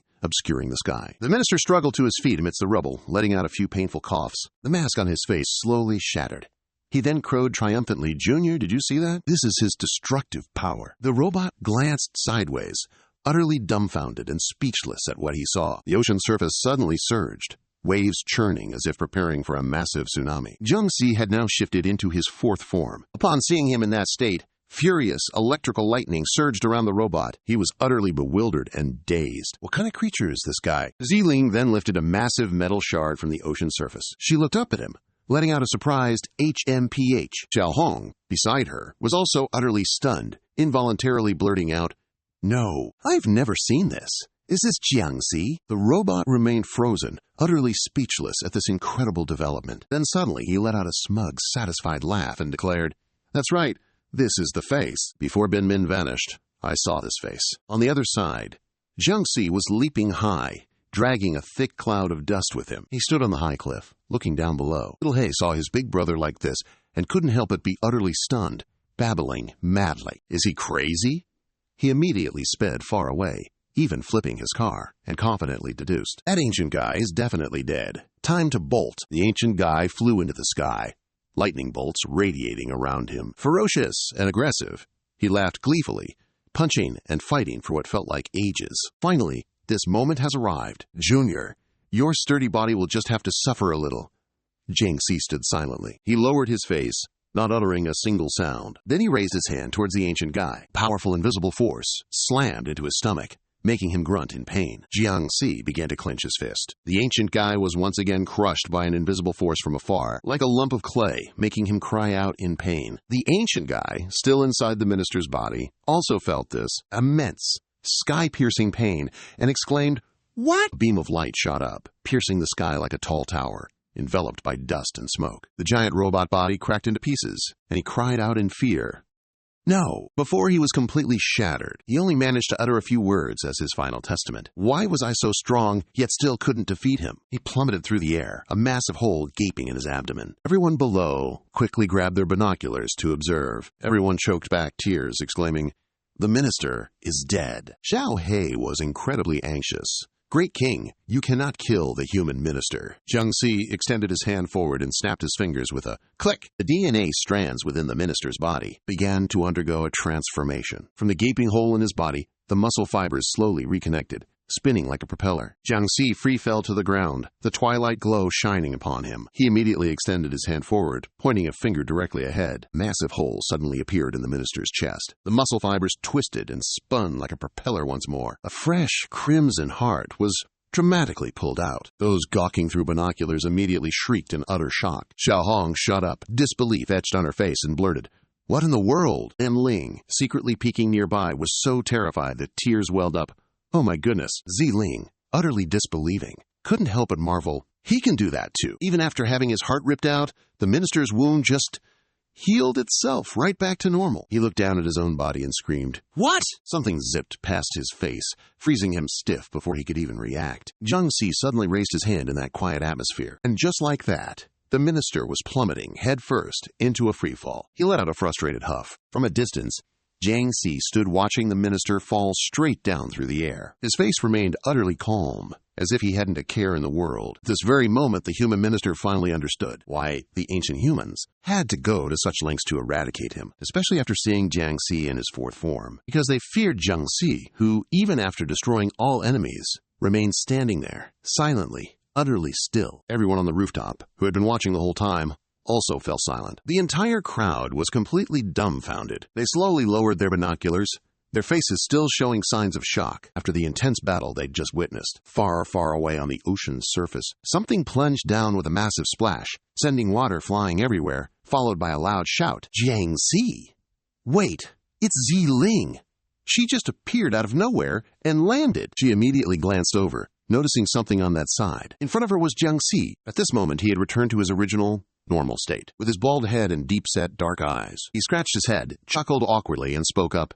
"Is that Ling? Is your bloodline power doing all right?" Seeing that Jiangxi was still safe, his body completely unharmed, Ling immediately let out a sigh of relief and exclaimed, "Thank goodness for you." One would have thought she'd be overjoyed that he was still alive, but to everyone's surprise, Ling immediately flew into an epic tantrum, shrieking, "And our house is gone!" Then she continued scolding Jiangxi. "Why didn't you tell us sooner that you could handle him yourself? Why make us waste so much effort?" At this moment, the ground was split in two amidst an utterly chaotic scene. Everything was destroyed by the recent battle. Yet Jiangxi calmly scratched his head and replied, "Well, I was afraid of scaring other people." Behind the rock, Xiao Hong and Lan Ling were also secretly hiding, eavesdropping from beneath the sea. This event caused the southern continent to be displaced by 130 kilometers. It also had a significant impact on Earth's climate, while indirectly creating the deepest ocean abyss. Fast forward 2 months later. At this time, humanity has begun to rebuild and repair the severely damaged buildings. Post-war, since humanity had been evacuated before the battle, there weren't heavy casualties. However, a few cities were completely destroyed. Everything will be rebuilt under the responsibility of the Jiangxi Architectural Association. At this moment, the minister was seen sitting in his office reviewing a digital report. On the report, detailed information was clearly displayed, along with his other manifestations. Seeing the minister so deep in thought, a question arose. After learning why ancient humanity truly wanted to destroy Jiangxi, what would the human minister decide to do when faced with such terrifying power? At this moment, Supervisor Chen walked in and asked, "Did you call for me, Minister?" The minister then assigned her some trivial tasks. "Go to the supermarket and grab a few cartons of chicken eggs for me." He turned his back towards the window, then said in a deep voice, "I want to visit the city administrator of each city who was newly appointed. Transition to the city's construction projects." Elsewhere, concerning the Stage 2 vampire, Lan Ling clapped and tapped a wooden stick, shouting drunkenly at the workers, "Get a move on! I shelled out good money to hire you, not to watch you slack off." His subordinate, still heavily bandaged and recovering from the battle, stood beside him, glancing over with a puzzled expression. "Where did you get all that money, Lan Ling?" Lan Ling didn't know how to answer, only mumbling incoherently. Xiao He observed from a high window, sipping a cup of coffee, a look of extreme satisfaction on his face. A voice called out, "Xiao He! Aren't those guys our enemies? Why are we lending them money?" He brought the coffee cup to his lips, took a slow sip, and then calmly replied, His Majesty decreed no fighting, to discourage them from coveting our bank's funds. His mouth twisted into a wide, cunning, and calculating grin. So why not just lend them money at exorbitant interest rates, forcing them to work for us? By that calculation, they'll be working for us for at least 300 years. A Gu stood stunned, unable to utter a word. Beside him, a Lang secretly mused, such cruel capitalism. Meanwhile, Lan Ling turned to his subordinate and asked, So where's His Majesty? She replied, I don't know, probably in her room. Inside the dark, lonely room, only Xiao Hong sat slumped on the floor. She buried her face, hugging her knees, looking utterly sorrowful. She remained silent, her mind a chaotic mess of thoughts.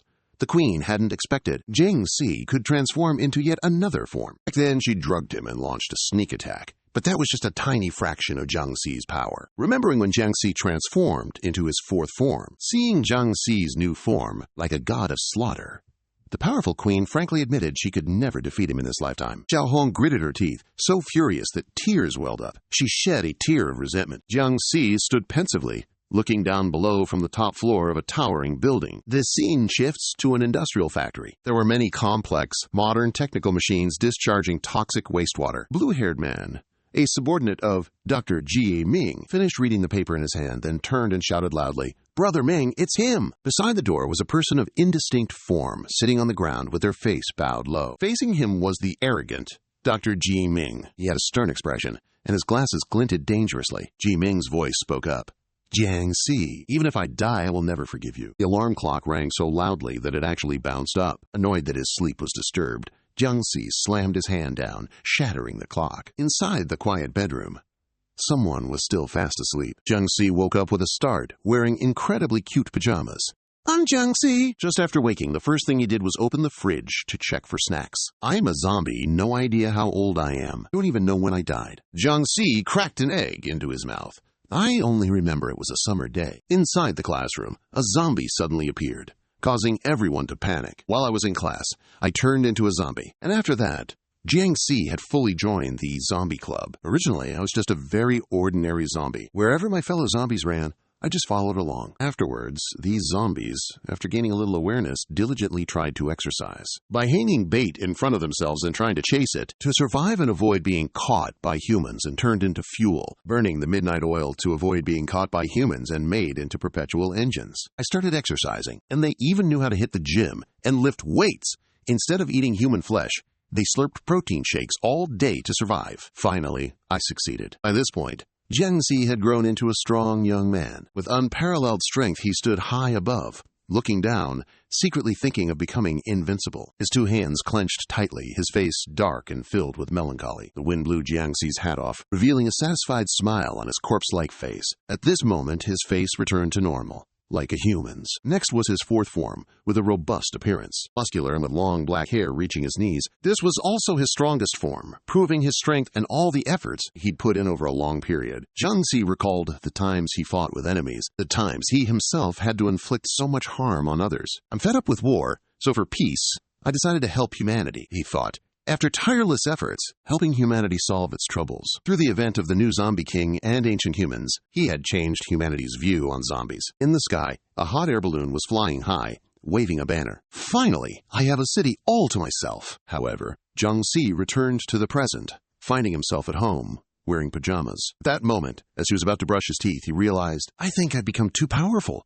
Humanity is willing to do anything to destroy me just because they fear me. I only just realized this yesterday. Someone's finger was pressing Jiang Si's doorbell. He just barely opened the door a tiny bit and asked who it was. It turned out to be Zi Lang, who had just arrived. She immediately put her hands on her hips and glared, utterly annoyed. What are you doing? What kind of leader are you? I've been waiting for you for 2 hours. Jiang Si flat out slammed the door shut in front of her face, only managing to reply, almost done now. The scene shifts to an academy. At this moment, a huge crowd had already gathered inside. A ceremony was taking place there. The person on stage clearly announced that a new year was beginning. We have all witnessed the development of this academy. We are living in a dangerous era. This era also presents us with countless opportunities and challenges. The host of the program was none other than Lan Qi. She immediately gestured towards backstage to announce someone. This time, Jiang Si will lead our academy toward a prosperous future. Jiang Si stepped out, a bit awkward, as Lan Qi respectfully shouted, Please welcome our newly appointed Archon. After seeing him, Everyone below the stage simultaneously roared, "Welcome, Archon!" At this moment, the center of attention on stage was Jiangxi. Everyone's eyes were fixed on him. Jiangxi scratched his head, giving an awkward laugh, trying to come up with something to say just for appearances. "Good morning, everyone. You all must be hungry, right? I even brought some chicken eggs." After hearing his speech, which everyone thought would be grand, it turned out to be utterly anticlimactic. Everyone was left with blank, disappointed faces. And just like that, Jiangxi replaced the former leader, becoming the new chief. Chief's underling turned to him and said, "The leader has been replaced!" The chief, gritting his teeth in fury, snapped back, "Shut your mouth! Can you even beat him in a fight?" Inside the minister's office, he sat pensively, sipping water. Supervisor Tran rushed in, pushing others aside, yelling, "Get out of the way! Urgent matter!" Seeing her like that, someone asked concernedly, "What's going on, Supervisor Tran? Why are you so flustered?" She stopped, rummaging through her purse, and stammered as she pulled something out. A big deal! A very big deal!" Supervisor Tran held out a mobile device, pointing it toward the minister, and announced, "The president is calling." Upon hearing the president, he flinched, utterly clueless about what was going on. The minister immediately took the phone and stood up straight to compose himself to speak with the president. Yes, he frantically recounted the situation and made promises for the future. "I was just about to report to you, sir." "Yes, I understand. Before, everything happened too suddenly, so there wasn't time to report. There's absolutely no cover-up. I assure you, I will, to complete the president's orders." Supervisor Chen, standing behind him, couldn't contain his curiosity and asked, "What's wrong, Minister?" The minister replied, "The ancient human incident? I guess the whole world knows about it by now." She was curious, not understanding why the information had spread so quickly. "How could that be? We clearly kept it under wraps." The minister set the phone on the table and continued, "How could they not know? It's such a big deal.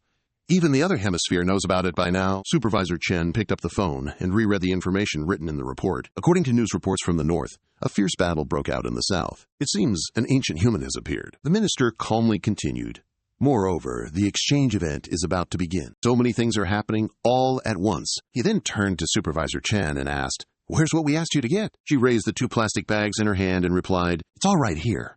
The scene shifts to Jiangxi's house in H City. It was a beautiful sunny day. The minister was already standing at Jiangxi's doorstep. Who knows since when? In his hand, the minister was holding a bag of eggs, something Jiangxi absolutely adored. Before ringing the doorbell, the minister quietly calculated his next move. If I've already made him Director General, then performing his duties should be no problem at all. He then decided to ring the doorbell. Before he could press, the door suddenly cracked open, revealing a girl's face. It was none other than Ziling. She swung the door wide, revealing an incredibly cute cat-eared maid outfit underneath, and not lacking in charm either. Seeing Ziling in such an outfit, the minister jumped back, yelling, "You're Ziling? And this outfit too? Don't tell me you two.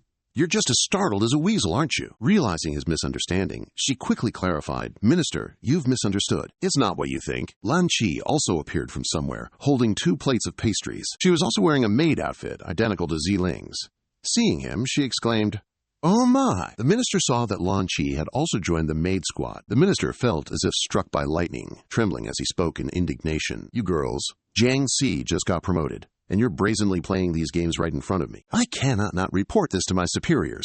Are you really playing such high stakes?" Lan Qi suddenly bent down to look at something. She saw something strange that made her scream and drop both plates of pastries. The minister felt betrayed and disappointed by the 2 girls, so he turned his back in a huff and made an excuse to leave. "I have an urgent matter. I must return to headquarters now." Seeing the minister's misunderstanding, both Ziling and Lan Qi shouted in unison to explain themselves. "Minister, you've misunderstood. We're just celebrating that jerk's promotion. And the reason we're dressed like this?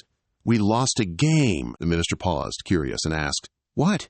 You're coming to the meeting dressed like this? I've never seen you two dressed like that before." Ziling blushed, pointed inside, and said, "If you don't believe us, Minister, just look for yourself." Inside the house, Jiangxi was playing cards with Xiao Xiao. She was also dressed in a maid's outfit. Oh, and Grand Chief Song is here too, his hand fanning out cards. He was secretly calculating in his head, a tense look on his face. "This time, I'll take you down, Jiangxi." He snatched a red card right out of Jiangxi's hand, making the guy shriek as if his deepest secret had just been exposed. Over there, a banner hung with the words, "This is Grand Chief Jiangxi's first decree." Group leader Jiang stood below, setting off fireworks and proclaiming loudly, "Anyone who doesn't show up will be fired." The minister, witnessing this peculiar scene, was utterly flustered and bewildered. In front of him, a flurry of vegetables and fruits flew everywhere. Countless slashes were swung out rapidly in the blink of an eye. It turned out to be group leader Gang Dai.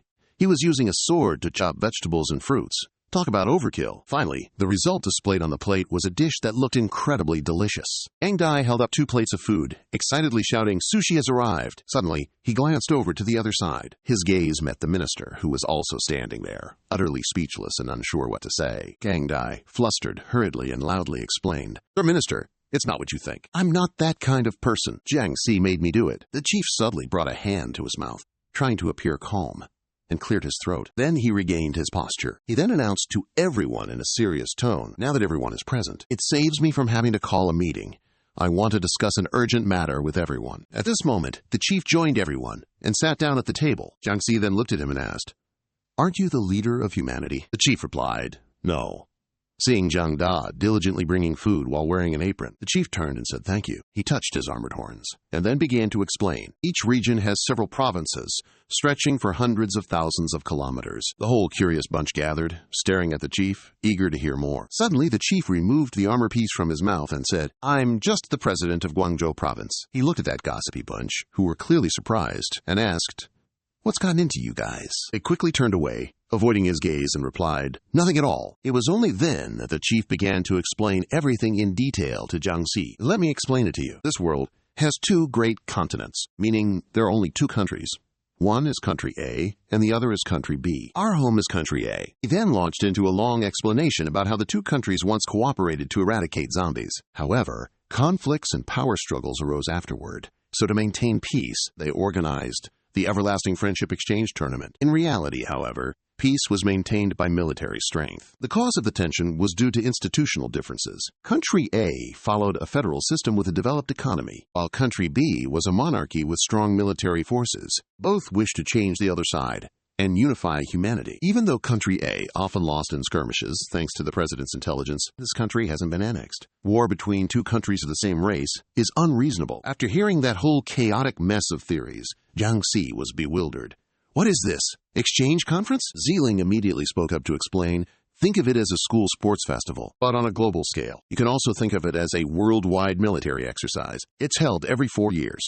They were champions last time." Hearing this, Jiang Si indifferently remarked, "What's that? How boring." Lan Chi propped his chin on his hand, leaned back, gazed into the distance, and sighed dramatically. "Last time, just the zombie-slaying category alone, their guild has already killed 8 million of them. I can't believe it. To hear about such a terrifying record of killing zombies." Jiang Si, startled like a zombie, yelled, "What?" Lan Chi glanced at him and reminded, "You are the commander! You also have to participate this time." Hearing her words, Jiang Si trembled in fear and thought to himself, "Does she really think I'm a human being?" The minister beside them, who had been listening, immediately spoke up to reassure everyone. "Rest assured, this time we won't set a challenge that would just bring shame upon ourselves." Jiang Si, still confused, then asked, "What kind of monarchy or federation is this?" Not understanding, the scene shifts to above the city's sky. A white airplane is flying past. Someone walked into an office in a building and said, "You called for us, sir." That place is the capital of Country B. On the table are documents, files, images, and notes, reports about the incident of the Ancients, who launched a major attack on Earth a few months ago. A man sat in a chair with his back turned,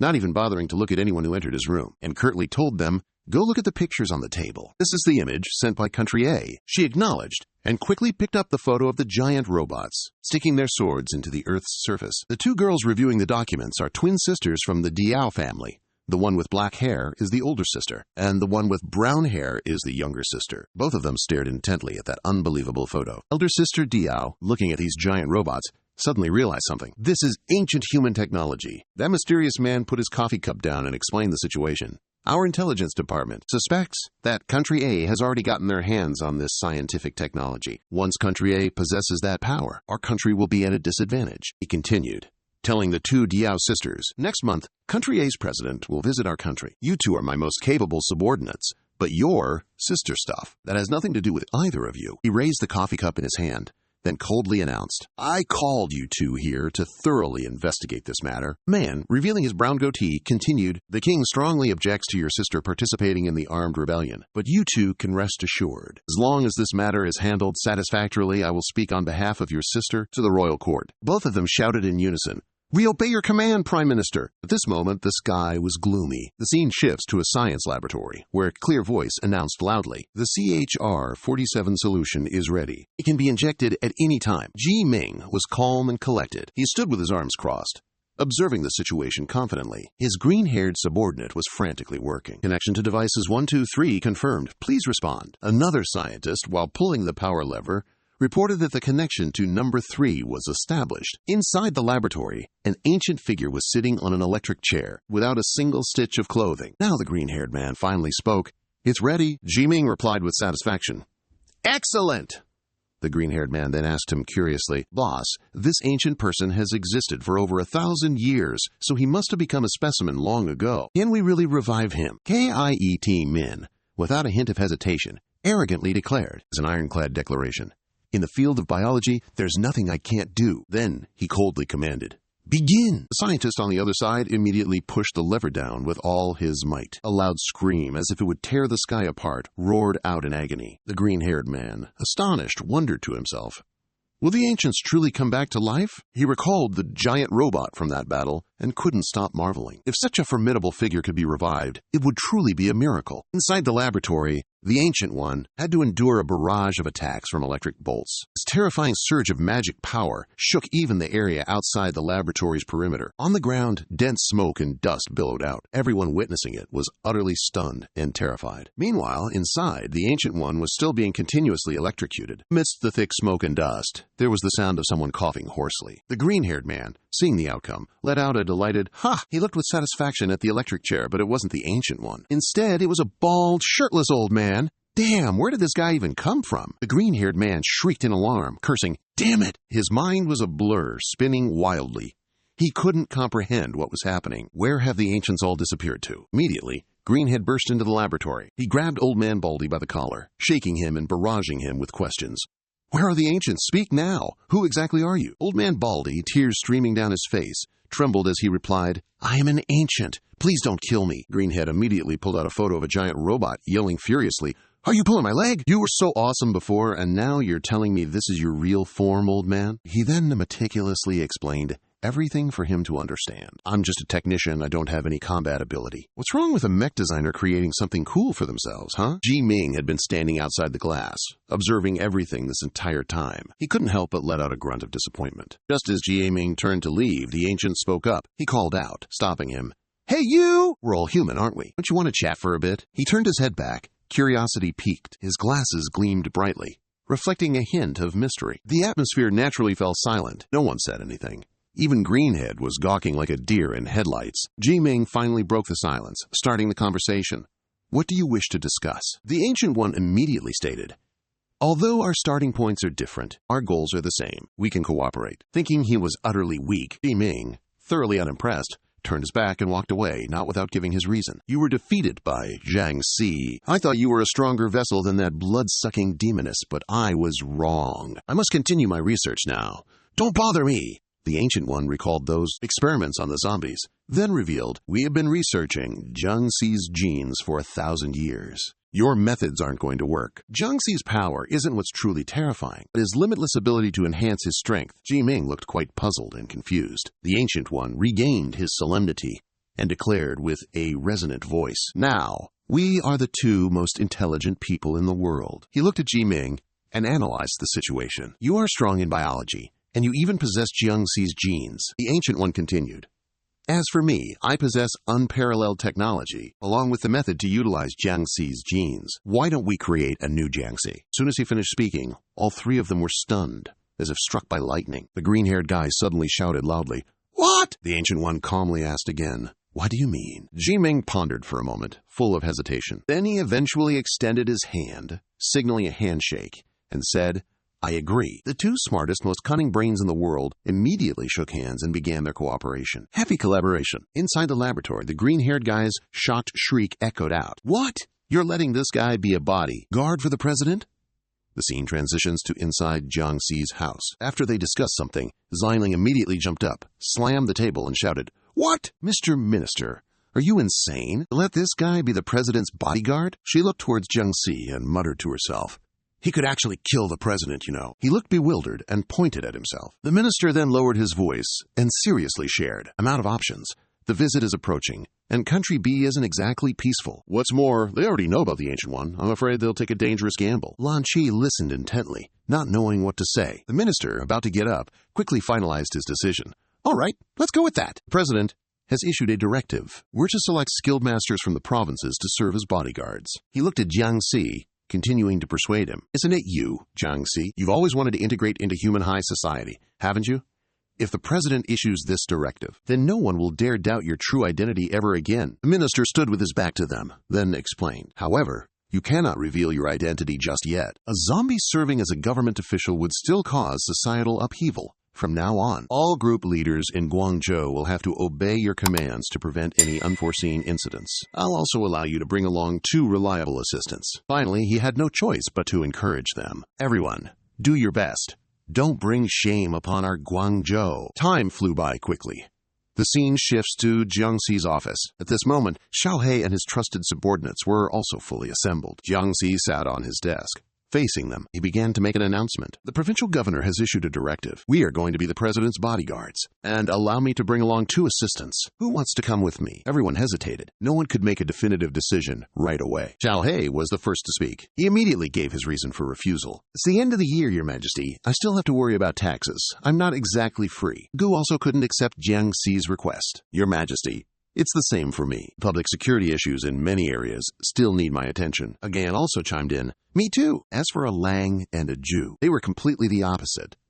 The 2 of them were extremely excited and eager. "We're super free, Your Majesty. We can go. Let humankind know how formidable we are." With such an attitude from them, Jiang Si was satisfied and bestowed praise upon a Lang and a Jew. "Really like you two." Some time passed, and Jiang Si led a Lang and a Jew out on leashes, like taking dogs for a walk. These 2 minions were a bit awkward, not looking very confident. Facing them was the group of Zilang and Lan Chi. Lan Chi looked at the 2 monsters in front of her with awe. "Oh, they're so cute." Then she crouched down, wiggling her fingers, calling the "good puppy." A Jew, feeling his appearance had been underestimated, furiously roared right into Lan Chi's face. "Are you choo-chooing at me? Do you want me to bite you to death?" Startled, Lan Chi jumped to her feet and took a defensive stance. She stammered, The dog is talking." Ziling stepped forward and placed a hand on Lan Chi's shoulder. He explained, "This is Jiang Si's subordinate." Ziling then crossed his arms and said, "Let's get to the main topic. Follow me. The president wants to meet you." At this point, they followed a shadowy figure to a manufacturing plant. Inside the factory, a few people were already waiting. The girl in the pink dress looked at Jiang Si's arriving group and exclaimed, "Look, the people from the Anomaly Academy in Guangzhou have arrived." Masked Man immediately stepped forward to greet them. "What took you so long to get here? I thought you were going to abandon the mission. I guess I was expecting too much." He then stood directly in front of Jiang Si and spoke with a contemptuous tone. "I simply can't understand why your academy replaced Dean Jin with an unknown junior like you." The masked man questioned, leaning in close to his face. "Why does the president trust the people of Guangzhou so much? Nearby provinces, like ours, are quite strong too, you know. We could easily beat up 10 guys like you." Before he could finish bragging, a powerful punch slammed right into his face. The masked man flew off to the side, creating a small explosion upon impact. It was Jiang Si who had punched him. Standing tall, he asked again, "What did you just say?" Seeing the situation, Ziling couldn't help but rub his head and sigh in exasperation. The 2 people from the other side stared with wide eyes in astonishment. Lan Chi saw this and chuckled softly, a hint of gloating in his eyes. The scene shifts to an office. At this moment, Jiang Si is standing before an audience with the president of Nation A. He turned his back and coldly asked, "Are you Jiang Si?" Jiang Si stood straight and formally, swallowing mouthfuls of saliva due to his extreme nervousness. He continued, "The minister of Guangzhou said you are very strong, completely capable of taking on the position of bodyguard." The president of Nation A grinned sinisterly, revealing his yellow beard, and then asked, "So then, if we encounter danger, will you ensure my safety?" Jiang Si scratched his head, then sheepishly replied, "Danger is absolutely nothing to me." The president burst into laughter and replied, "No wonder Minister Guangzhou is so confident. If that's the case, then I'll trust you." Outside, the sky was clear blue, with planes soaring past. Meanwhile, amidst the ruins of some city outside Nation B, a lone, chillingly isolated figure sat desolate, revealing a girl's fair, delicate legs. It was an utterly beautiful and alluring girl, clad in an incredibly captivating black dress. As the woman sat at ease, a voice called out, "Big sis! She immediately turned to look, then casually pushed herself up. The one who had called her raised a weapon and spoke. "Here's your gear, big sis." It was Athap. He placed a hand on his chest, reporting, "The zombie legion is ready." She equipped the item he handed her, then walked off, remarking, "Athap, you did splendidly. You've worked hard. Leave the rest to me." Zombies roamed through the desolate city. She then spoke, asking Athap, "Why in such a beautiful world do humans incessantly fight each other?" She watched a young man and a zombie actually fighting together. Athap replied, "I'm not sure. I'm hardly human, you know." "Perhaps," he then added, "it's for resources." A massive army of zombies is gathering. A woman steps forward, looking at them, stating her view on the question she posed. "I believe it's due to selfishness." She then declares loudly to all of them, "My comrades," she resolutely proclaims. Everyone has heard the news by now, haven't you? President A is about to visit.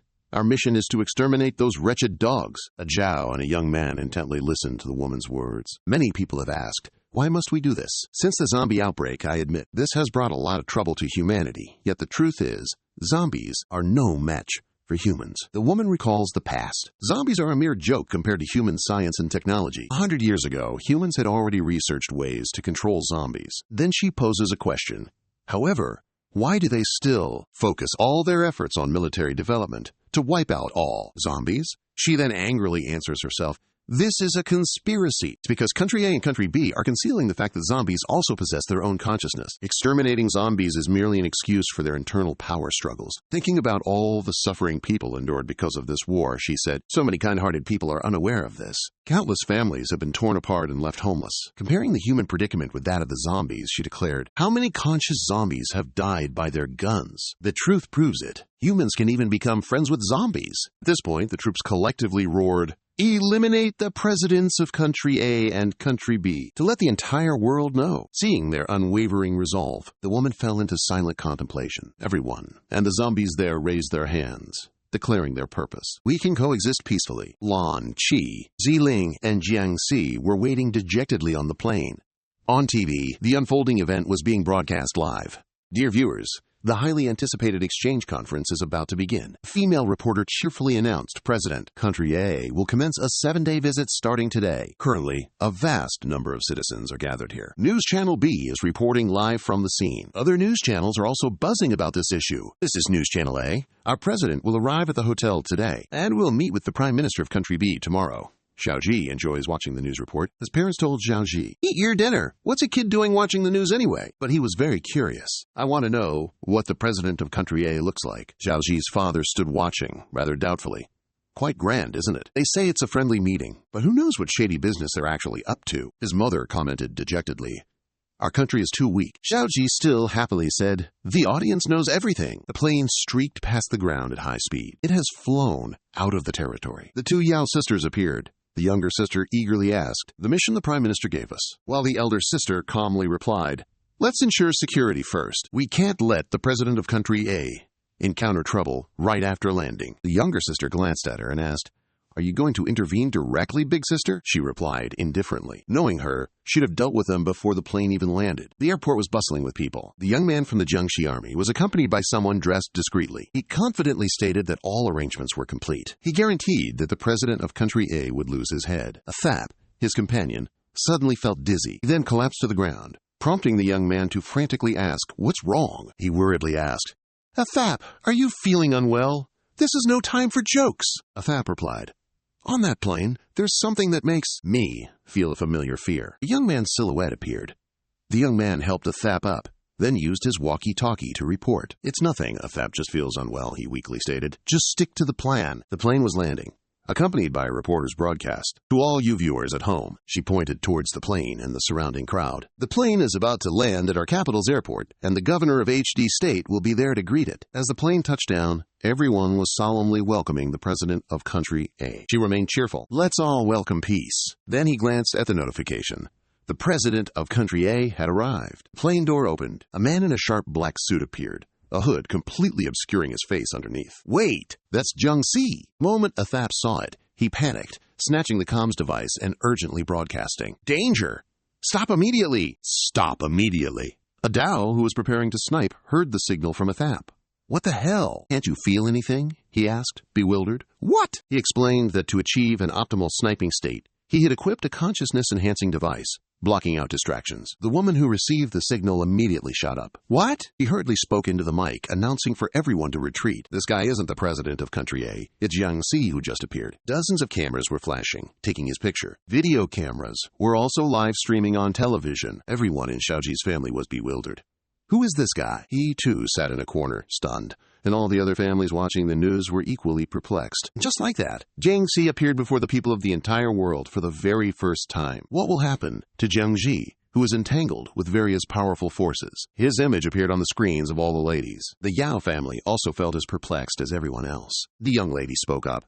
Who is this guy? Is he on the list of those accompanying the president, chief bodyguard Jiang Si? Why does he keep feeling so odd? On the plane, the minister praised Jiang Si over the radio. Well done, Jiang Si. This is the result we need. You act as a human shield, and let's see if any suicidal fool dares to shoot. He grumbled in response. Mr. Minister, you weren't like this before, and yet you're making your subordinate act as a human shield. He nonchalantly replied. He can't die anyway.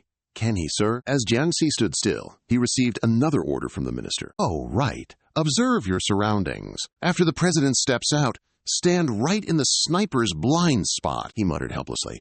I can catch missiles with my bare hands, you know. Just dodging bullets. Do we really need all this pomp and circumstance? Amidst everyone's anticipation, he encouraged Jiang Si. Bear with it for the president. He's just a normal person, not as tough as us. The female reporter announced, their president has arrived. President of Country A stepped out of the airplane door. He waved with a smile to everyone's welcome. A warm welcome!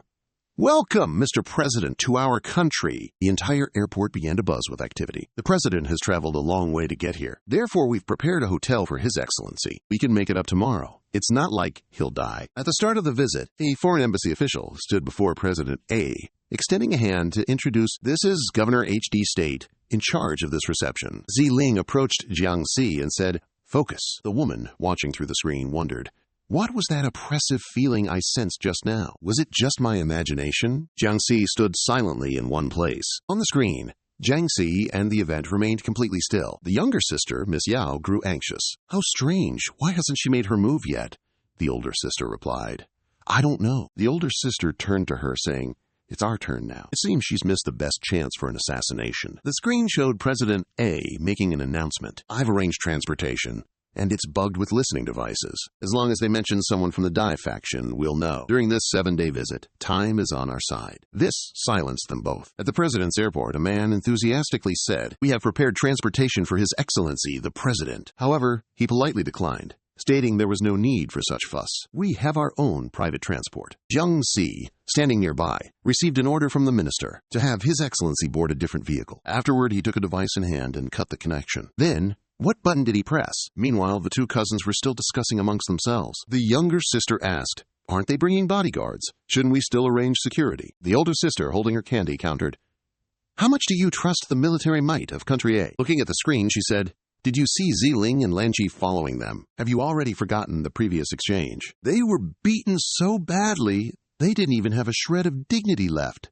The younger sister just scoffed at them. No matter how grand the security they arrange, their country's true strength only goes so far. A man sitting behind them suddenly yelled out, interrupting their conversation. They didn't take our designated transport. They got into a different car. The younger sister gasped in surprise. What? Immediately, she picked up the mic, wanting to clarify the situation. Which car is their president in? Tell me clearly. Hello? Hello? That man announced, flustered. They've also brought signal jammers. We've lost connection. This made her so furious. She slammed her hand on the table and swore. Jiang Si, Ziling, and Lan Qi approached the two waiting cars. Following the minister's orders, they split into two directions. They began their operation, just as he instructed. Jiang Si will take the underground route to bring the president back to the hotel. He even laid out a meticulously detailed map to guide them. Jiang Si, start now. No one is allowed to get close to the president. Ziling and Lan Qi will take the old route to draw their attention. Big Sister Ajiao, still reeling from the recent events, grabbed the walkie-talkie. Her subordinates kept asking her what to do next. Big Sister, what should we do now? Should we continue the assassination? She spoke into the mic. Listen, there's a very strange individual among them. I'm giving the order for everyone to stop. However, Ajiao's side had been disconnected and couldn't hear her instructions. Hello? Are we finally going to kill them or not? Hello, what kind of shoddy equipment is this? He looked at the sniper rifle and this other gun too. Then he just kicked them away, muttering in disbelief. Seriously, with such strength, do I still need to use these trashy weapons for an assassination? Just charge in and smash them, that's all it takes. He pulled a knife from his person. Don't worry, big sister. Adeo gallantly decided to act alone. Wait for me to wipe them all out, then I'll come back and report my success to you. The man was engrossed in work alongside the minister. He wondered, Minister, they've already safely boarded the car. Why are you still carefully jamming the signal like that? He replied, having seen through everything. Everyone has their own motives. Do you really think they're safe already? We have a concern regarding Dr. Ji Ming. Their country also has a formidable underground organization. Jiang Si sat in the car next to the driver. Suddenly, the president of Country A, sitting in the back seat, spoke up and asked, Director General Jiang Si, you're a zombie, aren't you? He was quite surprised to hear that. The president didn't wait for his reply, but continued to ask, You will protect me, won't you? He only replied with a single word. We'll hear the answer from President A. He laughed heartily. Interesting, then we can rest assured. There's one more problem. You wouldn't suddenly get the urge to kill all of us one day to dominate the world, would you? Jiang Si calmly replied, No, I'm not interested in that. The driver, listening to their conversation, grew flustered and started sweating. The woman's observer reported, Big sister, we can't reach a Jiao. This made her worried. A FAP received the news and guessed that the convoy must have jammer devices, which is why they couldn't be contacted. The young man next to him told him to go hijack the vehicle. The two Yao sisters also rushed into action, feeling an ominous premonition. Quick! To the convoy! The city center was very peaceful. Jiang Si's convoy moved with Special Forces soldiers on both sides of the road to ensure security. Suddenly, Lam KY, sitting next to Tudang, sensed something strange. She looked out the window curiously. What's that sound? A Dao flew down from above, shouting, Stop! Stop right now! A massive collision occurred. The collision caused by A Jiao has completely messed everything up. Lan Qi and Zilang were both surprised as they were flung from the car. Zilang, bewildered, asked, What in the world is happening? A Jiao emerged from the dust and smoke created by the collision, looking absolutely terrifying. Lan Qi, startled, demanded, What in the hell is that thing? Suddenly, something landed on the rooftop of a building with incredible speed. It was the two Yao sisters rushing over frantically. The elder sister yelled loudly, Zilang! Lan Qi, this guy is extremely dangerous. At this moment, a Jiao spoke up, You foreigners from the other side of the earth. He nonchalantly raised his knife and declared, I'll show you the power of Country B's Jiangxi. Then, radiating fierce energy, he let out a confident exhale. Hearing that, Lan Qi confusedly uttered, Jiangxi? The elder Yao sister immediately realized it was a Jiangxi boss under her command. A Jiao raised his hand, conjuring a quantity of black oil in his palm. Then he swung it around in an arc. Shi Yu then flicked on a lighter and ordered, Attack! Seeing that, Lan Qi was bewildered. What? A Jiao had used fire to ignite the oil he created, turning it into a massive blaze that surged towards her. The younger Yao sister was utterly astonished to witness this. That fire, with immense destructive power, shot towards Ziling and Lan Qi, but they managed to jump in time to dodge it. Cousin Yao yelled a warning, Don't let that flame hit you! You won't be able to put it out! Ziling, utterly bewildered, asked Yao Xiaoshui and Yao Xiaowu, Why are you two? Lan Qi saw that the flame spread was too wide. She gritted her teeth in annoyance. Meanwhile, at a building in the city, she and the young man accompanying him received orders from Big Sister. Bring Ah Zhao back to me. We missed the chance to assassinate Ah Zhao, acting on our own initiative instead of following the plan. President of Country B will get a hold of his weakness, he replied. Understood, Big Sister. I'm heading there now. She said to the young man. No need to help me. I'm fine now. Jiang Si was quietly sitting still in the car. She and the young man got down to the street and saw a car. He was paying attention to something. Jiang Si, sitting in the car, looked towards him. This made she extremely panicked. What? A sword was moving at a very high speed. It shot directly towards Ah Jiao's face. That's Lan Qi's sword. She appeared with her swords, then approached him and asked, Who exactly are you looking down on, huh? Seeing that, he immediately pulled something out and lit it behind his back. Then, he casually tossed it straight at her, quipping, Oh, really? That thing flew right in front of Lan Qi. Then it suddenly exploded into clouds of smoke and dust. She didn't have time to react, and, engulfed by it, started coughing uncontrollably. No sooner had the smoke vanished and she regained her composure than A Zhao attacked. Zhao was right in front of her, decisively attacking her with a knife. Seeing that, Ziling was startled and cried out, Lan Qi! The two Yao sisters were also stunned. I told you all to be careful. Lan Qi was flung far away by him. Then he gripped his knife, ready to take on the next challenger. She had been knocked down by a Zhao, covered in injuries, and was leaning against a car. Ziling, in a state of utter panic, cried out, Lan Qi!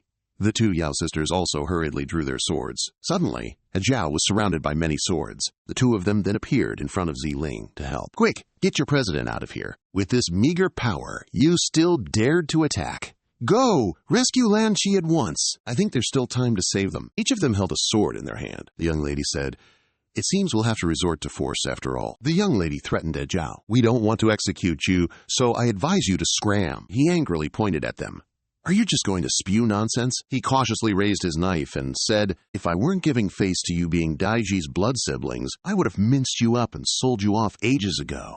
But fine, you brats. Seizing this opportunity, I'll teach you a lesson on Daiji's behalf." Zhao began to unleash his power, saying, "Don't blame me for not warning you first." He conjured a pool of black oil around himself. Then he said, "She, you!" This made both Ziling and the two sisters of the Yao family stare in bewilderment. Zhao's lighter fell onto the oil on the ground, igniting it in a blaze. The sight before him left Ziling utterly astonished. The oil is slowly catching fire. It forms a flame, engulfing Zhao. His head, hands, and other body parts are all ablaze. After the flames dissipate, it's Zhao himself who is burning. He stands defiantly, his form grotesquely altered. His head and two hands are encircled by the flames. Seeing this, the Yao sisters shriek in utter astonishment. Zhao is brazenly transforming right before their eyes. The younger sister exclaimed in surprise, "He can transform!"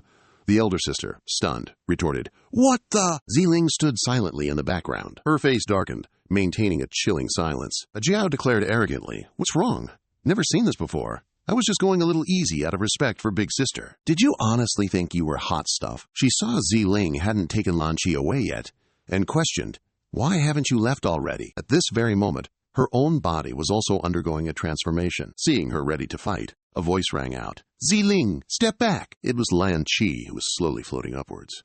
"You already had your turn showing off last time." Seeing this, both the Yao sisters and Zhao were taken aback. Finishing her sentence, "Now it's my turn," she stood alongside Ziling, ready for battle. Her face had transformed into a skull. Terrified by the sight, the two Yao sisters shrieked, "What the heck is that?" Lan Chi, weapon in hand, declared majestically, "Allow me to experience this. Let's see just how powerful the general is." Ziling's face also transformed into a skull, adorned with two sharp horns. She drew her sword and declared, "All right, quick battle, quick victory. Let's not waste any time." At this moment, the two Yao sisters were still bewildered and full of doubt, thinking, "When did you guys? Are you still human?" Zhao, watching, also felt bewildered. "What's the deal here? Why do I feel a connection to my own kind? No, that's not right. They're not my kind." Lan Chi raised her sword, provoking him. "What else are you waiting for? Didn't you say you wanted to wipe us all out?" He attacked excitedly, remarking loudly, "Quite the big talk, aren't we? All right then, I'll grant your wish." A corner of the city had already been affected by Zhao's flames. He waved his hand, utilizing his power to incinerate in every direction. He conjured a massive blaze and propelled it forward. Lan Chi didn't fearfully dodge. Instead, she brazenly stood before it, absorbing it. She inhaled, then decisively swallowed the entire blaze into her mouth. Cousin Yao was stunned by that sight. "What?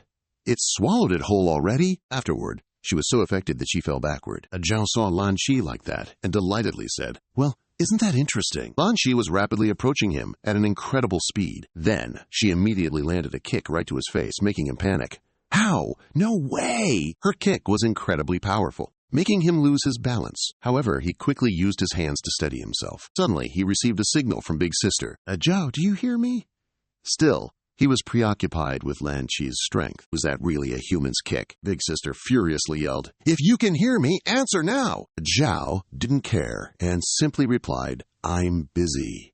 Meanwhile, Lan Chi happily let out a laugh. In another building, serene and secure, Jiang Si, who was there, received a call from the minister who informed him. It seems Ziling and Lan Chi might be in a bit of trouble. He asked, "Is the connection back to normal now?" He then inquired about the president's situation, asking, "Has he arrived at the hotel safely?" The minister replied, "Yes, he has." The minister then said, "Now you go over to Ziling's side and investigate what happened." Jiang Si cautiously asked, "If I go there now, will things here be stable?" He replied, "This is our territory. It's extremely safe." After that, he immediately turned off his phone. Jiang Si also started to move after receiving the notification. "All right, I'm leaving now." Lan Chi was quietly standing on the damaged car. Earlier, Xiao Xiao was resting inside the test tube. She frantically stepped out and asked, "Sister Lan Chi, what are you doing?" Lan Chi was holding a syringe containing a solution and simply said, "Just ignore it." Is she really competing with Ziling? How can she, also a team leader, possibly surpass me? I will not allow this to happen. Xiao Xiao, seeing her rebellious state, tried to dissuade her.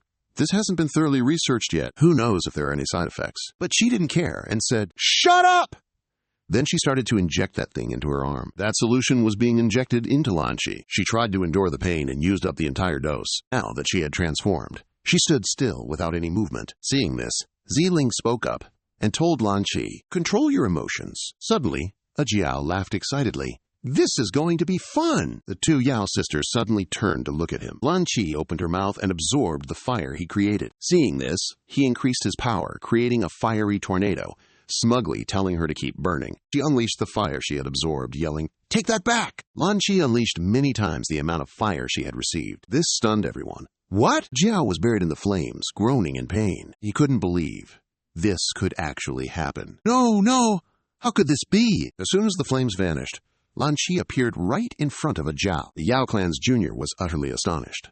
She could actually blow it back? In the blink of an eye, she kicked a Jiao, sending him flying to the ground. Her kick was so powerful that he plunged deep underground as the concrete layers cracked and shattered. After defeating him, Lan Qi gloated, "This feeling is absolutely amazing." Zhao climbed out from underground, furiously cursing, "Amazing my foot! What the hell are you anyway?" Ziling, standing behind, reminded her, "Lan Qi, control your emotions. You'll lose your reason and go berserk." Hearing that, the Yao clan's junior was stunned. Lan Qi's face had now become terrifying. Her mouth widened eerily as she declared, "I want to eat him." The two Yao sisters stared at Lan Qi, completely stunned. She's losing control, constantly trying to attack a Zhao, who was utterly speechless, unable to utter a single word. Then he angrily retorted, "Who's the zombie now, huh?" He then received another signal from Daji. "A Zhao, listen up. Stop the mission immediately," she warned him.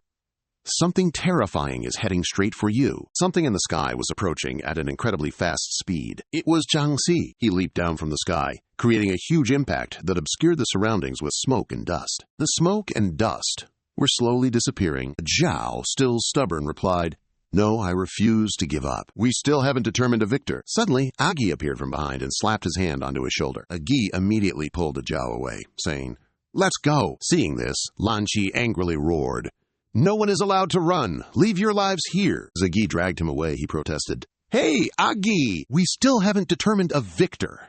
Agui helplessly warned him, "If you push it any further, you'll die." Lan Qi, not wanting them to escape, unleashed an immense power. Zhao, seeing its massive size, panicked and asked, What is that?" That attack was moving in multiple directions, aiming right for them. Agi, seeing the situation was dire, reached out her hand to act. Lan Qi's wide-ranging attack was teleported, striking directly into a building. Agui seemed unable to use her power, exclaiming in surprise, "What?" The two Yao sisters also couldn't believe their eyes, astonished. What kind of power is this? They were affected by Lan Qi's power, being pushed backward and falling. The two fell to the ground, panicking. "What? We're doomed.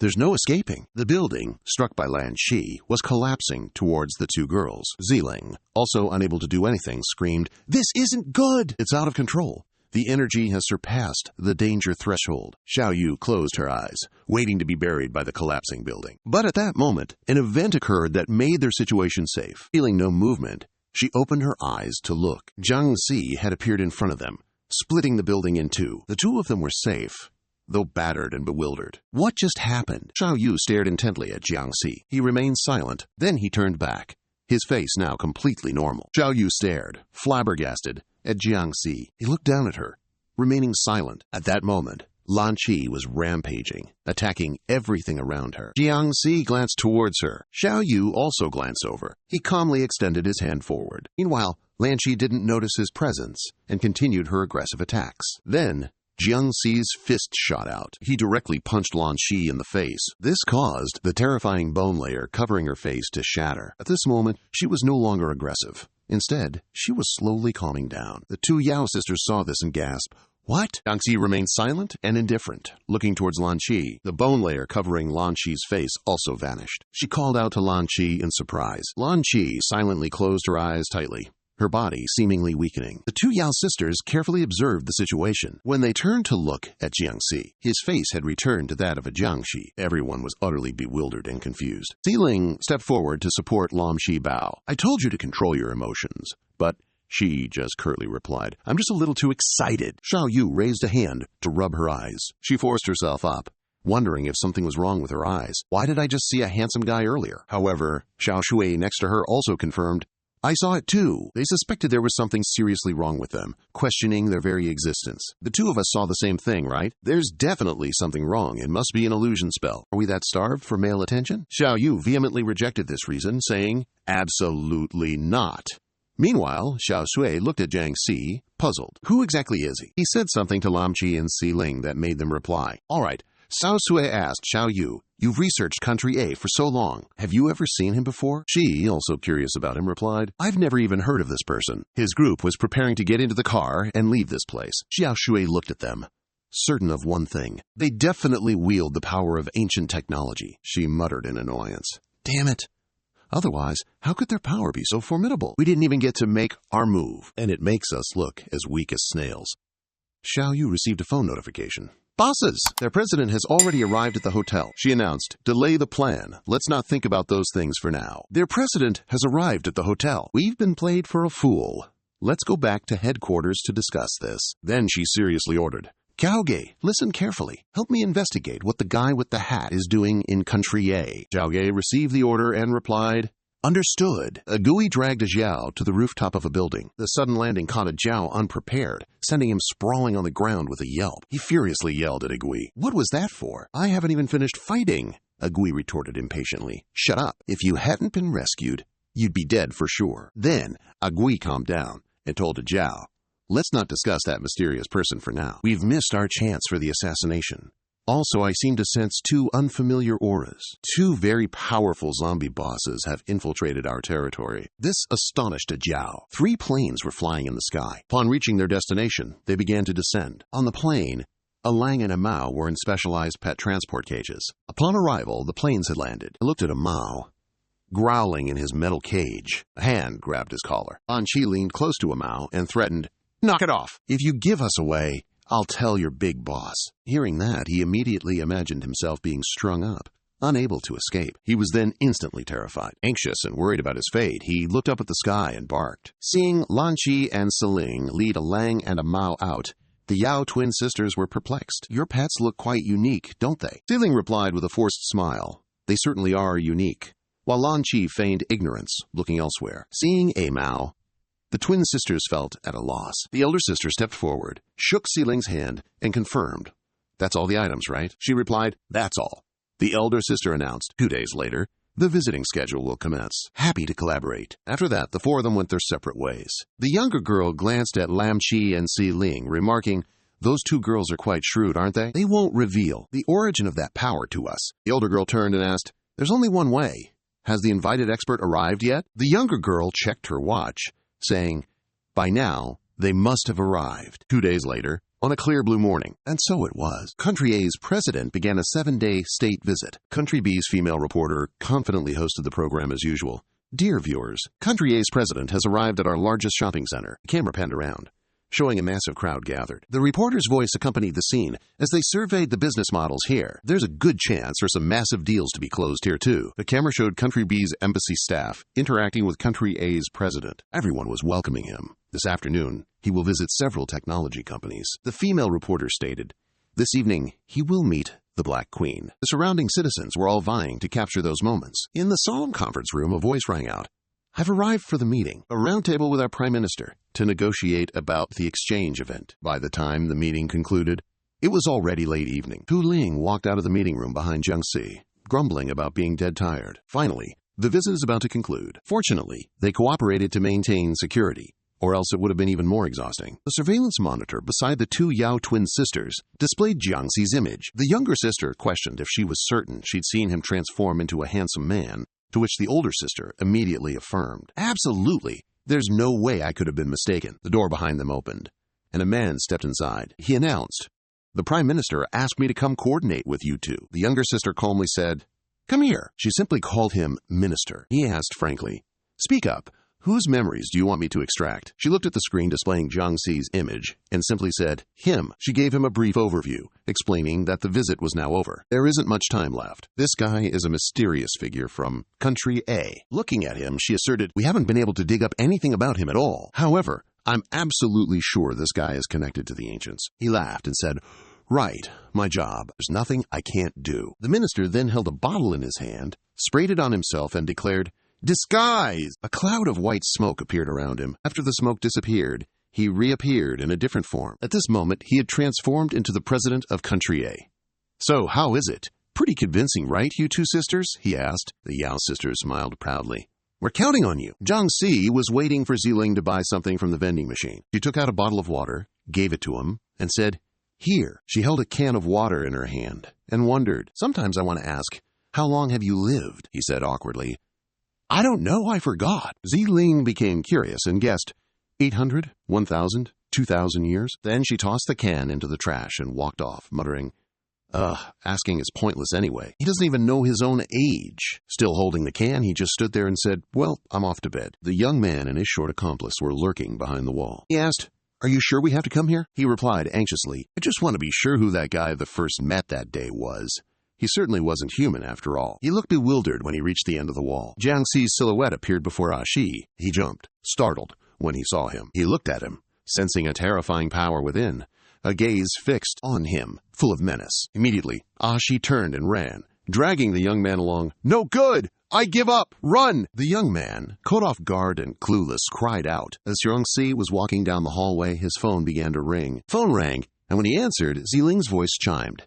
Ziling here. The president wants to speak with you. He asked, aren't you supposed to be asleep already? But actually it was Xiao Yu, impersonating her voice. Never mind that. The president is calling you. We're waiting for you in room 64. Seeing Lan Qi walk into her room, Ziling wondered, Lan Qi, what are you doing here? She replied, the president has called for us. A hand was opening the door to step inside. The one who opened the door was Jiang Si. Seeing him, the minister who had been impersonating the president of Country A chuckled, well, look who finally showed up. Just in time. I have something I need to ask you. Meanwhile, Ziling was trying to contact Jiang Si. Lan Qi asked if she had managed to contact Jiang Si. She replied, not yet.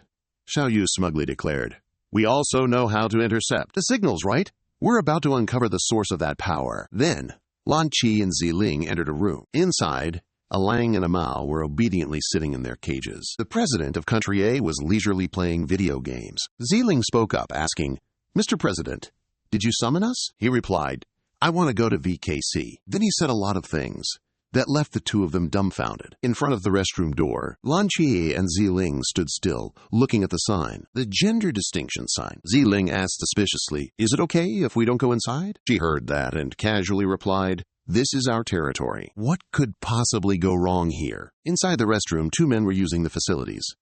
The young man and Ashi. He curiously asked about what happened earlier.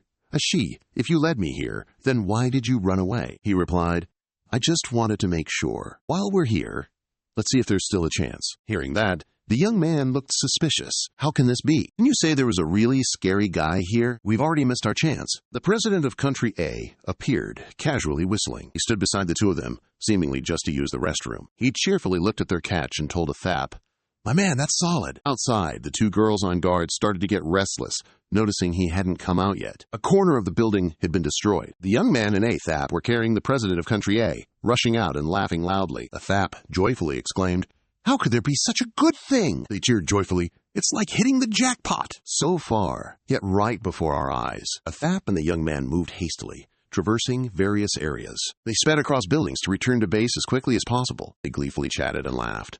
Who knew we'd get such an unexpected haul? This time, they'll have to truly admire us. Lan Qi and Ziling, standing outside, heard a sound and grew curious. What's that sound? Lam Qi wondered as the two awkwardly peeked into the men's restroom. What is the president doing that's making such a loud noise? But they were all dumbfounded when they saw the bathroom wall had been shattered. After realizing the problem, they screamed in panic, and alarm bells rang everywhere. Everyone scrambled to prepare. Upon receiving the announcement, attention everyone, the president is missing. Censor all information. We must find the president before the press finds out. Inform the authorities of Country B. What happened occurred in their territory. They must assist in extracting camera footage. Lan Shi and Ziling were anxiously waiting in the president's room. She held her phone, constantly trying to contact Jiang Si. Someone asked, "Hello? Have you contacted Chief Jiang Si yet?" Lan Shi replied, "Not yet. I don't know where he is." This made her grit her teeth in anger. Lan Shi impatiently said, "Let me transform and go look." But the other woman immediately ran to stop her. "Hold on a second. Have you forgotten a few days ago? You almost couldn't change back?" Ziling warned her. "Without Jiang Si, you'll devour everyone here." She raised her hand to explain. "Even I can't control it 100%. Don't let it get to the point where we become a threat to the president's life. You must not use Gen until it's absolutely necessary." Hearing this, Lan Chi asked in confusion, "So what do we do now?" Afterward, they all remained silent, not reacting. Then, the two of them appeared before a Mao and a Lang's cage, making them uneasy. Lan Chi spoke up and asked, "Ziling, are you serious?" She sat down, holding up Country A's president's key, and asked, "Is this the president's item? Can you find it?" A Mao only replied, "Let me out first." After being released, they sat on the chairs. Lan Chi questioned Ziling, "They're not puppies, are they? Can they truly find it?" Suddenly, A Lang grabbed a Mao's collar. Then, he began to drag a Mao up. This left Lan Chi and Ziling utterly bewildered. A Lang then unceremoniously hurled a Mao towards the wall. The room's wall was severely damaged. The two girls covered their eyes as they were enveloped by dust and smoke. Lang looked up at the damaged wall and happily declared, "Freedom." Then he got into a ready stance. He then tiptoed to gain momentum for a powerful push. Instantly, he shot out at incredible speed, shouting, "Just leave it to us." The soldiers, enveloped by the dust cloud Ah Lang created, coughed incessantly. Within the dust cloud, Ziling was astonished. "What's that?" Lan Chi, for his part, mused. "This isn't much different from when we transform, is it?" Something was hurtling through the sky at the speed of light. Ah Tuo and the young man were astonished by the sight. Ah Mao, rushing towards them, shouted a warning. "Unless you want to die, hand him over." Ah Tuo, seeing this, panicked. He shrieked, realizing, "Damn it! Nation A's forces are all raising a zombie king." Ah Tuo and the young man began to move, telling each other to run back to headquarters, saying, Ah Lang and Ah Mao chased from behind, warning, "You're dead for sure." Zilang's group also began to act. Lan Chi asked, "What should we do? Should Jia you chase?" The two began their pursuit. Zilang exclaimed in surprise, "They're too fast!" Meanwhile, the impatient Lan Chi grumbled, "We have power, but we can't do anything." What a nuisance. All three groups, Lan Chi, Ah Mao, and Ah Tuo, are moving at their fastest speed. They are all moving through the sky. In the ruins, a scream echoed, attracting the attention of the surrounding zombies. "Get out of my way." A Ta and the young man hastily descended. A Jiao and Agi approached them. A Jiao was surprised, while Ata and Agi immediately realized, "Wait a minute, this is the president." Ata hurriedly shouted, "Don't just stand there. Two perverts are chasing us." Just as he finished speaking, a Mao and a Lang also caught up. This utterly surprised the zombies. "What?" They began to gather together. Others, noticing a Mao and a Lang among the gathering zombies, a voice asked, "Boss of the zombies from Country A?" A Mao spoke up and declared, "Hand over the person and no war will occur. We're currently dealing with foreign zombies." "Be careful!" A Gui heard that and immediately challenged him. "The humans from our two countries haven't even started fighting yet. And we're already fighting? As the leader of the zombies, why are you helping humans?" But a Mao quickly retorted, "You're talking about me? Well, look at yourselves. Aren't you all coexisting with humans too?" A thap! And the young man fell silent when he declared, "What right do you have to lecture Temas?" However, Akua immediately retorted, asserting that, "I did this so the zombies could survive in the future. It's a magnificent plan." Hearing that, a Mao burst out laughing. In the past, a lone figure walked across barren land, heading towards the sun. A Mao recalled that the first half of his life was just like that of an ordinary bird. "That time, I was just a bird in a flock. We helped humans clean up garbage and corpses. I remembered our daily work. We caught prey, killed worms, and reduced the spread of disease. Yet I wondered why. In their mouths, we had become pests. A terrifying existence. Cruel. But I realized that I didn't hate humans because of their prejudice. Instead, it was because of envy. I wanted to become human. Seeing how humans could walk and communicate joyfully, I always wished. I wished for legs like theirs. I wished for consciousness and wisdom like theirs, to become a higher being. Bullets fired from the gun had killed hundreds of birds. Now I've become a corpse bird, finally killed by humans." Just then, Jiang Si appeared. He sat down, curious. He lifted the heavy stone slab. With the earth in such a state, what else could possibly remain? Survived? He looked at Alang with deep pity. What a shame. His lower body and wings were already gone. He gently lifted him up and said, "From now on, I'll call you Alang." Then he took him along and taught Alang, "Remember this, hatred and destruction solve nothing." Even now, he still remembers the feeling of being in Tulang's pocket, cared for by him. Back in the present, Amao snickered. He brazenly declared, "The truth proves our plan is far grander." Akei saw his attitude and realized there was no negotiating with him anymore. At this moment, Lanchi and Tulang also caught up. "You guys ran too fast." Zhao had transformed, weapons in hand, ready for battle. "Akei, what's the point of talking so much with them? This isn't their territory. Don't think these B-grade zombies are completely useless." Amao, at this very moment, was also undergoing a transformation. Lan Shi and Ziling stared at him in utter astonishment. His facial features had softened, changing their contours. He remembered Ziling placing him on her palm. She had told him, "You can become a human, or any other creature you wish. If you say so, then it must be so." At this moment, his body had transformed into a human, and he spoke. "I have no intention of negotiating with any of you." The two girls, seeing Amao in this form, shrieked in panic. Amao, in his towering human form, made his appearance. Lanchi clutched her head, wondering in shock. "What in the world is this?" Ziling shrieked in alarm. "But wasn't he a puppy?" Agi was also utterly taken aback. "What?"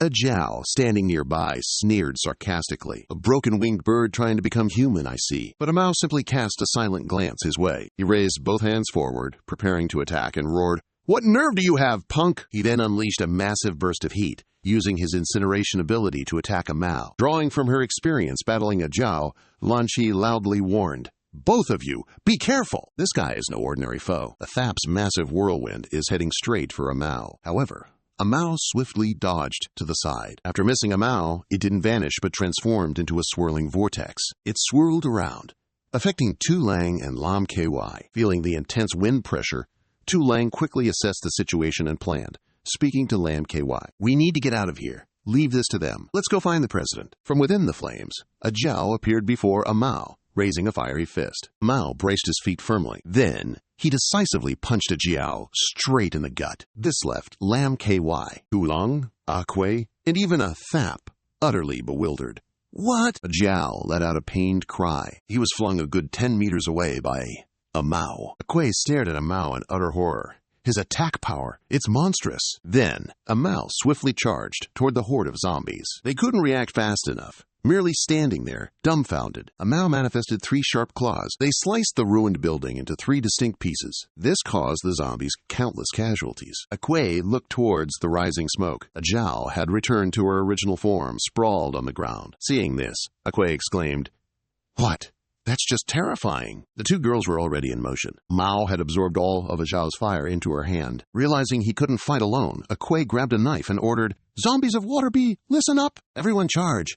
Chase those 2 away." Started running, flinging the knife in his hand, shouting, "Dagger!" Many knives flew towards Amao, yet she just stood still. Then he rushed towards Amao. He intended to stab Amao with his knife, but was stopped. Amao glanced at him. After that, she flung him away by unleashing a devastating blast. Akwe's knife was so affected by Amao's power that it shattered into many pieces. This left him utterly panicked. What? That power was merely created by Amao using just 2 hands, so it seemed to take hardly any effort. Anji and Ziling were exploring, when Ziling shouted, "We found the president!" Atuo heard Ziling's voice, and, realizing he had been discovered, turned to look at them. Akwai saw this, and motioned for them to stop. Immediately, the two girls found themselves surrounded by a horde of ghouls, but something else entirely caught their attention, and it wasn't the ghouls. Ah Lang was perched atop a towering pillar. From his back, a pair of wings began to sprout. Ah Lang's hands grew monstrously large. With a single swing, that hand obliterated several buildings. By now, Ah Lang had transformed into a colossal monster. The ghouls were flung skyward by Ah Lang,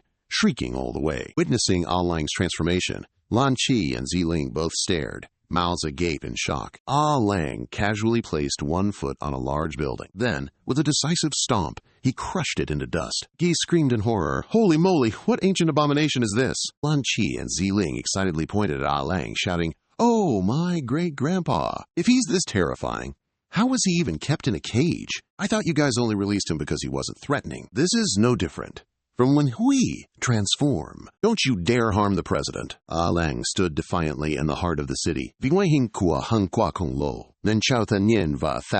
soon as they looked up, they saw him. As soon as the Thap saw him, he was terrified, recognizing the legendary monstrous creature. He then handed Country A's president to the young man, giving careful instructions. Take this guy to my big sister for assistance. And while you're at it, activate the consciousness-enhancing device. Seeing Alang, he has become unbeatable. Can this help them get stronger? Because otherwise, Country B's Jiangxi, even if we die, will be no match for them. Agui, seeing the overwhelming situation, exclaimed, "Damn it! In this day and age, there are still ancient monsters?" Something moved at blinding speed, appearing right before Alang's eyes. That thing was a Mao, who had appeared on Alang's body. Looking at them, everyone possessed terrifying abilities. Agui stated they weren't just ordinary Jiangxi bosses. The young man, flustered, hauled Country A's president to the big sister, still flustered, and announced to big sister, "There are 2 monsters!" She replied, "I've already seen everything." Then he held up the president and declared, "This is Country A's president." She angrily yelled, "Just get it over with. You're not letting me do anything at all." But he immediately made an excuse to run off, exclaiming, Thap, they're in grave danger. I have to go help them." Thap is desperately trying to reach Agi as fast as he possibly can to lend them a hand. The young man, standing before the consciousness enhancement device, impatiently asked, "How much should I activate it? If we enhance their consciousness too much, they'll just revert to their original zombie forms." Thap received the reply, "Just ignore it. Go ahead and activate it." After the consciousness boost, Agi suddenly let out a roar. The other zombies followed suit. They stood up with fierce resolve, ready to chase those outsiders away. Mao, watching from above, witnessed it all and sneered mockingly. Combined with human technology, eh? They actually managed this stunt? Still, they're just a bunch of small fry. And Lang began to attack him with his claws, completely disregarding everything else. All they knew was that it had nothing to do with them. "We only obey one master." He swung his arm powerfully around himself. With just that,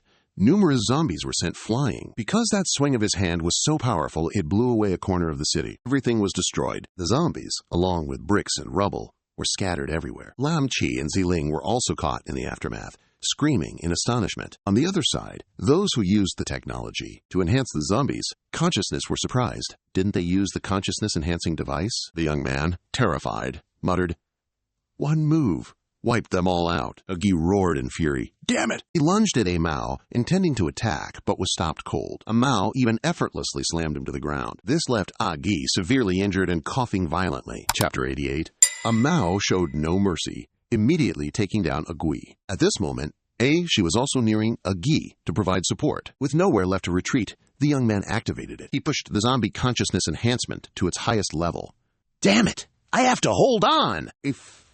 She was trying to approach Lang from the ground. Lang glanced at him in surprise. The power source the young man activated was starting to take effect.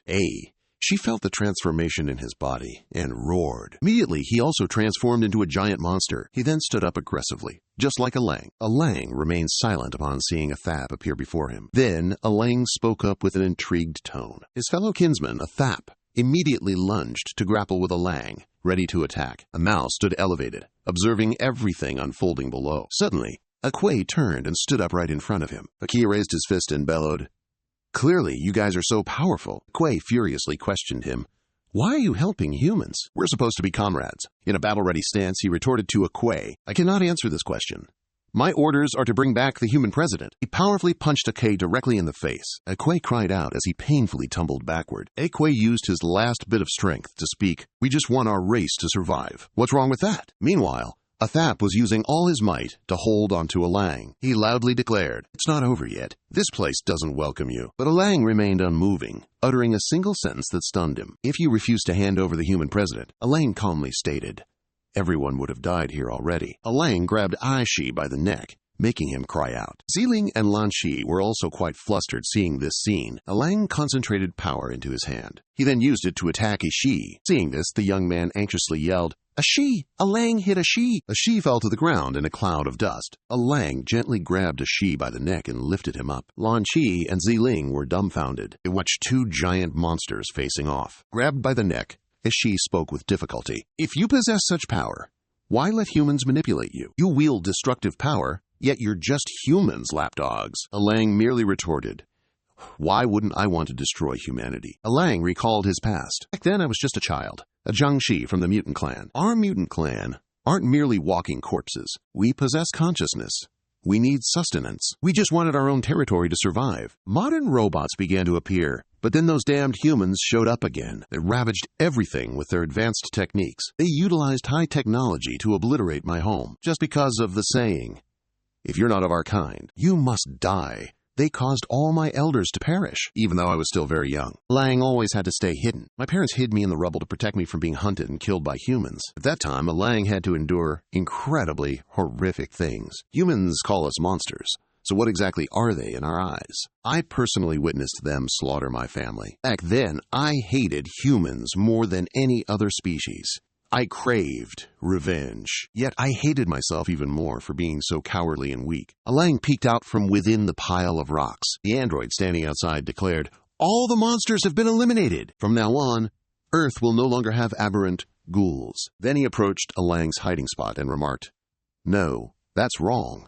There's still one left." Lang retreated in terror, just as I thought I was about to die. However, someone appeared and attacked the android to protect Lang. Lang was utterly astonished when I saw someone of our own kind. Jiangxi had appeared and saved Lang. Lang sat in a corner, intently observing him.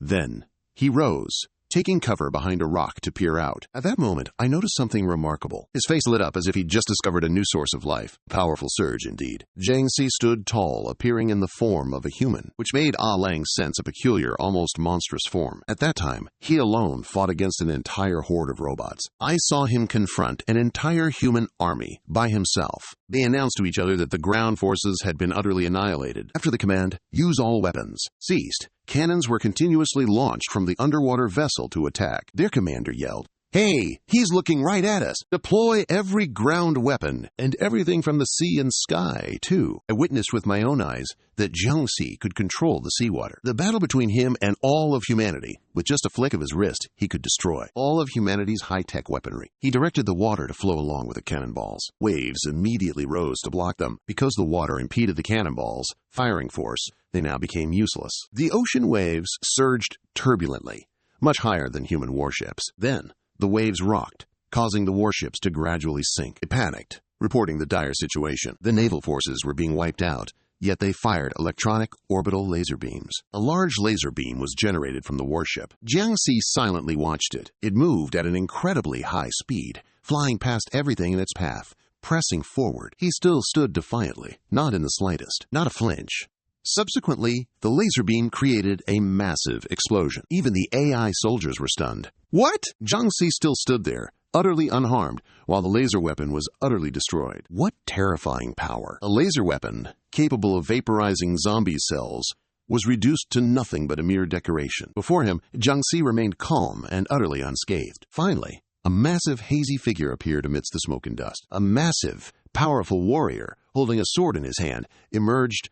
The strongest mech warrior, that which humanity prided itself on, couldn't withstand even a single move from him. But that warrior was defeated by Jiangxi, utterly helpless. He did exactly what I wanted to do most. One by one, from mech warriors to aircraft and soldiers, all were gradually being defeated. Then, I watched as humans slowly began to show expressions of fear. However, Lang, who could live underwater, felt I was truly lucky to have survived that battle of the century. Now, Earth was nothing but a barren wasteland, yet other creatures weren't so fortunate. He had annihilated all of humanity's civilization. Of course, that also included all life forms on Earth. Everything was slowly fading away. That battle left the Earth's surface parched. Most creatures simply evaporated. Moreover, it was the continents that suffered. The world, which originally boasted over 100 continents, now only had 2 left. Gazing at Jiangxi, Lang knew that in my entire lifetime, I could never do something like that. I knew he harbored a hatred for humans no less profound than my own. Earth was now truly desolate and silent, seeing a world devoid of any living things. He felt no joy from his successful revenge. I could see it reflected in his eyes. Lang crawled up from beneath the pile of ruined bricks and stones. Jiangxi had transformed into a zombie. His empty eyes held nothing but loneliness. He then walked towards his clothes. He picked it up with his hand, while Lang still hid behind the large rock, peeking at him. He put the coat on, and he slowly put the hat on, covering his head. After that, he silently walked forward. Suddenly, Jiangtu stopped. Lang followed, hiding behind a rock, and saw him sit down and turn over the pile of earth and stones. There was still a living creature, its lower half and wings already gone. He lifted that creature. He began to name it. From now on, I will call you Alang. And so, Alang always followed Jiang Tu and remembered what Big Brother once said. Hatred and destruction do not solve problems. As long as we do not threaten humans, we will be able to complete our grand plan. Returning to the current battle, Alang spoke up. What I am saying. He forcefully choked at that and asked, do you understand? This strange action left Tu Lang and Lam KY extremely bewildered. Seeing that didn't answer, he swung his hand and threw that away. He was flung far away, crashing into the buildings. Leaning against them, he spat out a lie. There's no one that strong in this world, he insisted. Meanwhile, Zhang Si was with the fake president. Suddenly, he cried out anxiously, help! His face darkened. Then, with a sneeze, he transformed back into Minister Toy, coughing up black gas. The two Yao sisters, seeing him cry for help, eagerly called out, hey, what did your hypnosis see? Hurry and answer. And why did you change back? Minister Thoy collapsed, stammering, he... Foaming at the mouth, he mumbled incoherently. He wiped out all my ancestors. Yu Vu impatiently snapped, what are you even saying? Explain yourself, he mumbled. Ambulance! Hu Tuye hastily ran out, opening the door and telling them, stop shouting! Let's save him first. Jiang Si still stood silently, motionless. Bewildered, he scratched his head. He fell asleep. Looking at the empty chair, he wondered, where's the president? At this moment, the two Yao sisters were already carrying the unconscious Minister Toy. They rushed him to emergency. Hurry, doctor! Emergency! Save them first. Don't you dare die. If you're so keen on dying, spill all the beans first. Then you can kick the bucket. Suddenly, Jiang Si received a call from the minister. Hey, can you hear me? Answer quickly. Do you hear me? After finally reaching him, the minister announced, I finally got through. The president has been captured. Confused, he retorted. But the president was just with me. The minister, astonished, asked, what? The president was captured half an hour ago. Upon hearing the news, Jiang Si fell silent. Instantly, the wall of the room he was standing in was annihilated. He launched himself away at incredible speed. At the hospital's emergency room, the two Yao siblings stood by the door, inquiring about the situation. Doctor, how is the situation? The doctor replied, it's not looking very good. Zhao Shui, not expecting much, said just being able to talk would be enough. He found that a rather lofty expectation, telling her, don't ask for so much. Just surviving is good enough. Then, he casually added, let me tell you the minister's condition. He'll be a vegetable for the rest of his life, so don't expect him to ever speak. This left both of them feeling utterly deflated and hopeless, heavily injured. Athap questioned Alang's deceit. If there are really zombies, then why are we living in such misery? You said he annihilated all of humanity. Then how are there still survivors? Alang casually retorted. Well, then you'll have to ask those humans yourself. It seems you guys are just itching to meet your demise. Then he sprang up, roaring, if you want to hand over the president, you'll have to step over my dead body. The zombies also simultaneously rose, ready to cause mayhem. Seeing this, Lamchi panicked. They've gone insane. After hearing Athap's words, Alang confirmed, you said it, didn't you? Then all of you vanish. Immediately, Alang roared, unleashing a surge of power many times greater than before. Mao, seeing this, muttered curiously, what else is happening now? Ziling and Lamchi shrieked in stunned disbelief. Did we forget why we came here? What was a Gi so afraid of? The young man, seeing no way to resist, proposed surrender. Don't fight anymore. We'll hand over the person. Athap, restraining the individual, stood watching him. A hand reached out. That hand was extended directly towards Alang. Agui is astonished by the scene before her. What is this? Alang's immense power, which had just condensed, vanished in mere moments. Asay's eyes are wide with shock. What? Jiang Si has appeared, putting a stop to the battle. He stands alone, directly above Asay's head. Seeing him, Asay falls silent, looking wary. Jiang Si casually commands, stop. The zombies, furiously attacking and lunging forward, suddenly halt, trembling in fear. What is this?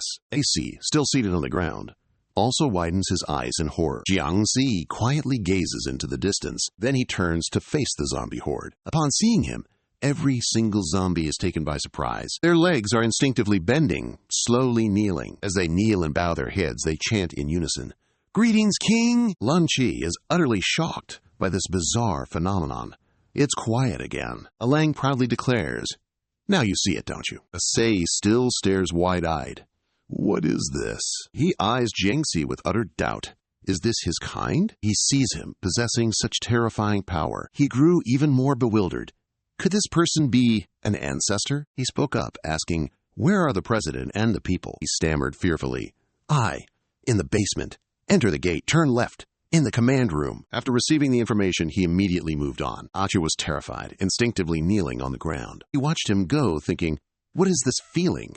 Facing those two guys wasn't as stressful as facing him alone. Meanwhile, in the command room, the leader of the zombie horde was pointing a gun at the president of Country A. She declared, I never go easy on enemies. Rest in peace. Her hand was already poised to pull the trigger. At that moment, the president of Country A spoke up. Wait! You're the leader of Country B's rebel organization, aren't you? She listened in silence. He hadn't expected such a voice to belong to a girl. Indeed, she was no less capable than any man, but she remained firm. Praising me won't help you escape this calamity, will it? No, it won't. Seeing the situation wasn't going well, he quickly offered another suggestion. Wait, I have intelligence regarding ancient human technology. Surely you want to know, don't you? These words truly got her attention.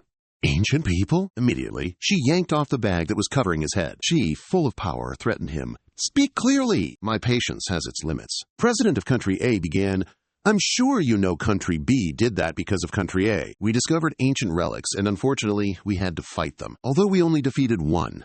Their high technology still remains. Country B extended their visit because they want to extract more information about the ancients. After that, I used my words to persuade you. You're wasting all your effort for us to destroy each other. Why not just release me? I'll tell you about the ancients, and then you can take action yourself. The madam, having received no useful information, immediately realized she was losing patience and shouted, You dare to stall for time? Do you think I'm a fool? Immediately, she squeezed the trigger of her gun. The gun fired, but it missed its target because suddenly she was stopped by a horde of zombies. This surprised her. What? What are you doing? Looking at them restraining her, she questioned, I raised you to have consciousness. Why are you stopping me? They led her to a person. When she looked up, Jiang Si appeared, towering before her. She shrieked in shock. You! Jiang Si showed no expression and remained silent. Afterwards, the zombie subdued her, pinning her to the ground. Chapter 92-2.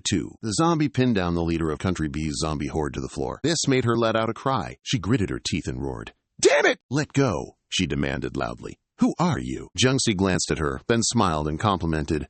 Well, I didn't expect the leader of Country B's zombies to be such an interesting human girl. However, I'm not interested in the leader of your side. You can't kill that person. Her plan exposed. She flinched, then shrieked. What?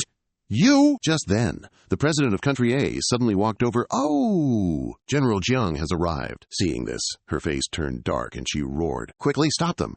Otherwise, there'll be no hope left. Let me go immediately. However, the zombie's dumbfounded reactions made her even more frantic. Staring wide-eyed at the zombie before her, the leader of Country B's zombie horde muttered, Why is there no reaction at all? Could it be that she's already being controlled? Even the consciousness enhancement device is useless. But, as if realizing something, she frantically looked up at him. Jiang Si coldly said, Wait for us to leave here, then release her. We are civilized zombies.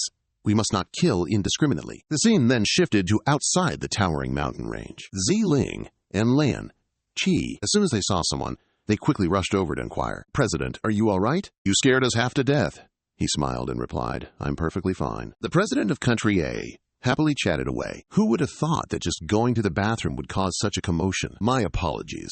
Consider it an unexpected adventure. How peculiar. Jiang Si heard this and thought, clearly, they just finished chatting with me. And not long after, they've already rushed all the way here? Could it be that this human president possesses supernatural powers? Indeed, I mustn't underestimate them. Meanwhile, the other two looked quite vexed, forced to listen to his rambling. And just like that, President of Country A's visit to the zombie base has concluded. Afterward, guard Jiang Si escorted the president back to the hotel. Elsewhere, Amao turned around and exclaimed, You guys are so lucky! These words startled Aigui, who looked surprised. He then huffed out a cold snort, clearly unconvinced. Meanwhile, on the other side, A-Lang was slowly moving forward. After visiting Country B's zombie base, President of Country A still had one last day of his visit. The people of Country B welcomed him with immense warmth. They continuously offered gifts to President of Country A, expressing their deep admiration. After interacting with Country B's public, the president would fly back home. As for the guard team, they couldn't be careless, for a major incident had almost occurred. Thus, they had to guard the president 24 hours a day. Consequently, Jiang Si had to bring Amao and Alang to seriously observe any unusual movements around them. The three men's imposing figures made a little boy curious. He cried out, Mommy, look at that cute puppy over there. Amao and Alang, hearing themselves praised as cute puppies, were utterly speechless. At the same time elsewhere, the Yao twin sisters knelt on the ground, their faces deathly pale, staring wide-eyed and sputtering. We We didn't complete the mission. With that, they looked on in despair as the plane sped away into the blue sky. 1 month later, Lan Qi and Ziling were practicing combat together. She seriously instructed, "Inhale deeply and tense your upper abdomen." Ziling not only spoke, but also demonstrated for Lan Qi. As she explained, "Concentrate your strength into your palms." However, Lan Qi, on the opposite side, found it incredibly annoying. She let out a roar. "Enough! I can't take it anymore," she declared, then shot into the air like a bullet. Seeing this, Ziling also lowered herself into a combat stance. Lan Qi excitedly yelled, "Let's go!" Her echoing voice made Xiao Xiao, who had just entered, jump in surprise. After that, the two of them continuously exchanged moves with each other like two bullets. As Lan Qi attacked, she excitedly exclaimed, "I'm totally hooked!" Meanwhile, Zhao Xiao, standing outside, was incredibly worried. "Lan Qi, control your emotions." With that, she turned back and scolded the observer. "What are you gawking at? Quickly report!" He reported the combat data before and after his transformation. Then, panicking, replied, "Yes!" At this moment, the battle between Lan Qi and Zilang entered its climax. Continuous attacks were launched. However, a devastating leg sweep from Zilang ended this battle. Zilang's unexpected kick left Lan Qi stunned for a few seconds. Just as she was about to kick again, Lan Qi performed a somersault. Just as Lan Qi had just flipped upside down, Zilang's kick landed. With a swift hook kick, Lan Qi kicked Zilang directly in the chin. After that lightning-fast kick, Zilang had to bounce back 3 or 4 times to maintain balance. Seeing them fight to the death, Shu Shu, eyes wide, yelled, "Stop fighting already! The data collection is complete!" Hearing that, Zilang, who was about to charge, paused for only a few seconds. Then she immediately charged forward, unleashing a flurry of punches. Lan Qi wouldn't stand for it either, immediately punching back. They just kept fighting like that, until the collision of their combined powers sent them both flying far away. Ziling was thrown right next to the sword. Then she quickly bent down and regained her balance. Xiao Xiao became more and more terrified the longer she looked. Just then, Lan Qi suddenly snatched her sword. She then lunged, ready to strike Ziling with a single blow. That horrifying commotion instantly captivated everyone's attention. Indeed, a brain-splitting explosion then erupted, and Xiao Xiao, caught by the sound waves of the blast, couldn't stand steady. She immediately yelled, "Quickly, spray the calming mist!" Meanwhile, the man, after witnessing the immense power of the two, widened his eyes and stammered an answer, "Yes!" Just then, a battery of air pumps instantly materialized. They swiftly discharged streams of gas. Ziling landed on the ground, a broken sword clutched in her hand. Lan Qi grumbled, similarly holding a broken sword. She immediately darted forward. Xiao Xiao's jaw dropped in astonishment. Lan Qi, for her part, also advanced without hesitation. The two girls unleashed immensely powerful attacks on each other, with devastating impact. Yet, this inconclusive clash was far from over. Both sides were perfectly matched in strength. She couldn't endure it and stopped, panting heavily. Drops of blood were trickling onto the ground. At this moment, Xiao Xiao immediately began analyzing the data via statistics. The strength after transformation is, like, over 20 times stronger than before, even more than mine. It appears to be related to their inherent power. Perhaps I can't defeat the two of you. Ziling and Lan Qi stepped out, their bodies utterly exhausted. Xiao Xiao tried to explain, yet I'm just bursting with curiosity. Just now, you two literally stabbed each other in the heart, but not while transformed. Yet you still managed to recover? I definitely can't do that. To be perfectly blunt, the two of you aren't human anymore. Lan Qi, what are you doing? She snatched the data tablet from her hand, then panicked, unable to believe her own eyes. What? Is this the hefty price tag for gaining such power? She added. Moreover, the recovery speed is even faster than I imagined. It's godlike. So why aren't we human? Ziling, looking thoroughly confused and rather frosty, asked, "We have consciousness and physical bodies, unlike those monsters who lack the ability to think. So why are we different? In my book, only those without consciousness are jiangxi." She reluctantly replied, "That's what I said, however." Ziling loudly declared, "I'm having none of this discussion. Now I must research the emotion control device." She has plans for the upcoming exchange event. I don't want to lose control and harm others. Following the visit to Country B, everyone rarely gets a short break. On the table was Jiang Zu's favorite egg dish. He savored it with a happy expression, then chuckled to himself. Just then, someone rang the doorbell outside. He looked puzzled, wondering who it could be. It was Ziling, who quickly said, "The president told you to come with me right away." Over there, Dr. Ji Ming's figure was about to do something. Dr. Ji Ming gave a sinister smile and said, "Drink up!" The Ancient One was pouring liquid from one test tube to another. Seeing this, the subordinate looked puzzled. He then asked, "Aren't you a mecha engineer? What are you doing? Why does this look more like biology than engineering to us?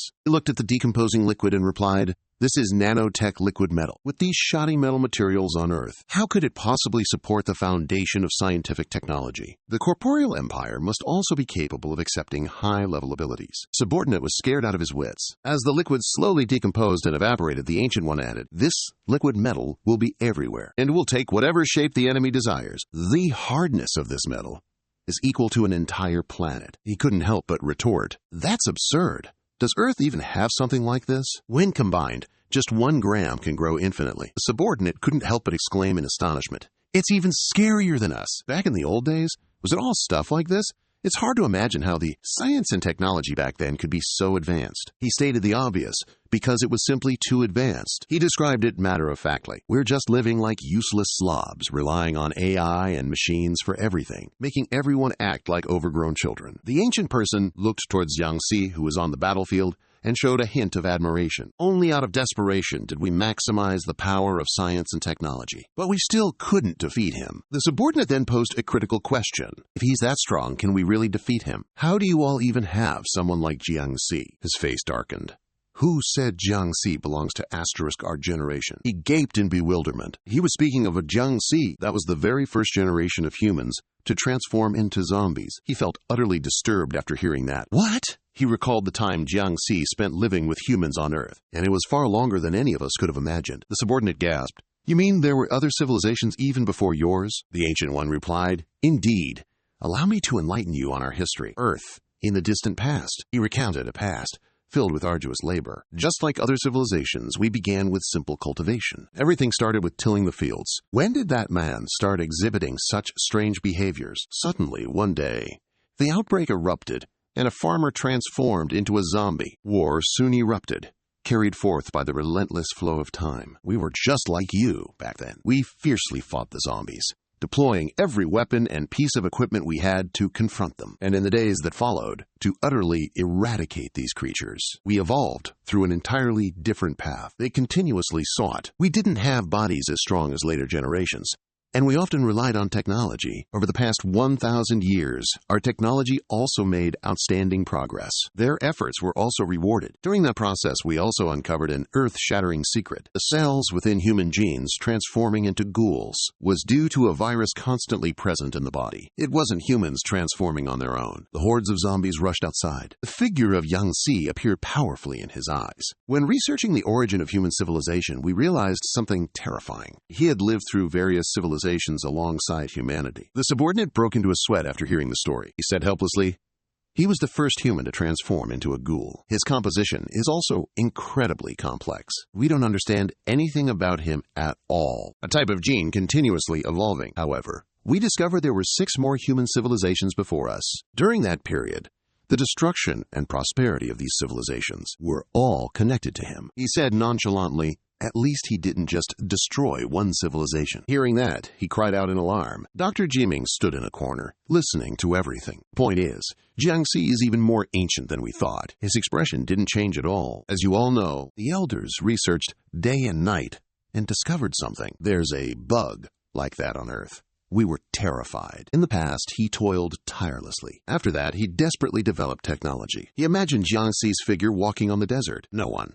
If he merely appears within a 500 kilometers radius, there will be no shadow of any human. They continuously conducted in-depth research. In those years, we studied his behavior and his genetic code. The subordinate stared blankly at the screen. The image on it showed the figure of Jiang Si, standing on a pile of rubble. We developed technology to the highest level, thinking that no matter how strong he was just a creature. Carbon simply cannot surpass the speed of light. He continued with a sigh of regret. What a pity. In the end, we still failed. In humanity's final moments, so that humanity could survive, we buried human fertilized cells underground. I don't need to elaborate on what happened next, do I? Ji Ming repeated, utterly flummoxed. Buried fertilized cells underground? By this point, he was trembling with rage as he questioned, "So you mean our entire generation came from those fertilized cells?" The young man was utterly speechless, standing frozen like a statue. The ancient man quickly waved his hands, explaining to Ji Ming, "Whoa, calm down, don't get agitated. We also nurtured several hundred men and women just for them to reproduce freely.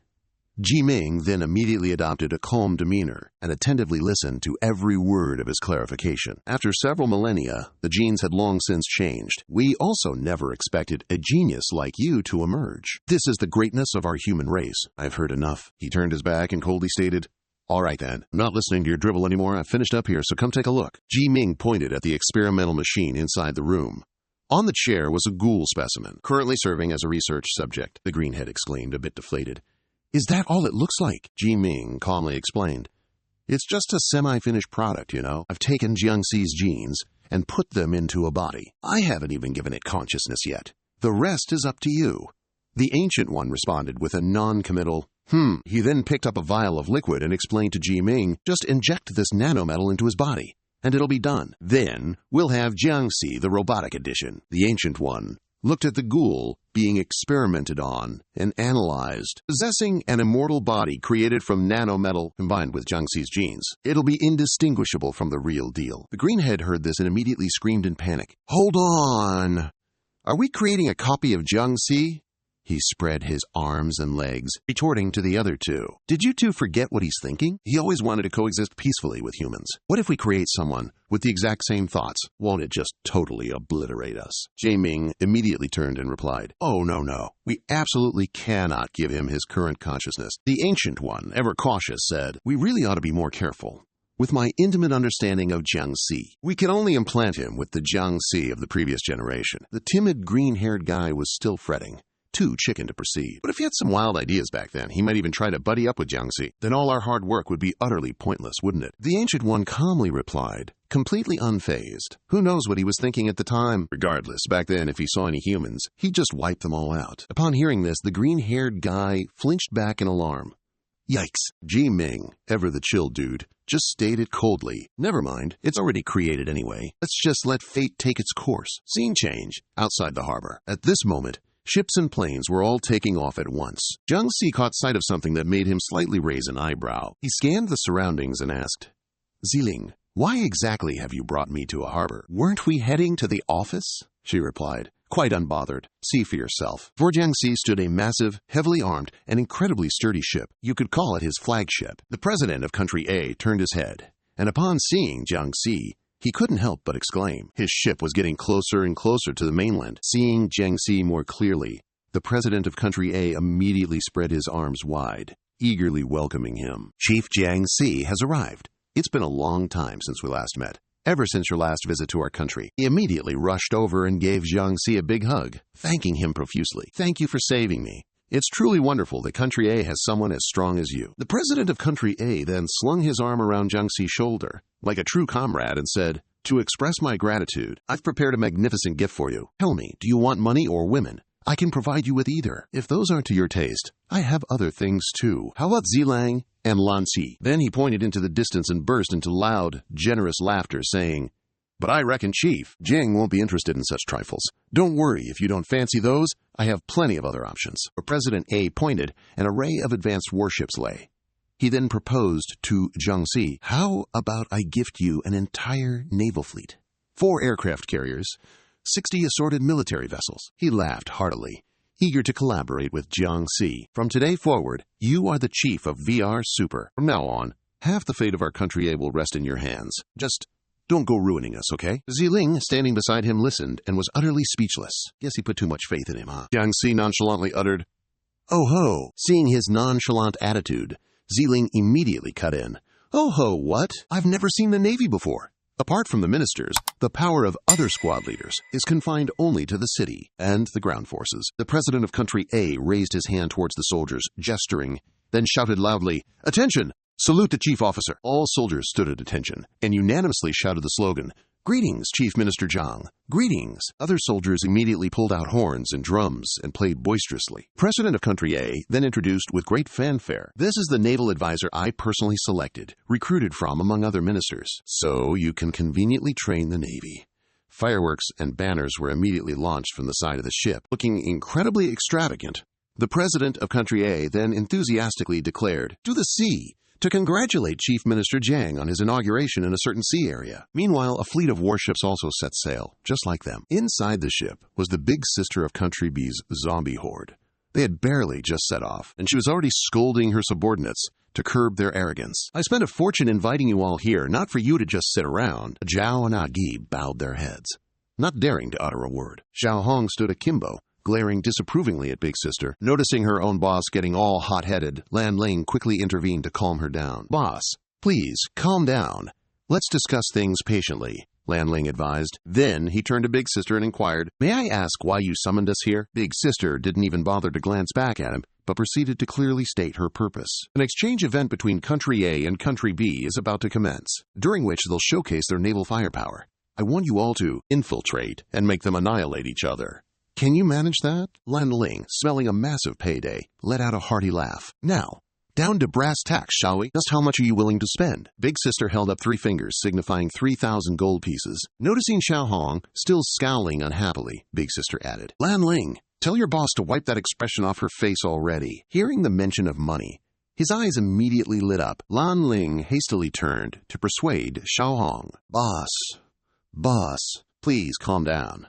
Have you forgotten we're still deep in debt? Those morons from Dehe slapped us with a crippling 40% interest rate. It'll take us centuries to pay off that debt." As soon as he finished speaking, Xiao Hong walked towards Daiji. Zhao immediately spread her arms to block her and questioned, "What do you think you're doing? Please keep a minimum distance of 5 meters from Daige." Xiao Hong retorted with a sassy attitude.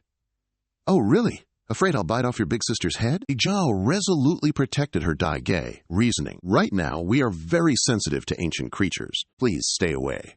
Daiji finally spoke up.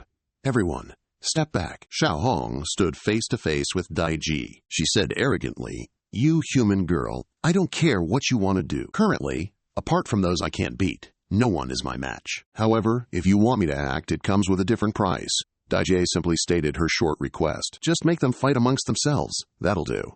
Xiao Hong then replied, "Okay." After the discussion, their ship continued its journey. The pitiful vampire king, Noble Zhu Xiao Hong, had to go to work again due to exorbitant interest payments. And just like that, the exchange event between Country A and Country B was about to begin. At this moment, loud fireworks erupted throughout the city, like a joyous national celebration. Inside the TV station, 2 announcers were excitedly presenting, "Dear viewers, we are the live broadcast studio of Country B. The exchange between our 2 nations is about to commence. Although this exchange has been maintained for many decades, today I still request permission to explain a few things, dating back to the dawn of this very civilization. We endured the torment of the Jiangxi until we finally fled into the cities." Outside the seaport, a female announcer is also on standby, reporting the current situation. "That's why we poured all our efforts into developing military equipment to protect ourselves. Although the 2 nations are quite far apart, they are, amusingly, of the same race. Thus, every 4 years, both will hold an exchange session. Citizens nationwide are also eagerly tuning in on TV. The exchange will be conducted at sea, broadcast live for the entire world to witness. Massive screens mounted on skyscrapers are also broadcasting this grand event. The announcers' voices resonate incessantly from every corner. This time, the exchange's theme is Island Scramble. The purpose is to proudly showcase each nation's military prowess to the entire world. Outside, the seaport scene is also bustling with excitement. The television broadcast is showcasing our state-of-the-art military equipment, fully capable of protecting everyone. Our live broadcast room will now connect with the field reporter from Country A. The scene shifts to a picturesque coastline. At this moment, the high-ranking officials from Country A are gathered on the island. Along with a lieutenant from Country B, the various delegations are continuously arriving.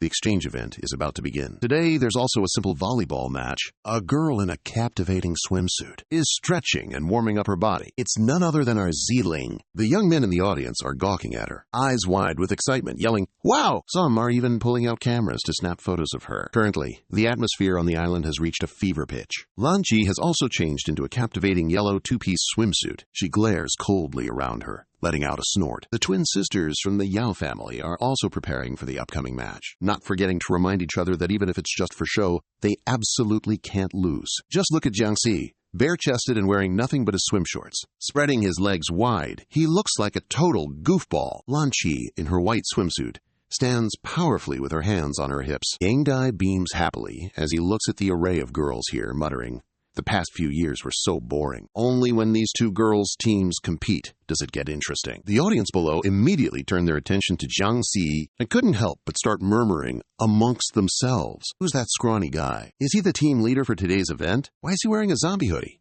I think he was in the presidential bodyguard team last time. He looks like he's about to faint. Jiang Si wondered if Ziling's leg had healed. Then the captain replied. Back then, the leader of the biology group made a prosthetic limb for her. At that moment, the referee shouted loudly to inform everyone. The battle begins. Lan Qi immediately served the first ball, while the referee was simultaneously introducing the rules. This round, teams will consist of 2 people, with each side choosing their own members. Ziling leapt up, swinging her arm, aiming for the ball. The referee continued to announce the rules of the competition. Everyone at the venue, feast your eyes. You can witness the physical prowess of the officers from Country B and the team leader from Country A. This volleyball weighs a whopping 48 kilograms. An ordinary person couldn't even lift it, let alone play with it. All the brawny young men immediately pulled out their binoculars to get a clear look. Even the attractive girls were practically drooling. Ziling's powerful serve aimed straight at Yao Ji. She couldn't block it and slipped, falling onto the sand. Yao M immediately jumped high, ready to hit the ball, angrily shouting, "Are you serious?" Then she unleashed a powerful hit, but Yao M's eyes suddenly froze, darting to the side of the court. It was Lan Qi, aiming at the ball and yelling loudly, "Die!" Both of them hit the ball back and forth, shouting loudly, "Be gone!" Suddenly, the ball came flying directly at Jiang Si, but he casually dodged it with ease. Seeing this, the spectators below couldn't help but exclaim in surprise, No, that's just an act, right?" Dai, observing from the side, also noticed Jiang Si's special ability. Everyone immediately yelled loudly, "Hey, that's an out!" Then Dai announced, "Team A gets a point. Continue!" Hearing the loud shouts, which felt like a splash of cold water to his face again, Jiang Si flinched. He quickly sped up and ran forward. Suddenly, Jiang Si turned his head and chuckled. Because of his absent-mindedness, he immediately took a full hit from the ball right to his face. Seeing Jiang Si get smacked, the excited crowd immediately roared, "Hey, that one's an out too!" The referee crossed his arms and announced, "Next group up!" Seeing his team being unfairly targeted, Lan Qi immediately shouted loudly, "Damn it, we clearly hit your people. That's not an out!" The referee saw this and rolled his eyes in exasperation. It's always these 2 teams, every single year. If I let you all fight, this friendly match will have to end early. Niai, curious, lowered her glasses to observe the match. Everyone was looking towards Jiang Si. He held the ball in his hand, showing no signs of movement. Niai cautiously reminded Deep, "Watch out, you might get caught." Jiang Si remained still, gripping the ball with suppressed fury. Deep stared intently at him, anxiously waiting for the slightest movement to happen. Niai also watched on with an arrogant gaze. Deep glanced to the side, about to say something. Then she spoke to reassure Niai. "Don't worry. The war between us and him, that's a story from centuries ago. He won't remember a thing." Deep looked at Jiang Si. He was trying to dodge the ball, but kept getting hit. "He looked like a total clown," Deep smugly exclaimed. "Look at him!" Then she squinted her eyes and said seriously, "Form number 1 looks like an utter idiot. If you only saw him in this form, you'd never guess what he becomes after transforming. He's an absolute nightmare. He'd been hiding in Country B for so long I never expected to run into him here." Seeing the culprit for the first time, Deep immediately cut her off. This isn't the time for pleasantries. Deep recalled something, hatred flashing in her eyes as she recounted the danger. That painful memory is still etched in my mind. She recalled the moment the missile shot into the air and continued her story. He brought utter despair. Everyone inside the vessel clustered at the porthole, their eyes fixed on Earth. A choking, crushing sensation, the sorrow of abandoning their homeland. The missile gradually ascended, drifting further and further from Earth. It just kept going, headed for another strange planet. The more Deep spoke, the more choked up she became, clenching her lips and bursting into tears. I can never forget this memory. On the other side, Taishan glared at Jiang Si, gritting his teeth in fury. Deep then spoke up to calm him. "Calm down." He grumbled, yet suppressed it, responding, "Yes."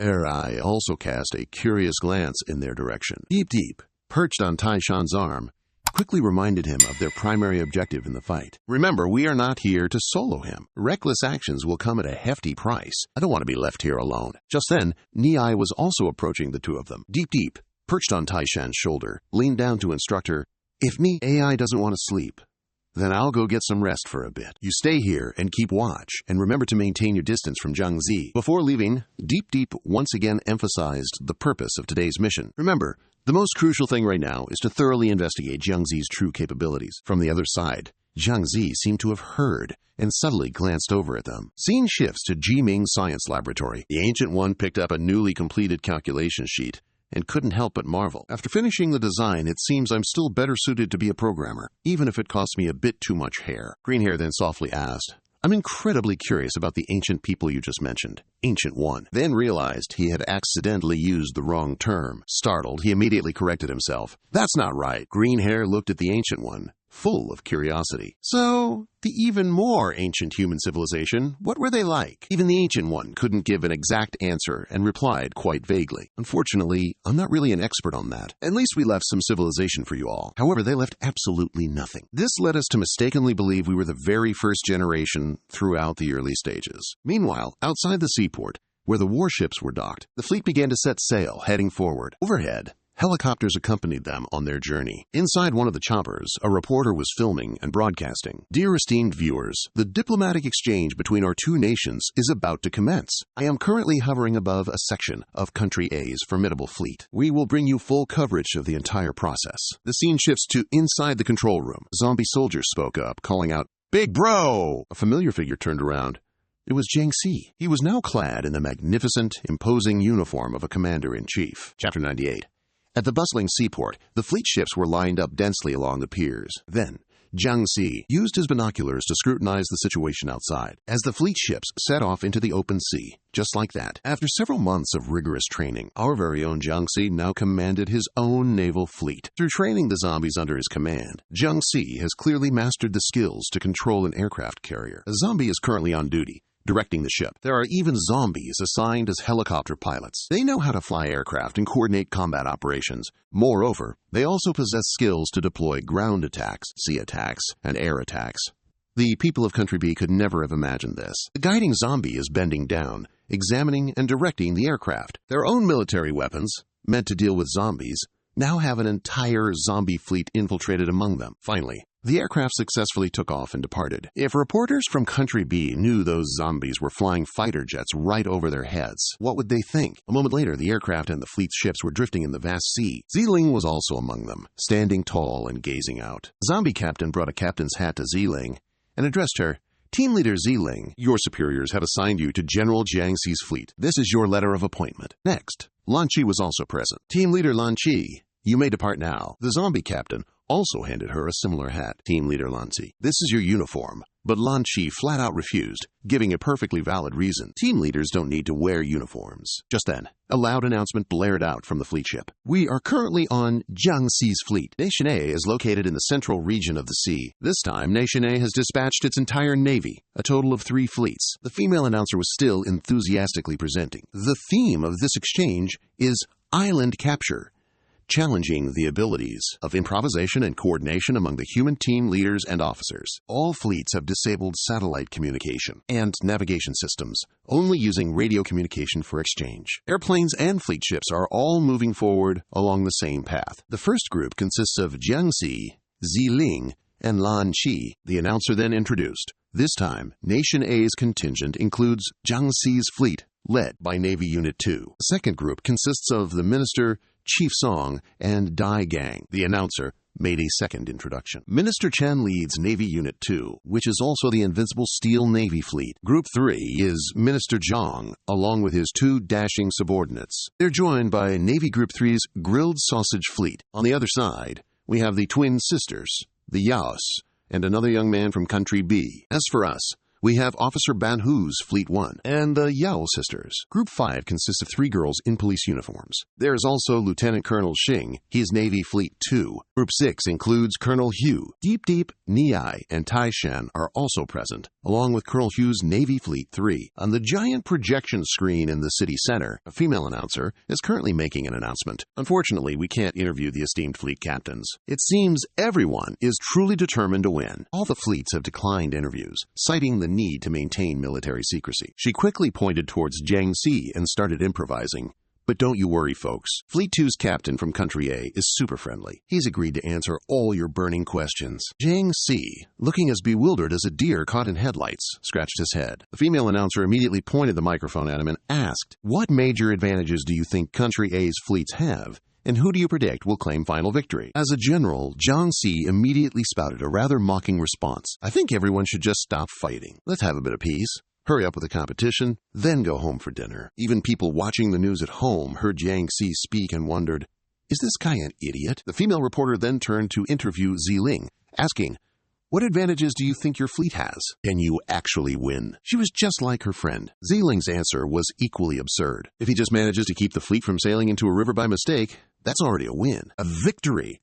The female reporter was stunned upon hearing that. Suddenly, Lan Qi widened his eyes and seriously declared, I have a bad feeling about this. The fleet's ships had set sail, and a loud shout echoed. Let's begin! First up was the ship with the red lower hull, Fleet 1 of Country B. Yao Jie observed intently from outside, complaining dejectedly. Honestly, this island competition is so dull. The previous zombie-killing contest was simple and much more intense. Yame crossed her arms and asked seriously, In Fleet 3 there are 2 new female lieutenants. Do you know them? Yao Ji replied, No, I don't know them. I heard they held the rank of sergeant for a very long time. They were only recently given a special promotion. She looked towards Colonel Hugh's group. She couldn't help but wonder what made them so special. Taishan suddenly sniffed at something. Seeing her like that, Dai wondered. Taishan, what is it? Taishan replied, Nothing. The warship was still sailing normally on the sea, but Taishan sensed something, which he then revealed. A formidable foe is headed this way. Xiao Hong was also on the ship. Lounging comfortably with her legs crossed, she admired the scenery. Hearing Taishan say that, Dai looked up, a little surprised.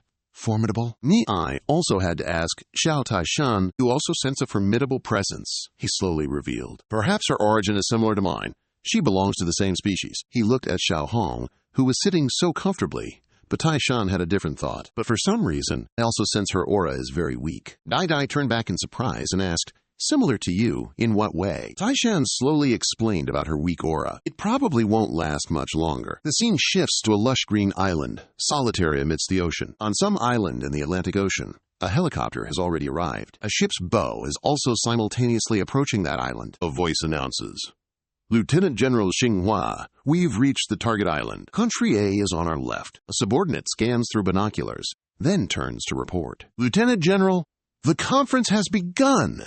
Lieutenant General Xinghua hears this and immediately gives an order. Fire! A massive projectile is immediately launched from her fleet. The enemy ship immediately plunges into violent chaos. A loudspeaker blares. Minister! Country B's second fleet has fired upon us. The minister, caught by surprise, could only curse furiously. Damn those despicable people from Country B. Now, an announcement blares. Country A has lost 1 destroyer. -3 points.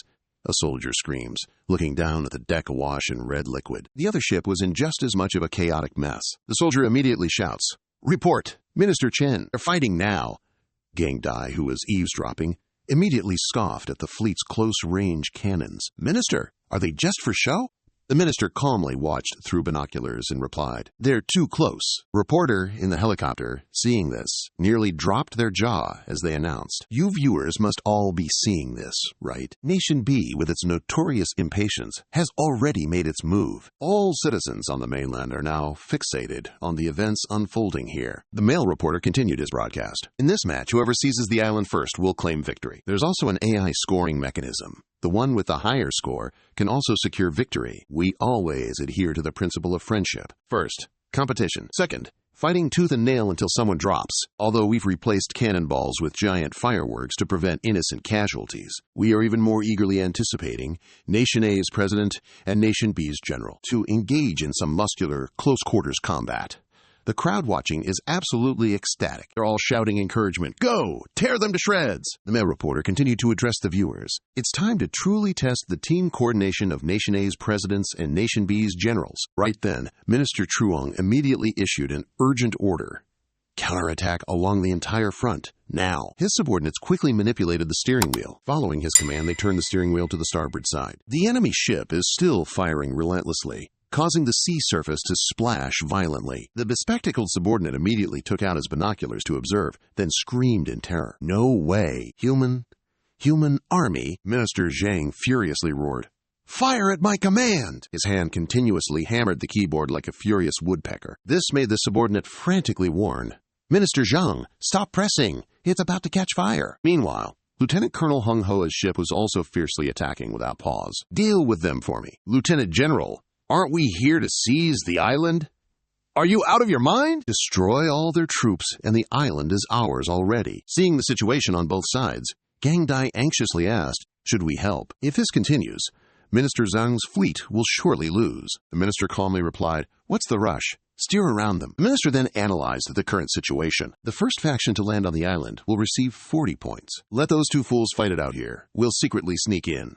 It's called stealing a chicken. Gang Dai's eyes widened in surprise upon hearing this. The bespectacled subordinate's heart pounded in fear as he stammered, human army. Hung Hoa's ship was still attacking with shells and showed no signs of stopping. A subordinate of Minister Zhang just delivered some critical news. Our artillery shells are almost depleted. Upon hearing his soldiers' report, he agitatedly urged everyone to clear the way, then boldly dropped his pants and let out a mighty fart. To catch the enemy, you must first catch their leader. Suddenly, a strange, round object was hurled from Minister Zhang's vessel. His subordinate shrieked in alarm, "Minister Zhang!" Lieutenant Colonel Xinhua spotted something flying towards their ship, though he couldn't identify it. Nevertheless, he quickly informed the lieutenant general, "Something's heading our way." Suddenly, the back of Minister Zhang's back began to swell, tearing his uniform to shreds. He had finally completed his muscle transformation. His clothes, now shredded, left him completely naked, and he leaped triumphantly into the air. The man began flexing his muscles. Meanwhile, Lieutenant Colonel Xinghua's group saw the vile man, without a stitch,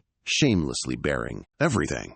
The entire group of reporters in the helicopter immediately clutched their heads and screamed. So utterly shocked by this horrific display, their tears and snot streamed down their faces. Even the soldiers, observing from afar with binoculars, couldn't escape the same fate. All the spectators watching directed their gaze towards the screen, which was broadcasting Minister Zhang.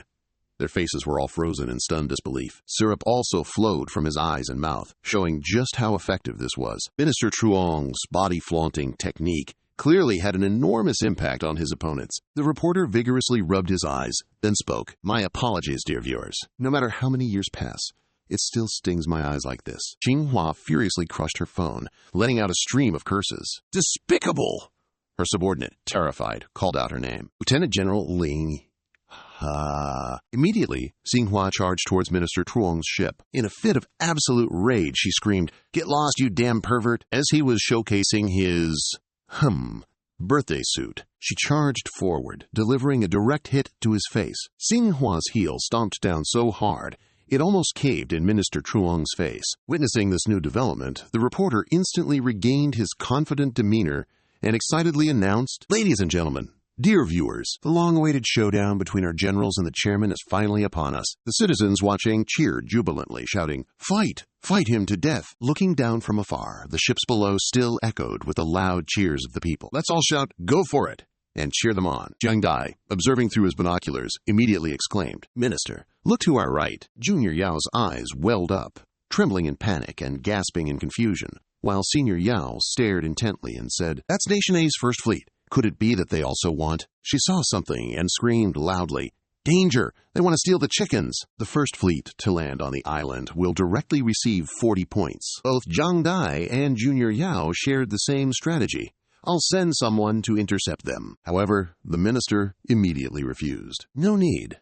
Senior Yao already has another strategy to deal with this. I will send someone to stop them. It's too late. With so many warships, they'll surely cause a disturbance." At this moment, as their ship sped straight forward, Senior Yao shouted her orders. "In that case, we'll just outrace them and accelerate forward." At the same time, on the island, a man with green hair frantically pounded on the door, shouting inside to report, "Danger, Dr. Jimin! Human troops are heading towards us." Ji Ming turned around in a panic, responding with utter confusion. "What? 100? Dr. Ji Ming looked into the binoculars. He observed thoughtfully. The scene where Dr. Ji Ming stood was eerily quiet. His binoculars revealed a large beach with two ships running parallel to each other. Leader Jiang Dai furiously pulls the lever all the way. "A useless piece of trash dares to race boats with me? If you can even see the spray behind my boat, then I'll consider myself defeated." The boat speeds across the sea at lightning speed. On the other boat, the Yao twin sisters were equally annoyed, their spirits just as fiery. "Damn it! I've never lost a race in my life. Accelerate and move forward for this lady." Dr. Ji Ming angrily roared. "Damn it!"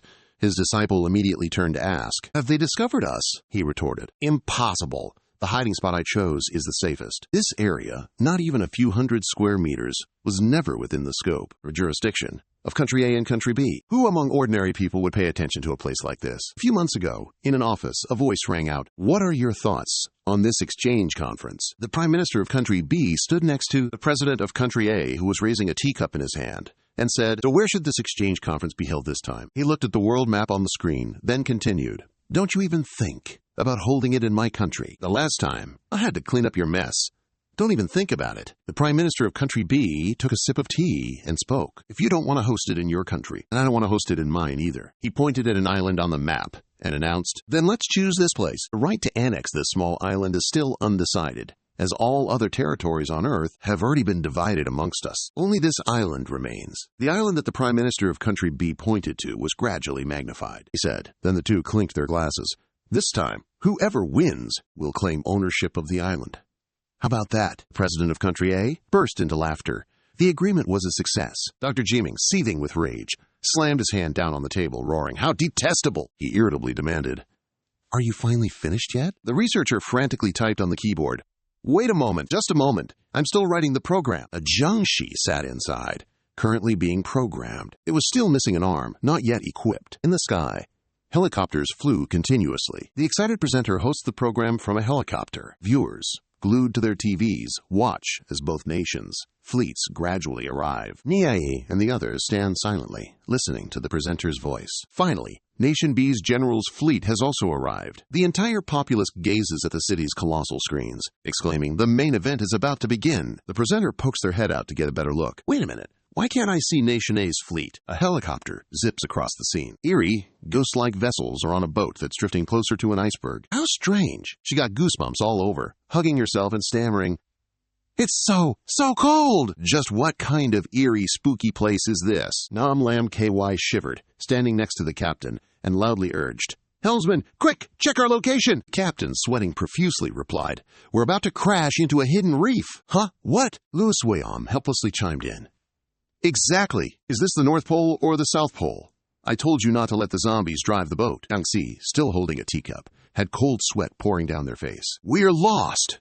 Then the two boats slammed violently into the iceberg ahead. Ziling gritted her teeth, struggling to maintain balance. The captain reported, "Commander Ziling, we've hit a reef." Ziling shrieked, "Jiangxi, I'm seeing fish and not in an aquarium." Lan Chi gripped the railing, yelling, "Where in the world have you steered this boat this time?" Jiangxi remained silent, not a single word escaping him, as sweat poured down like rain. They were currently on the other side of the North Pole, roughly half a world away from any semblance of civilization near the South Pole. Jiangxi gave a sheepish grin at Ziling's incessant nagging. "Jiangxi, where in the world did you steer this ship?" Lan Chi grumbled from the other end. "You're the head of the fleet. What kind of job are you even doing?" she yelled. "Can your current state even be trusted at all?" She loudly stated into the phone, "Satellite communications are unusable, and you don't even know how to use a compass. What are we supposed to do now?" He stammered, flustered, making Ziling frown. "Or how about we just take a break and withdraw from the exchange event altogether?" A helicopter flew over the sea where a fierce battle was unfolding. Scene, the island exchange event. The excited commentator exclaimed, "It's begun! The unwavering pillars of both nations have commenced their battle." Then Lieutenant Colonel Manhwa fell into the sea. Her eyes widened as she stared forward. A naked man appeared before Lieutenant Colonel Manhwa. She shrieked loudly. The sun rose high, shining down on the beach. Dr. Jiming raised binoculars to his eyes, looking into the distance. The sea surface was choppy, with water splashing everywhere. Hearing the excited commentator's voice echo, Team Leader Jiang Dai opened his mouth, full of determination. "Dear viewers, the first and second fleets of both nations are jostling, steering towards the small island. Who, in the end, will take the lead and earn 40 points? The Yao twin sisters gritted their teeth, driving forward. Dr. Ji Ming fumed. "So here comes a bunch of pathetic soldiers." He spun around and said, "You should think of a solution too, shouldn't you? Don't just keep burying your head in writing sequences." Dai, his face full of fatigue, glanced at him and replied, "Don't you have a lot of zombie samples, huh? Go to the trash can and see if there's any leftover nanometal. For you, creating a sci-tech creature, perhaps it's not a difficult task. Dr. Jiming's disciple posted everything, so I came looking." He pulled out a vial of solution, found it. Dr. Jiming immediately snatched the vial. Hordes of zombies appeared. Humans are dying off. Dr. Jiming muttered to himself, "Am I an idiot?" He said darkly, "I'm not an easy target." A small island appeared near the beach. Lan Ling looked through his binoculars and exclaimed, "Wang, they're fighting!" "We can fish in troubled waters," Xiaohong commanded. "Open fire!" A bullet fired from the boat, surprising Dai Dai. Nie was flustered, while Taishan remained pensive. He suddenly reached out his hand. The boat crashed into a large rock, causing a massive jolt. On the other side, the rock exploded. Colonel Hugh, enraged, yelled, "Live ammo? You bastards, are you serious? Load my ammo!" Counterattack with live ammunition. Lan Ling, sweating profusely, exclaimed, "Your Highness, there's a master on the other side." A large figure approached Colonel Hugh. Tai Shan commanded to steer the ship over there. He clenched his fists, rebutting, "Damn it! I am the supreme commander here. You two lieutenants, obey my orders." Tai Shan lifted Colonel Hugh by the head, lifted high. Colonel Hugh struggled fiercely. Pale and panicked, he asked about the strength. "This strength is too much. I am a general of Nation B. Just who exactly are you all?" Lan Ling gaped and exclaimed, "Wang, we're about to collide. This time we sneaked into Nation A's 3rd Fleet. We can't be exposed." Silently, Tai Shan lifted Colonel Hugh even higher. Xiao Hong and Ni simultaneously declared, "Crash them to smithereens for Grandma." Xiao Hong's group ship sped forward. Ni's group ship also darted ahead. The 4 excited commentators were getting antsy. Both sides were getting antsy. Nation A's 3rd Fleet and Nation B's 3rd Fleet. Neither side would back down. Prepare to witness a Pacific kiss for us at this exchange event. It will definitely be more spectacular than every year. Ignoring all the commotion, Jiangxi was calmly fishing with Jiangxi. The 2 ships were getting closer and closer. Lan Ling gaped. "They're about to collide." Colonel Ho, terrified. Saliva drooled from the corner of his mouth. Xiao Hong charged forward. Tai San also rushed forward. She took a run-up and kicked one leg high. A powerful force burst forth from her leg. Tai San flew over Xiao Hong's boat. She was astonished and turned around. He landed on the boat. Tai San bent his knees to maintain his balance. The boat made a loud noise, and water splashed everywhere. Lam Lin fearfully screamed, "Who is this person?" Xiao Hong's subordinates stood in a corner and snorted coldly. The editor was excited. "Dear audience, the battle between the subordinates of the chairman and the general is also equally spectacular. A certain captain from Country B, relying on mighty muscles, already capsized Country A's warship with one kick." Xiao Hong's hand created a powerful magical energy. A large whirlpool appeared beneath the boat. Tai Son also entered a fighting stance. She frowned, looking at him, clasped her hands together, and a large rock appeared. The rock tightly bound and imprisoned Xiao Hong. The commentator broke into a sweat. "Is this the combat power a subordinate of the president can display?" The entire city's residents stared in shock at the large screen. Everyone's eyes were wide with disbelief. The commentator immediately flipped through his notebook, frantically searching for strange information. Captain Tai Shan is among the competing athletes. However, this naked young woman from Country A, there's no record of her in the files. At this moment, Lan Ling and the Yao twins screamed at the top of their lungs. The general looked at the minister and spoke. "Minister, sir, we have a problem. It seems there's something strange on the island." He looked into his binoculars and asked, "What is it?" "A colossal monster. It's trampling every single tree on the island. It's fiercely charging forward." The minister gasped in astonishment. Dr. Jiming furiously challenged, "Come here, you bunch of fools." On the other side, Jiangxi was still fishing with that zombie. Squad leader Jiang Da asked, eyes wide, "What are those things on the island? Is that part of the drill too?" The minister immediately ordered a retreat. He heard that and was utterly perplexed. The younger Yao twin in the cockpit spoke up. "Hey, they've slowed down." The older sister looked outside and shouted, "What are you saying?" "I can't hear you." Monster picked up a huge rock. It hurled the rock, which skipped over the waves. The rock slammed straight into the cockpit, right where the twins were. The Yao twins screamed as they were engulfed in flames. Squad leader Jiang Dai's jaw hit the floor. "Minister, sir, the hull of the ship opposite us just exploded." He leaned on the railing, panicking. "Exploded? Did it really explode? This exchange event is getting way too real. If that's real, then it's way too over the top." Dr. Ji Ming stood there, lost in thought. The editor's eyes were wide. Jaw dropped in shock. What's going on? Nation B's lead battleship just spontaneously combusted. This drill is ridiculously realistic. He gritted his teeth, enunciating each word. "You're dead to me." In a sprawling office, the Prime Minister of Nation B answered the phone. "Hello? Did you have something to do with this zone incident?" The President of Nation A immediately replied, "How could I? I'm not that capable. You're the one who chose this place. Minister, give the order for a full-scale counterattack immediately. The presidents of both nations won't let our equipment and weapons be damaged, as there are enemies operating on the island." On a massive iceberg, Jiang Siwan was still peacefully fishing with that zombie. He suddenly turned and asked, "Where is Zilang and Lan Chi?" The clueless zombie replied, "I don't know. They were just here a moment ago. Zilang and Lan Chi are on a ship in the Central Great Sea region." She clenched her fists and gritted her teeth. Darn this quadrennial exchange meeting. Do you even know how long I've waited for this? It wasn't easy to acquire such immense power. I was going to equip myself to wipe away all that past humiliation. But this idiot brought us all the way to the South Pole. The exchange meeting hasn't even begun, and we're already forced to quit. The bewildered zombie captain looked confused. Captain, we don't have a carrier, and our fuel is insufficient. Zilang yelled at the captain, Shut your mouth! You're utterly useless! Even if I die, I won't give up. Find a way for this lady, even if you have to. Swim us back to the competition venue. A zombie cheered by drumming, 1, 2, 3, 4... 2, 2, 3, 4. On both sides of the boat, the zombies simultaneously climbed aboard. Triumphant cheer echoed from the boat. Dr. Jiming looked at the computer screen and laughed loudly. Success! Absolute success in research and development. Dr. Jiming's apprentice nervously edged closer, whispering, Master, don't let them revive here. He glanced at the apprentice and coolly stated, Relax, please. I'm not that dense. I've already installed it along with the device. It's been pointed towards the Great Sea from the start. The figures from Jiangxi's faction, radiating an overwhelming aura, materialized, facing off against Xiaohong's group. A large coastal city on Godun Canaleo Island by the Atlantic Ocean. Zhao lit a cigarette and spoke. I wonder how the external hired party is doing with their work. Gui, with a cigarette in his mouth, spoke. They've probably finished by now, right? Guy frowned, staring ahead and muttering, Zhao, something's up. What is that thing? Zhao retorted. What thing? A large device appeared from beneath the sand. A hand gently touched it. Each finger dug into that large device. That strange device was open from the inside out. A Zhao and a Gi stared, mouths agape in astonishment. A pair of glowing red eyes, full of danger, appeared. Xiao He was busy recording something. His pen slipped, snapping in two. He stared at the broken pen, utterly stunned. Hurried footsteps echoed loudly. A Gu and a Lang hastily spoke up in unison. Hey, Xiao He, what happened? The Great King seems a bit off. Xiao He frowned, spinning around to look behind him. Gan was bewildered. The Great King, The Great King appeared in a shadowy, terrifying form, with sharp, pointed fangs.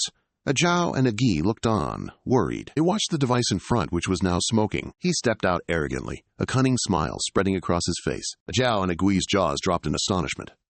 What? The Great King remained still, gazing straight ahead. Abruptly, he began to walk quickly across the sand. A great figure, excitedly, slammed his hand on the table. Success! Come on, let me see your true strength. He then approached Zhao and Gi. The Great King quickly approached the two of them, making Guai scream in fear, Who is this? His people cheered and laughed loudly. He faced Zhao directly. The Great King suddenly hugged Zhao tightly, bursting into tears. To meet you all makes me so happy. Thank heavens, everyone is still alive. Zhao froze stiff, utterly clueless about what was happening. His people grabbed their hair with both hands, yelling, What in the world is happening? Zhao stammered and struggled. Hey, who are you? Let me go. Dr. Ji Ming's group just stared, faces dark and utterly speechless. The Great King hugged Zhao's leg, still sobbing. I finally found living kin. I'm so incredibly lonely. Gui was speechless.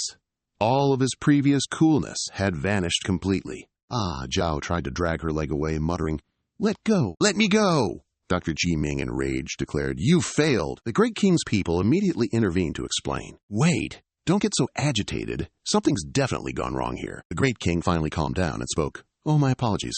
I was rather rude just now. He shook hands with Zhao and introduced himself. Hello, I am Jiangxi. Zhao widened her eyes. You're a zombie? He replied. That's right. I didn't expect you all to still be alive. Saves me the trouble of reviving everyone. Zhao scratched his head, puzzled. Revive? You looked at the device on his wrist and spoke up. I just used the mind scanner. He truly is a zombie. Zhao pointed at the Great King, wondering, Isn't that strange? Why are you in this form? He retorted. Me? He raised his hand high, pointing it towards the sun. The Great King took his hand and grabbed his wrist, saying, You mean this? It's nothing. He put a hand to his head and laughed heartily.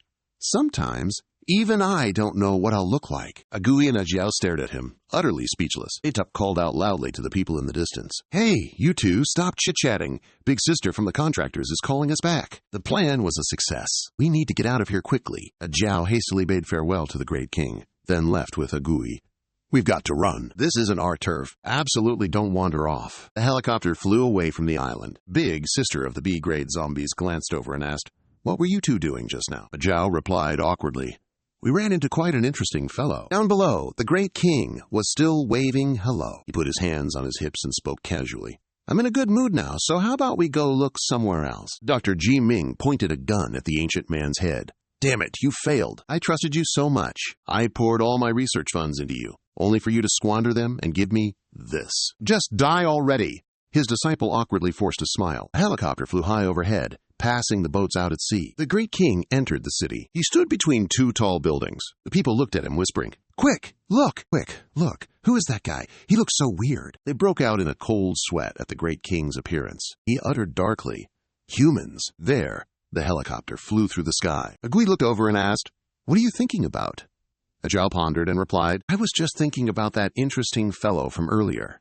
If I'd known, I would have brought him along. He looked out the window and continued, He's so small and weak. Don't let him get killed by humans. The great king raised both hands, ready to attack. Dr. Ji Ming's group froze in astonishment. He slammed his hand onto the ground, causing a beam of light to shoot down from the sky. It shattered all the soil and rocks. Dr. Ji Ming's group gaped as numerous vehicles and people floated in midair. Zhao looked out the helicopter window, saw people floating, and was astonished. The helicopter suddenly suffered a strong impact, and they all screamed. Countless floating cars crashed into the helicopter. Ajiro and Agi fell to one side, shouting, What's going on? Is it an earthquake? Big Sis, the leader of this vast, sprawling zombie mess, Hold the plane steady for me. Agi asked Zhao worriedly. What's happening outside then? Zhao and Agi frantically looked forward. The helicopter flew, skimming above the sea. It flew towards the big city. Dr. Jiming's group was speechless. The great king, that zombie, with just a slight movement, had already thrown the entire city into chaos. Zhao and Agi sat in the vehicle, mouths agape and eyes wide as they looked out. The great king stood up. Behind him, cars and people were falling like rain. Even the big boss of Country B's zombie horde couldn't conceal her utter astonishment. Lao Chi on the boat vehemently demanded, Row for me! Even if you have to crawl, drag yourselves to that exchange event. The zombie sailors standing nearby were sent into a frenzy by their panic. Chairman Lan Chi. We've got trouble. Look southwest now. As they glanced over, a familiar sight greeted them. Half the very ground had been ripped up and stood on end like a massive wall. Both Zeeling and Lan Kiao collectively gasped, letting out an enormous, What? Meanwhile, Chu Xiaohong was thrashing within a stone hand, struggling to break free. In this entire world besides Jiang Si, who dares to be my match? Just who are you people? Dai Dai simply smiled, replying, Why don't you take a guess? Nevertheless, Xiaohong continued to look down on them with utter contempt. With this paltry amount of skill, you actually think you can control me? The man whose eyes were obscured by his hair suddenly flinched. Then, with a powerful swing, she shattered the earth and stone that had been binding her. After she landed on the ground, the towering man promptly reported back to Dai Dai. She's a tad bit stronger than I had anticipated. Xiaohong confronted them, her voice filled with challenge. Just who in the world are you people? Dai Dai, clearly spoiling for a fight, promptly commanded, Shou Taishan, get in there! The subordinate immediately replied, Understood.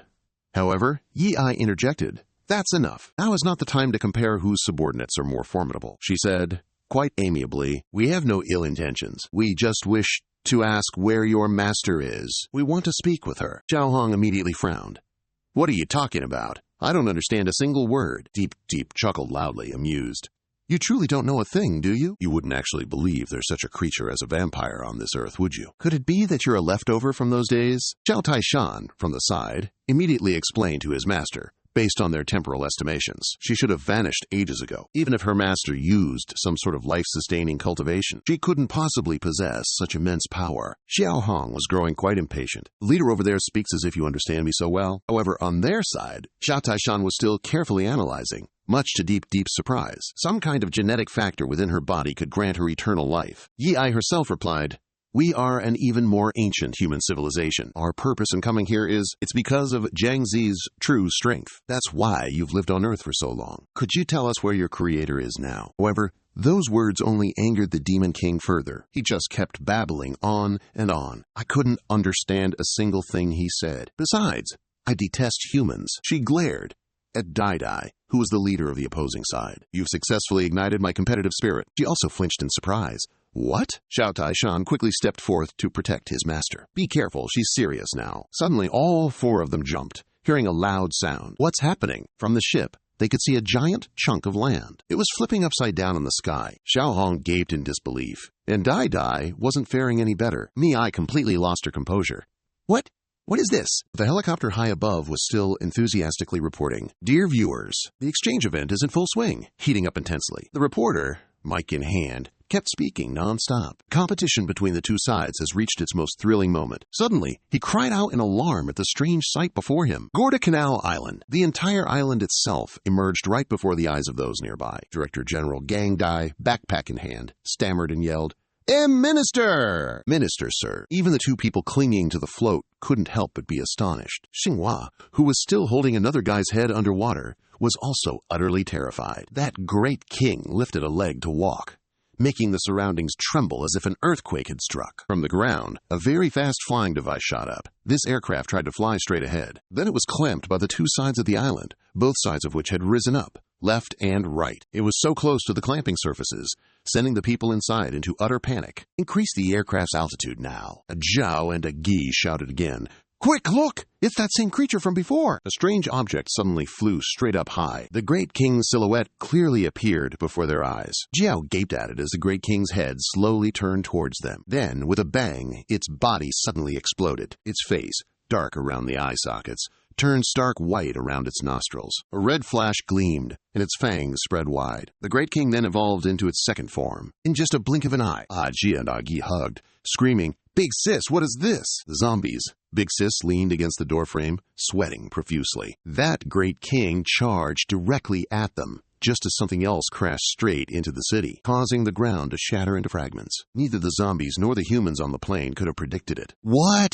The zombie Great King burst from the smoke, now sporting a muscular physique. Yet Jia and Ji leaped back in shock, wanting to speak, yet their tongues were tied. Another sweeping attack then occurred across the entire city, leaving everything suspended high in the air. Two zombies hastily pulled their Big Sis away, shouting, The plane can't take much more. Why is it like this? Protect Big Sis. Yet the chaotic scene, coupled with the crumbling plane, made it impossible for them to communicate. What did you say? I can't hear you. Gi exclaimed, while that horned zombie was still caught in the vortex. I said, Protect Big Sis. Oh my God, a huge hole just opened up beneath the ground. In its center, a powerful energy is slowly gathering. But what just happened left Ziling and Lan Qi utterly speechless. Then, a fierce suction force surged forth, making the two girls cry out helplessly. What? A blinding light appeared from beyond the sea, right where the ship carrying those strange guests was. The two girls were equally shocked, staring blankly into space. At this moment, Aza and Agizi's group was bracing themselves against that terrifying pressure. All matter on Earth was enveloped by that light and plunged into chaos. The Great King stood still, holding up the scorching sky. It was right in the center of the hole. All around it was covered in swirling white smoke. The Great King opened its mouth and let out a few incomprehensible roars. At this moment, the ship belonging to those people was also experiencing a shock. Astonishing events kept unfolding, one after another. What's happening? Miai, who was nearby, tried to reconfirm the location and direction of Wodankano Island. But it was then that Tai Shan blurted out a name. Jiang Qi. Around the Great King, the ground was completely flat, with not a single soul in sight. In that brief moment just now, Wodankano Island had been flattened. At least 30 million people have vanished, vaporized into thin air. A reporter from the TV station quickly broadcasted the news. Dear viewers, we interrupt this program for an urgent news report. Guadalcanal Island, the sixth largest landmass on Earth belonging to Country B, has suddenly vanished 20 minutes ago. Their screams echoed throughout the city. Another tens of millions of people are completely unaccounted for. Even those watching couldn't help but be utterly astonished. What in the world is happening? What could have occurred here? The reporter's tiny helicopter is still holding steady after that devastating leveling event. We are dispatching reporters to the scene to provide a live report. The bald reporter, still intently holding his mic, exclaimed, Good heavens! What on earth has truly transpired in this place? Driven by curiosity, they quickly piloted the helicopter deeper into the area to investigate. At this moment, the Zombie Queen's group had successfully landed. She herself was guarded by a towering, hulking zombie. Meanwhile, a Zhao and a Gui were sprawled on the ground, trembling as they uttered each word. Before them stood that Great King. Brother, what are you doing? It turned its head, then groaned. You wretched human! Both pressed their lips tightly together out of fear. That horned zombie is carefully hiding behind the rock. Great King's sensitive nose immediately caught a whiff. There are still humans? They haven't all died yet? Their big sister's mouth was covered, so she couldn't utter a single word. A Zhao hurriedly waved his hands. You're mistaken. How could there still be humans here? You must be smelling my scent, that's all, because I interact with humans all year round. Behind him, Agi trembled as he whispered to his comrades, "Protect Big Sister well." He also nodded. The skin around the Great King's eyes, perpetually wrinkled, clearly showed his intent. He directly reached out his hand. Agiao's body was seized by something. Great King lifted him up and then asked, "You stay with humans all year round, don't you?" Agiao still tried to reassure him. Aren't we brothers? However, the Great King uttered a cold sentence. "If I kill you, I can create the zombie I like." Agi could barely stand, witnessing that scene. His personality, it's changed. Seeing the person with absolute power right before his eyes only made him even more terrified. Why did he turn out like this? Although Agi was also terrified, he still spoke up. "You're overthinking it. As a zombie, why would one choose to conspire and do evil with humans?" The Great King replied. "Prove it!" He slowly uttered each word. Towards the southwest, nearest to Wudong Kano Island, there is a city with 70 million inhabitants. As soon as he heard that, the Great King's eyes immediately glowed crimson. He immediately shot straight up high and disregarded. Yao, still a zombie, lay bewildered, sprawled on the ground. The Great King very quickly crossed countless continents to reach the place he mentioned. Although he had escaped, he was still trembling with fear. What kind of oppressive feeling is this? They quickly gathered. "Big sister, are you okay?" Luckily, I reacted quickly. The reporter in the helicopter also saw them. "Quick, look! There are people down below." Then the helicopter landed on the ground. Their leader tried to sit up and spoke. "We must find a way to stop him. Our goal is to coexist with humanity. We can't let him cause any more trouble." Zhao didn't agree much with that, big sis. "Are you kidding me? Didn't you just see what he did? Right now, the Great King is still speeding across the world. What kind of creature can possibly stop him?" The Earth's surface gleamed with a light because of his speed. "I estimate it won't even take half an hour. Humanity will be completely wiped out by him." Reporters and soldiers quickly raised their guns when they saw them. Meanwhile, the girl tried to step forward. "A zombie?" While those people were still surprised. You're human?" She directly grabbed the camera. "Everyone, listen up. The zombie leader tried to warn the people in that city. A terrifying entity has appeared here. It's indiscriminately slaughtering humans. Everyone, quickly go evacuate now. Run away. There might still be a sliver of hope for survival." A young man watching suddenly felt annoyed and immediately turned off the screen. Are they crazy? Why are the people on TV such imbeciles? Around their city, it's still peaceful with beautiful, warm sunlight. That young man placed his phone on the stand and cheerfully said, "Director, the number of viewers in the live stream room has increased by another 100,000 people." He also laughed loudly to himself, utterly delighted. Woohoo! Before him, a pure and beautiful girl was gently spinning in the wind. The trending charts kept fluctuating. I mean, what's worth watching in those discussion groups anyway? He kept gesticulating wildly.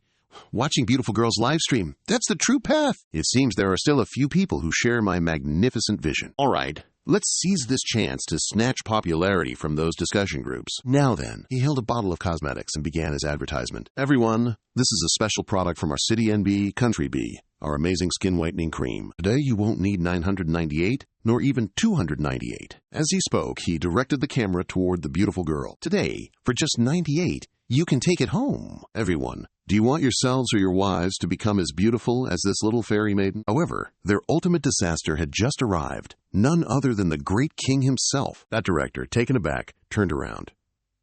"What?" Suddenly, the ground was ripped apart, sending all three people flying. Guy sprawled on the ground, completely bewildered. Who are you?" Meanwhile, the guy next to him still clung to his phone on the stand, diligently recording the entire spectacle. The pretty girl was also in a panic.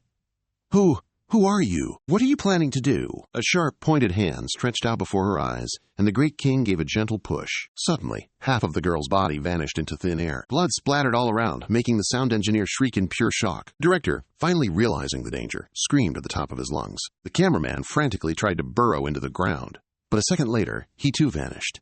"Help! Save me!" The Great King grabbed the director's collar, but didn't finish him off immediately. No! Instead, he dragged him, scraping across the ground, towards the cliff face. The phone screen, however, remained perfectly intact, still recording everything. The Great King snapped his fingers, oh so lightly, from his fingertip.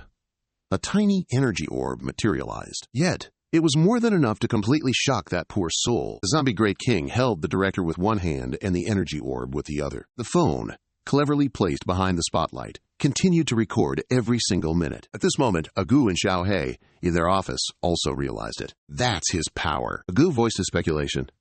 He truly is the great king. The other citizens were still bewildered. What's happening? Why did it switch channels? What are they doing? It seems to be City N of Country B. The screen on the building is showing the great king scene again. It's due to his power. Who is that guy? Then he unleashed his energy orb down the cliff. The great king flicked his finger with great force, making the human behind him sway along. Those below immediately felt something strange. Our city! Suddenly, countless citizens turned into dust. What? They tried to avoid them, but all failed. Don't touch those tiny black particles. Then, the great king clenched his hand again. Energy surged from beneath the ground, sweeping away everything around it. Then, a supernova explosion erupted, staining the sky crimson. Cities and other provinces plunged into chaos. What the hell is this? What are those small black particles he just unleashed? The people who remained at the original spot were also terrified. Running away now is utterly useless. The ship carrying Xiao Hong and the others was still slowly drifting on the water. Xiao Taishan proactively offered a truce, suggesting they stop here. Right now, you're no match for me, so don't go looking for trouble. Deep Deep exclaimed, "We must stop him! We can't let him wipe out humanity." Xiao Hong's subordinate also just returned. My lord, that guy who was just destroying the human city earlier. He unleashed Little Hei's skills. It truly is Jiang Si then. However, Xiao Taishan made her an offer. Why don't we go together? Given Jiang Si's current state, once he finishes off humanity, he'll come for you all soon enough. Her subordinates awaited a reply. My lord. Left with no choice, she could only agree to go and see. At this moment, a loud voice resonated around the island. Urgent announcement. A terrifying madman is indiscriminately slaughtering humans across continent B. After careful consideration by the presidents of both nations, the exchange event has been temporarily canceled. Two nations declare. All combat personnel are on high alert. The sailor zombie, holding the phone in his hand, awkwardly mumbled. Ziling quickly gave orders to his people. Cancel the exchange meeting. Prepare a helicopter for me to fly to continent B. Repeat. The entire nation enters level 1 combat readiness, and their helicopter also departed immediately. The four people, who originally disliked each other, all sat quietly inside, listening to the news. According to reporters, the disappearance of Godan Kano Island earlier is also connected to this mysterious person. According to statistics, in just 3 minutes, he massacred nearly 100 million people. Xiao Taishan put on his headset while a question echoed from behind. If you're claiming to be even more ancient humans, I'm just a little curious to ask. However, Xiao Hong's subordinate curiously asked, why does Jiang Si hate humans so much? Xiao Hong also tilted her head, eager to hear. Ni calmly replied, because we killed his family and subordinates. At this moment, Jiang Si in his king form was still relentlessly devastating the city. Panicked screams continuously rang out through the screen from Jiang Si's subordinates. The director kept yelling nonstop. Save me! Then he was eliminated right in front of the camera. The Grand King laughed loudly, then jumped straight up high. The remaining people started to get antsy, wondering what exactly he was up to. Dr. Ji Ming's subordinates joyfully embraced each other. It's a success! But he calmly adjusted his glasses and asked, that's right. Wasn't your goal the future of humanity? Why are you helping us then? He chuckled and pressed something on the computer. What do you know? A proper introduction is in order, don't you think? The Ancient One brought the microphone to his mouth and began to speak. Hello, people of the entire world. Allow me to introduce myself. Screens on the building flickered, showing his image. I am indeed the Ancient One you all secretly whisper about. I have no other intention in speaking to you all here. So let me show you all a video clip first. Footage then appeared showing Jiang Si confronting monsters and fighting all the way out of Earth. A warrior appeared, grabbed by him, screaming loudly in fear. That Ancient One proudly introduced himself as the representative of the zombies. He annihilated our civilization. What's more, he's been annihilating humanity, generation after generation. Because of him, humanity's development has been tragically stunted. Everyone who watched it was left staring blankly at the glitching screen. Yet, that signal was still broadcasting incredibly clear audio. Even now, he's still living right here on Earth, always right there, alongside us. Drone bravely attempted to approach the Great King, and naturally he immediately noticed its presence. Thus, we've developed creatures capable of actually competing with him. The young man in the room was completely shell-shocked. Everyone else in the house paused their activities just to listen in. Right then, their brilliant scientists began their crucial work. But don't fret, everyone. I've already dispatched people to bury some eggs and human fertilized cells underground. Even if the Great King reaches out millions of years from now, humanity will still endure. Then he just crushed that drone. the civilization-ending destruction we experienced. Sooner or later, you all will experience it yourselves. The great king held the now-damaged device in his hand. Then, he pondered deeply about humanity's progress. Go back and say goodbye to your family. The screen then flickered off with a final message. While there's still time, I am proud of everyone's contribution to humanity. The citizens, driven to despair by that information, frantically bolted, trying to save their lives. Jiangxi, wherever he was also startled at this moment. He was impeccably dressed, sitting atop a layer of ice. The great king had just wiped out another city. The surroundings looked exactly like his homeland. The two reporters were drenched in a cold sweat from the shock. According to incomplete statistics, several cities had been annihilated, and hundreds of millions of people had vanished. The situation everywhere was chaotic. Incidents of smashing and destruction emerged worldwide. Looting and countless citizens stormed banks, wreaking havoc as social order disintegrated. Soldiers desperately tried to contain the situation with weapons and tear gas. The world is almost gone now. Who even cares anymore? Conversely, citizens held up freedom signs and continued to shout loudly. Currently, the entire world has plunged into chaos. Our country's president attempted to convince everyone not to give up. We still have hope. Our two nations possess the strongest chairman and generals. We can definitely get rid of him. His supporters are just blindly following along too. We're no pushovers either. Let's take him down. Not only that, their attitude is incredibly resolute. There are still a few stubborn folks who refuse to give up. Yes, Xiaohong's group's helicopter has just arrived back at their Earth destination. This place. Niaye was the first to step out. What's going on? Those people quickly questioned. The professionals are here too. You're all from the Grand General Exchange Council, aren't you? Where's your boss? She replied. He can't make it anymore. But Xiao Taishan suddenly recalled his previous actions, and his face fell. They seem so apprehensive, huh? She wondered again. What exactly is going on? A massive wall has been erected around this area to separate the two sides. In front of us is our country's City G. He has massacred an entire city. To prevent him from going elsewhere and obliterating more people, we dispatched a lieutenant general, a senior general, and thousands of people to enter and stop him. We have no idea what happened in there. I requested, please let us go inside. But he quickly stopped her. You captains will only find death if you go in there. Or perhaps you should wait for your superiors. Xiao Taishan appeared, looking annoyed. Can you stop yapping? We're going in with them! Zilang and Lan Qi just jumped down from a helicopter. The other two quickly went to ask them. You two are Zilang, right?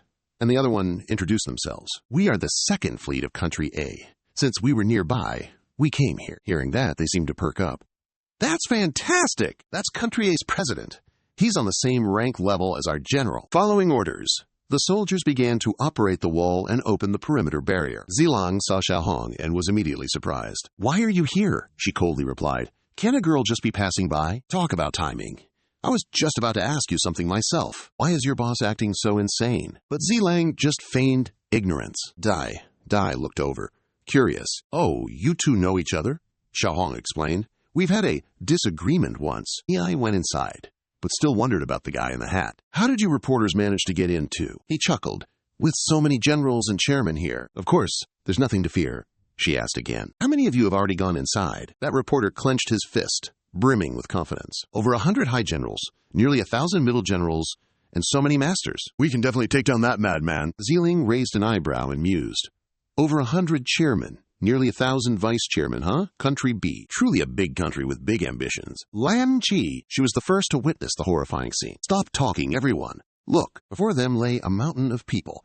Deputy generals and great generals piled on top of one another. Everyone present gawked in utter astonishment. The only one still breathing was unconscious, face down on the ground. Dewang grabbed one of his legs, dragging him across the ground like a rag doll. He also heard a strange sound, so he turned to take a look. Ziling and Lan Qi shuddered, terrified by his gaze. Countless other helicopters also appeared in the sky. New warriors were dispatched and quickly landed. The great generals of Country B appeared incredibly powerful. A representative spoke to them. Everyone below the rank of great general withdraw from the fight. Leave this place to us. Tu Ling was surprised. So many high-ranking combat personnel? He walked past her and reminded her. Number 1 said, everyone below the rank of great general. Retreat. That pile of bodies might just grow even higher, all thanks to these great generals' boastful claims. People from Country A don't cause any more trouble either. The great king calmly sat atop countless others, awaiting those who dared to challenge him. The scene shifts to Lan Qi. She was sent flying into a pile of rubble and one side of her face shattered, revealing her true form. From Jiangzi's subordinate, Agu, observing the situation on screen, spoke up. That's the Great King's fourth form. Xiao He, standing next to him, was also a little uncertain. The aura is exactly the same.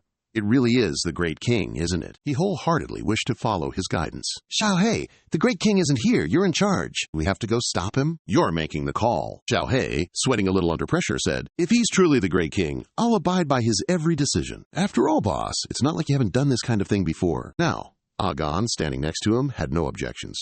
I agree! Agu was the same, not objecting. I agree too. However, when it was Mao's turn, he waved his hand and roared. We absolutely disagree! He pointed at the small computer screen in front of him and yelled, Are you guys seriously telling me you think he's the Great King? What kind of prank are you pulling? On the screen appeared a robot that looked incredibly modern and sleek. He simply used the Great King's genes to get a fancy new skin. Nothing more. A robot, looking very modern and high-tech, appeared on the screen. He merely exchanged the Great King's genes for a single pass. Mao, please continue explaining your theory for everyone to understand. Do you even know how much the Great King sacrificed for peace, huh? Our Great King would never commit such indiscriminate acts of slaughter again. In his mind, Jiangxi appeared as a mature person of great power. Our king is currently pursuing truth. He is far more noble than this mere iron plate monster. Turning to Lang, he recalled Mao's previous words. Pondering for a moment, Lang's recollection was absolutely right. Meanwhile, Jiangxi silently held the piece of cloth in his hand, motionless and saying nothing. That's just an iron plate monster. It was never our king. The scene changed, shifting to a hot, arid desert. Day after day, enduring the scorching heat from the sun, a girl appeared, painfully crawling on the ground, reaching out her hand. Tai Tai Shan, the robot previously seen on screen, stood before the president of Nation A speaking. Disappointed, he rubbed his wrist, showing his despair. All my efforts for nothing. I even changed my form to play along with you guys. My primal state alone could have squashed you all. That president of Country A was silent and unmoving, a bit stunned. A moment later, he collapsed to the ground. Motionless, that robot changed from white to black. It feels like I'm just bullying children, so boring, he arrogantly declared. Once I've wiped out all of humanity, I'll come back to slowly play with you all. All the city's citizens froze, mouths agape, staring up upon hearing this news. Those who volunteered to fight were all lying on the ground, powerless and defeated. That black monster soared, darting straight ahead. It even let out a contemptuous, mocking laugh. Xiao Hong, lying flat on the ground, tried her best to stand up. Damn it! Sorry, Deep. I couldn't help after all. Ziling next to her was covered in wounds. This can't be. They couldn't even withstand a single blow. Lan Ling ran over to help her up, anxiously calling, Great King! Jiangzi, in the Antarctic, seemed to sense something and turned to look beside him. At the same time, a loud voice called out nearby, Great King! The Great Zombie King, sitting nearby, excitedly declared, Great King, the fish took the bait! Simultaneously, a series of explosions occurred on this side of the Earth's hemisphere, claiming countless lives.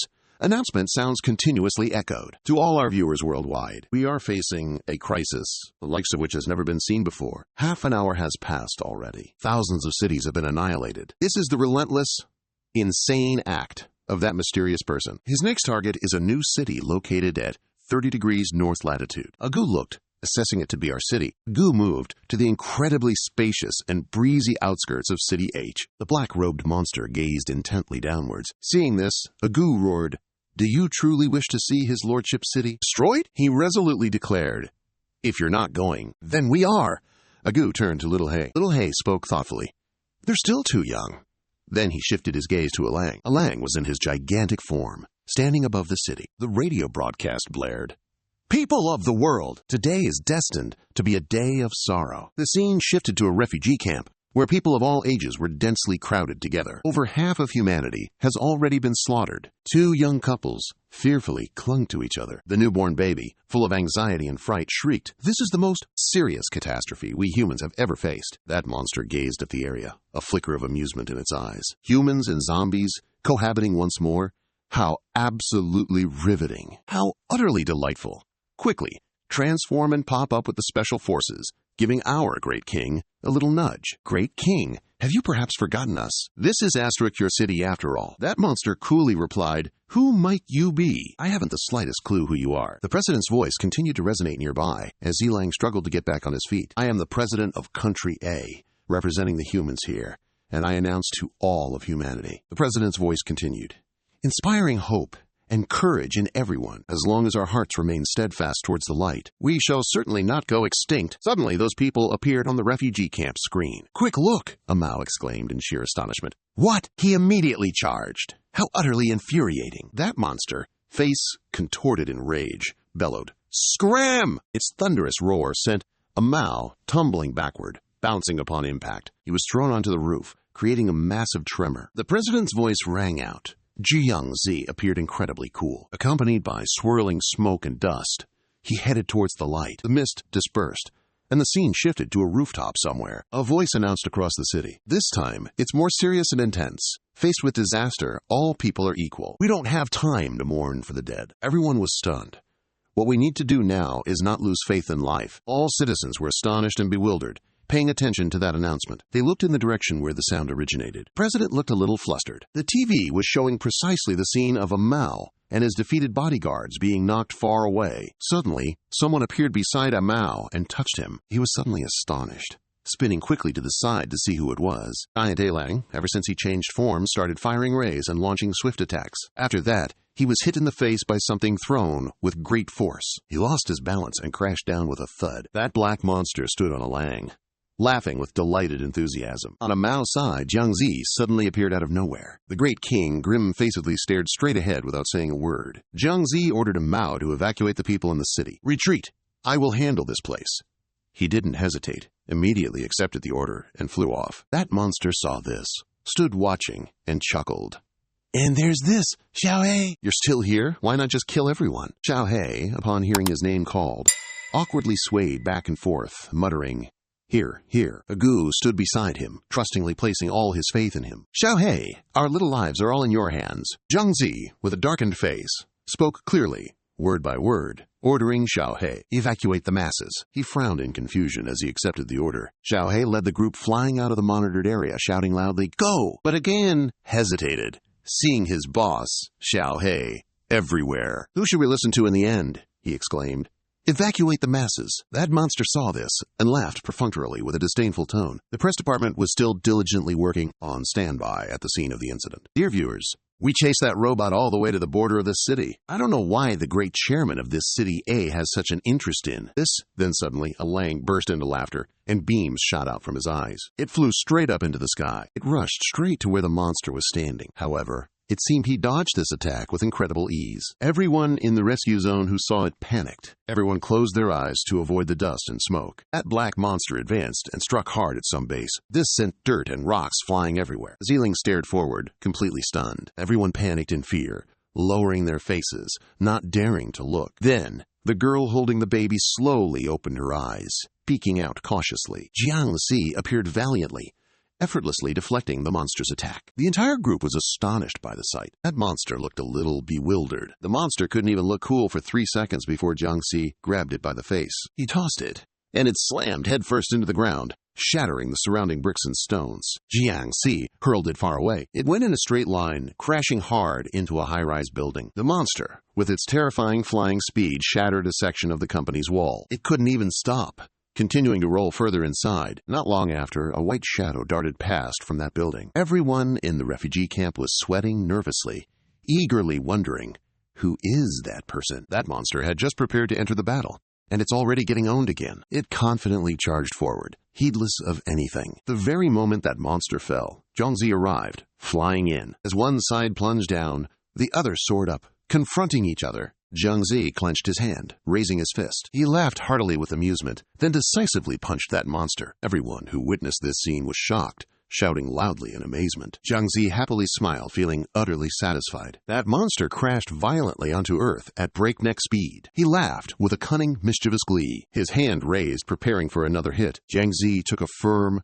powerful stance. His stance created immense pressure on the ground. High up in outer space, beyond Earth, a shadow loomed. The great king stood there, looking down and laughing with amused interest. What a feeling, fighting against oneself. The civilians standing outside were startled and panicked. Who is that person in the military uniform? On this side, Jiangzi sat down, striking a pose, laughing loudly, as if planning something. Little Hawk, far away with his companions, hurriedly yelled and pulled citizens away. People from the neighboring city, evacuate quickly. This place is dangerous. Someone in the crowd pointed and exclaimed, I remember who he is. He's the current president of Country A's bodyguard and the captain of Country A's second fleet. In the sky, reporter helicopters also appeared, updating the situation for our viewers. A great warrior from Country A is fighting the monster alone. Little Hack turned back in a panic, breaking out in a cold sweat and freezing stiff. The individual outside the area where the Great King stood also began to move. A flash of light appeared. Suddenly, a streak of fire appeared in the sky, hurtling downwards. Down here, Jiangxi gained momentum and immediately shot straight towards where the fiery light was falling. The Great King was not to be outdone.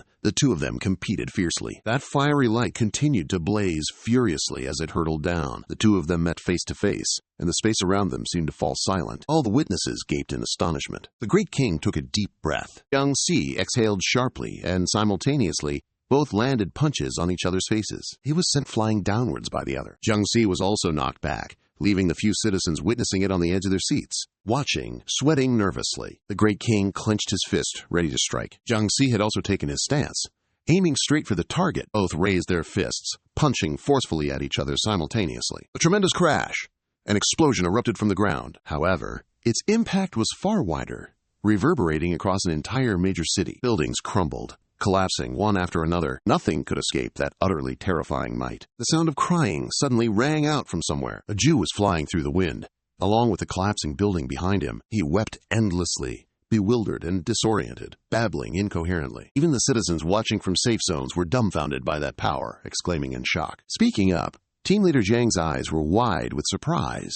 "Minister, that Jiangxi and that monster are fighting. What should we do now?" The minister remained silent, gazing into the distance. He raised his hand, pointing straight ahead, and spoke loudly. "A small island has a problem. Attack it for me." The minister saw Zilang struggling to get up from the ground, then said, "Zilang, you're not dead yet?" "Not dead yet. Come here and help," she replied, her entire body aching. "I know." The ancients and Dr. Jieming's disciples excitedly cheered, "Fight! Kill him!" Turning to the ordinary people, they could only now react and realize that he really was the president's bodyguard. At that moment, Jiangxi's incredibly cool image appeared. They looked at the TV screen, which was broadcasting the match, but the TV showed only thick smoke and dust amidst tall buildings, making them wonder why Jiangxi on this side continued to transform into a proper human being. His appearance had changed again. The Great King in front of him was motionless, slumped on the ground with the rock behind him shattered. The entire populace joyfully cheered and screamed, regardless of who he was or what he looked like. Everyone in the shelter cheered and rejoiced watching the TV. "He's helping us. He is our hero." Even those witnessing it directly couldn't hold back. Their loud shouts of, "Go on! Defeat that monster!" Jiangxi stood majestically amidst everyone's cheers and shouts. The people at home also cheered boisterously. At the same time, the people of two major regions nationwide were rejoicing. He coldly looked down and threatened, "You said you were like me? You're still too green." Suddenly, a beam of light shot out from a distant building. Jiangxi merely flicked his hand, easily swatting away that light. Its terrifying power sent that beam shooting straight out into space. Then, a massive, horrifying explosion erupted, spreading across the Earth's surface. People on the other side of the hemisphere, going about their normal activities, had to use their hats to shield themselves. The scorching light radiated, leaving the spectators motionless, dumbfounded, and breaking out in a cold sweat. Just moments ago, he casually flicked away a nuclear warhead. Is that something a human can even do? Well, he did it, and it's not like I'm blind. He, emotionless, stood silently behind the radiating light, appearing incredibly majestic. The place where the beam was fired from, in a building,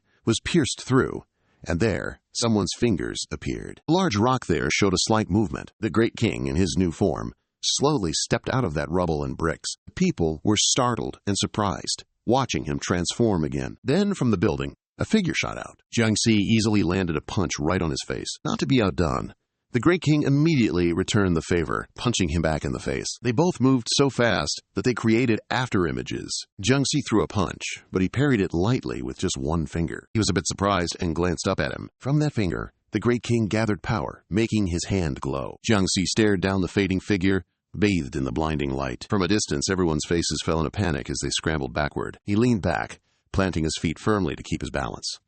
Not exactly the graceful hero pose. Numerous yellow light beams encircled him, forming a luminous cage. A brilliant glow emanated from the Great King's hand. The ancients and disciple Jiming roared their encouragement. Yes, that's right. Before he can react, we have to stop his head from growing back immediately. Make him vanish completely into thin air. Poof! Gone. A transcontinental light beam shot forth, tearing through countless nations. Folks in the base just stared, jaws slack as he vaporized.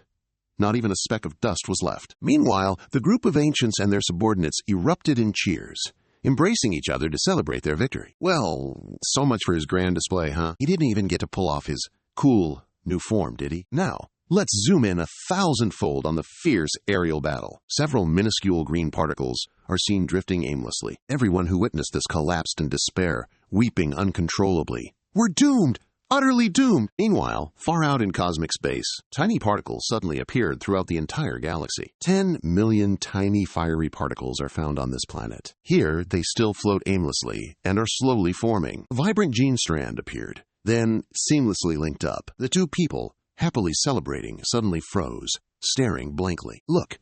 An arm bone segment just emerged from that gene strand. Red and blue streaks swirled around it, moving and combining. What in the world? Emerging from that cloud of dust and smoke is a complete human body, bones and all. Dr. G. Ming's group all gaped, their eyes wide, and cried out in unison. What is this? Jiang Si, still regenerating his body, glanced down. Even the on-site reporters couldn't help but gape and scream. What in the world is happening here? The flycam, following its controls, slowly advanced towards it. Everyone in the base exclaimed, "Oh!" They all sprang to their feet in astonishment. Out in that space, a faint, dim light could be seen. Just as it streaked past the Great King, the two buildings standing there were struck by something incredibly dreadful, piercing through them and creating massive holes. Witnesses at the scene gasped, utterly disbelieving. Is this still even human? Jiang Si, still suspended in the air, continued his regeneration process. He looked up, turning to stare intently at him. Jiang Si, who had appeared with a body, a complete physique, as if nothing had ever happened. Great King stood utterly still, staring intently at him, not uttering a single word. The onlookers hadn't even finished processing the situation. Wait, why does he look so familiar? The ancient man and Dr. Jamie's subordinates sprang to their feet. No way! He can actually just grow back? Jiang Si has only regenerated halfway, and he's still going. Someone in the crowd shrieked, "Hey! He's that ancient dude from the video!" Upon hearing that, everyone started shouting uproariously. Meanwhile, some poor kid at home was sweating buckets, realizing, "That's him!" Destroying civilization in an earlier age. Jiang Si confidently stepped out from the surrounding smoke, dust, and fog. The people in the base were each crying their own unique brand of tears. No way! Both sides are absolute monsters. What are we going to do? Who's going to save us now? His pants also just magically reappeared on him. Shu Ling and Lan Qi rushed up. "Oh no, Jiang Si's completely busted," the minister announced. Dr. Jamie must be on that small island. It's very possible they created this machine. He jumped down, appearing before the Great King. Jiang Si, with cold, sharp eyes, looked straight up. The Great King remained perfectly still, without a single movement. Suddenly, the onlookers were startled and terrified. Jiang Si rushed forward like a terrifying wild beast. A gust of wind shot past the Great King before he could even prepare himself. He delivered a powerful punch to his stomach. The city folk screamed in terror, clutching their heads. With a loud bang, blazing hot flames erupted, shattering everything around. Then, a red beam of light appeared, shattering the ground's bricks and stones as it shot straight up into the sky. The onlookers were restless, their hearts pounding as if they'd leap out of their chests. That beam of light twisted into a destructive curve, utterly demolishing the city's buildings. The Great King let out a hacking cough and flew away at an incredibly high speed. He flew out of Earth and even pierced through the moon. Unable to stop, the Great King pierced through Saturn at light speed. On a solitary trajectory, he shot rapidly through space. He ricocheted from one planet to another. It seemed he had gone in a full circle in his orbit. The Great King just kept going, straight towards the last planet, shattering it until only half remained. The people back on Earth watched, mouths agape, with wide, trembling eyes. NHI-AI jumped, eyes wide and sweating profusely, exclaiming, "Oh my goodness, this creature is from that orange planet." A small flash of light appeared. Behind Earth, a large, circular shadow appeared. From an outer space perspective, between the moon and Earth, Jiang Si remained motionless in his spot, gazing up at the sky. Suddenly, he shot skyward with an incredible leap. He followed the trajectory of the Great King, who had been blasted straight through that distant planet. The Great King suddenly flinched, staring straight ahead. Jiang Si abruptly materialized before him, already swinging a punch. The Great King had no power to resist, and was slammed right in the face. As he slowly plummeted, he managed to fire a beam of light in this direction. Jiang Si effortlessly dodged aside, avoiding it. The Great King let out a massive groan as he fell with a thud, sustaining immense damage. He struggled to prop himself up, trying to sit, and prepared for a hasty retreat. I need to get out of this accursed place fast. If this keeps up, I'll definitely kick the bucket here sooner or later. Jiang Si, utterly baffled, looked up ahead. He glanced back and spotted a bright light soaring high. On some distant planet, the Great King was flying clockwise. Meanwhile, on the opposite side, Jiang Si was flying counterclockwise. The two met head-on at a single point, because Jiang Si just punches whoever he sees. Suddenly, the Great King teleported away, vanished, leaving only Jiang Si looking around in a daze. Annoyed, he cast his gaze around, turning his head. Suddenly, where Ni stood, something fell right in front of her, stunning her into a loud scream. Ni, startled and a bit alarmed, spun around. Jiang Si, floating in the sky, appeared right in front of her. Meanwhile, the Great King still managed to prop himself up, letting out a forceful grunt. He slammed his hand hard on the ground, and suddenly, a dozen people flew high into the sky from seemingly nowhere. They roared loudly, their expressions ecstatic, their minds no longer lucid, but more akin to beasts. Witnessing this, Ni was scared out of her wits, screaming, "They're alive! They're alive again!" These people were brought forth by the Great King. Their entire bodies were surrounded by red energy. They emitted hissing sounds, and red streaks pulsed across their bodies. Their minds were not lucid. Ni trembled, turning frantically from side to side in confusion. These are the battle assistants, currently hiding behind the colossal rock, eavesdropping nervously. "Oh my God, those deceased grand generals have come back to life!" His mechanical army. "They're zombies!" Jiang Si waved his hand to the side, and a hazy white cloud of dust appeared. The place they were standing was the destroyed city, a desolate wasteland devoid of any life. Those tiny green particles reappeared, now suspended in the air. From those particles, human skeletons continued to form, one after another. Gradually, a horde of zombies emerged, each one with a distinct appearance. Every single one of them had rippling, toned muscles. The reporters and cameramen were stunned, speechless. Again and again, a complete legion of living dead had fully formed. Those in the shelter stood frozen, a chilling silence descending upon them. The whole gang finally reacted, howling and screaming, clutching their heads. "The Great King can still stand his ground and fight you." Jiang Si glared at him, his hand waving away the smoke and dust that enveloped the area. The folks at the base were utterly flabbergasted. "So there's a slight issue. Oh, my ancestors, my parents, my dear aunts and uncles. They've become zombies." Ziling spun around, letting out a disgusted, "Ugh." He thrust his fist forward, clenching it tightly, his face darkening. "The living dead you created.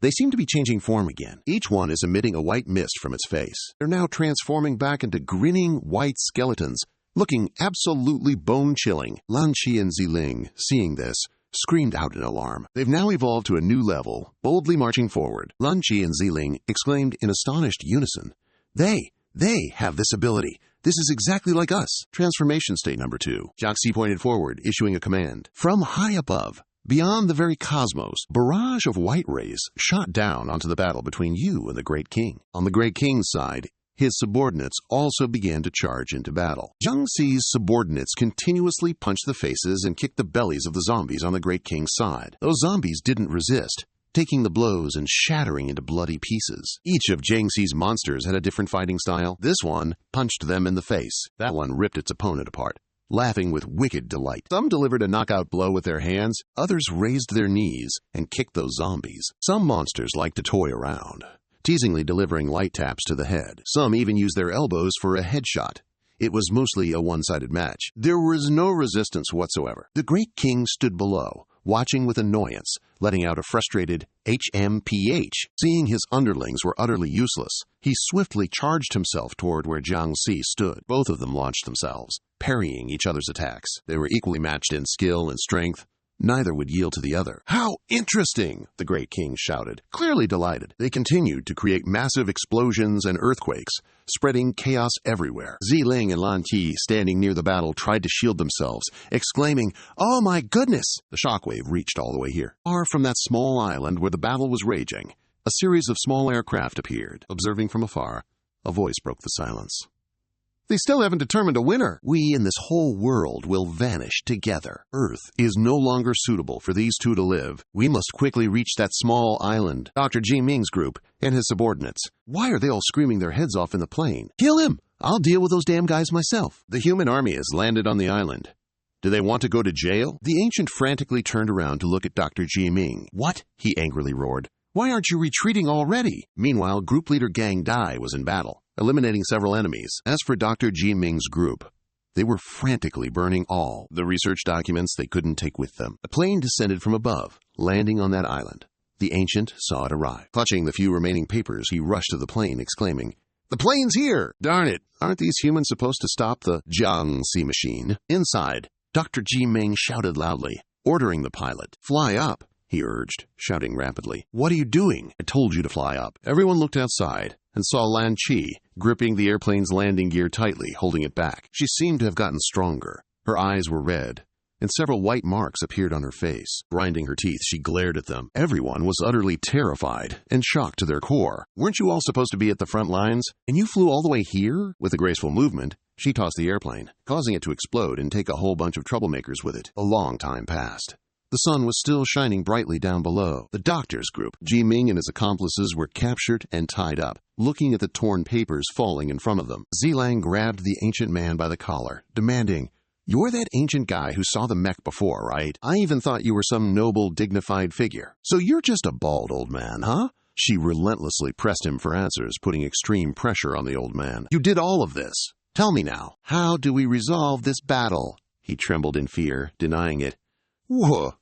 What are you saying?" "I don't know anything." Meanwhile, on Jiangxi and the Great King's side, the battle remained fierce and tense. I said, "How do we end this battle?" The ancient man, lifted high by his collar, was utterly helpless and finally gave up, didn't he? "No. Such a massive amount of energy. No one can stop it." Ziling couldn't believe it, tightening his grip and glaring furiously at him. "Liar. You definitely left yourself a way out. If you were like that scumbag Jamin, then maybe I'd believe you." Lan Chi, standing beside him, appeared quite calm. "Ziling, release him. I have a way to make him tell the truth." He was forcefully thrown to the ground, crying out, "Hiya!" The ancient man looked panicked as Lan Chi approached him. "What do you intend to do?" She flicked her hand sharply towards him, her gaze fixed on him. A small tear appeared on his sleeve. The ancient man's eyes changed, turning a vibrant blue. Ziling, utterly stunned, turned to stare at Lan Chi. "You know this too." She looked over at him and said, "I can do it too. It's just that I can't maintain it for too long." Hearing this, Dr. Ji-Ming exclaimed in astonishment. "What?" His subordinates, in unison, echoed his exact words. Lan Chi began to interrogate him. "Is there any way to end this battle?" The ancient man, now manipulated, replied truthfully, "It's inside the Yang on that side. There's a nanomachine terminal button. Just press it, and the gene-infused nanomaterial powering Jiangxi will disappear." What he's talking about is a rectangular button with a red press pad on top. Without nanomachinery, mechanical Jiangxi's body will quickly dissipate. Ziling quickly turned to the black briefcase and found it. He meant this, didn't he? The hypnosis wore off, and he returned to normal, realizing what happened and shouting loudly. "What? You guys again?" Lan Chi scowled and warned. "Shut up!" Ziling, on the other side, continued fumbling and searching, muttering, "Honestly, truly, I can't help but admire your research." On the battle side, Jiangxi and Dai Wang remained motionless, staring at each other. There were no major movements yet. High above, it seemed even the subordinates were still fighting fiercely. Jiangxi's eyes were gleaming as he stared directly at Dai Wang. Ziling immediately pressed the button to stop the fight. I never truly considered how powerful I was. On his side, Dai Wang, seeing that gaze, could also feel an immense, terrifying threat. "So this is the oppressive feeling I inflict upon others with my gaze," he thought. "Now I understand." Zilang pressed the button, saw no change, and panicked. "Why isn't it working?" The ancient being stared in disbelief.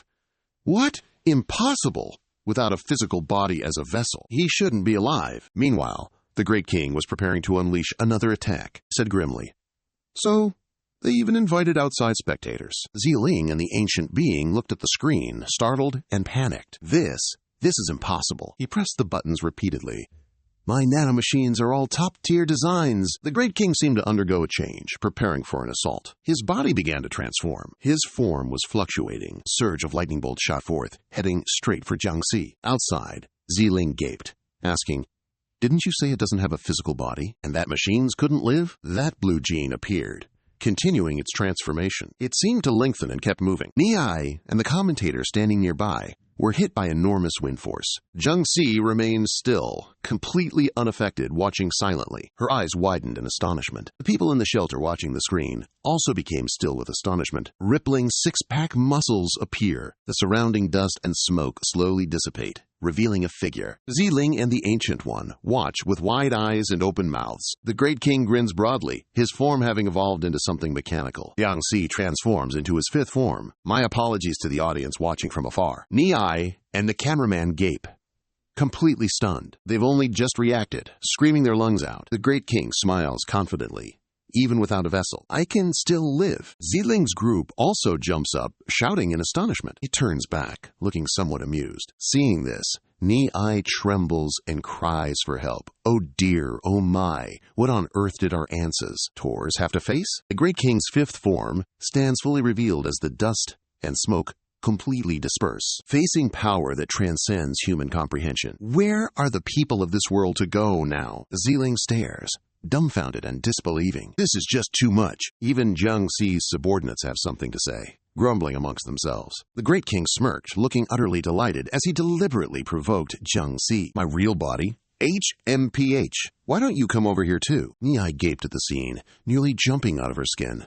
Oh my God! Jiangxi remained standing tall above, his face grave as he stared down. Meanwhile, she and the cameraman were still sitting smack dab in the middle of the battle, absolutely bawling. Why on earth did we run into the middle of this? Someone save us! The Great King's subordinates, standing by the sidelines, were fixated on him. They all charged forward at once, yelling their heads off. He let out a confident laugh, then roared at them to get lost. Scram! With that command from the Great King, the monsters all exploded into a gooey mess. They let out incredibly loud, pained screams. In an instant, they vanished without a trace, as if they'd never even graced this world with their presence. Niai's group, seeing this, were utterly flabbergasted, jaws practically on the floor. Jiangxi's monstrous subordinates all went poof and disintegrated into tiny specks. He turned back, casting a disdainful glance at them, and let out a sneering chuckle. His subordinates, Xiaohei, Agu, Lang, and a few other nosy underlings, started sweating buckets. Oh my God, he's just like the Great King. Xiaohei shrieked, practically tripping over his words.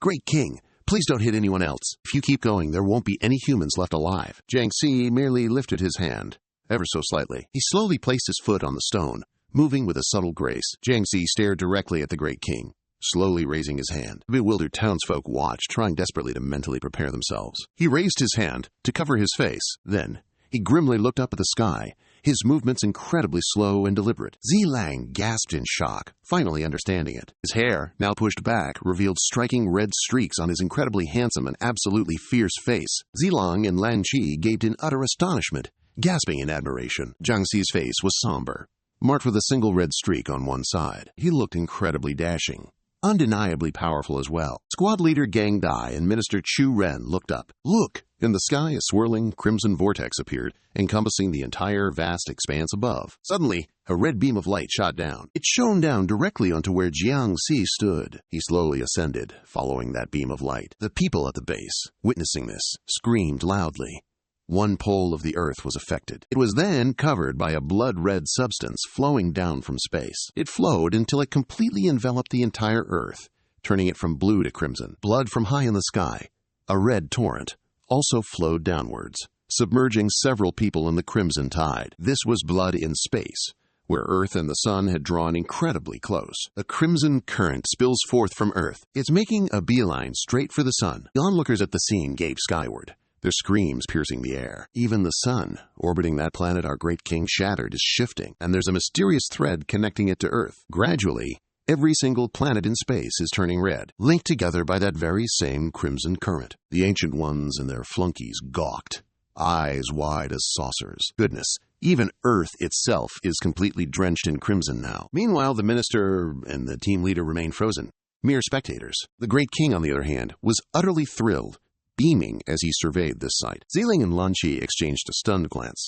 then stared at him. Jiangxi had transformed, his hair now a shocking shade of white. Niai's crew broke out in a cold sweat, holding their breath lest they jinx anything. Jiangxi, in his new white-haired form, bore several mysterious red symbols on his face, eyes locked straight ahead. The Great King, still grinning like a cat who caught the canary, gazed straight ahead. I don't recall this part. A tall, silver-haired figure was casually hovering in the air, right smack dab in the middle of all the desolate rubble. Jiang Zi's transformation was truly something else. His hair had turned white, his body more toned and muscular, as he stared intensely ahead. Indeed! This is my true form. The robot-like spectators over there froze, their mouths agape. The terrified cameraman knelt abruptly beside NHI-AI, trembling uncontrollably. Monster! Her eyes welled up, bewildered and speechless. The host beside them pleaded in a trembling voice. Please, spare us! Spare us! Jiang Zi, on this side, also had several patterns on his stern face. Chilling aura radiated all around him. The people below, witnessing this, were all wide-eyed and open-mouthed, frozen in place, unable to compute in time. The great king, excitedly and with great interest, said, explaining a little, if you want me to disappear, you'll have to give me a reason first, won't you? Thunder and lightning boomed dramatically as Jiang Zi began to speak after destroying civilizations, humanity's iron tools researched by themselves. No, he cut him off. I understand now. It truly is your original form. He smirked sinisterly, his eyes wide, as his outer clothes also tore to shreds. But I feel I can still put up a bit of a struggle. Jiang Zi, on this side, his face darkened, gloomy, and his emotions hard to read. No, you cannot! Great King laughed loudly and charged quickly forward. He looked up, suddenly sensing something was about to happen. Jiang Zi remained standing there, gently raising his hand. He halted mid-step, a flicker of caution in his eyes, and yelled out, What? Immediately after, a powerful beam of energy shot out from Jiang Zi's direction. Come here!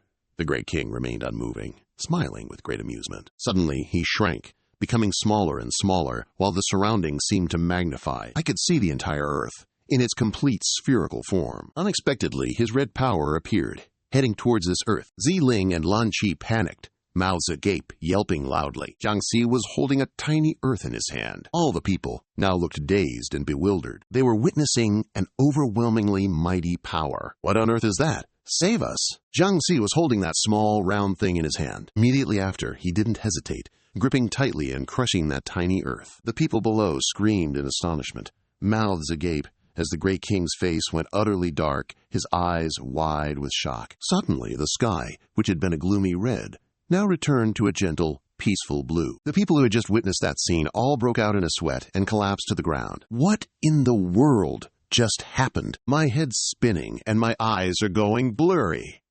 Everyone, quick, look. Nearby, Ni-ai and the cameraman were sprawled out, completely out cold. Jiang Zi, no one knew when, had already grabbed the Great King by the scruff of his neck. Zilang stared, bewildered and utterly clueless, sweating profusely. What on earth did he just do? Lan Qi was flabbergasted and were perfectly fine. Jiang Zi held him by the collar, suspending him in midair. The Great King, still grinning widely, showered him with non-stop compliments. Amazing!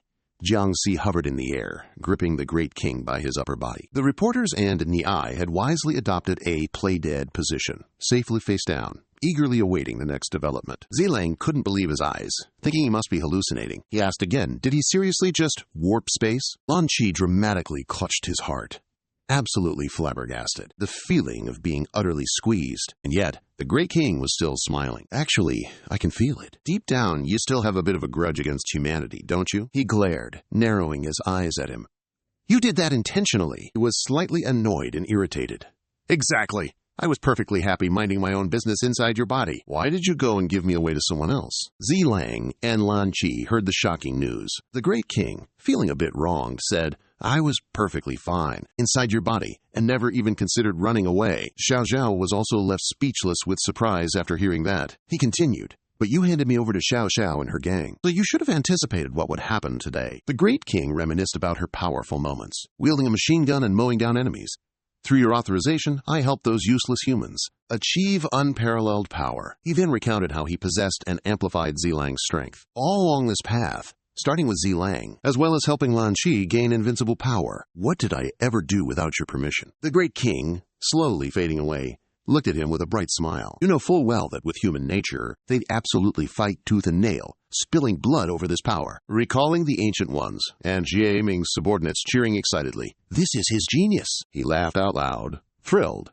It's a success. Jiang Zi was still watching, listening to him speak. Without your permission, no one can control me. Meanwhile, the Great King's people stubbornly pressed that button. Why aren't the nano machines working? I, the Great King, understand my true self.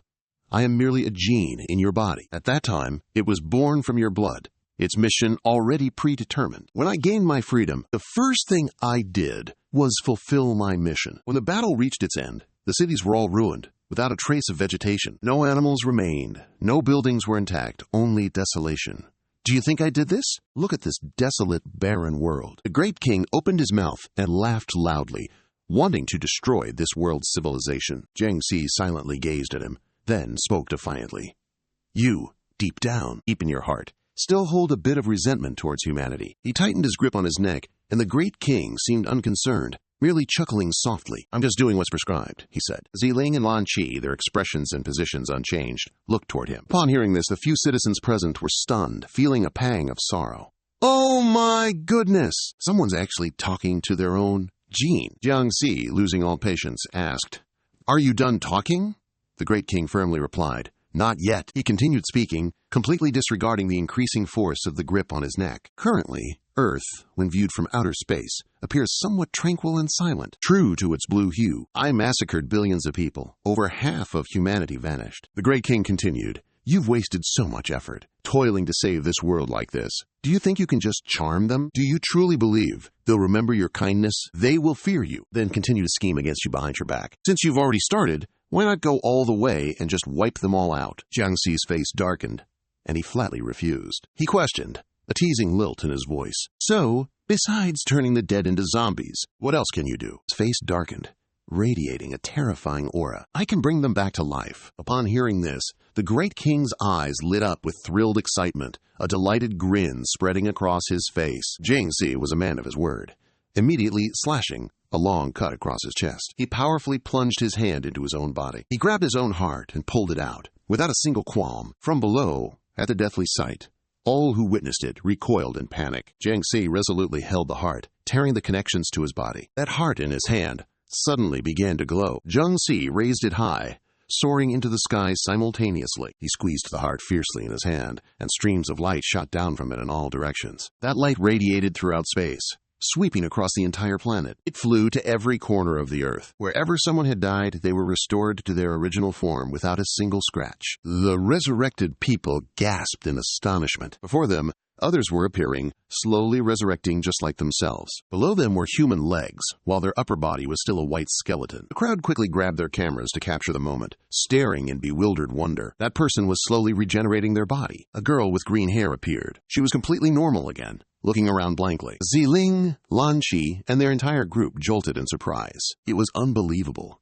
Each red cluster represented a person. They were gradually being reborn. Dai, resurrected and still sitting in her spot, asked blankly, Wait, didn't we die? The entire group of resurrected people looked at each other, confused and unmoving. The people who had died in the city were also fully and completely restored, looking just as bewildered. Dr. Ji Ming and his group were tied up in utter disbelief. There's still this kind of thing. How Jiang Si provocatively challenged him with such arrogance. The great king returned to his senses after that moment of astonishment. He smiled. It was still that same smile, but this time it felt much gentler. The great king's prior sternness finally completely vanished, and he broke into a satisfied smile. I'm convinced.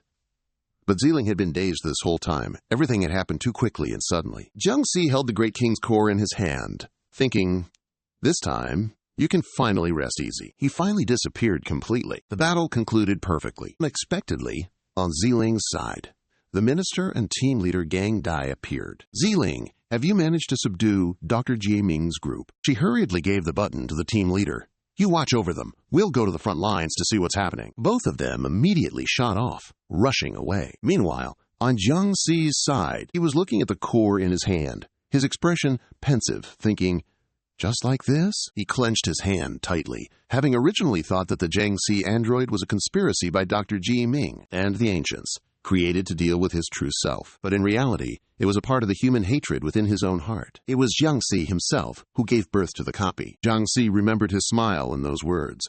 His inner demon had spoken truly. After all, the desire to destroy humanity stemmed from himself. Suddenly, he pulled out a red object from who knows where. It looked just like his own heart, which he then raised high into the sky. He did this because he couldn't bear the loneliness any longer. Jiangxi activated his sixth form, a form never before witnessed, with the aim of saving all life on Earth. He squeezed it powerfully, simultaneously crushing his own heart. Immediately, he vanished, soaring into the void. A portion of his hatred for humanity within that heart and his inner demon simultaneously vanished, completing his self-salvation. 2 hours passed, then 2 rays of light descended from an unknown location onto the battleground. Ziling and Lan Qi appeared, slowly landing. Both were utterly stunned, their eyes wide and round as they stared ahead in speechless silence. Before them stood a bald figure, his identity unclear. Both immediately ran towards the figure, asking, "What happened? Why is he standing so still, not moving an inch?" What just happened was truly terrifying. That person appeared to be Jiangxi, but in a skeletal form. "He won't die, will he?" He didn't respond, remaining completely still. Both startled, they approached and looked. Zilang asked. "Are you okay?" Lan Qi spoke up. "I just wanted to ask, if he has no heart, will he turn into a regular zombie?" Jiangxi returned to normal, cheerfully smiling as he showed them his heart. "It's not empty inside. A new one will simply form." She was exasperated, realizing her worry had been completely in vain.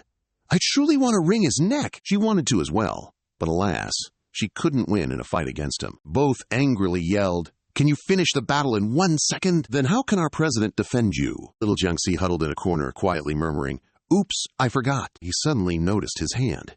"What is this?" Zilang from behind guessed, "Nanomachines." In Jiangxi's hand were tiny, speckled black particles. "It seems to really like him," he smiled, closed his hand to hold them. "Well, what if something interesting happens later?" Time flowed onward. Since that fierce battle, the city and its buildings appeared to have been completely rebuilt. The world was peaceful, the life everyone had longed for. Just like that, the world quickly embraced a brief period of peace.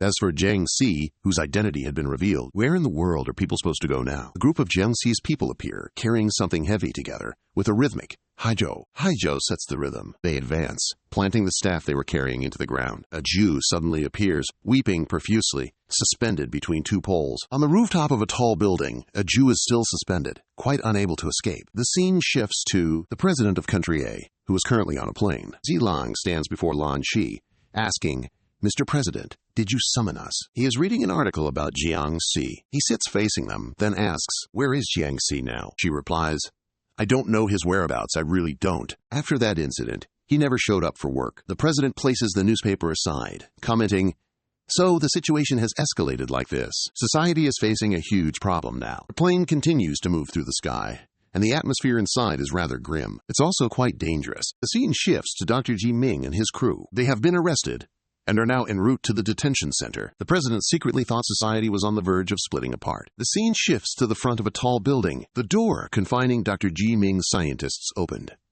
Dr. Ji Min, "Quickly, look at this scene!" A crowd of people stands packed in the street, unable to budge. They're gathering, holding signs, and shouting. They're shouting loudly, demanding protest, demanding demonstration. Dr. Ji Min, the savior of humanity. Dr. Ji Min is innocent. The entire crowd, holding signs, loudly chanted, "Innocent!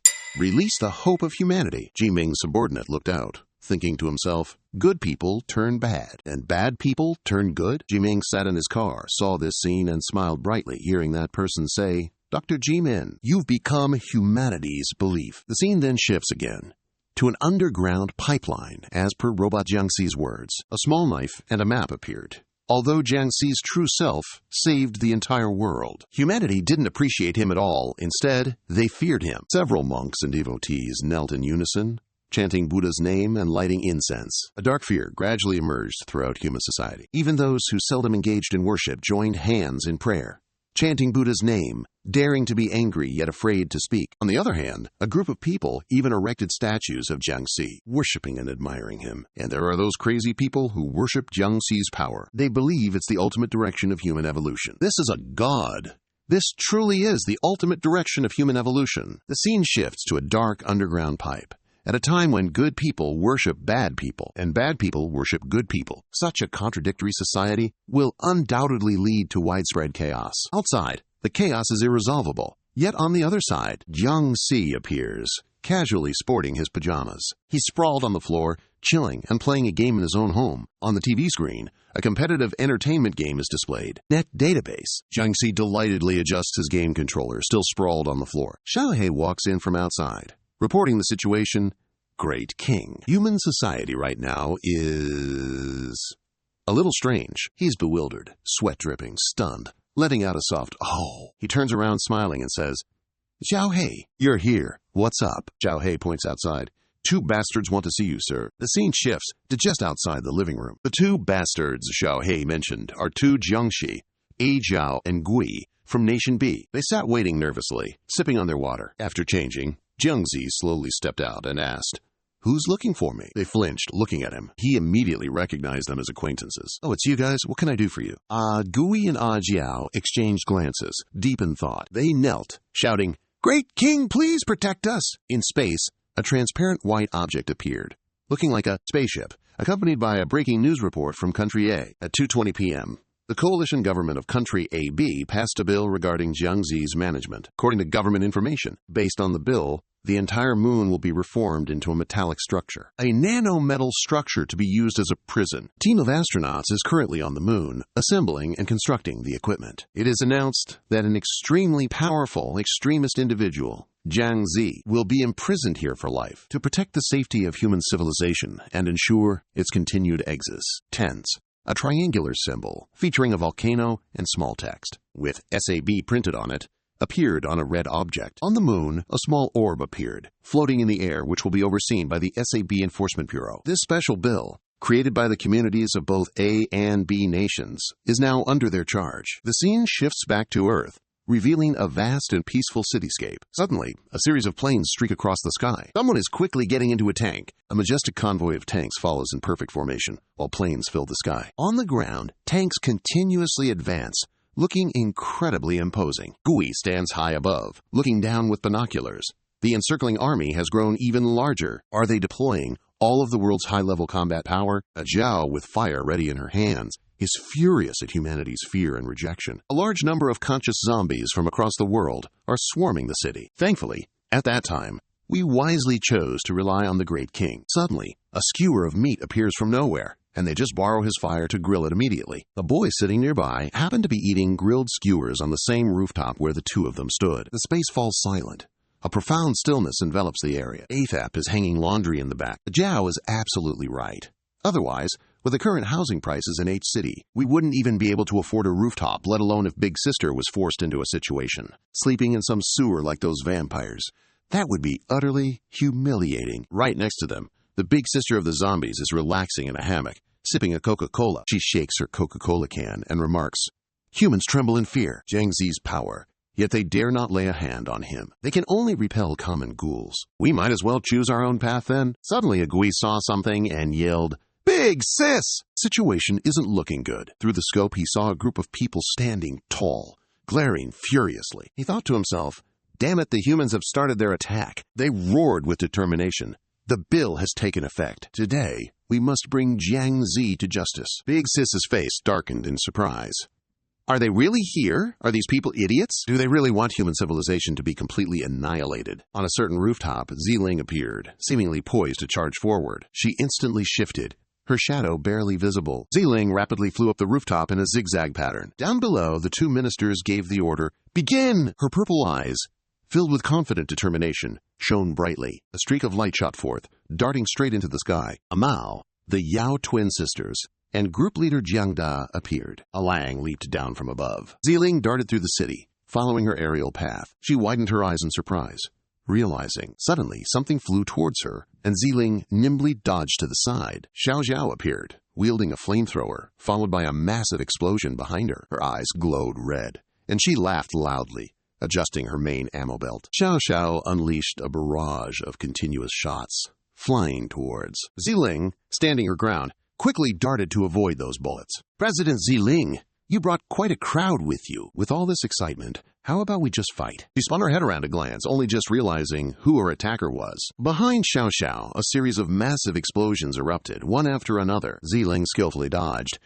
"Let me help you all remember something for a moment. Who exactly saved this world?" Ziling leaped forward, confronting Xiao Xiao. The two of them fought fiercely, exchanging blows and parries. Xiao Xiao, momentarily exposed, took a direct hit to the chest. She quickly regained her footing. She flew down and landed, creating some distance. Ziling kept a close eye on her every move. She also began to transform into her power form, warning Xiao Xiao, this is about the very survival of civilization. I don't have time to mess around with you here. You simply ignored her arm, even as it slowly twisted. Suddenly, two unknown figures appeared from the sky, diving rapidly downwards. With a loud yell, she was startled and turned to look. Powerful impact crashed down right on the building's rooftop. Yushu was pinned down, pressed firmly to the ground, grinding her teeth in annoyance. She glanced behind her, realizing something. Agu, muscular and powerful, dropped from above to subdue Yu. Are you Jiang Zi's subordinate? She paused for a moment, then turned back to the front, looking upwards. The protesting crowd, intent on capturing Jiang Zi, had fully assembled in front of her. Don't move.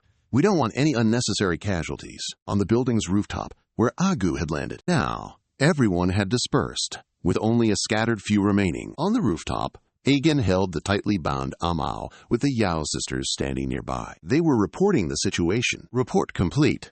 Jiang Zi's boss-level zombie subordinate has been subdued. Lan Shi. Meanwhile, elsewhere, A Lang has been captured and stuffed into a cage. Report complete. Phase 1 combat objective achieved. But Amao, seeing this, was furious.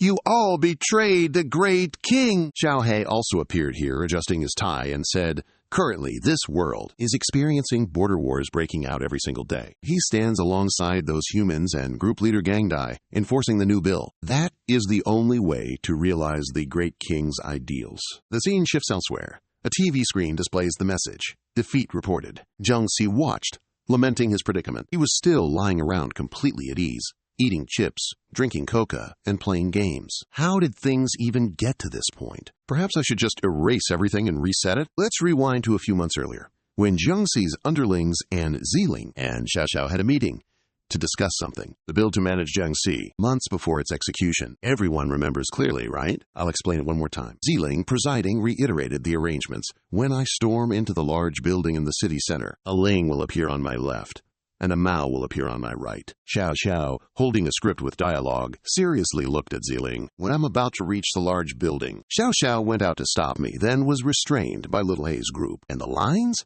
Don't mess them up. She sat there reading her lines, sweating buckets. The other group, standing behind, was Lan Shi and team leader Jiang Dai. Everyone, get ready. She spoke through Tan, ordering an inspection of the strength of Jiang Zi's prison materials. Just a regular attack stance. Suddenly, from out of nowhere, Jiang Zi appeared, winding up for a punch. He grimaced, quickly retreating backward. Jiang Zi, his powerful punch, struck something, utterly shattering it. Ziling heard the loud noise and turned around in a fright. Suddenly, something powerful burst in, sending everyone flying far away. Ziling was thrown far, coughing hard as she propped herself up. She struggled to see what that thing was. Outside, Jiang Zi's single punch blew away an entire section of the base wall. Ziling and Lan Shi stared in absolute shock. Looking down from space, a deep, straight line appeared, sunken into the earth. It was incredibly vast, stretching across the Earth's surface. Jiang Zi felt a satisfying glee.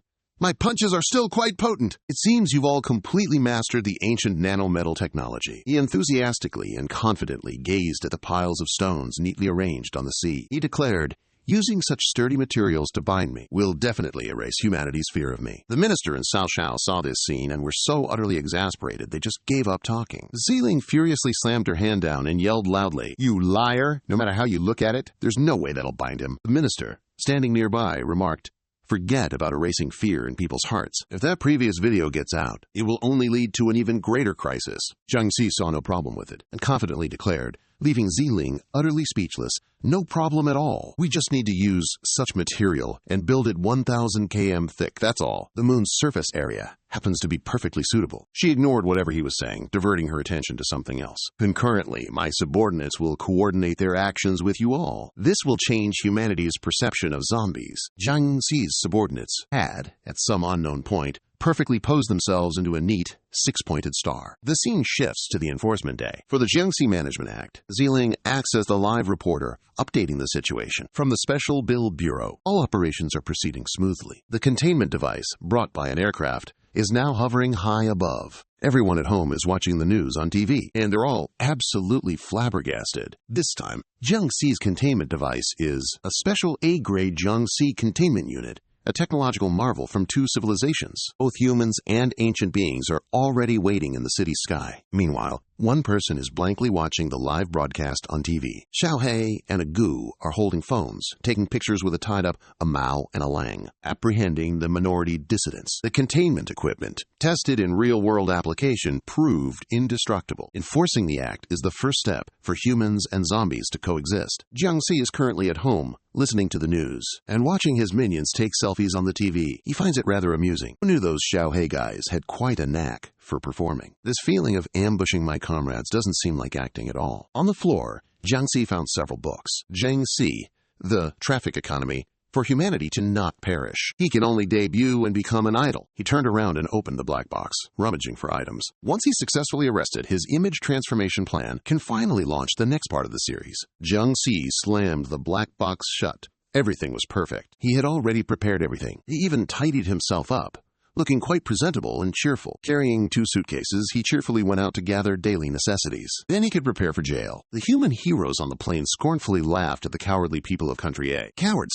We already possess such powerful technology. He laughed confidently, clinging to that idiotic way of thinking. Right now, Jiangxi has been completely isolated. What was he even talking about? Coexistence. How naive. Idiotic Country B was utterly destroyed back then. They had no idea what happened afterward. Where the plane flew past, Zhu was still tied up there, witnessing the entire scene. He was crying profusely, so dejected he was almost dried into a mummy. When will the great king finally let me down from here? A Jew suddenly stopped crying, freezing as he looked ahead. From the airplane, a bullet was aimed directly at this spot. Might as well take this opportunity to completely resolve this threat. It was hurtling towards Eju at an incredibly high speed, carrying lethal force. The bullet slammed into the building, piercing through from one side to the other. Where Eju was tied, under the bullet's impact, the rope snapped. Eju, freed and delighted, suddenly realized something was amiss. He was floating weightless, frantically kicking his feet in fear as he slowly fell. Sorry, I didn't mean to struggle free. It's just that the earth exploded. A Jew turned his head, puzzled, to look at Xiaohei. Xiaohei, standing nearby, was addressing the media saying, "Please rest assured, we zombies will firmly stand with humanity. We will capture my king. Then we'll swiftly apprehend Jiangxi and bring him to justice." A Jew was furious, flying into a thunderous rage. "You all betrayed the great king." Suddenly, Ziling's voice rang out. "Who gave you permission to open fire without orders, huh? I told you not to attack people from Country B. Do you all have intestines in your heads?" Xiao Chao, tied up and lying beside him, softly reminded, "Hey, it's a live stream. You should be a little careful." Upon hearing that, Ziling's attitude changed, as if her previous demeanor was just a fleeting breeze. "My intention is for our two nations to be friendly." The scene shifts to another location. Several stones roll near someone's feet. Jiangxi stood in a desolate place. He silently watched the TV screen, saying nothing. He gently intercepted the massive projectile launched by Country B's group. It seems Ziling's side isn't having an easy time either. He pulled out a can of soda, hearing her say, "Jiangxi has never been our enemy. Military force is only used to demonstrate our determination to protect human civilization." Jiangxi was pleased and satisfied, thinking, fortunately, it was just a small, unexpected hiccup. It won't affect the smooth progress of the plan. Ziling was still being interviewed on TV. "We believe this operation will ultimately be resolved peacefully." Suddenly, a large explosion occurred, similar to the one caused by Xiao Xiao. A Jew wielding a saw charged forward, determined to avenge his master. Jiangxi suddenly squeezed the soda can, splashing the contents all over his face. A series of large and small explosions appeared in the sky. The human heroes, guided by Ziling, descended. This is their attack method. Just as she predicted, Eju was intently observing the situation. A second later, he knocked another person flying. That soldier sent flying looked utterly pathetic. A Gu, carrying someone else, asked, "Aju, is this for real? Does the great king have some special arrangement for him?" Xiaohei cautiously warned, "Don't act rashly. The great king doing this must have a profound hidden meaning." Jiangxi flinched, sweating profusely. "Oh no, Aju is still hanging up there. It's been too long. I forgot to inform him." Eju, annoyed and furious, yelled, "We said we'd lead the zombies towards prosperity together. So why did you betray the great king?" He firmly held the iron bar with one hand. A Jew yanked out that iron bar, exclaiming, "It's all because of these humans." He raised his saw and modified it. If that's the case, that iron bar immediately transformed into a weapon, a chain. "Let me kill them all, and it'll be done." Xiaohei's group panicked. "Oh no! Aju is going all out! Stop him!" A series of explosions erupted. "Now it's serious." Explosions occurred right below the building. Even the planes couldn't escape.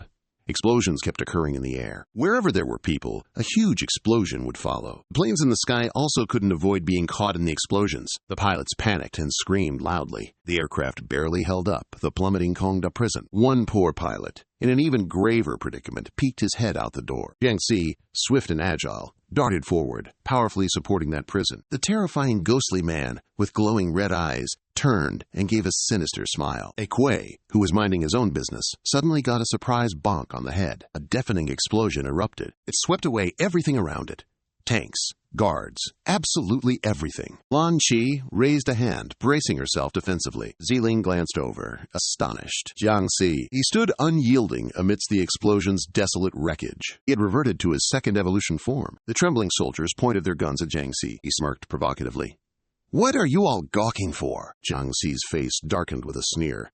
"Go on! Arrest me then!" Sometime later, Jiangxi was indeed apprehended and taken back to the station for his mugshots. The plan to contain Jiangxi was a success. The scene shifts to a missile launch pad, SAB Special Law Bureau headquarters. An overview shot shows the facility preparing to launch a missile to the moon as an AI voice resonates through the air. Day X, month X, year 20XX.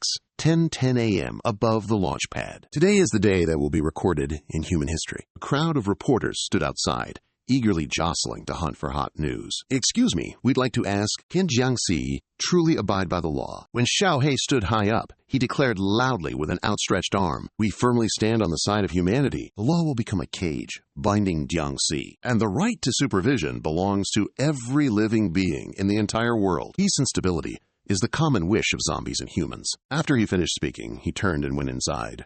Agu stood by, cooperatively holding the door open. Outside, several groups of reporters called out, "Excuse me, don't leave. I still want to ask." Jiangxi was standing below, looking at a missile system in front of him. His subordinates, Xiaohei, Agu, and Aegon, walked in looking incredibly cool. A second later, the whole group changed their attitude. Immediately, cowering and sweating profusely, they earnestly pleaded, "Great King, spare our lives. Just now outside, there were many people. We spoke disrespectfully to you, sir." Jiangxi turned around, easily picking the lock of his handcuffs with a smile. "No worries, no worries. So what do you all think of my performance this time? Doesn't it look really weak and friendly?" Xiao Xiao appears right beside him, holding up the device with a disbelieving expression. On that phone, a very weak scene unfolds.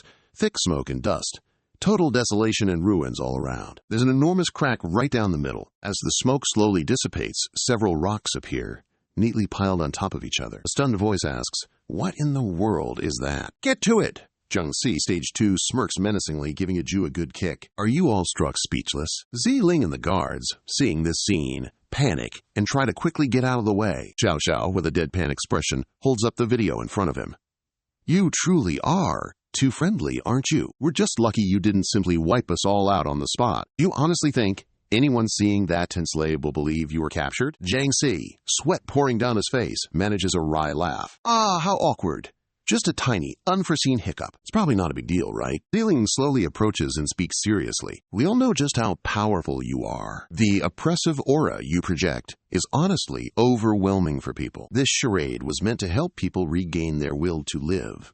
To believe that they can truly control your powers. The Kia launch pad has also been fully prepared, with no errors whatsoever. No matter what, the first step is considered complete. The next stage will proceed on the moon." She turned to look at him. "All personnel for the next phase of the plan are in position. We will use the lunar prison as the stage to film a large-scale zombie reality show, showcasing your life to all of humanity." The little hacker on the tablet typed, "The plan to cultivate fans for Jiangxi is proceeding." He smirked confidently. "Please rest assured, Your Highness, we have mobilized all our subordinates to cheer for you already. He has calculated everything. I have established the most capable public relations team group. I guarantee there won't be a single anti-fan." Jiangxi was still skeptical, unable to believe it.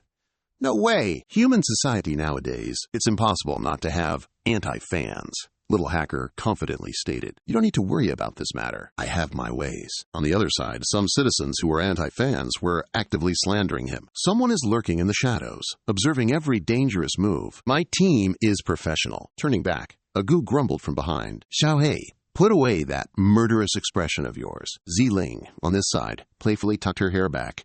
"And as a guard, I'll accompany you into the prison." Those two froze, blushing at the sight. Jiangxi smiled cheerfully. "Welcome. I'll be relying on you then." The two shook hands, cooperating cheerfully. Fear stems from the unknown.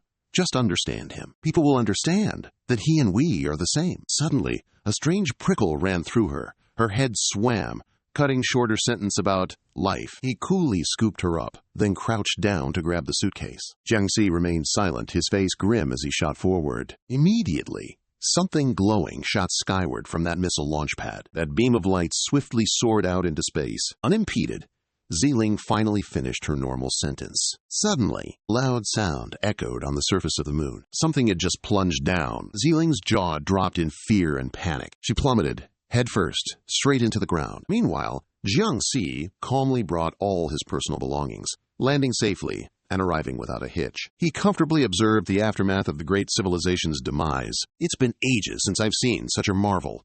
Truly nostalgic, isn't it? Before him lay a system of incredibly advanced and sophisticated modern equipment. Jiangxi's attention shifted to the side. Ziling, with wide eyes and a stern expression, gestured provocatively, though it also looked a bit like she was beckoning him closer. Seeing this, he slowly approached. Right, a vacuum can't transmit sound, after all. She grabbed his head, her eyes fixed intently on him as their faces met. Ziling grabbed Jiangxi's shirt and yelled furiously, "You suddenly just yanked me down onto the moon? Are you out of your mind? Do you want to kill me? It's not like we didn't have a proper spaceship ready to land on the moon." Jiangxi, sweating and scratching his head, asked blankly, "Isn't this just way more convenient? If you don't like it, I can take you back, you know." Ziling clutched her face, utterly stunned, her eyes wide and mouth agape as she stared at him. She stomped her feet and gesticulated wildly in a furious rage, yelling, "There's no need for all this trouble. Just go ahead and smack me to death already." Suddenly, Jiangxi realized there was something in front of him. Ziling looked in the direction he pointed. It was coming soon. Jiangxi curiously asked what it was.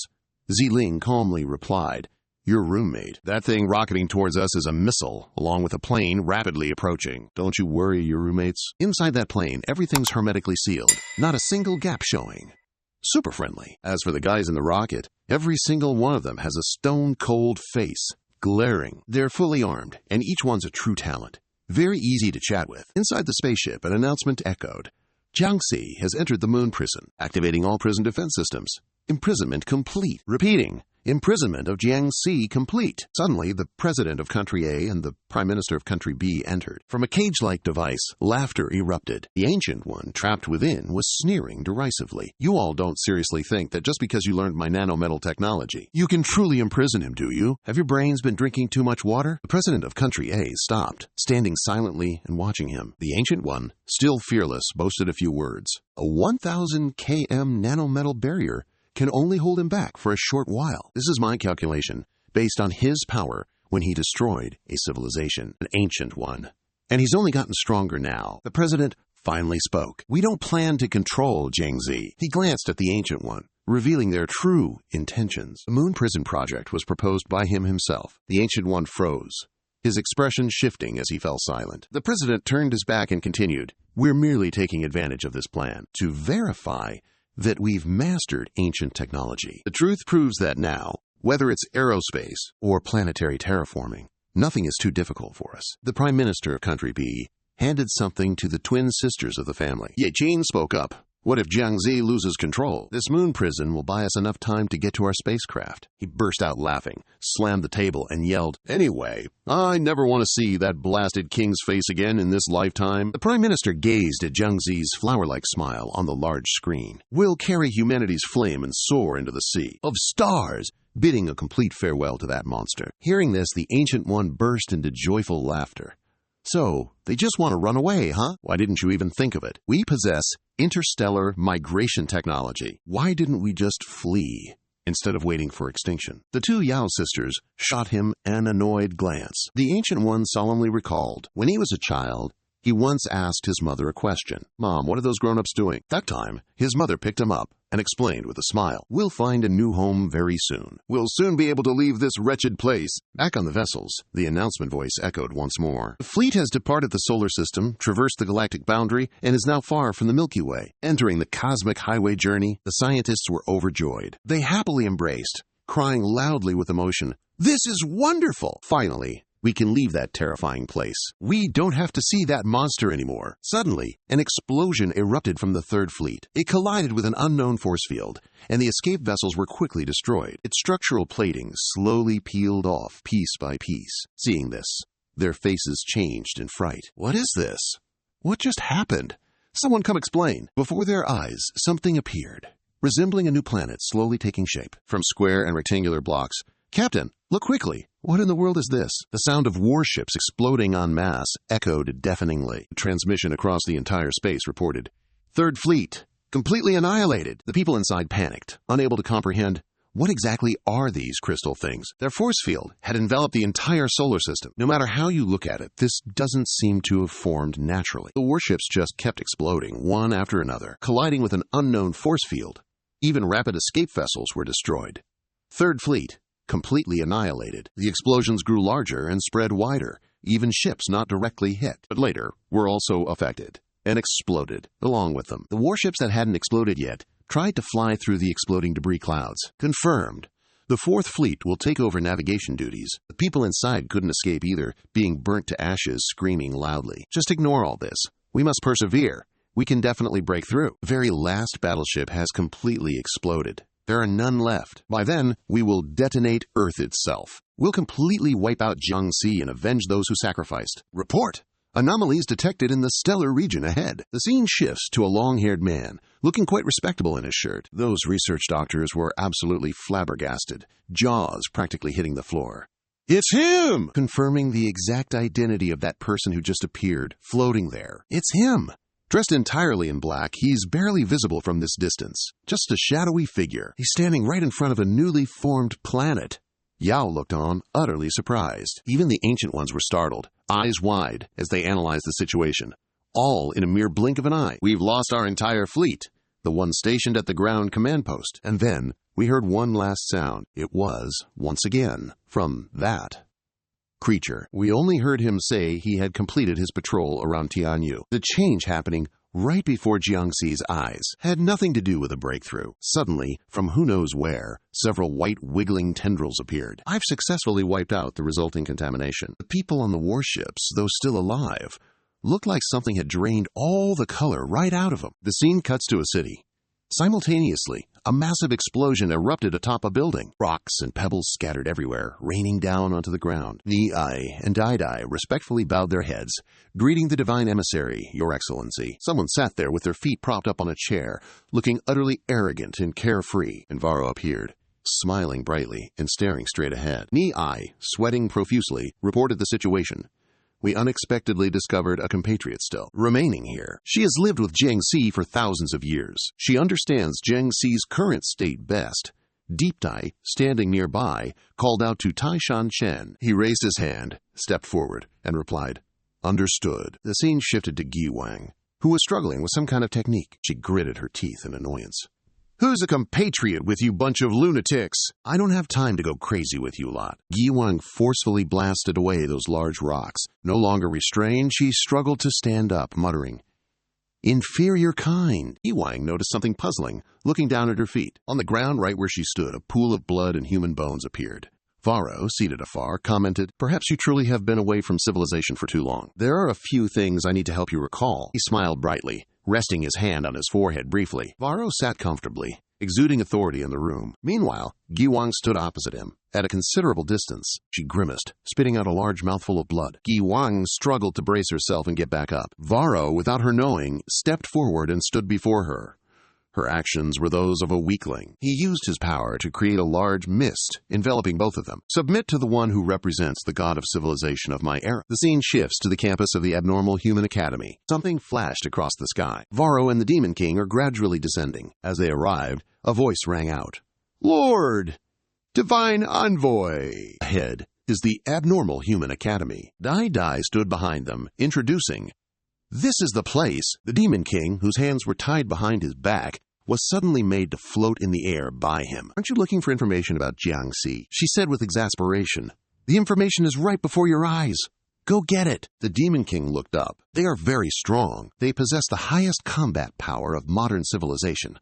I advise you to be a little careful. A good plan is crucial." Varro glared angrily. "Shut up, you weakling host. You don't even know where your own strength lies. I don't need you to tell me how to do my job." A beam of green light shot from outside into the room. Ultra-thin threads appeared in the air, connecting to each other like a trap. Team leader Jung Da appears, delivering masterful slashes with immense power. In midair, some pieces of meat fall down. They are revealed to be two beautiful, delicious salmon dishes. At Academy, everyone seems to be holding a celebration party, with balloons popping everywhere. The screen displays the message, "Congratulations, Jiangxi, for leaving Earth." The team leader excitedly prances around, holding the two dishes. Sashimi is here. Premium sashimi. Plenty of it. Guaranteed to fill your belly. Someone comments, even though that guy is a zombie, he helped us deal with the long undefeated Dr. Zaumin. He also helped the surrounding city. We don't need to build high walls anymore. Jiangxi helped us so much with the zombie threat, congratulating him on going to prison like this. Isn't that a bit harsh? The person opposite, holding a skewer of meat, says, of course. We know Jiangxi never had any ill will towards humans. He spreads his arms wide, a dreamy smile on his face. The thing is, Jiangxi leaving Earth makes me feel incomparably relieved. I feel like my own weary spirit has improved so much. Even just recalling my interactions with Jiangxi now gives me a sense of peace. It would give me nightmares, too. Seeing this, the other person silently gazed at the meat. Since things have come to this point, I can only hope that the president's plan goes smoothly. The man in the red hat looked up at the fog, suddenly startled, and looked around frantically. He cocked his gun ready. Whoever's sneaking around, show yourself! Vero, looking grim and terrifying, appeared. He gently placed a hand on the man's gun. The gun exploded with a boom! Varro smiled broadly and asked, "Is this the Academy for Unusual Humans? Place where humanity's strongest forces gather, huh?" He judged this pathetic bunch so weak, they weren't even worth calling a stain. The girl on the ground struggled to stand up. Ugh, when did he suddenly appear from behind? Group leader Gang Dai suddenly leaped forward and threw a powerful punch. He sneered, immediately turning around. Varro easily parried the attack and countered. Group leader Ying Hong uttered a few panicked words. Is this a joke? Just a stare blew people away. 6 corpses lay strewn on the ground, bleeding profusely. The group leader looked down in shock at the bleeding ground. The blood beneath grew darker and darker. The scene remained unchanged. It's just that beneath the floor, a red, blood-like liquid appeared. Those balloons were slowly catching fire. It suddenly transformed into a cluster of flaming skulls, floating right there. That guy in the red hat slowly took off his hat and yelled, "Enough of this nonsense!" Don't underestimate humans. His grade 1 nano-iron heart was slowly transforming. Something was slowly forming. He felt more muscular, his muscles expanding and growing larger. His body shape and height changed. He spread his arms and lifted them up. Moments later, his arms transformed into legs resembling those of a black bird. Varro smirked, chuckling with amusement. The transformation of his grade 1 nano-iron heart was complete. Team leader Ying stared wide-eyed at the ancient nano-alloy technology. The red hat guy has completely transformed into a monster, steel-clad chairman. How much longer do you intend to just lie there? Team leader Gang Da reluctantly replied, "You don't need to worry." Suddenly, a sphinx-like hand reached out, raised high. Team leader Ying, who was watching the unfolding drama, was engulfed by thick smoke and dust. A giant monster appears. It's named Ironheart Nalaimok. Let's take it on. Coincidentally, they were just experimenting with bodies reformed by nanoalloy. He roared angrily when those two stole the nanoalloy. Can you call out to me? That monster fired berserk beams in all directions. From afar, Red Hood held his gun, preparing to take aim. Red Hood, in his battle form, was ready to fire his light beams. Beside him, team leader Gang Dai, in his transformed state, was also ready, just waiting for the command. Both simultaneously fired combined light beams that sped forward, and Voron raised his hand high, easily deflecting them. 1,000 years have passed. You all still haven't changed a bit. He smirked, looking back at them. Voron pointed straight back at those opponents. Suddenly, a giant hand materialized, seizing someone tightly in its grasp. Team leader Gang Dai was captured. He couldn't move, and reverted to his human form. Varen swung his hand, blocking the power shot towards him. However, Red Hood was no match for him either. He was blasted away, reverting to his human form. The space fell silent for a moment. That red-hatted guy knelt to the ground, his strength utterly depleted. He looked up, listening to Varro. But 1,000 years ago, you relied on spaceships. To launch an attack like that, I suppose we can begrudgingly call that progress, eh? I stood by, observing everything, and then reported, "Your Excellency, Divine Emissary, they are not the entirety of the ancient civilization's fleet that you annihilated back then. The current civilization focuses on developing individual combat power. We've already reported this point previously." Varro sighed, annoyed. "Oh, is that so? No matter. But these stains, breeding in this prison, annihilated by Jiangxi. Their annihilation at any moment is quite normal. Squad leader Ngan just now dares to come out and cover for him. Who exactly are you, Jiangxi? You know him?" Varro spread his arms wide, smiling brightly at everyone.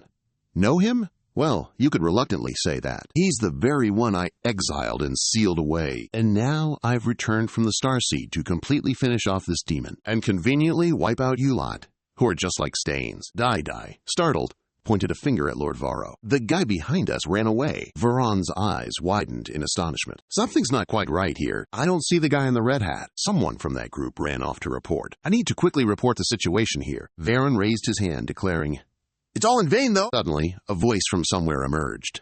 "They may have escaped my grasp, but they won't escape their destined annihilation. You lowly existences may address me as, someone's running from behind, and a colossal hand is right behind them. Behold, the civilization of the Age of Gods." Varon turned back this way, squeezing his eyes shut with a flick of his hand.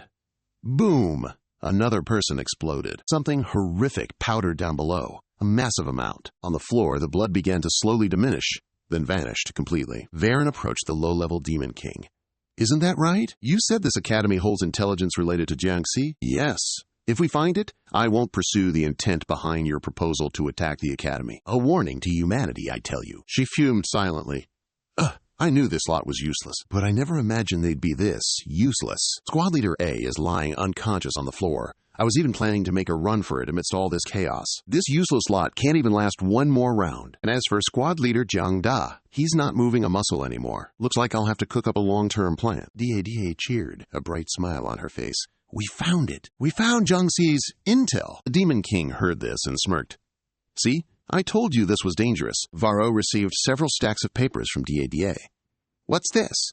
Da simply replied, "Please, Your Excellency, see for yourself." In his hand, he held a book exclusively about Jiangxi, Idol in Prison series. Da pressed the button, starting the program. "Welcome, everyone, to watch the live broadcast. This grand-scale reality show featuring Jiangxi from our very own station. This is the top-rated reality show globally, with viewer favorites breaking hundreds of billions." On the screen, the program's host was speaking about that moon. "We will use global live streaming to reveal everything to the public. We guarantee there will absolutely be no editing or fabrication involved." Those people sat quietly watching the show, under the zealous promotion of the SAR Special Law Enforcement Bureau. All 8,000 global supercriminals have been transferred to the Moon Prison Show. This time, we'll live stream for you all from the true land of sin. Everyone was filled with unbelievable astonishment, eagerly anticipating the events. Upon hearing the news, Jiangxi appeared on screen, sitting with those individuals. They look rather unfriendly, and since they've always been locked up in prisons, they are completely unaware of the outside world. They don't know who Jiangxi is. There's a high chance of conflict erupting with Jiangxi. Little Hay, spokesperson for the SAB Special Law Enforcement Bureau, stated, "Even under these extreme circumstances, Jiangxi can still coexist peacefully with people." Back on the moon, where Jiangxi is located, he was queuing for food. "Excuse me, Auntie, could I trouble you for some extra eggs? I'm planning to seize this opportunity to hit the gym and relax a bit." His every move and action were constantly broadcast on TV and accordingly on the screen. Unpleasant comments were displayed. The more Varro watched, the more he gnashed his teeth in anger, veins bulging. Dai held up her phone, showcasing her achievements to Lord God Envoy. "We've already sent 1,000 slanderous comments about Jiangxi. Rest assured, we are striving to condemn the enemy of our divine race." He glared at her, annoyed, warning her, "Don't be noisy." "I am thinking." Varro intently watched the things displayed on the TV, lost in thought. Meanwhile, Jiangxi was given a generous spoonful by his aunt. He happily accepted it and thanked his aunt. Ziling sat in the observation room, ordering Team 1 to mind the lighting. "Team 2, what kind of work are you guys even doing? Didn't you see Jiangxi got his makeup done?" She panicked and rushed. "Are they all deaf already?" The camera shifted to another character. "Makeup team, go fix it up." Jiangxi was just eating when he was suddenly dragged off for makeup. He stood motionless, letting them do their work. Varro's face grew darker and more sullen. "Why is this happening?" "Calm yourself.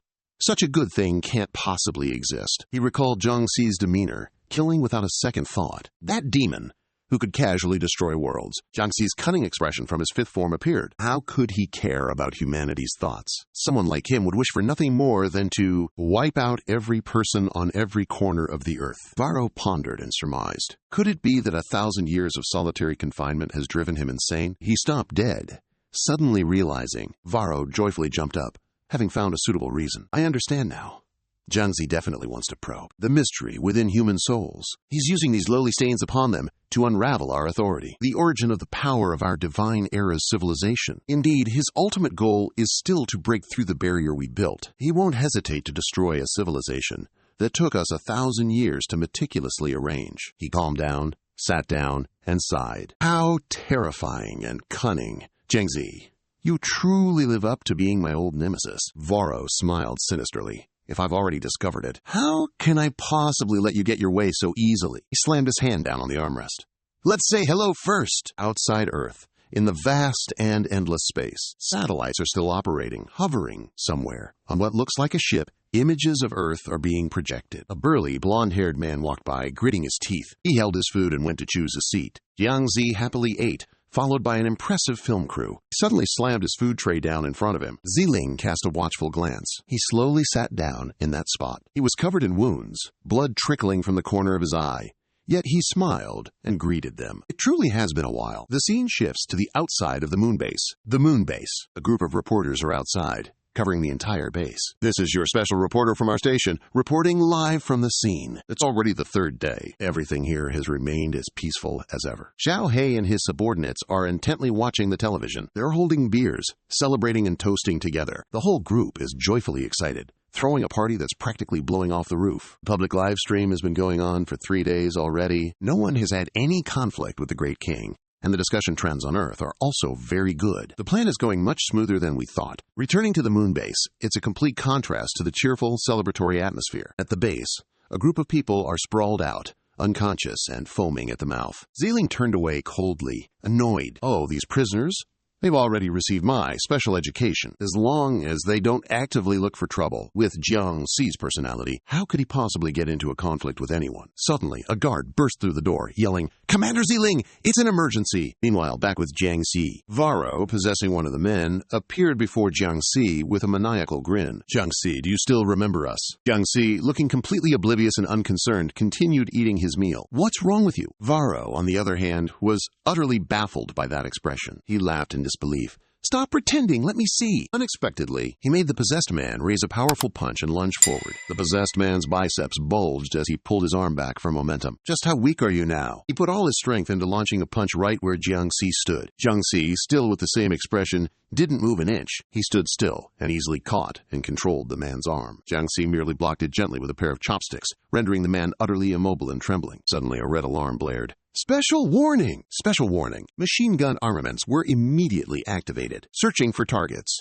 The targets exhibit violent tendencies. The satellites orbiting outside also glowed crimson, pointing directly at the base. Prison lockdown completed. Self-destruct system initiated. Violent tendencies remain unresolved. Self-destruct countdown has begun. 3 final minutes. Upon hearing this information, the people on Earth froze solid, completely still. Is this really about to self-destruct? From those weapons, laser beams emerged, locking onto their targets. They all focused directly on him, then descended to his feet. Around him, light appeared everywhere.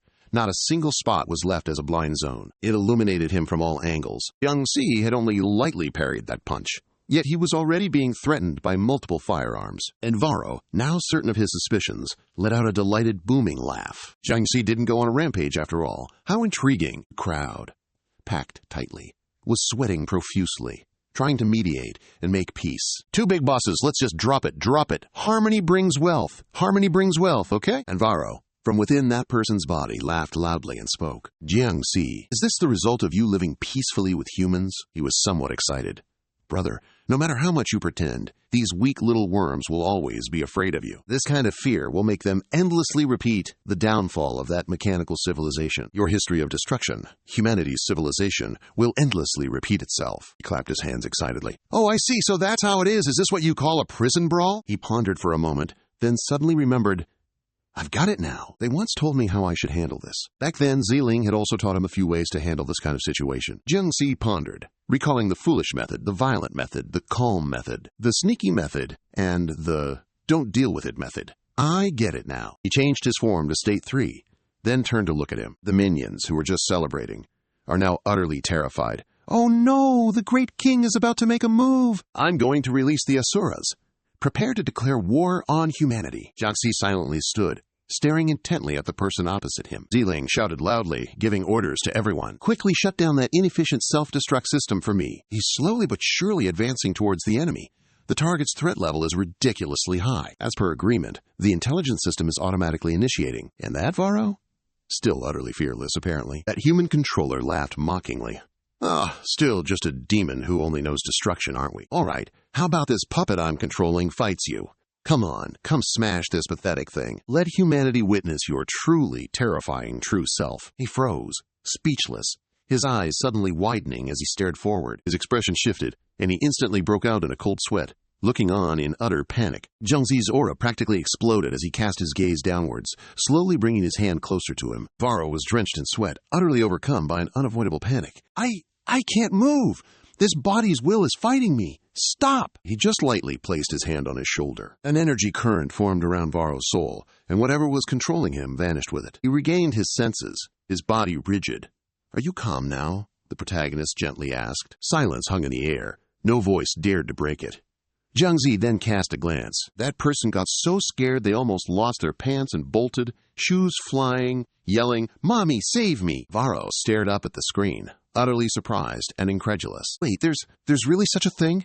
Just by provoking fear? And help that person break free from their own control? He glanced upwards, sensing something. Varro's soul is still lingering around this place. Young Master Jiangxi brushed his hands forcefully. Varro's eyes widened, filled with extreme shock and panic. A light flashed from the moon, appearing from nowhere. It was hurtling, incredibly fast and powerfully towards Earth. Xiaohong was astonished. Deep stared upwards, mouth agape. Tai Shan was pensive and bewildered. Varro stood akimbo, gazing forward. Niai's eyes widened in surprise. He raised his hand to the sky, and pressure descended. Niai and Deep's group couldn't bear the crushing pressure as the air was forced down to the ground. What's going on? The imposing Jiangxi on this side reverted to his original form, put his hat back on, and an announcement rang out. The target's aggressive capabilities have vanished. Warning, disarmed. He happily celebrated the situation being resolved as the terrified onlookers retreated. On Varro's side, everything was a bit wrecked. Several of his subordinates were simultaneously lying on the ground. He looked at the hand he had just raised, where the resistive force still burned, stung, and evaporated. Varro looked on and exclaimed in admiration, "Indeed, that demon was not weakened at all!" So why, despite being challenged like that, did he still not want to turn hostile against humans? He clenched his fist. I get it now. He definitely wants to turn these mere mortals into his followers. That fool, vying for power with the divine emissary. And I, myself, absolutely cannot let him continue. Varro's face darkened as he commanded, "You on Earth, stir up trouble. Do your utmost to destroy humanity's trust in Jiangxi. Once reinforcements arrive, the grand army of divine emissaries will turn this entire galaxy to dust." Ni-I and Dai bowed instantly. "Yes, esteemed divine emissary." Varro then hastily vanished, declaring, "I will personally make a trip to the moon. Before the reinforcements arrive, try your best to stall Jiangxi." The Demon King was surprised. He just left like that? It seems I don't need to run away anymore. Ni turned back to explain. The divine emissary's target is Jiangxi. Why would he always stay with us on Earth? She put on her robe.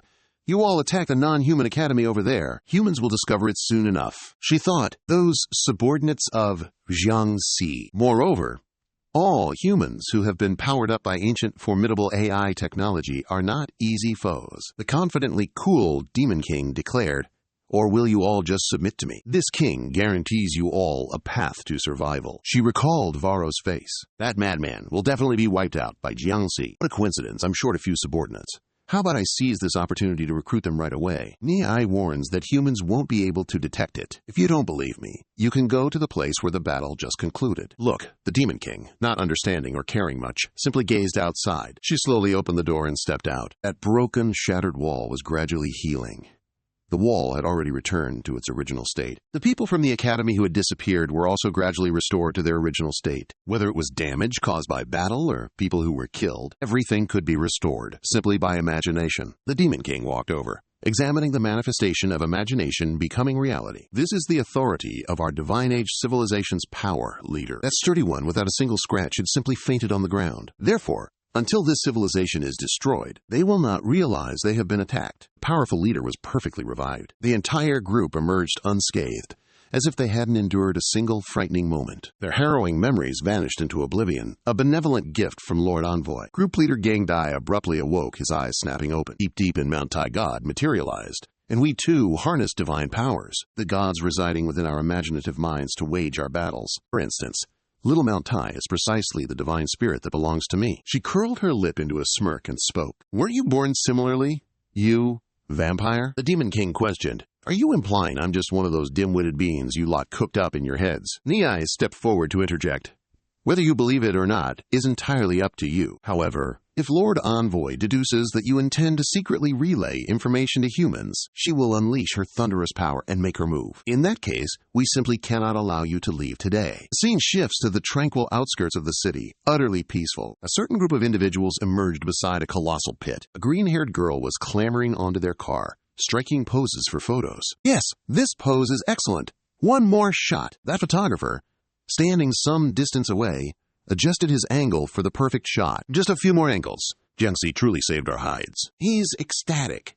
This time, we'll give him some serious publicity. We absolutely must do our best. Suddenly, a pitch-black hand shot out from below, gripping his ankle. Startled, he yelled, "Who's there?" as he whirled around. A colossal hand materialized behind him, waving a greeting. They stared down, completely dumbfounded. Someone missing limbs was desperately trying to crawl closer. Please, take me to the Guangzhou Province Special Law Bureau. The divine envoy was lost in thought. The mightiest power in the boundless sea of stars lies hidden within the spirit. Streams of red light soared towards him. And imagination, that's the very spark that ignites such power. He was utterly absorbed in his contemplation. It's thanks to this very power that we've birthed countless deities, thus forming a divine civilization that strides alongside the gods themselves. It's also how we managed to imprison the primordial demon in its own cursed homeland. The divine envoy, eyes blazing, flew through the air, pondering. In the long, arduous years that followed, we journeyed across the cosmos, conquering stars far and wide. Yet, we never once relaxed our vigilance against the demon. He witnessed the scene of Jiangxi wearing ordinary people's pajamas, and now that demon dares to create a fake facade, pretending to want to live peacefully with ordinary humans. The fierce divine envoy, Varro, with a flame bursting in his hand, exclaims, "And I, divine envoy Varro, how could I ever let you have your way?" He shoves that flame to the other side, striking the tall man lying on the bed. The man screams in agony from the hit. He brazenly declares, "I'll make this weak civilization see your truly terrifying and dull face." Right now, why is he gaping like that? Jiangxi happily watches everyone lining up. Suddenly, he bumps into that tall man, infuriating him. The man glares and shouts, "Hey, don't cut in line." "Oh, really?" Jiangxi then delivers a powerful slap to him. The man's head slams right into the wall. Jiangxi brazenly walks on. It's early morning, and I rush to line up to wash my face. You should be a little more polite. Seriously, can't you be a bit more civilized? The man, looking utterly pathetic, stammers, I'm sorry." Seeing this, the divine envoy Varro also gets a bit intimidated. I mean, I'll quickly expose your true face. Surely, in the coming week, he'll be happily gazing at himself in the mirror, humming a tune, sleeping early and waking early, feeling refreshed and relaxed. In prison, Jiangxi lives a disciplined life every single day. He actively trains, leading a happy and fulfilling life. He cheerfully exercises just like everyone else. Jiangxi even eagerly races against the other inmates. Seeing this, the divine envoy angrily conjured a flame in his hand. He then transferred that fiery magic to two men. Then he commanded, "Obey my orders. Go deal with Jiangxi." The men began to carry out his orders. Seeing this, he immediately grasped the situation. Jiangxi then ran at the speed of light, causing everyone to scatter in all directions. He optimistically made his way to the gym for his daily workout. The workout equipment here is absolutely fantastic. The divine envoy, unwilling to give up, shouted, "Keep attacking Jiangxi," until everyone turns their backs on him. Those controlled by him were frantically getting ready. They suddenly froze, staring. He was lying down, bench-pressing weights bigger than his entire body, making them gape in wonder. They started trembling, no longer daring to attack him. The divine emissary roared, "Hurry up, all of you! Get back up!" One of the three exclaimed, "Am I actually fighting Jiangxi, or is this just my imagination?" Jiangxi has comfortably finished his warm-up. Now, it's time for a little bit of exercise. He then switched to playing pickleball. He played incredibly well, leaving everyone utterly dumbfounded. No matter the sport, there's always someone willing to play with me. The people here are truly friendly. His two playmates were drenched in sweat, their faces showing extreme fatigue. His fellow players were completely wiped out. Yet Jiangxi was still bursting with energy, even managing to make more new friends. What a truly peaceful and fulfilling day. The divine emissary jumped up, seething. He's been attacked so many times. He should be showing his terrifying, frenzied side by now. You weren't like this before. Chairman Ziling sat leisurely on his chair. He answered the phone. "Xiao Xiao, what's going on?" Xiao Xiao quickly replied to Chairman Ziling. "Has anything unusual happened at the Moon Prison recently?" She calmly replied, "Everything on our side is normal. In fact, the number of troublesome inmates seems to have significantly decreased lately." She told her, We received news that someone came to cause trouble for Jiangxi. She looked at him doing leg stretches over there. Cause trouble for Jiangxi. She wondered, who's tired of living already? Xiao Xiao fretted. See, I told you, there's no need for us to worry about Jiangxi's situation. The minister continued. However, the fact that we were attacked is indeed true. She stood with many other robots around the bed. The robots were examining that young man. Ban Shi asked him, what are the investigation results from the non-human academy over there? The minister replied, Section Chief Zhang personally led a team there. However, so far, nothing unusual has been discovered. Just bubbles floating everywhere. Minister Zhang is heading to the Extraordinary Human Academy. Here, a magnificent red ribbon is displayed. The person with the red armband and Chief Gang were surprised. He pulled back the curtain. Minister Zhang opened the room door. He walked over and squeezed Chief Gang's face. When I pressed on it, there was nothing wrong at all. There were absolutely no traces of having been hit. Team leader Zhang Gang rubbed his head. Department head Zhang, you've suddenly come for an inspection. Is something amiss? Minister Zhang looked around, then picked up his phone and spoke. I've checked. The academy shows no signs of attack, he announced as he walked. You guys are overthinking this, aren't you? Did Chairman Qin just wander off to play and trip over himself? Suddenly, Cao Hong appeared, hovering above his head. She passed right through his body, making him feel something strange. Passing through his body, she landed forcefully right in front of him. Minister Zhang, completely oblivious, continued speaking. What a completely useless trip, all just unnecessary worries. She fumed. Is that guy blind? He was hit that hard and he still can't tell? Niai exclaimed.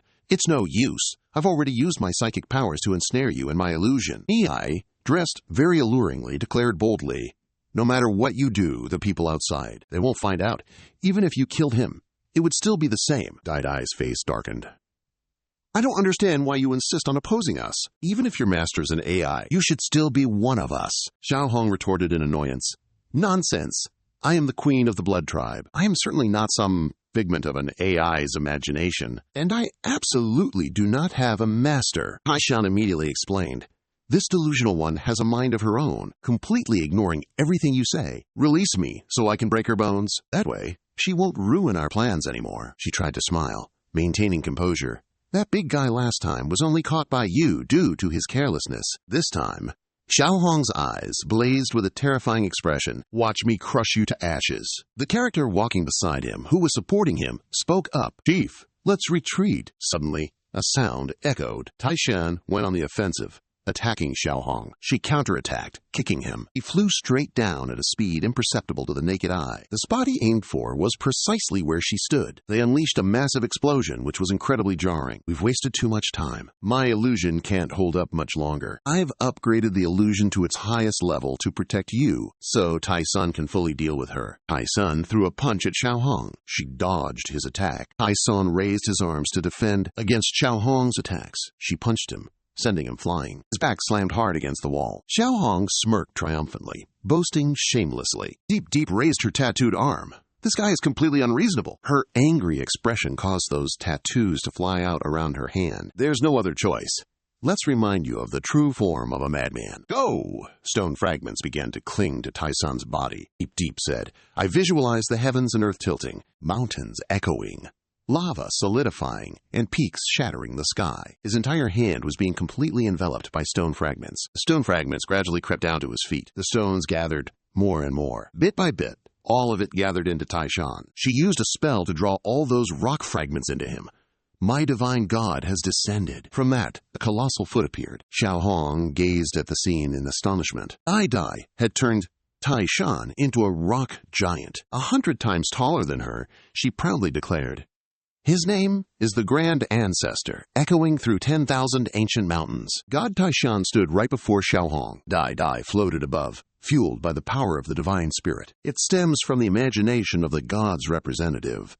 A masterless wretch like you. You absolutely cannot be an opponent to God Taishan. She furiously lunged back at her.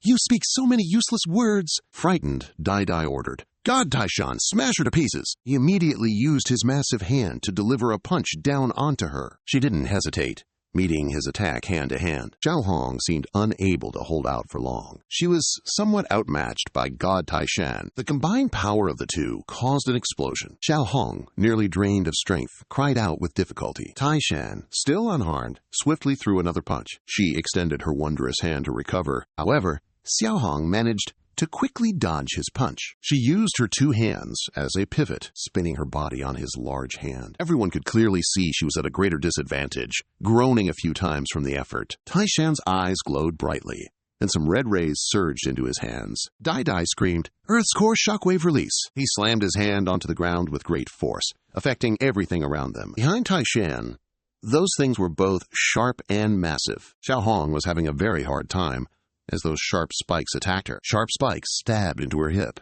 and they plunged straight into Xiaohong's back. Xiaohong's thigh was pierced by the sharp spikes, oozing blood. Her hands were also attacked by them, causing immense pain. Taishan had transformed into something without eyes, nose, or mouth, like the upper body of a massive hedgehog. Xiaohong groaned, bleeding profusely from the stabs. Dai maliciously sneered, "Don't imagine that being able to regenerate makes you invincible. These spikes will drain all your divine power until you turn into a pool of blood." Her command made Xiaohong's face darken instantly. "Beg for mercy while you still can. Otherwise, once your remaining power is depleted," she threatened, "you will completely vanish." Xiaohong, however, was unafraid and merely scoffed. Those thorns began to retract. Dai was surprised. "It's gone so fast." Ni shouted loudly, Dai, careful!" Then, Dai was slashed across her neck by something. Xiaohong swept past her with lightning speed. Dai painfully clutched her neck and screamed loudly. She fell from a great height. Xiaohong sprang onto a thorny branch. A loud thud echoed from the ground. Ni irritably said, Dai, you're far too careless." Xiaohong happily stated, "It turns out you divinities can also be injured and bleed, huh?" Dai slumped her face and cursed. "How detestable!" Mia used her power to restore her. "If I had acted just a moment slower, you would have surely died." Dai's body gradually recovered, and she gritted her teeth in anger. Who would have thought a wild god without a master could possess such power? Dai still didn't seem impressed. Now is not the time to discuss this. Without a master to replenish her strength, she cannot last long. She shrieked aloud. Eyes squeezed shut, was deep in some serious spellcasting. Then she opened her eyes, only to reveal her pupils had vanished. Something glowed intensely above her head, while bells chimed persistently. She chanted a spell, declaring, "May all return to yearning for peace." Suddenly, a hand covered in gray fur appeared. "My divine spirit, descend!" Ni had successfully whipped up a new monster. Its eyes glowed brightly and clearly, with a very mischievous expression. She introduced it. It's named Wei Zhengdong, though it's truly Ningjing Ri Chang. But Xiaohong couldn't help but be surprised by that sight. Dai commanded God Taishan. He burrowed up from the ground. His hand was so long it practically became the plane's new fuzzy curtain. 2 passengers froze, staring out the window. The passengers, understandably, were absolutely freaking out at the spectacle. Ni, looking displeased, conjured the Chen Meng Huan Jing. Ri Chang obediently heeded its master's command. Suddenly it flew upwards, accompanied by streaks of light. That airplane was enveloped in some kind of magic. Passengers on the plane immediately rubbed their eyes, just to confirm they weren't hallucinating. A bewildered young man, utterly clueless. Did that auburn-haired young man just say, "We're seeing things"? Xiaohong is trying to use her magic. Ri Chang looked, then extended his large hand towards her. Xiaohong intended to block it, but it suddenly vanished, surprising her. She's just floating there.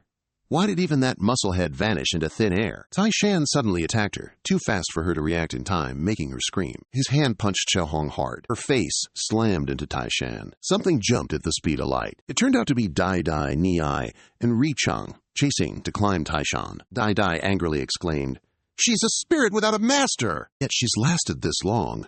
Just how strong was she before, anyway? However, Xiaohong was beaten to exhaustion, lying in the water. Ni screamed, "No way!" She denied it, stating that when she met her before, her aura was already very weak. Furthermore, she's been on Earth for nearly 1,000 years. She should have vanished by now. Ri Chang calmly said, "I can feel a source of energy in her body. An unknown power is helping her maintain life." This enraged its owner, who screamed, "Why?" However, Xiaohong remained lying in the water. Her blood spread out, and there was something green right on her chest. In her hormone cells, everything had turned green. She admitted it, facing Xiaohong's hateful expression. Luckily, she couldn't use that energy source. Otherwise, we would all die here. She flew up, screaming loudly. Beneath her feet, the water had turned red. And yet, you guys like to use illusions to escape. Xiaohong made everyone panic. Dai exclaimed, "It's raining!" She stared wide-eyed at the red drops falling. Upon closer inspection, she realized they were drops of blood. Xiaohong calmed down. Then she gathered her strength. Her voice laced with fury, she said, In that case, let me send you all to hell in one go. Drops of blood swirled around above Xiao Hong's head. She looked at them furiously. Dai, terrified, cried, "Are you kidding me?" She swept her arm to the side, as if commanding those drops of blood. Those drops of blood flew as fast as lightning, making those two girls surprised. The two women shrieked in panic, too late to react. Those blood-red tendrils were about to assault them both. Ri Chang quickly realized the gravity of the situation, blurting, "This isn't good." She's absolutely furious now. She's unleashing her full divine power. The Taishan god made his grand entrance. He didn't look too thrilled either, as Dai yelled, urging him on. "Taishan god, stop her, quick." He raised both hands high, ready for a brawl. He stretched his hand towards Xiao Hong. She let out a ferocious, wide-mouthed roar. Seeing this, Xiao Hong swiftly launched her full-power attack. The two of them battled relentlessly and fiercely. Xiao Hong seemed to have regained a whopping 100% of her power. She used her power to pierce right into Dai. Niao was also caught in Xiao Hong's onslaught. Niai screamed, "Shen Men, full activation!" Ri Chang immediately obeyed her command. The situation, however, didn't exactly improve. It was still being impaled by Xiao Hong's relentless power. Taishan and she fought each other until they were utterly exhausted. He reverted to his original form, utterly exhausted. Xiao Hong stepped back, trying to maintain her balance. That patch of ground exploded tremendously, leaving behind only dust, smoke, and rubble. Rubble from it flew towards the high-rise buildings. Everyone in the city gaped, utterly clueless as to what was happening. Taishan's silent feet moved slowly, his pants torn to shreds. He was exhausted, covered in blood, his clothes in disarray, and even smoking. NHI-AI was also struggling with all her might, issuing a command to revert things. Deep supported NHI-AI with one hand. "Are you all right?" She grimaced in pain and said, "Sorry, I couldn't bring little Tai Shan back with us. The Blood Clan's attack was too strong. I could only return us to a normal state. My spiritual energy has completely run out. Even maintaining my own existence is impossible." She thought to herself, "Fortunately, as long as I, the power provider, am unharmed, then the dissipated spiritual energy will quickly recover." Deep panicked. "Are you kidding? How could Chu Xiao Hong unleash such a powerful attack when she doesn't even have a status yet? Being the host of a great god imposter, huh? Niai, calm yourself. She's risking her life, you know." She explained to Deep that there was no host. She had burned through everything she had in that last attack to fight Tai Sun. Tu Hong, standing there, heard it all. Disheveled, Tu Hong raised a thumbs down. She smugly said, "This time, I win." Suddenly, something flew past. Niai noticed it and turned to look. Just someone was flying in midair. It was a man, completely naked. It left Niai and Deep utterly speechless. That curly-haired guy looked down and said, "So, it turns out you caused all of this. Now, feel the burning passion of humanity." The two girls screamed, "What the hell is that?" Tai-san came to stop him, but the guy shattered the layers of rock. Outside, he was still fighting to protect the two girls. I said worriedly, "This isn't good. When my psychic energy runs out, the illusion will vanish. Don't bother with this pervert. Let's get out of here quickly." Who would ever want to tangle with him? If Tai-shan hadn't been so utterly drained just a moment ago. Yi commanded, "Tai-shan, get that pervert out of my sight immediately." Tai-shan and that curly-haired guy were fighting. He landed a punch right on his chin. He yelled out, looking at him with new eyes. The curly-haired guy seized the opportunity and grabbed his hand. He successfully blocked Tai-shan and told him to stop. Suddenly, a red beam of light appeared in the sky. It was a helicopter bringing Cao Xiao down, along with something else. She excitedly exclaimed, "This is so exciting!" Xiao Xiao used her weapon to unleash a brilliant, colorful beam. The rays exploded above the high-rise buildings. Debris flew everywhere. Yi, and Niai were terrified. Tai Shan, meanwhile, gritted his teeth and endured, his body scratched and bloody. The minister stood with his arms crossed, stating, "You have been arrested for threatening humanity's safety. Yield now." Yi worried that Country A's top fighting force had probably acquired ancient technology, making them far stronger than during their drills. Niai frowned. Did our Xiao Hong fight so hard that she dissolved herself? Just to make them pay attention to this place? Why would she do that? Suddenly, a strand of DNA floated midair. It was obviously Xiao Hong's. She stood suspended in the air, a green aura emanating from her. Who said I was reduced to dust? It was just a powerful move. No need to be so shocked. Niai screamed in a frenzy. "No way! You don't even have a host body. After your very existence vanished. How could you regenerate?" Xiao Hong rolled her eyes. "Host body? What host body? I already told you. I don't need that." Xiao Hong declared proudly, "I am the queen of the Blood Clan. I fought with Jiangxi for 1,000 years." She thought mischievously, "I'll take Jiangxi's genes to show off." That was truly satisfying. I should go find him and get some more. Meanwhile, in outer space, at the lunar prison, a petite girl, seemingly an MC for Jiang Si's show, appeared. The MC excitedly spoke. Jiang Si cheerfully waved hello with both hands. Welcome, everyone, to the world's first crime variety show. Run, prisoner Jiang Si, sir. Run, prisoner. The MC announced that after half a month of selections, the program officially began. As she spoke, men in pink dresses were present. Even those practicing their dance listened intently, despite their exhaustion, knowing the show would be broadcast live globally. The program was displayed on outdoor screens. This drew everyone's attention nearby. The MC loudly announced, "Everyone, please vote for your favorite athlete." Jiang Si appeared on stage. The MC cheerfully announced, "And now, taking the stage, is Jiang Si, Divine Envoy." A red, magical aura glowed around him. He looked towards the palace. He read the paper which stated, "To prevent humanity's destruction, you must debut as an idol." The Divine Envoy furiously crumpled the paper, fuming, "Damn it! How dare they ignore me? Prisoners I control have continuously attacked Jiang Si, relentlessly, day and night. Yet unexpectedly, they completely failed to provoke his anger." The MC was now introducing. "Jiang Si has successfully advanced to the next round.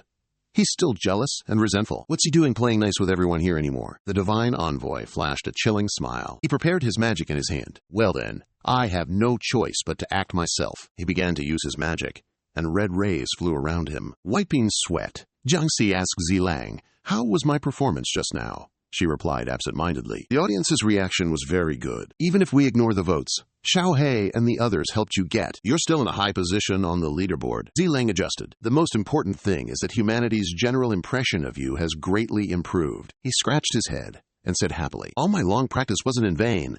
It seems as long as everything goes smoothly, before long my dream will come true, and I'll soon be enjoying retirement." The MC shouted, "Please welcome contestant Jiang Si to round 2 for the prison meal challenge." He happily made his way over. Suddenly he stopped. Jiang Si looked up at the sky, pondering something. He clenched his fists. The MC saw this and promptly repeated, "Please welcome contestant Jiang Si." Tulang placed a hand on his shoulder. "If you don't get on stage right away, you'll be disqualified." She looked at him affectionately.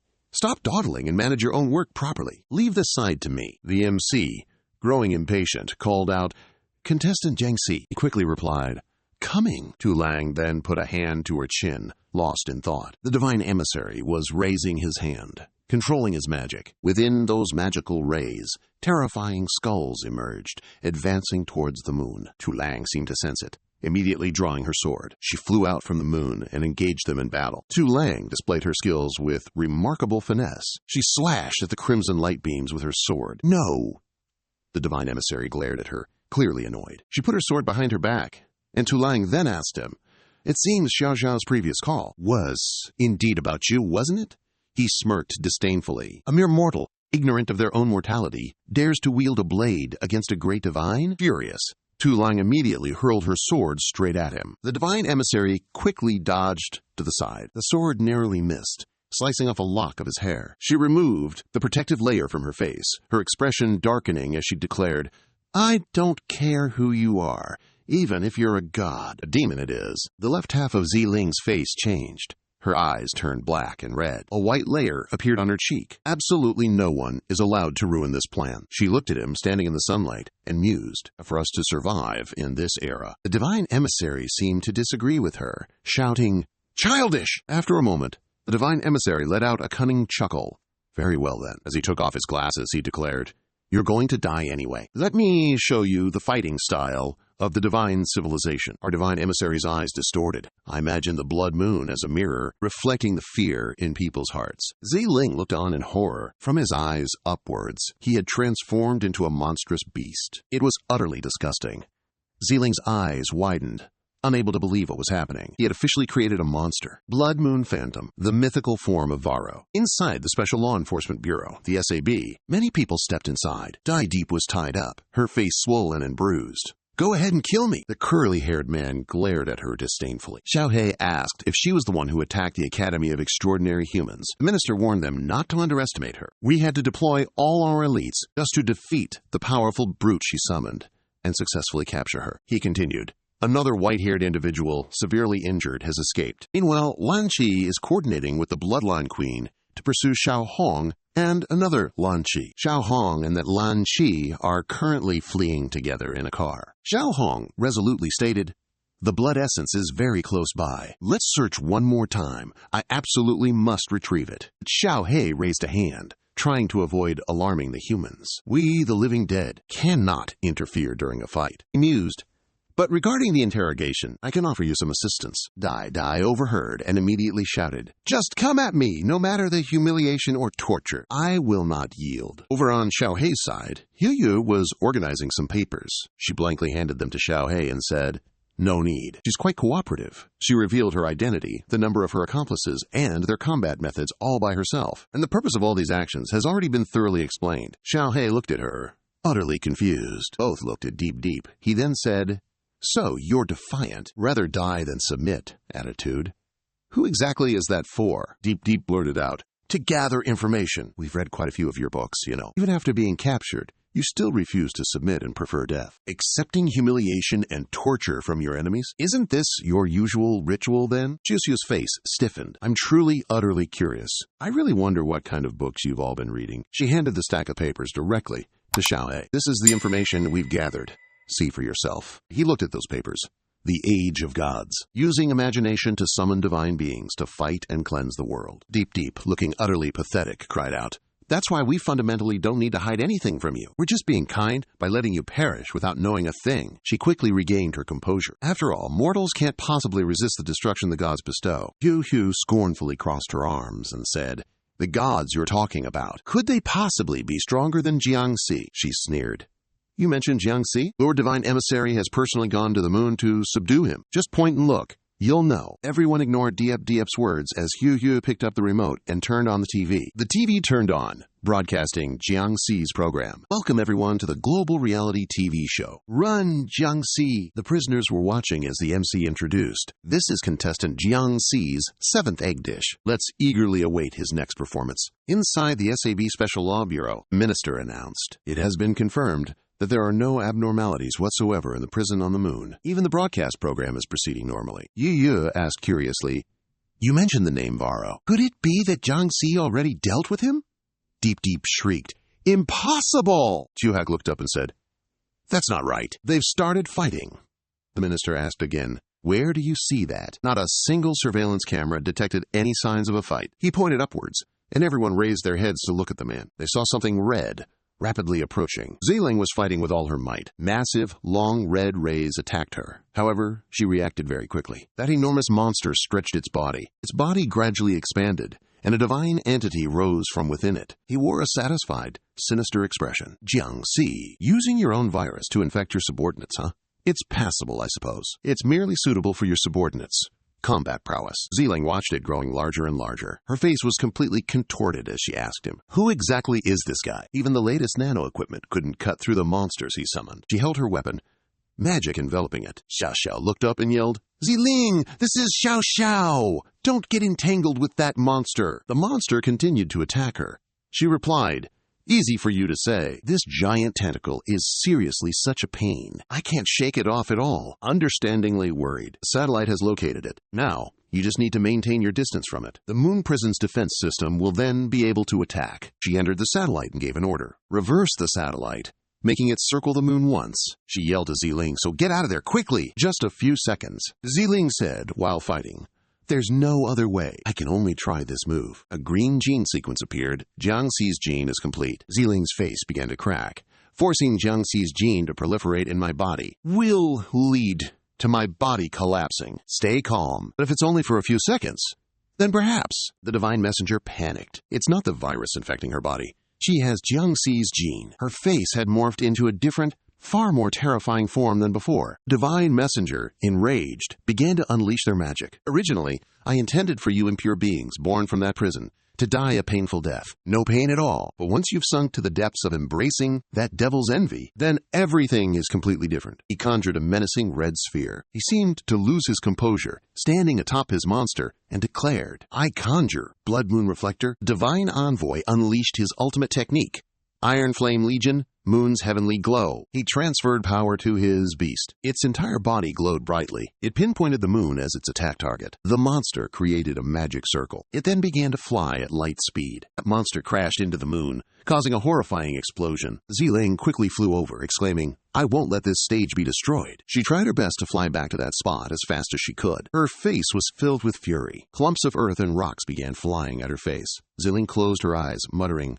"Too strong." Ziling was hit by the attack and fell. People, seeing the explosion on the moon, immediately screamed, "Is the moon being incinerated by the sun? So will we still have the Mid-Autumn Festival?" Little Cat quickly announced that the moon prison's defense system had been completely destroyed. "I get it, Xiao Xiao. Your worrying is getting on my nerves." Ziling, can you hear me? Even the minister isn't at ease. What kind of joke is this?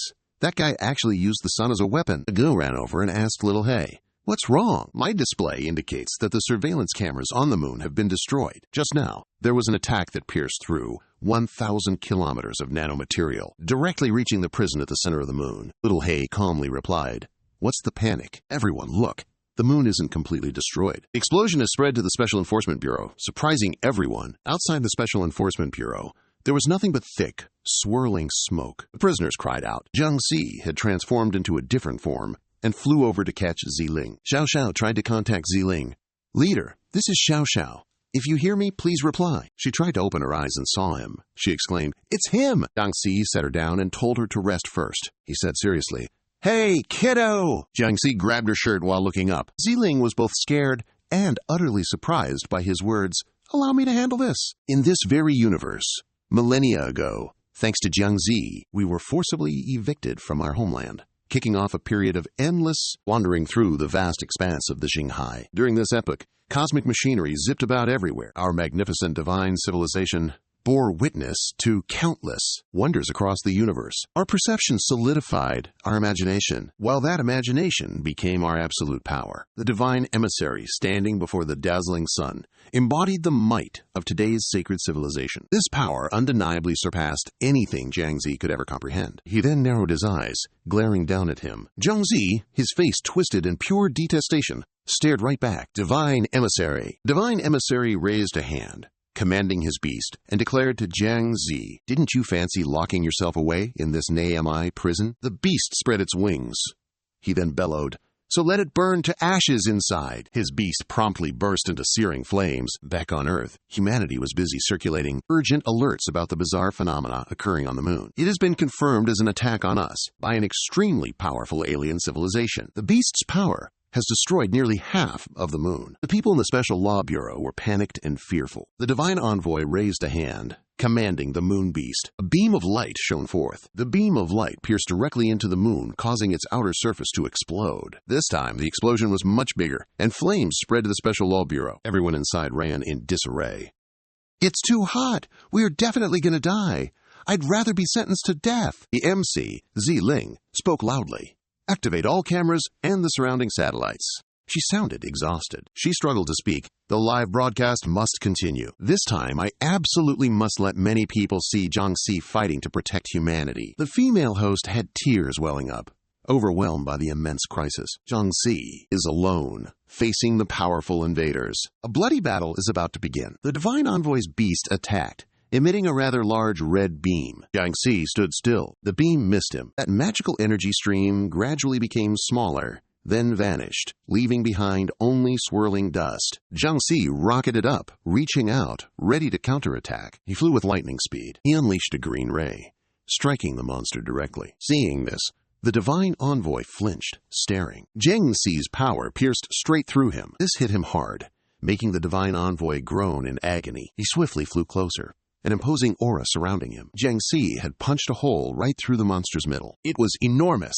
The divine envoy started bleeding, his body trembling. He gnashed his teeth in fury, glaring at him. Jiangxi held his heart in his hand. Divine envoy cried out, "A demon is always a demon, whether 1,000 years pass or 10,000. It cannot be changed," he thought. "Your bloodthirsty nature." Jiangxi flung the heart back at him. "Here, take it back." He clutched his chest, then roared a command. "Stop him!" The monster's eyes glowed, as if it had received the order. Suddenly, he flew right through its body. This made the divine envoy panic for a moment. He drew near to him, taking him by surprise. Jiangxi grabbed his face, squeezing tightly. Just as the divine envoy was struggling to escape, he felt an imminent shift in position. He slammed him to the ground with such force that rock dust billowed upwards. Meanwhile, elsewhere in this universe, at the same time, on another side of Earth, humanity's secret escape plan base was located in some mountainous region of Country B. A secret base was situated in a desolate desert, showcasing humanity's extreme technological prowess. A superclass starship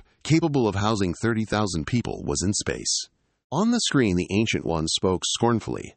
"What a meaningless struggle. Still, I wouldn't mind helping to slightly improve your backward technology." Dr. Jiaming gazed at the vial of liquid in his hand. "This medicine can help people sleep deeply in space, maintaining vital signs during their space journey. For humanity, time is the greatest challenge. Although we cannot achieve immortality, we can at least." The Prime Minister of Country B sipped his water and spoke. "As long as we can escape this place, even if we unleash the lunatics who nearly annihilated the world, it would still be worth it." The blond man beside him blurted out, "Well, now that's a thought.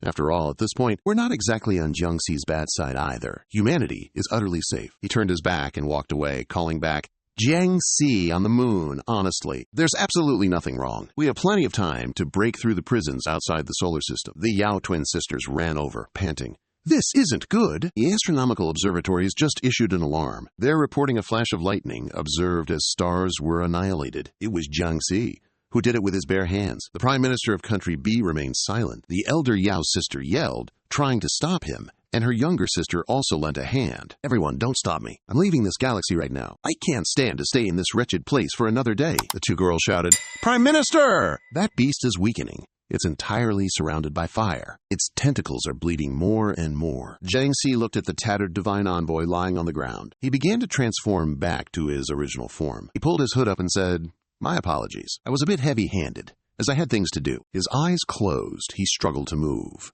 A huge hole had been torn right through his heart. "Go on, be on your merry way.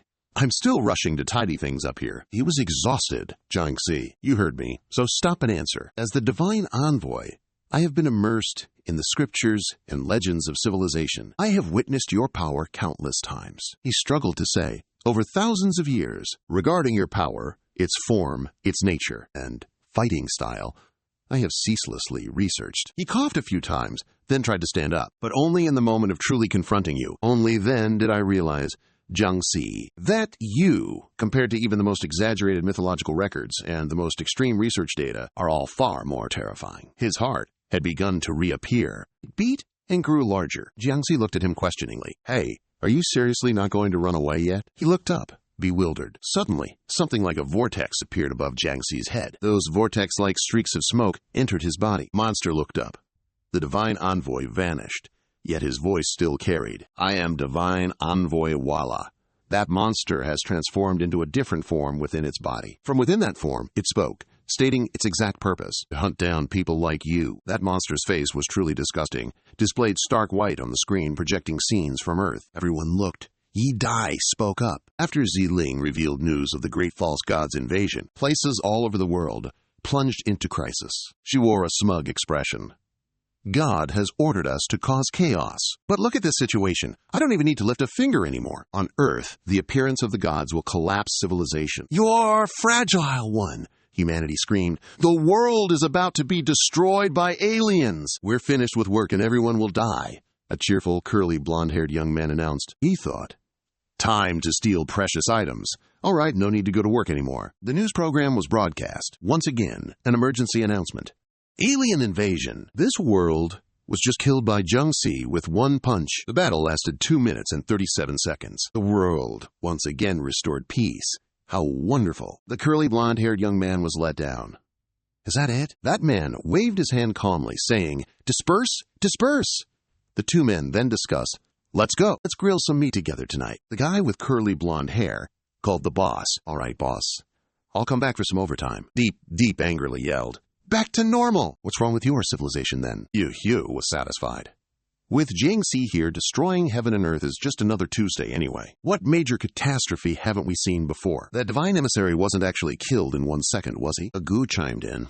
I wonder what the moon lens is showing right now. All we can see is a patch of red, probably broken. Otherwise, I'll give it a tap and see. Xiaohei said seriously, the battle doesn't seem to be over yet, and the moon gives me a very dangerous feeling right now. Jiang Xi's face darkened, and he froze, then continued speaking. It feels even more dangerous than what the Great King usually gives me. The monster's body was completely engulfed in flames. He drew his sword, preparing for battle. Jiang Xi threw his sword at the monster. It immediately moved low to dodge the sword. It stood still, recovering its magic. The monster walked closer to Jiang Xi. He used his quick reflexes and landed a solid punch. He grabbed the monster's head. Jiang Xi twisted its head down and casually tore off one of its arms. Then he tore off the other arm. Jiang Xi ripped off its fiery arm. The severed arm gradually lost its flame. He tried to contort its body to dodge his attack. Suddenly, he vanished, making the beast scream in furious frustration. Jiang Xi ran a lap around the moon at incredibly high speed. Then he raced back towards the monster and landed a devastating punch right on its face. The monster had no time to react. It was sent flying off the moon. Its descent was so fast that it looked more like a meteorite falling towards Earth. The monster crashed onto Earth. It greatly affected the surrounding area, the news anchor announced on the news program. The broadcast was aired from outside the city. Urgent announcement. The alien invasion is not yet over. Jiang Xi and his battle have spread to Earth. Everyone, please pray for yourselves. Because of the monster's descent, the sea level rose, higher than the buildings, and the water splashed into the city. The people working on the film crew saw this and gaped in astonishment. Jiang Xi spoke. I imagine taking my body as the moon, stealing the celestial light. The monster had stood up. It was standing beneath a massive water vortex. He spoke. The sky splits apart. A sea of blood. Catastrophic. Humanity will endure its own anguish. Seeing everything that's unfolding down on Earth, he looked down with a mental HMPH, then sneered. So that's the deal. I remember who you two are now. The monster is trying to escape this water vortex. He cut the vortex in half with a beam of light. That beam of light seems incredibly powerful. It easily tore through the water. That beam of light shot up close to Jiang Xi. However, he swiftly managed to dodge it. The moon was also destroyed by it, split in two. One part remained normal, while the other was utterly obliterated. When the people on Earth saw the moon split in two like that, their eyes went wide and their jaws dropped. The moon had been effortlessly torn in half. Jiang Xi, looking displeased, turned back to face the moon. He exclaimed, "Thousand-faced moon!" That monster seemed to have revived. His voice boomed again. Purgatory ascend. Suddenly, something utterly grotesque appeared. It had mouths all around, with a massive eye in the center. Its eye color was truly bizarre. From the Earth's waters, its inhabitants bore witness to that colossal eye. It soared higher and higher, even past passing airplanes. It watched Varro and Jiang Xi fly like the wind, lunging at each other. Jiang Xi aimed a punch at Varro, but Varro quickly raised his shield to block. The two fought on relentlessly. Varro seemed unable to take any more, so it flew down to another rock. Its body began to swell, challenging him. "Show me your true power, Jiang!" From Varro, many more arms sprouted. "Your strength cannot shatter this body. This mythical form I've merged with the moon beast. Nor can it withstand the celestial fire-forged sword I pilfered. It can suppress your regeneration ability." A small flame from him flew towards him, yet his face showed no trace of fear. "That guy's grabbing more weapons. Understand, all my abilities are meant to suppress you. You've been tempered over thousands of years." Then he quickly lunged back towards him. Jiang Xi tried his best to dodge all his techniques. The power of the Divine Envoy grew exponentially during his years of traveling across the universe. "We have achieved power that can contend with you, Tianmianji Yui." The eye he created was nearing the moon. He commanded, "Devour everything." A giant eye extended its tendrils towards him. It successfully seized him. Jiang Xi quickly struggled. That eye widened further, and its tendrils pulled him into the giant eye. It dropped him inside the eye, which was a dilute green mixed with pale pink. He immediately began to sink. Jiang Xi, unable to react in time, officially sank, falling further into the interior. The inner eye was a darker red, with many small red eyes within it. As Jiang Xi landed at the bottom, he saw someone emerging. He is slowly deforming his shape. The monster spoke. "Welcome to my soul, the Tianmian Ziyue." He looked like a human, yet had no skin or flesh. "Throughout our years of traveling across the universe, we have attained power that can oppose you," the monster said. "This place is where I've gathered all the desires and greed formed from the heart of a planet. It grants me the ability to seize and dominate." The many working mouths and eyes constantly gaze at him. He listened intently to the monster, having already fallen into its grasp. No one can ever escape once they are in there. The fiend sneered. When you annihilated our civilization, you weren't like this. Come on, show me that symbol of death and hatred within you. The gigantic eye began to siphon away small fragments of the moon. The moon itself seemed to have vanished. Seeing this, the people on Earth cried out in panic. The moon is gone! The MC on screen shrieked. Another emergency broadcast? Today's global forecast. Destructive meteor showers. Please, everyone, do not go outside unless absolutely necessary. Try to stay put inside your homes. Meteors are rapidly crashing down on Earth. Earthlings have also prepared their weapons for a counterattack. On the contrary, rows of weapon-laden vehicles are neatly arranged. The minister clenched his fists, determination etched on his face. All large meteors over Gwangju's sky have been successfully intercepted. Those two poor human mother and child hugged each other in fear, looking utterly pathetic. Gu lifted a massive rock and exclaimed, "As for the city, we can still try our best to protect it. The problem is, if these two powerful figures continue to fight like this world won't be able to withstand it." More and more meteors are crashing into the sea. On the moon side, the Special Law Enforcement Bureau is in serious danger, entirely engulfed in smoke. The Special Law Enforcement Bureau is located on a section of the moon that has been torn away. An emergency announcement blared, "Emergency situation! Emergency!" Numerous prisoners have been detected escaping from the lunar prison. Please take immediate action. The members of the Special Law Enforcement Bureau are wearing protective masks. They struggled for air as they were dragged out of there, everyone screaming in protest. "Is this me wanting to escape?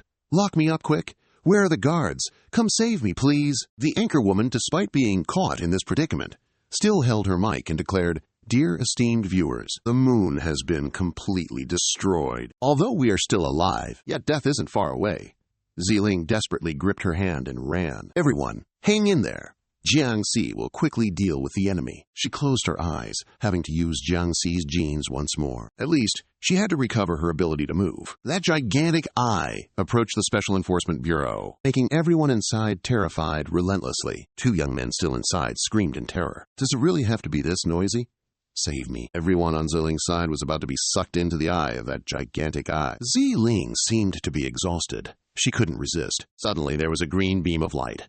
A glance was enough to know it was Jiangxi. He flew down and used his magic on it. He reached out and pulled Ziling. Then he grabbed the host's shirt. His hand also reached out and picked up the young man floating next to him. Jiangxi and the other three landed on some part of the moon. His body was entirely covered in flames, making everyone scared. The guy from before had resurfaced. He slowly transformed back into his original form to fight them. "Oh, so you still have time to worry about others, do you?" His body, engulfed in flames, slowly morphed into a monstrous form. "You forced me to become this. Now, pay the price for your arrogance and personal gain." The monster gazed into the distance. Jiangxi let everyone down, then snapped. "This noise is killing me. Didn't you just want to see me like this? Well then, if you want to see." The MC and that citizen panicked. He clenched his fists. His face darkened. "Then I'll give you a good look." Ziling, still confused, silently watched him. Jiangxi's hair was slowly changing from black to white. A moment later, his hair had completely turned white. He smirked, a sharp glint in his eyes. This made everyone scream in shock. The MC blurted out, "Isn't this the monster that annihilated half?" Many monsters floated amidst the galaxy, within the Shen Da Wenming Shunji Shen Gong. Elsewhere, only luxurious palaces stood, while the sky was blood red. Zikai sat upon the throne of authority. Divine Emissary Varro, Great Lord Wala, knelt and paid his respects to the divine throne. He spoke, "Wala, you have destroyed a primeval planet. You have devoured the souls of the primeval civilization upon it, so that your mind may ascend, didn't you? Is this true?" And Varro raised his magical hand. "Indeed, divine throne. I have devoured the fear and despair of billions of beings, and I've spent hundreds of years digesting it all. It made my soul into Tianmian Ziyue, completely transformed." And Varro gazed at the dazzling red magic. "There was a skull inside it. Before that, I even spent over 1,000 years researching all records about Jiangxi, honing my combat skills to contend with him. Then, he angrily crushed it to dust. Now, I possess power capable of rivaling Jiangxi's strongest form." Zikai sat in silent contemplation for a moment. Then he widened his eyes. "So, if you're truly that confident, go forth. I permit you to be the vanguard of our clan and exact revenge on Jiangxi." And Varro placed his hand over his heart, his face now etched with terrifying cracks. "Understood. I will definitely defeat Jiangxi on the other side." Jiangxi is strangling the monster he created. It whimpered, "I can't!" The monster is trying to resist him. He smiled contentedly. "What are you so surprised about?" "I was your dream.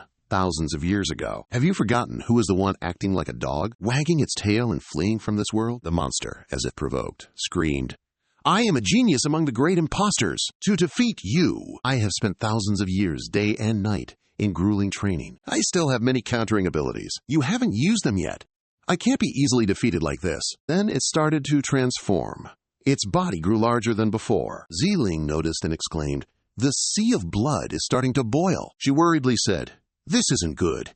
He's going to self-destruct." "You're still so composed, even now." Jiangxi's hand squeezed tightly around the monster's neck. He caused the substances of its body to spray out. Jiangxi seized the opportunity, then slammed that monster down. Miss MC and Ziling were also affected by that power. Smoke billowed, and its substances secreted more and more. What had just happened made mouths roar and scream. That giant eye seemed about to shatter. Everyone on Earth heard the sound and covered their heads, screaming. The monster's head had been taken by him. Now only its body remained. Suddenly it grew 2 more arms. "I haven't lost yet." "You can't kill me," the exhausted monster declared. It exclaimed, "I have long integrated my life and mind into one entity. As long as the Tianmianzhi Yue still exists, more monsters, just like it began to sprout forth, I will be able to revive countless times." They appeared in increasing numbers. He stood calmly, watching. He amusingly rotated his wrist. "You, who killed my disciples and then fled. You dare return? Then let me crush you in this massive sphere, bit by bit, to relive the joy of destroying your civilization." It chimed in, "You're certainly not wrong. You care most about your disciples, don't you?" Monster recreated your previous form, even your current form. It cracked a smug grin. It recalled the scene of someone miserably trapped under a sharp blade. "It's all because, after your disciples were dealt with by us, you were born, a naked woman with long hair and nails piercing her back." It chuckled, taunting Jiangxi. "That's why you can't kill me, because the woman who dared to challenge me before also fell into the peril of the heavenly moon. Ziling and everyone else have been controlled by the tentacles of the giant eye. Her consciousness is completely merged with my mind." It continued. "Inseparable, I can feel it. Inside her body, there's Jiangxi's gene with extremely high purity. She's also your disciple, isn't she?" Jiangxi began to seethe with anger, raising his hand. "She is my friend. It seems the destruction of civilization wants. Still hasn't taught you a single lesson." He punched straight into the air, but he was going to target it from the front. Unfortunately, the monster moved incredibly fast and got behind him. "Oh, friend, this just makes it more interesting." The other creatures also started to close in. He said smugly, "You care a great deal about these lowly beings, don't you?" "How amusing," it sneered. "All humankind across the world, listen up." The monster screamed crazily. "The blood moon in your sky will collide with this world in just 1 minute. Your tiny ant-like civilization will be completely wiped out." People on the ground ran in panic, shouting loudly, "Help! The apocalypse is here!" On the other side, a satellite was preparing for launch. The Prime Minister of Country B was demanding to board the satellite when 2 twin sisters, the Yao family, stopped him. "Take me with you quickly. I am an elite. I am the future of humanity." 2 sisters said, "Prime Minister, even Queen Elizabeth hasn't boarded yet." Meanwhile, Queen Elizabeth just stood there, staring blankly at them. The monsters provoked, "Jiangxi, come here!" "Jiangxi, kill us! You'll be able to save the miserable civilization below." Small eyes and mouths were taunting someone, but in just a few moments, the thousand-faced moon was destroyed. Ziling is being wrapped by their tentacles around her waist, making her very uncomfortable. That monster, your companion's consciousness, will be engulfed in despair and fear from billions of lost souls. Even your very essence cannot help her be reborn. The giant eye is getting closer and closer to Earth. The monster roared, "Stop pretending, Jiangxi!" Jiangxi clenched his fists, silently listening as it spoke.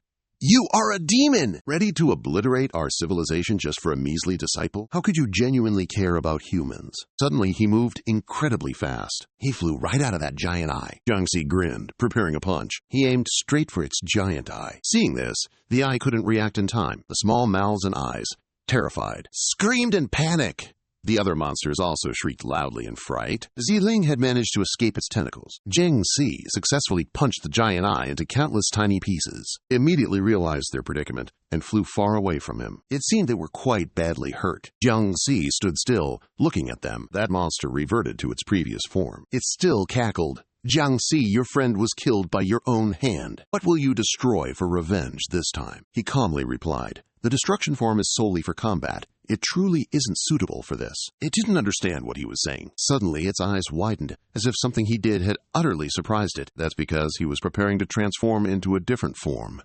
Why not try another way? His eyes were completely different. Jiangxi had officially transformed into a different form. The monster was both surprised and terrified. His face darkened as he reached out towards it. There were 3 flames spinning together. Miss MC was hovering in midair, only her head remaining, and she looked as if she had lost all awareness. That young man also only had his upper half remaining. Ziling still had her entire body intact, although she was also unconscious. Her body was completely naked. Around them were blue flames. The monster still couldn't believe this form of his. Why have I never seen this form before? Terrified, it shattered into fragments, and they tried to fly. They were trying to fly.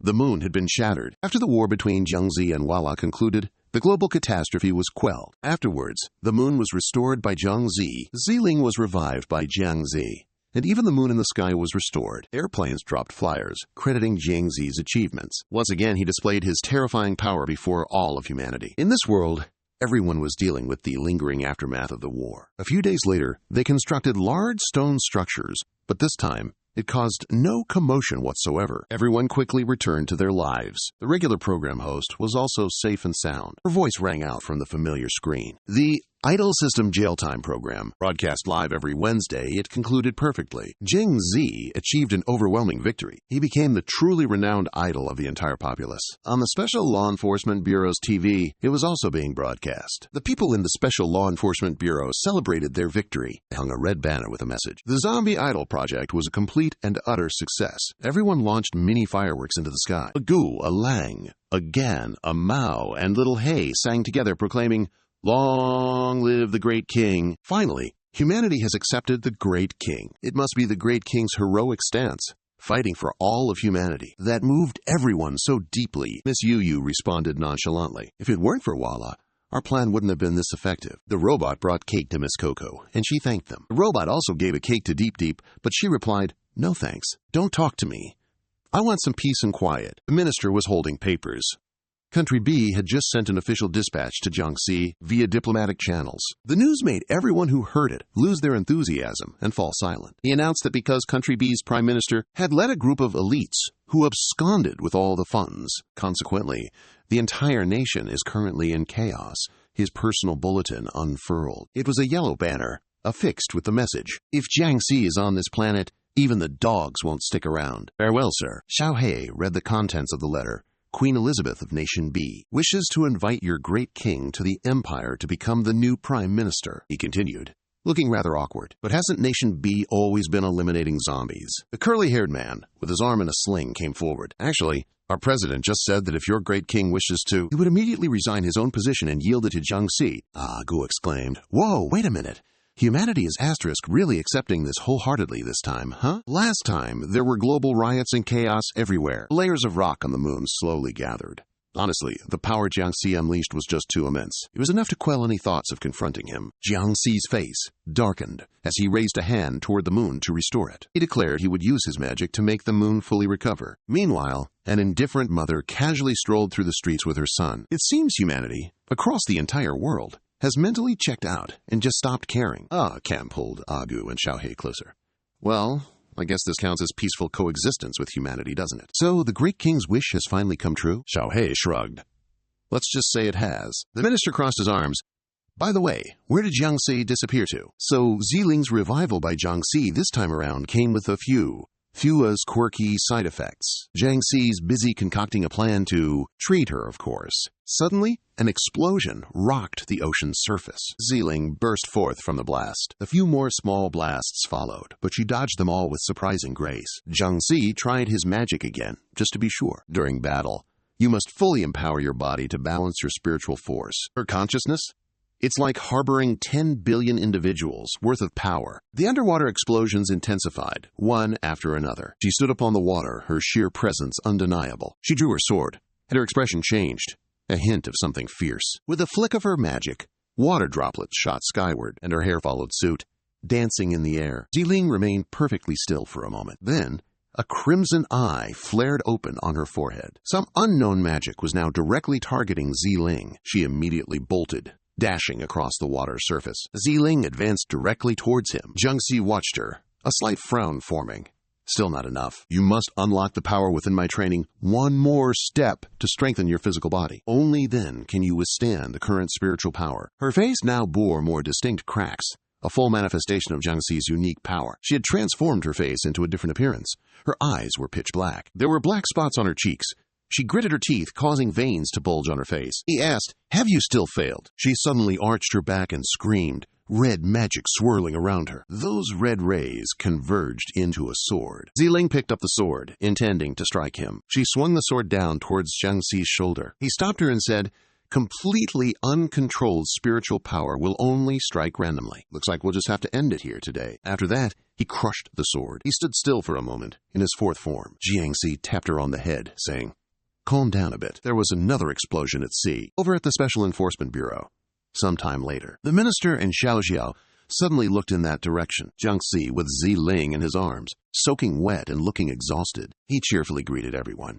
"Today's treatment has concluded." A while later, in the infirmary, Shi was holding a hairdryer, drying Ziling's hair. She asked, "Did you fail again?" Blushing, Ziling sat on the bed and replied, "Still the same. Whenever I start to feel Jiangxi's full manifestation, my body begins to break down. I can't fully utilize my mental power to suppress it." The minister exclaimed to everyone, "The problem is the pure mental power. The mental power of 10 billion people that Walla left during his resurrection has fused with her consciousness. They can no longer be separated." He continued, "If she can't strengthen her body to the level of a boss-level zombie, she will explode sooner or later. What's more, if she explodes, she'll conveniently take Earth with her, turning it into a donut. Imagine Earth exploding and transforming into a donut shape." The minister and the person next to him bowed their heads, concerned for humanity's safety. "Please, try just a little harder. We're counting on you." Ziling unhappily pondered. "To strengthen my body, I get beaten by Jiangxi every single day," she exclaimed. "You're not the ones getting hit, are you?" Jiangxi raised his hand. "Actually, I have another way." He opened his skull as if to retrieve something. "If the body strengthening method isn't working, then by trying to control the psychic power of the ancient divine civilization, I think I've seen how they cultivate. But it's been too long, so I don't remember clearly." He took out his brain, which surprised everyone. "I'll use my brain to create a dream world for you. Then I'll lead you back to that era to study." Jiangxi closed his skull, scratched his head, and exclaimed, "Is there a problem with this method?" Everyone immediately yelled at him, "That's a brain! Can you just pull that thing out whenever you want?" At the palace, where the sky was a dazzling red, the palace of the ancient divine civilization, Yi Ai coldly hugged herself. "Dai Dai was captured. I've been relentlessly hunted. Now, I've finally managed to get a chance to deliver a message to you, Lord Divine Seat. Please lend a helping hand." On Zikai's room door, it read, "Second Divine Seat, Prince Zikai." He sat on a chair and asked her, "Why are you the one reporting Walla to?" Yi Ai hesitantly replied, as a system appeared on her hand. The Walla divine emissary confronted Jiangxi and was sacrificed. Currently, he's floating around everywhere in the solar system. These are the combat reports I've recorded. He looked at the system panel and exclaimed, "You fool! You just looked at a bit of data and already talked so wildly, thinking you can contend with Jiangxi. Sow the wind, reap the whirlwind." The third divine seat appeared and spoke. "He's still the same. As long as he wishes, he can stop stronger forms from appearing." On the door was written, "Third divine seat, Eliana." She spoke cautiously. "Lord Divine Seat, according to my observations during this time, currently, Jiangxi truly wants to live peacefully with humanity. Is he really still a threat to the entire world?" Zikai chuckled lightly. "Things have come to this point, and you still say he wants to live peacefully with humanity?" He silently scolded. "Jiangxi, people like us, used and discarded by you." On the other side was a door with First Divine Seat Jiangxi written on it. "He doesn't seem happy, does he? What's this?" The scene immediately shifted to the corpse bar, filled with cheerful cheers and shouts. Jiangxi and his group cheerfully walked inside. He burst out laughing and said loudly, "What high alcohol tolerance!" Jiangxi happily poured beer onto the brain. Jiangxi then burst out laughing and said to everyone, "What alcohol tolerance? No wonder, with my big brain." After that, he turned to the two waiters and called, "2 more bottles, guys!" These two quickly got to work and poured the beer without any problem, Your Majesty. Ziling was bewildered by this sight. "Are you trying to distill memories from your brain with all this booze?" He smiled, picked up the beer glass. "After all, it's been a long time. I haven't been able to remember much myself. However, after drinking a lot, memories and dreams become clearer." The minister recalled the scene of him exercising, then crossed his arms and spoke. "And yet, you can see normally, but Jiangxi is out there dreaming away?" He replied, "Of course not. Normally, before sleeping, I drink milk and exercise. Guaranteed, I won't dream, and will sleep soundly until morning. Jiangxi then recounted, "Anyway, there was one time I was unconscious. When I woke up, I realized I felt like I had just crashed into a volcano." Xiao, hearing that, was speechless. It feels like the next step is going to be really dangerous, doesn't it? Is it still early enough for me to leave now? The minister, hearing that, immediately grabbed her by the head and said, "Too bad, you can't. We're here to record all the relevant information." However, she flinched upon hearing that. He then poured the beer down, making unpleasant gurgling sounds. He cheerfully announced, "All right, got it. My brain has almost had its fill already." You know, Jiang Zi recalled memories from his birthday. "This is a memory of my birthday, spent with my junior brothers. How nostalgic. And there's another memory. This is a memory of so getting drunk, causing a ruckus, and then getting a good beating from me. The next memory is about the sea. And this is a memory of accidentally sinking a whole continent during a battle." The three others were speechless upon hearing that, thinking to themselves, "Did we just accidentally see something we shouldn't have?" At this moment, he happily exclaimed, "Found it! A memory of the age of civilization, the era of the gods." Jiangxi immediately showed everyone a memory sphere. That era was a desolate, apocalyptic world. Everywhere was crawling with zombies. Humans lived in separate, secluded shelters. Their bodies weren't as strong as yours, and science and technology weren't developed back then. However, humanity's spiritual power was incredibly potent. The space here was incredibly dark. Everyone was arguing amongst themselves. "Stop messing around! Go home to your mom, quick, over there. No fires are allowed on the street. I'm just warming myself up a little. Can you even handle that, buddy?" "Yes, please continue." Among them, there were very few superpowered individuals on this side. The streets were swarming with monsters. Oh my god, what is that thing? It's freakishly huge. Could that possibly be a new variant? However, back then, there were many things without brains. Yet the Corpse King was incredibly strong. Damn it, everyone, run! When fighting them, humans stood no chance of winning. The scene here was utterly chaotic. Shelters were transformed into battlefields. Everything was utterly destroyed. Because of this, the people of that era gathered their elite forces and established hero squads. Ye Jiangxi slowly recounted. He specialized in eliminating these corpse kings. At this moment, the streets were swarming with monsters. A prince, Kai, jumped down, landing in a super cool way. These are my memories of that era. Everything practically began when I encountered a squad like that. This young man looked up, gazing forward with bloodshot eyes. 1 second later, he immediately turned and ran, yelling loudly, "Run! Everyone, run away!" Didn't I tell you already? I guarantee you, the Dragon Zombie King here is absurdly powerful. Meanwhile, all you guys want to do is waltz into its territory just to raid for treasure. On this side, 3 individuals, who looked like they were from some hero squad, immediately bolted, screaming in terror from the monster. The Dragon Zombie King is a prophet. He explicitly told us to go find all the treasures around here. The young man, still leading the charge, shouted, "What? I saw rare, magnificent artifacts where destinies converge." Sir Liya looked utterly bewildered upon hearing that. "Isn't that just a giant pile of treasure?" Wang Zikai then dramatically appeared, pointing triumphantly forward. As it turns out, inside was just one mentally challenged zombie. That's all it was. While everyone was busy chattering away, Jiangxi suddenly sprinted out, completely out of breath. Confused, he spluttered, "Wait, where'd everyone go? And where's the zombie now? If you're running, can I, tag along?" The gorgeous Gan Ning, seeing him, nearly jumped out of her skin. And why is this zombie chasing after us like we're all on some grand escape mission together? He asked her, utterly confused. "What exactly do you mean by that? So seriously, where's that zombie even now?" Right then, a fierce dragon zombie king, sensing the perfect moment amidst the chaos, decided it was the perfect time to ambush the entire group from behind. Wang Zikai, seeing this, nearly jumped out of his skin. Immediately after, he yelled, "Cam Lin, look out!" At that moment, the tyrannical dragon zombie king launched an attack towards him and Cam Lin. She looked behind her, panicked and terrified. A second later, the destructive power of this tyrannical dragon zombie king was simply horrifying. The superheroes were sent flying by its impact, slammed hard against the wall. Wang Zikai called out to Cam Lin, his voice filled with panic. Everyone fell into a state of worry and despair. "Cam Lin!" Suddenly, the prophet realized something was amiss. Then, a loud explosion appeared before everyone's eyes. The tyrannical dragon zombie king immediately fell silent. He then glared angrily at the group. Liya looked at Jiangxi, bewildered at that zombie. That young man also seemed quite surprised. It's truly unbelievable. He was shielding Cam Lin, yet Seat was the one who saved someone. Back in reality, he happily said, "I remember now. It really makes one nostalgic, doesn't it? Meanwhile, he was still laughing joyfully, reviewing his memories. There was another memory.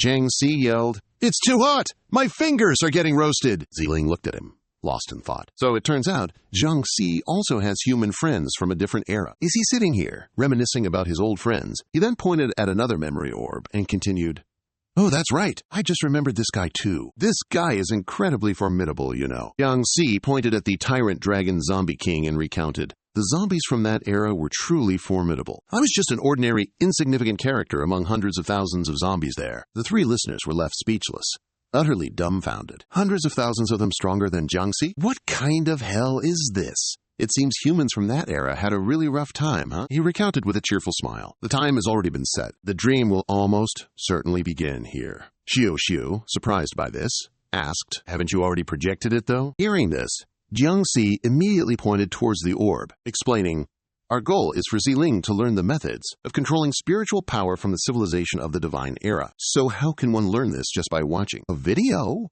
She spoke up and nodded. "Exactly, looking at it this way, I truly have no idea how they managed that. A nod of understanding will suffice, really." He reached out towards the orb, and furthermore, within the dream, he slowly drew closer to it. "We definitely need to put people in a different kind of predicament." The three individuals were startled, mouths agape as they stared at him. The chaotic memory scene from that moment resurfaced. A figure gradually descended from above. Immediately after, it pinpointed its target. The two people, standing right there. Tu Lang landed safely behind him. She was surprised, wondering, "Have I really entered the dream now?" He immediately turned around to comfort her, startling her in the process. "Don't be scared. I've already taken my place in this dream. As for your assigned role, you're a passing psychic here to help out your friends." Jiang Si looked ahead. The Tyrant Dragon Corpse King was charging towards their group. The Tyrant Dragon Corpse King is attacking. Prepare for battle. He immediately adopted a battle stance and spoke, recalling his first coordination with his squad. "We'd still have to rush out there, maybe barely scraping a win. No room for carelessness." She nodded gently, signaling her understanding. He then charged directly towards the monster, loudly instructing everyone, "I'll go stop it. As for the rest of you, find a way to attack." Prince Kai looked surprised to see Jiang Si climbing. "Just that zombie? Ignore him." Then he conjured a golden sword and spoke with irritation. "First, let's take care of that Tyrant Dragon Zombie King. Then we can talk." Below, his teammates also coordinated perfectly, fighting in unison. "Agreed." He then moved closer to the Tyrant Dragon Zombie King and swung his fist. Jiang Si smiled, looked at it, and remarked, "Looks like we're sparring again, old friend." 1 second later, his punch immediately struck the Tyrant Dragon Zombie King, shattering it into a million pieces. Everyone gaped at the sight, utterly speechless at his sheer power. He suddenly realized something wasn't quite right. He stared at the monster he'd just annihilated right before his eyes, utterly bewildered. Where was the super strong enemy from my memories? Jiang Si had stood there and one-punched the Tyrant Dragon Zombie King. The crowd immediately saw this and stared at him in utter bewilderment. A single punch killed the Zombie King in an instant. What kind of monster is this? Jiang Si looked at his hand, then pondered to himself. This feeling is wrong. How did it get utterly smashed so quickly? He recalled his previous memories. I remember now. This little rascal. That year we had to use all our combined strength just to barely manage to kill it, he pondered suspiciously. Anyway, that was thousands of years ago. Such a long time has passed. Are you certain you were much stronger back then? Jiang Si shook his head towards Ziling and continued. No. It's not like that. He recounted. Even though I always persevered in training and ate regularly, but to unleash even greater power, he smiled. Then naturally, I had to transform into a new form. Of course, along with that, my personality would also change a little. Jiang Si recalled himself from back when he still had hair, enthusiastically training. He scratched his head and continued. Speaking of my current form, though, my strength isn't all that different from my past self. That gigantic beast was knocked down with just one punch. Could it be playing tricks on me? He then turned away, not bothering to think about it anymore. In short, after a time of living, dying, and struggling together in battle, I know my companions from that time. On this side, Ganling is crawling on the ground, calling out, Help me, he excitedly said to her. They are all incredibly powerful awakened ones. I merely wanted to follow them just for adventure. Suddenly, she noticed Ganling struggling and calling for help. At this moment, she was finally rescued by Prince Kai. Jiang Si continued to speak excitedly. It's just that you absolutely must learn how to use your full spiritual power. She then looked surprised. Afterward, she pointed at the crowd and continued. If you're talking about those companions from just a moment ago, then he turned around. and saw the group immediately bolting away from him, screaming in terror. She continued, "They've already run away." Jiang Si was utterly astonished to see them disappear without a trace. The scene then shifted to a forest. Wang Zikai's voice rang out, "Let's stop here." The group sighed wearily, talking amongst themselves. "That monster didn't chase us. We managed to escape." The man wearing glasses sighed in frustration. What in the world was that monstrous thing? S-grade zombie king Bao Long was turned to dust by a single punch. Drenched in sweat, he then continued. His power surpassed anything recorded about those guardian kings or whatever they're called. Ganling also spoke up. But I feel like he didn't have any malicious intent. He even saved me, actually. Madame Lia stood up and said, "Forget about it. Everyone is safe. It's good that we managed to flee all the way here." Afterward, she collapsed onto the ground. She sighed and continued. "Let's rest here for one night. Tomorrow, we'll resume our mission." He then spoke up with a suggestion. "So let's set up a camp first. Everyone, work together." Right after that, he was utterly speechless, looking at the group. He saw 3 people goofing off and angrily yelled, "How are you already asleep? Are you going to leave me to prepare dinner all by myself?" She replied wearily, "I'm utterly exhausted. I don't want to move a muscle." He then turned to Jiang Si. Jiang Si quickly pointed at a notebook. "I want to record today's battle." He then looked over at Ganling. She sighed tiredly. I really can't bring myself to get up anymore." Ziling observed everything from the side. He spoke to Jiang Si. "They all seem like interesting people at first glance." He nodded in agreement. Because he lacked combat experience with teammates, he hadn't been able to smoothly join a team. He looked at them and smiled. But it's all right. Their mission was to rescue Qiu Shu nearby. Yang Si recalled a memory. The punitive expedition had destroyed 3 cities of the Baoyan Huang. He clenched his fist, filled with determination. If only I could gain more combat experience with my comrades there, that would be truly great. "Don't worry," she said, looking at him with a deadpan expression. "Just stay here. Don't scare everyone off." This young man suddenly noticed some unusual activity. Immediately after that, Jiang Si yelled, "Who's there?" Hiding under a bush, she asked in surprise, "Were we discovered?" He replied, "That glasses-wearing prophet's detection ability is extremely formidable." He immediately stood up. "There's movement over there." The boy heard this, immediately put down the firewood, and nodded. Jiang Si was a little confused as he realized something. He then looked down at the burning leaves. This flame! He immediately stood up and yelled, "It's the Bao Yan Shi Wang. Everyone, be careful! Darn it!" Time and again, we run into him just when we're completely exhausted. The group instinctively raised their guard and looked ahead. The front was still pitch black. Immediately after that, a terrifying eye appeared, surrounded by a face full of sharp teeth. This demon had only one eye, and it flashed a sinister smile at the group. Immediately, this demon attacked the group with a massive flame. Li Ya clenched her fists and said angrily, "We can only risk it all." She unleashed a burst of green energy, throwing it forward with a loud challenge. "Bring it on." The demon smiled upon seeing this. "You actually managed to block that move? Not bad at all, huh?" Right after that, waves of green energy surged forward to attack it. "You sneak into those hateful, angry flames. Absolutely do not get detected." This demon then raised its large, spiky hand. A second later, it brought it down, shattering this blue wave of power. Ganling trembled upon seeing this. "As expected, we couldn't even hurt him, huh?" This one-eyed demon smiled. "Oh no, you guys are just too strong." Immediately after, it unleashed even more fire. This caused the group to immediately panic and cry out. Ilya then angrily cursed. "Damn it, this guy is truly strong." As expected, Ganling also replied, "Don't worry." Meanwhile, Prince Kai was still advancing to carry out his mission. "We've completed providing cover." He jumped down from above, charging directly to attack the head of this Demon King. Then he screamed loudly, "Die!" After that, he powerfully stomped down on this Demon King's head. His kick was so strong that the ground where the demon stood immediately cracked. He closed his eyes, gave it his all, then opened them again to check the situation. This one-eyed demon seemed completely unharmed and spoke mockingly. "With only this much strength, you dare to come punish me?" Realizing the situation wasn't good, he immediately retreated. He muttered in dismay, "He's never been defeated like this." It then burst out laughing maniacally. "A bunch of useless trash! All of you, turn into ash for me." Suddenly, at this moment, Jiang Si reappeared in front of it. Now is the time to act. For the 7th unification. It looked at Jiang Si and asked in surprise, "This brat, what are you trying to pull?" He immediately gave it a test jab, then thought to himself, "This time I need to control my power. I shouldn't cause too much commotion." The crowd immediately exclaimed in surprise upon seeing him, "It's the strange Gang Hu! Was he following us all this time?" This monster was extremely furious, clenching its fists. "Get out of my sight right now, otherwise I'll kill you too." He saw the cracks on its body and thought to himself, "Then I'll show them my kindness and goodwill." He then stated, "This Blaze Guardian King is incredibly strong." He turned back to the group, pleading, Please, let me fight alongside you all. At this moment, the crack widened, and the monster furiously cursed, utterly shameless. Are you not listening to what I'm saying? Before it could finish its sentence, it shattered into dust right before their eyes. Seeing this, the group was utterly speechless, unable to utter a single word. A moment later, 4 individuals knelt at Jiangxi's feet, speaking up. Great Protector, please spare our lives. He frustratingly sobbed, exclaiming, I merely wish to become your companion, Prince Kai. A moment later, a mound of earth lay in wait, biding its time. Just then, an enormous monster's foot stepped forth, startling him. He gazed up at the colossal pig. This mission is to conquer the Liaoya Corpse King. He raised his watch, stating, Signal confirmed.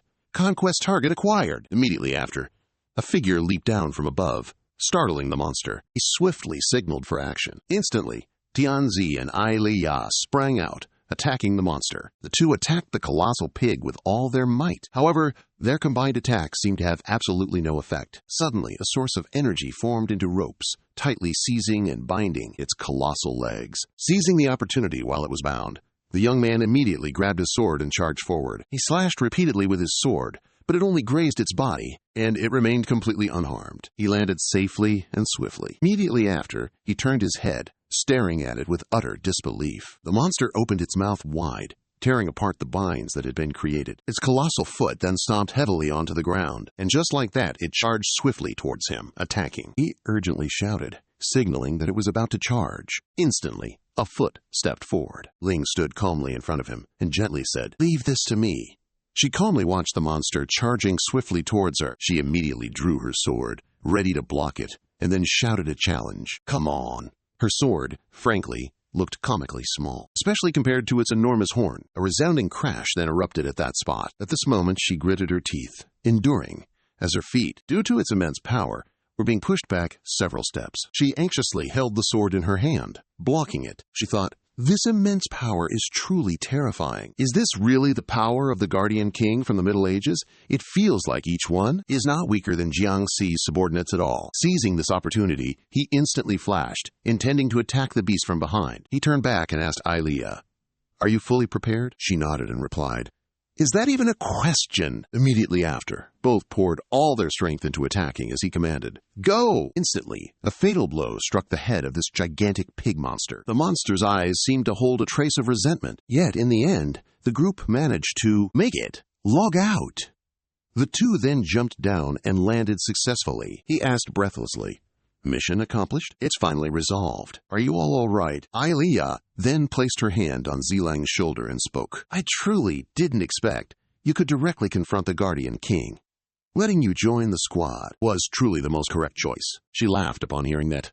Oh, you flatter me. You flatter me. She might have been happily joking, but such a powerful strength-type ability. Why haven't I heard about this until now? That's really strange. She just offered a dismissive smile. Perhaps it's just a bit of luck, she said. The prophesying suddenly realized something was amiss. Jiang Zhe quickly spun around, shouting a warning to the others. Look out! To the right, a ferocious Tiger King charged, sending him into a panic as he shrieked, Another one! Everyone, move, now! This Tiger King, absolutely enraged and incredibly swift, dashed straight for the group. Its massive paws trampled everything in its path. Malice gleamed clearly in its eyes. It paused, about to change direction and target the group. Upon seeing this, he grumbled, Ugh, how detestable. It's found us. Its sense of smell is seriously too keen, Leah exclaimed, her voice urgent. It's a twin corpse king. No wonder all those heroic squads sent to conquer it before it just vanished. Last battle already drained a significant amount of our strength. If we have to fight again, Jiang Zhe added, it's going to be truly difficult. Just then, Prince Kai stepped forward, stating, Everyone, you must go. He turned back, his voice resolute. You all go. I'll stay behind and handle it. At this moment, the Corpse King was almost upon them, so Jiangxi also jumped down. On this side, he kept talking. I still have one chance to use speed to stop it. Jiangxi smiled, giving it a light punch. Right after, he cheerfully threw another punch, while he, the ally, still kept talking. Run now! This is the only way. Seeing this, the two were speechless. Ai Liya pointed behind him. Sorry to interrupt for a moment, but look behind you. A strong gust of wind blew, sweeping back everyone's hair. She then waved her hand, saying, No need to look. Ziling looked at Jiangxi, thinking, That guy came along. Honestly, I don't know if they should be relieved or worried instead. The scene shifts to another location. At a base headquarters, an announcement was heard. Hero Squad number 23. Punishment mission accomplished. Returning. Wang Zikai and Ilea stepped forward, and an announcement immediately followed. Personnel confirmed. S-Class ability user Wang Zikai. S-Class ability user Ilea, followed by 2 people walking behind. A-Class skill user Prophet. B-Class ability user Gan Ling. Meanwhile, Jiang Si and Ziling also followed, accompanied by 2 staff members. The golden light appeared, surprising the 2 of them. Thank you all for your efforts for human civilization. The announcement resounded amidst the scenery here. Welcome back to the Esper Association, Ilea happily exclaimed. We're finally home. Prince Kai nodded. All right, wait a moment. I will lead you to meet our leader. He cheerfully nodded. All right. In that case, we appreciate the trouble. He happily walked and chatted. That truly was an eventful and intense adventure. Ziling stepped forward and whispered to him. Although we fought alongside our comrades back then, I still haven't learned how to use mental energy to unleash my abilities like them, she continued matter-of-factly. Along this path of battle, I still fundamentally have to rely on physical strength. That's all. Hearing that, he immediately explained. That's because you're a strength-type Esper. That's why I let you come with them. To the Esper Association. Jiang Si spread his hands, sensing the place. This is humanity's largest refuge in the wasteland. Research and evaluation of the psychic powers of Espers are all carried out right here. She glanced behind her, seeing 2 guys chatting away. She then looked elsewhere. Noticing a bald guy was also staring back at her, she slowly spoke to him. This place feels a bit like our Academy of Extraordinary Humans, but Jiang Si, you just waltzed in here so boldly. Is that really going to be okay? She looked at Jiang Si, then recalled when he first arrived at the Academy of Extraordinary Humans, he even had to disguise himself as a masked figure. Naho Wang, wasn't it? He chuckled, explaining, in this civilized era, I had no prior experience living among humans. I truly did run into quite a few pickles. He recounted how he'd been hung on a cross, almost mistaken for a zombie invasion, and nearly burned to death, all that jazz. He recalled, fortunately, there was still Prince Kai who vouched for me with his life. Only then could I gain humanity's approval. I was finally recognized as an Esper who was also a Jiangshi. He happily recalled, and then we began our conquering adventure, the genesis of the Guardian Lord. Jiang Si smiled, finally having defeated the primordial demon that caused the apocalypse, becoming the heroes who saved the world. Thinking of this, he was ecstatic. They are all my reliable teammates, all matters concerning interaction. With humans in this era, you can rest assured and leave to them. Immediately after, a protective barrier didn't let him pass, which surprised him. Ilea immediately explained, Sorry? The power you displayed is too terrifying. We are forced to report the truth. Prince Kai crossed his arms and said, Knowing you wandered around the city, those old folks at HQ almost had heart attacks. Next, the Prophet's Lyceum continued. However, the fact that you actively helped humanity in our conquest of the Guardian Lord. We will also report to the Kamning Association as you cry and nod. Sorry. Outside, she also spoke up. It seems that one attack killed the Guardian Lord. Not only did it not provide any shared combat experience, but it also frightened everyone with its overwhelming display of power. He looked at his hand again and said, I didn't want this. I just tried out this new power. And for some reason, everything shatters the moment I touch it. He immediately plopped onto the ground and exclaimed, There's no way. This segment's a total bust. Let's start over. Create a new memory for you to learn from. This time, we'll start from when you first met Prince Kai and the others. Jiang Si clasped his hands together and sighed. There's no other way. Immediately after, his eyes slowly opened, and he saw her. He sprang up, startling her awake. And just like that, they both froze solid for 5 long seconds. He immediately lay back down and continued, No, this isn't right. I'll do it again. She was speechless as she watched him do it again, then suddenly spring up and loudly shout, Wake up! Speechless, she asked him, What in the world are you doing? He scratched his face, looking confused, and admitted, Just a small issue. It seems I can't wake up anymore. Hearing that, she glared angrily at Jiang Si. Then she realized something was seriously wrong. She immediately shrieked, Her angry scolding echoed throughout the entire place. We've been trapped here for thousands of years. This is no small matter, you know. Back in reality, the tavern is bustling with customers coming and going. Excuse me. A glass of corpse wine, please. Hello there. The 2 ministers stood there, utterly speechless. The minister began. Ever since Jiang Si had that dream, those 2 people just vanished. Is that normal? Xiao Xiao responded. Because of Jiang Si's memories, I feel like whatever happens, it's perfectly reasonable. Hearing that, he would simply nod, Makes sense. He then pointed towards the brain, and both of them began discussing Jiangxi's cerebrum. Strange patterns had appeared on it. Is this normal too?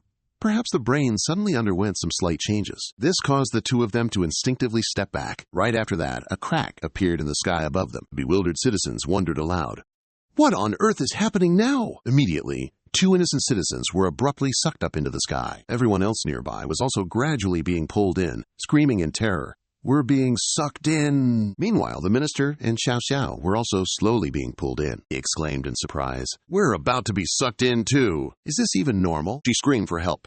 Again jumped down and spoke. "As expected, there are so many zombies behind us. There must be a zombie king, acting as their overlord, controlling them." He continued, "As long as Agu can solo defeat the zombie king, he'll become the one controlling this zombie horde." Xiao Xiao exclaimed in surprise. "Will he be all right?" According to Jiangxi's description, the zombie kings of this era are all incredibly powerful. He chuckled. "Relax, it's just defeating a zombie king. When I was with the Association of Supernaturals, I did that kind of work quite a few times." Meanwhile, Jiangxi was clutching his head, continuously muttering, "Humans are truly terrifying. What if they torture me? Or maybe I should just destroy this whole world and be done with it. But if I do that and don't wake up, it'll be even more troublesome."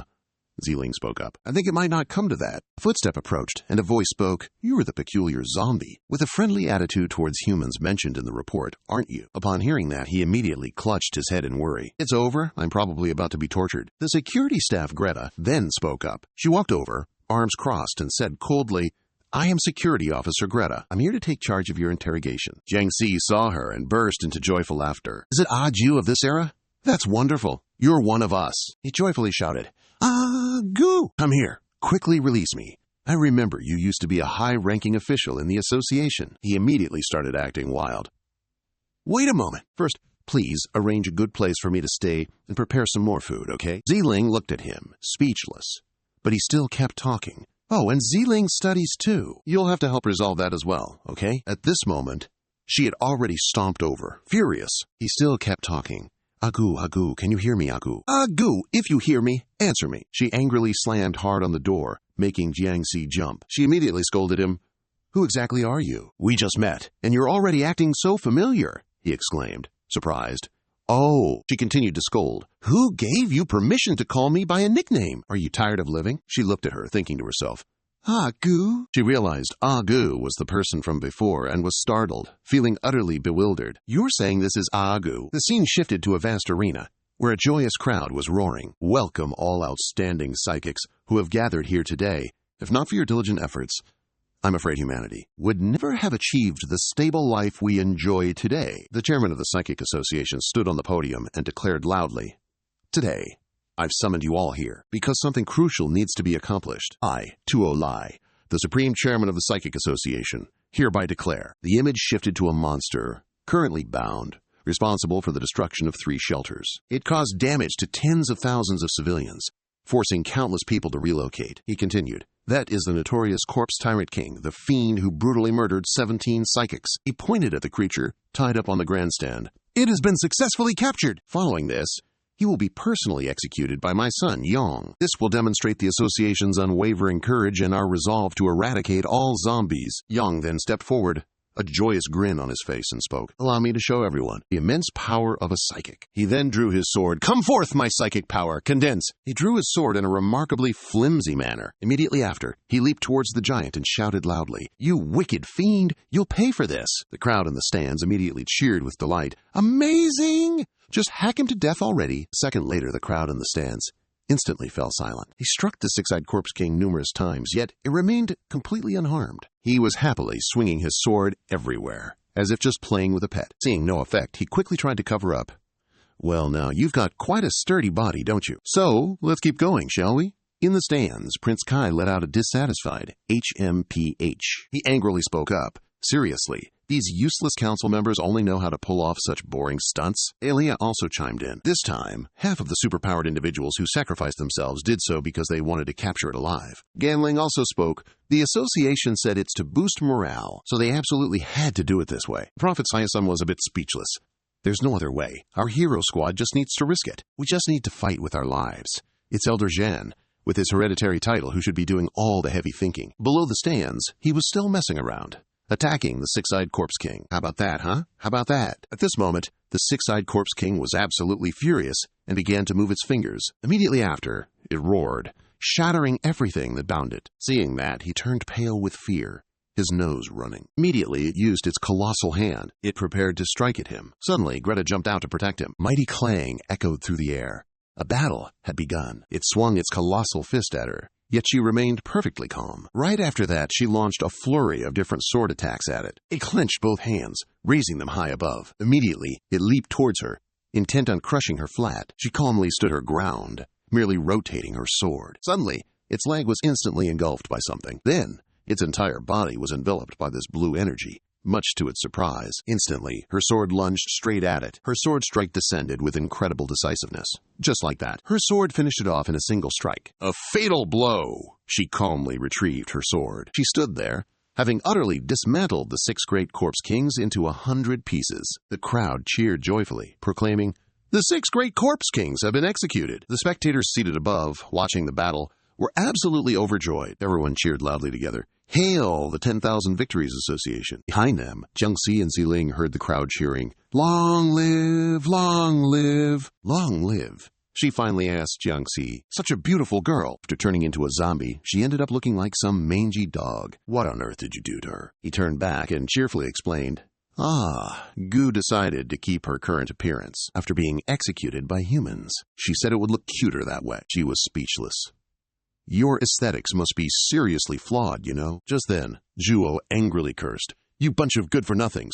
Even the cage isn't secure." I almost got myself hurt. He glanced towards Jiangxi.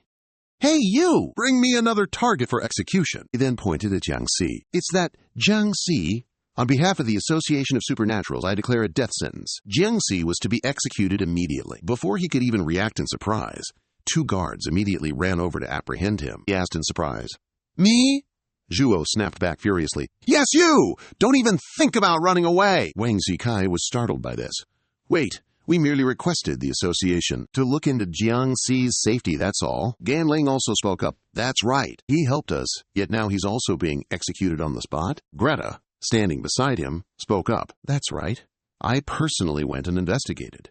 Although Jiangxi did act a bit strangely, he truly didn't attack anyone." He smiled maliciously. A zombie helping humans, really? Seeing the sword tip pointed at him, he immediately dodged the attack. He pointed his sword at Jiangxi and said smugly, "If he obediently lets me kill him, then I'll believe he truly didn't attack." His father, from above, also chimed in.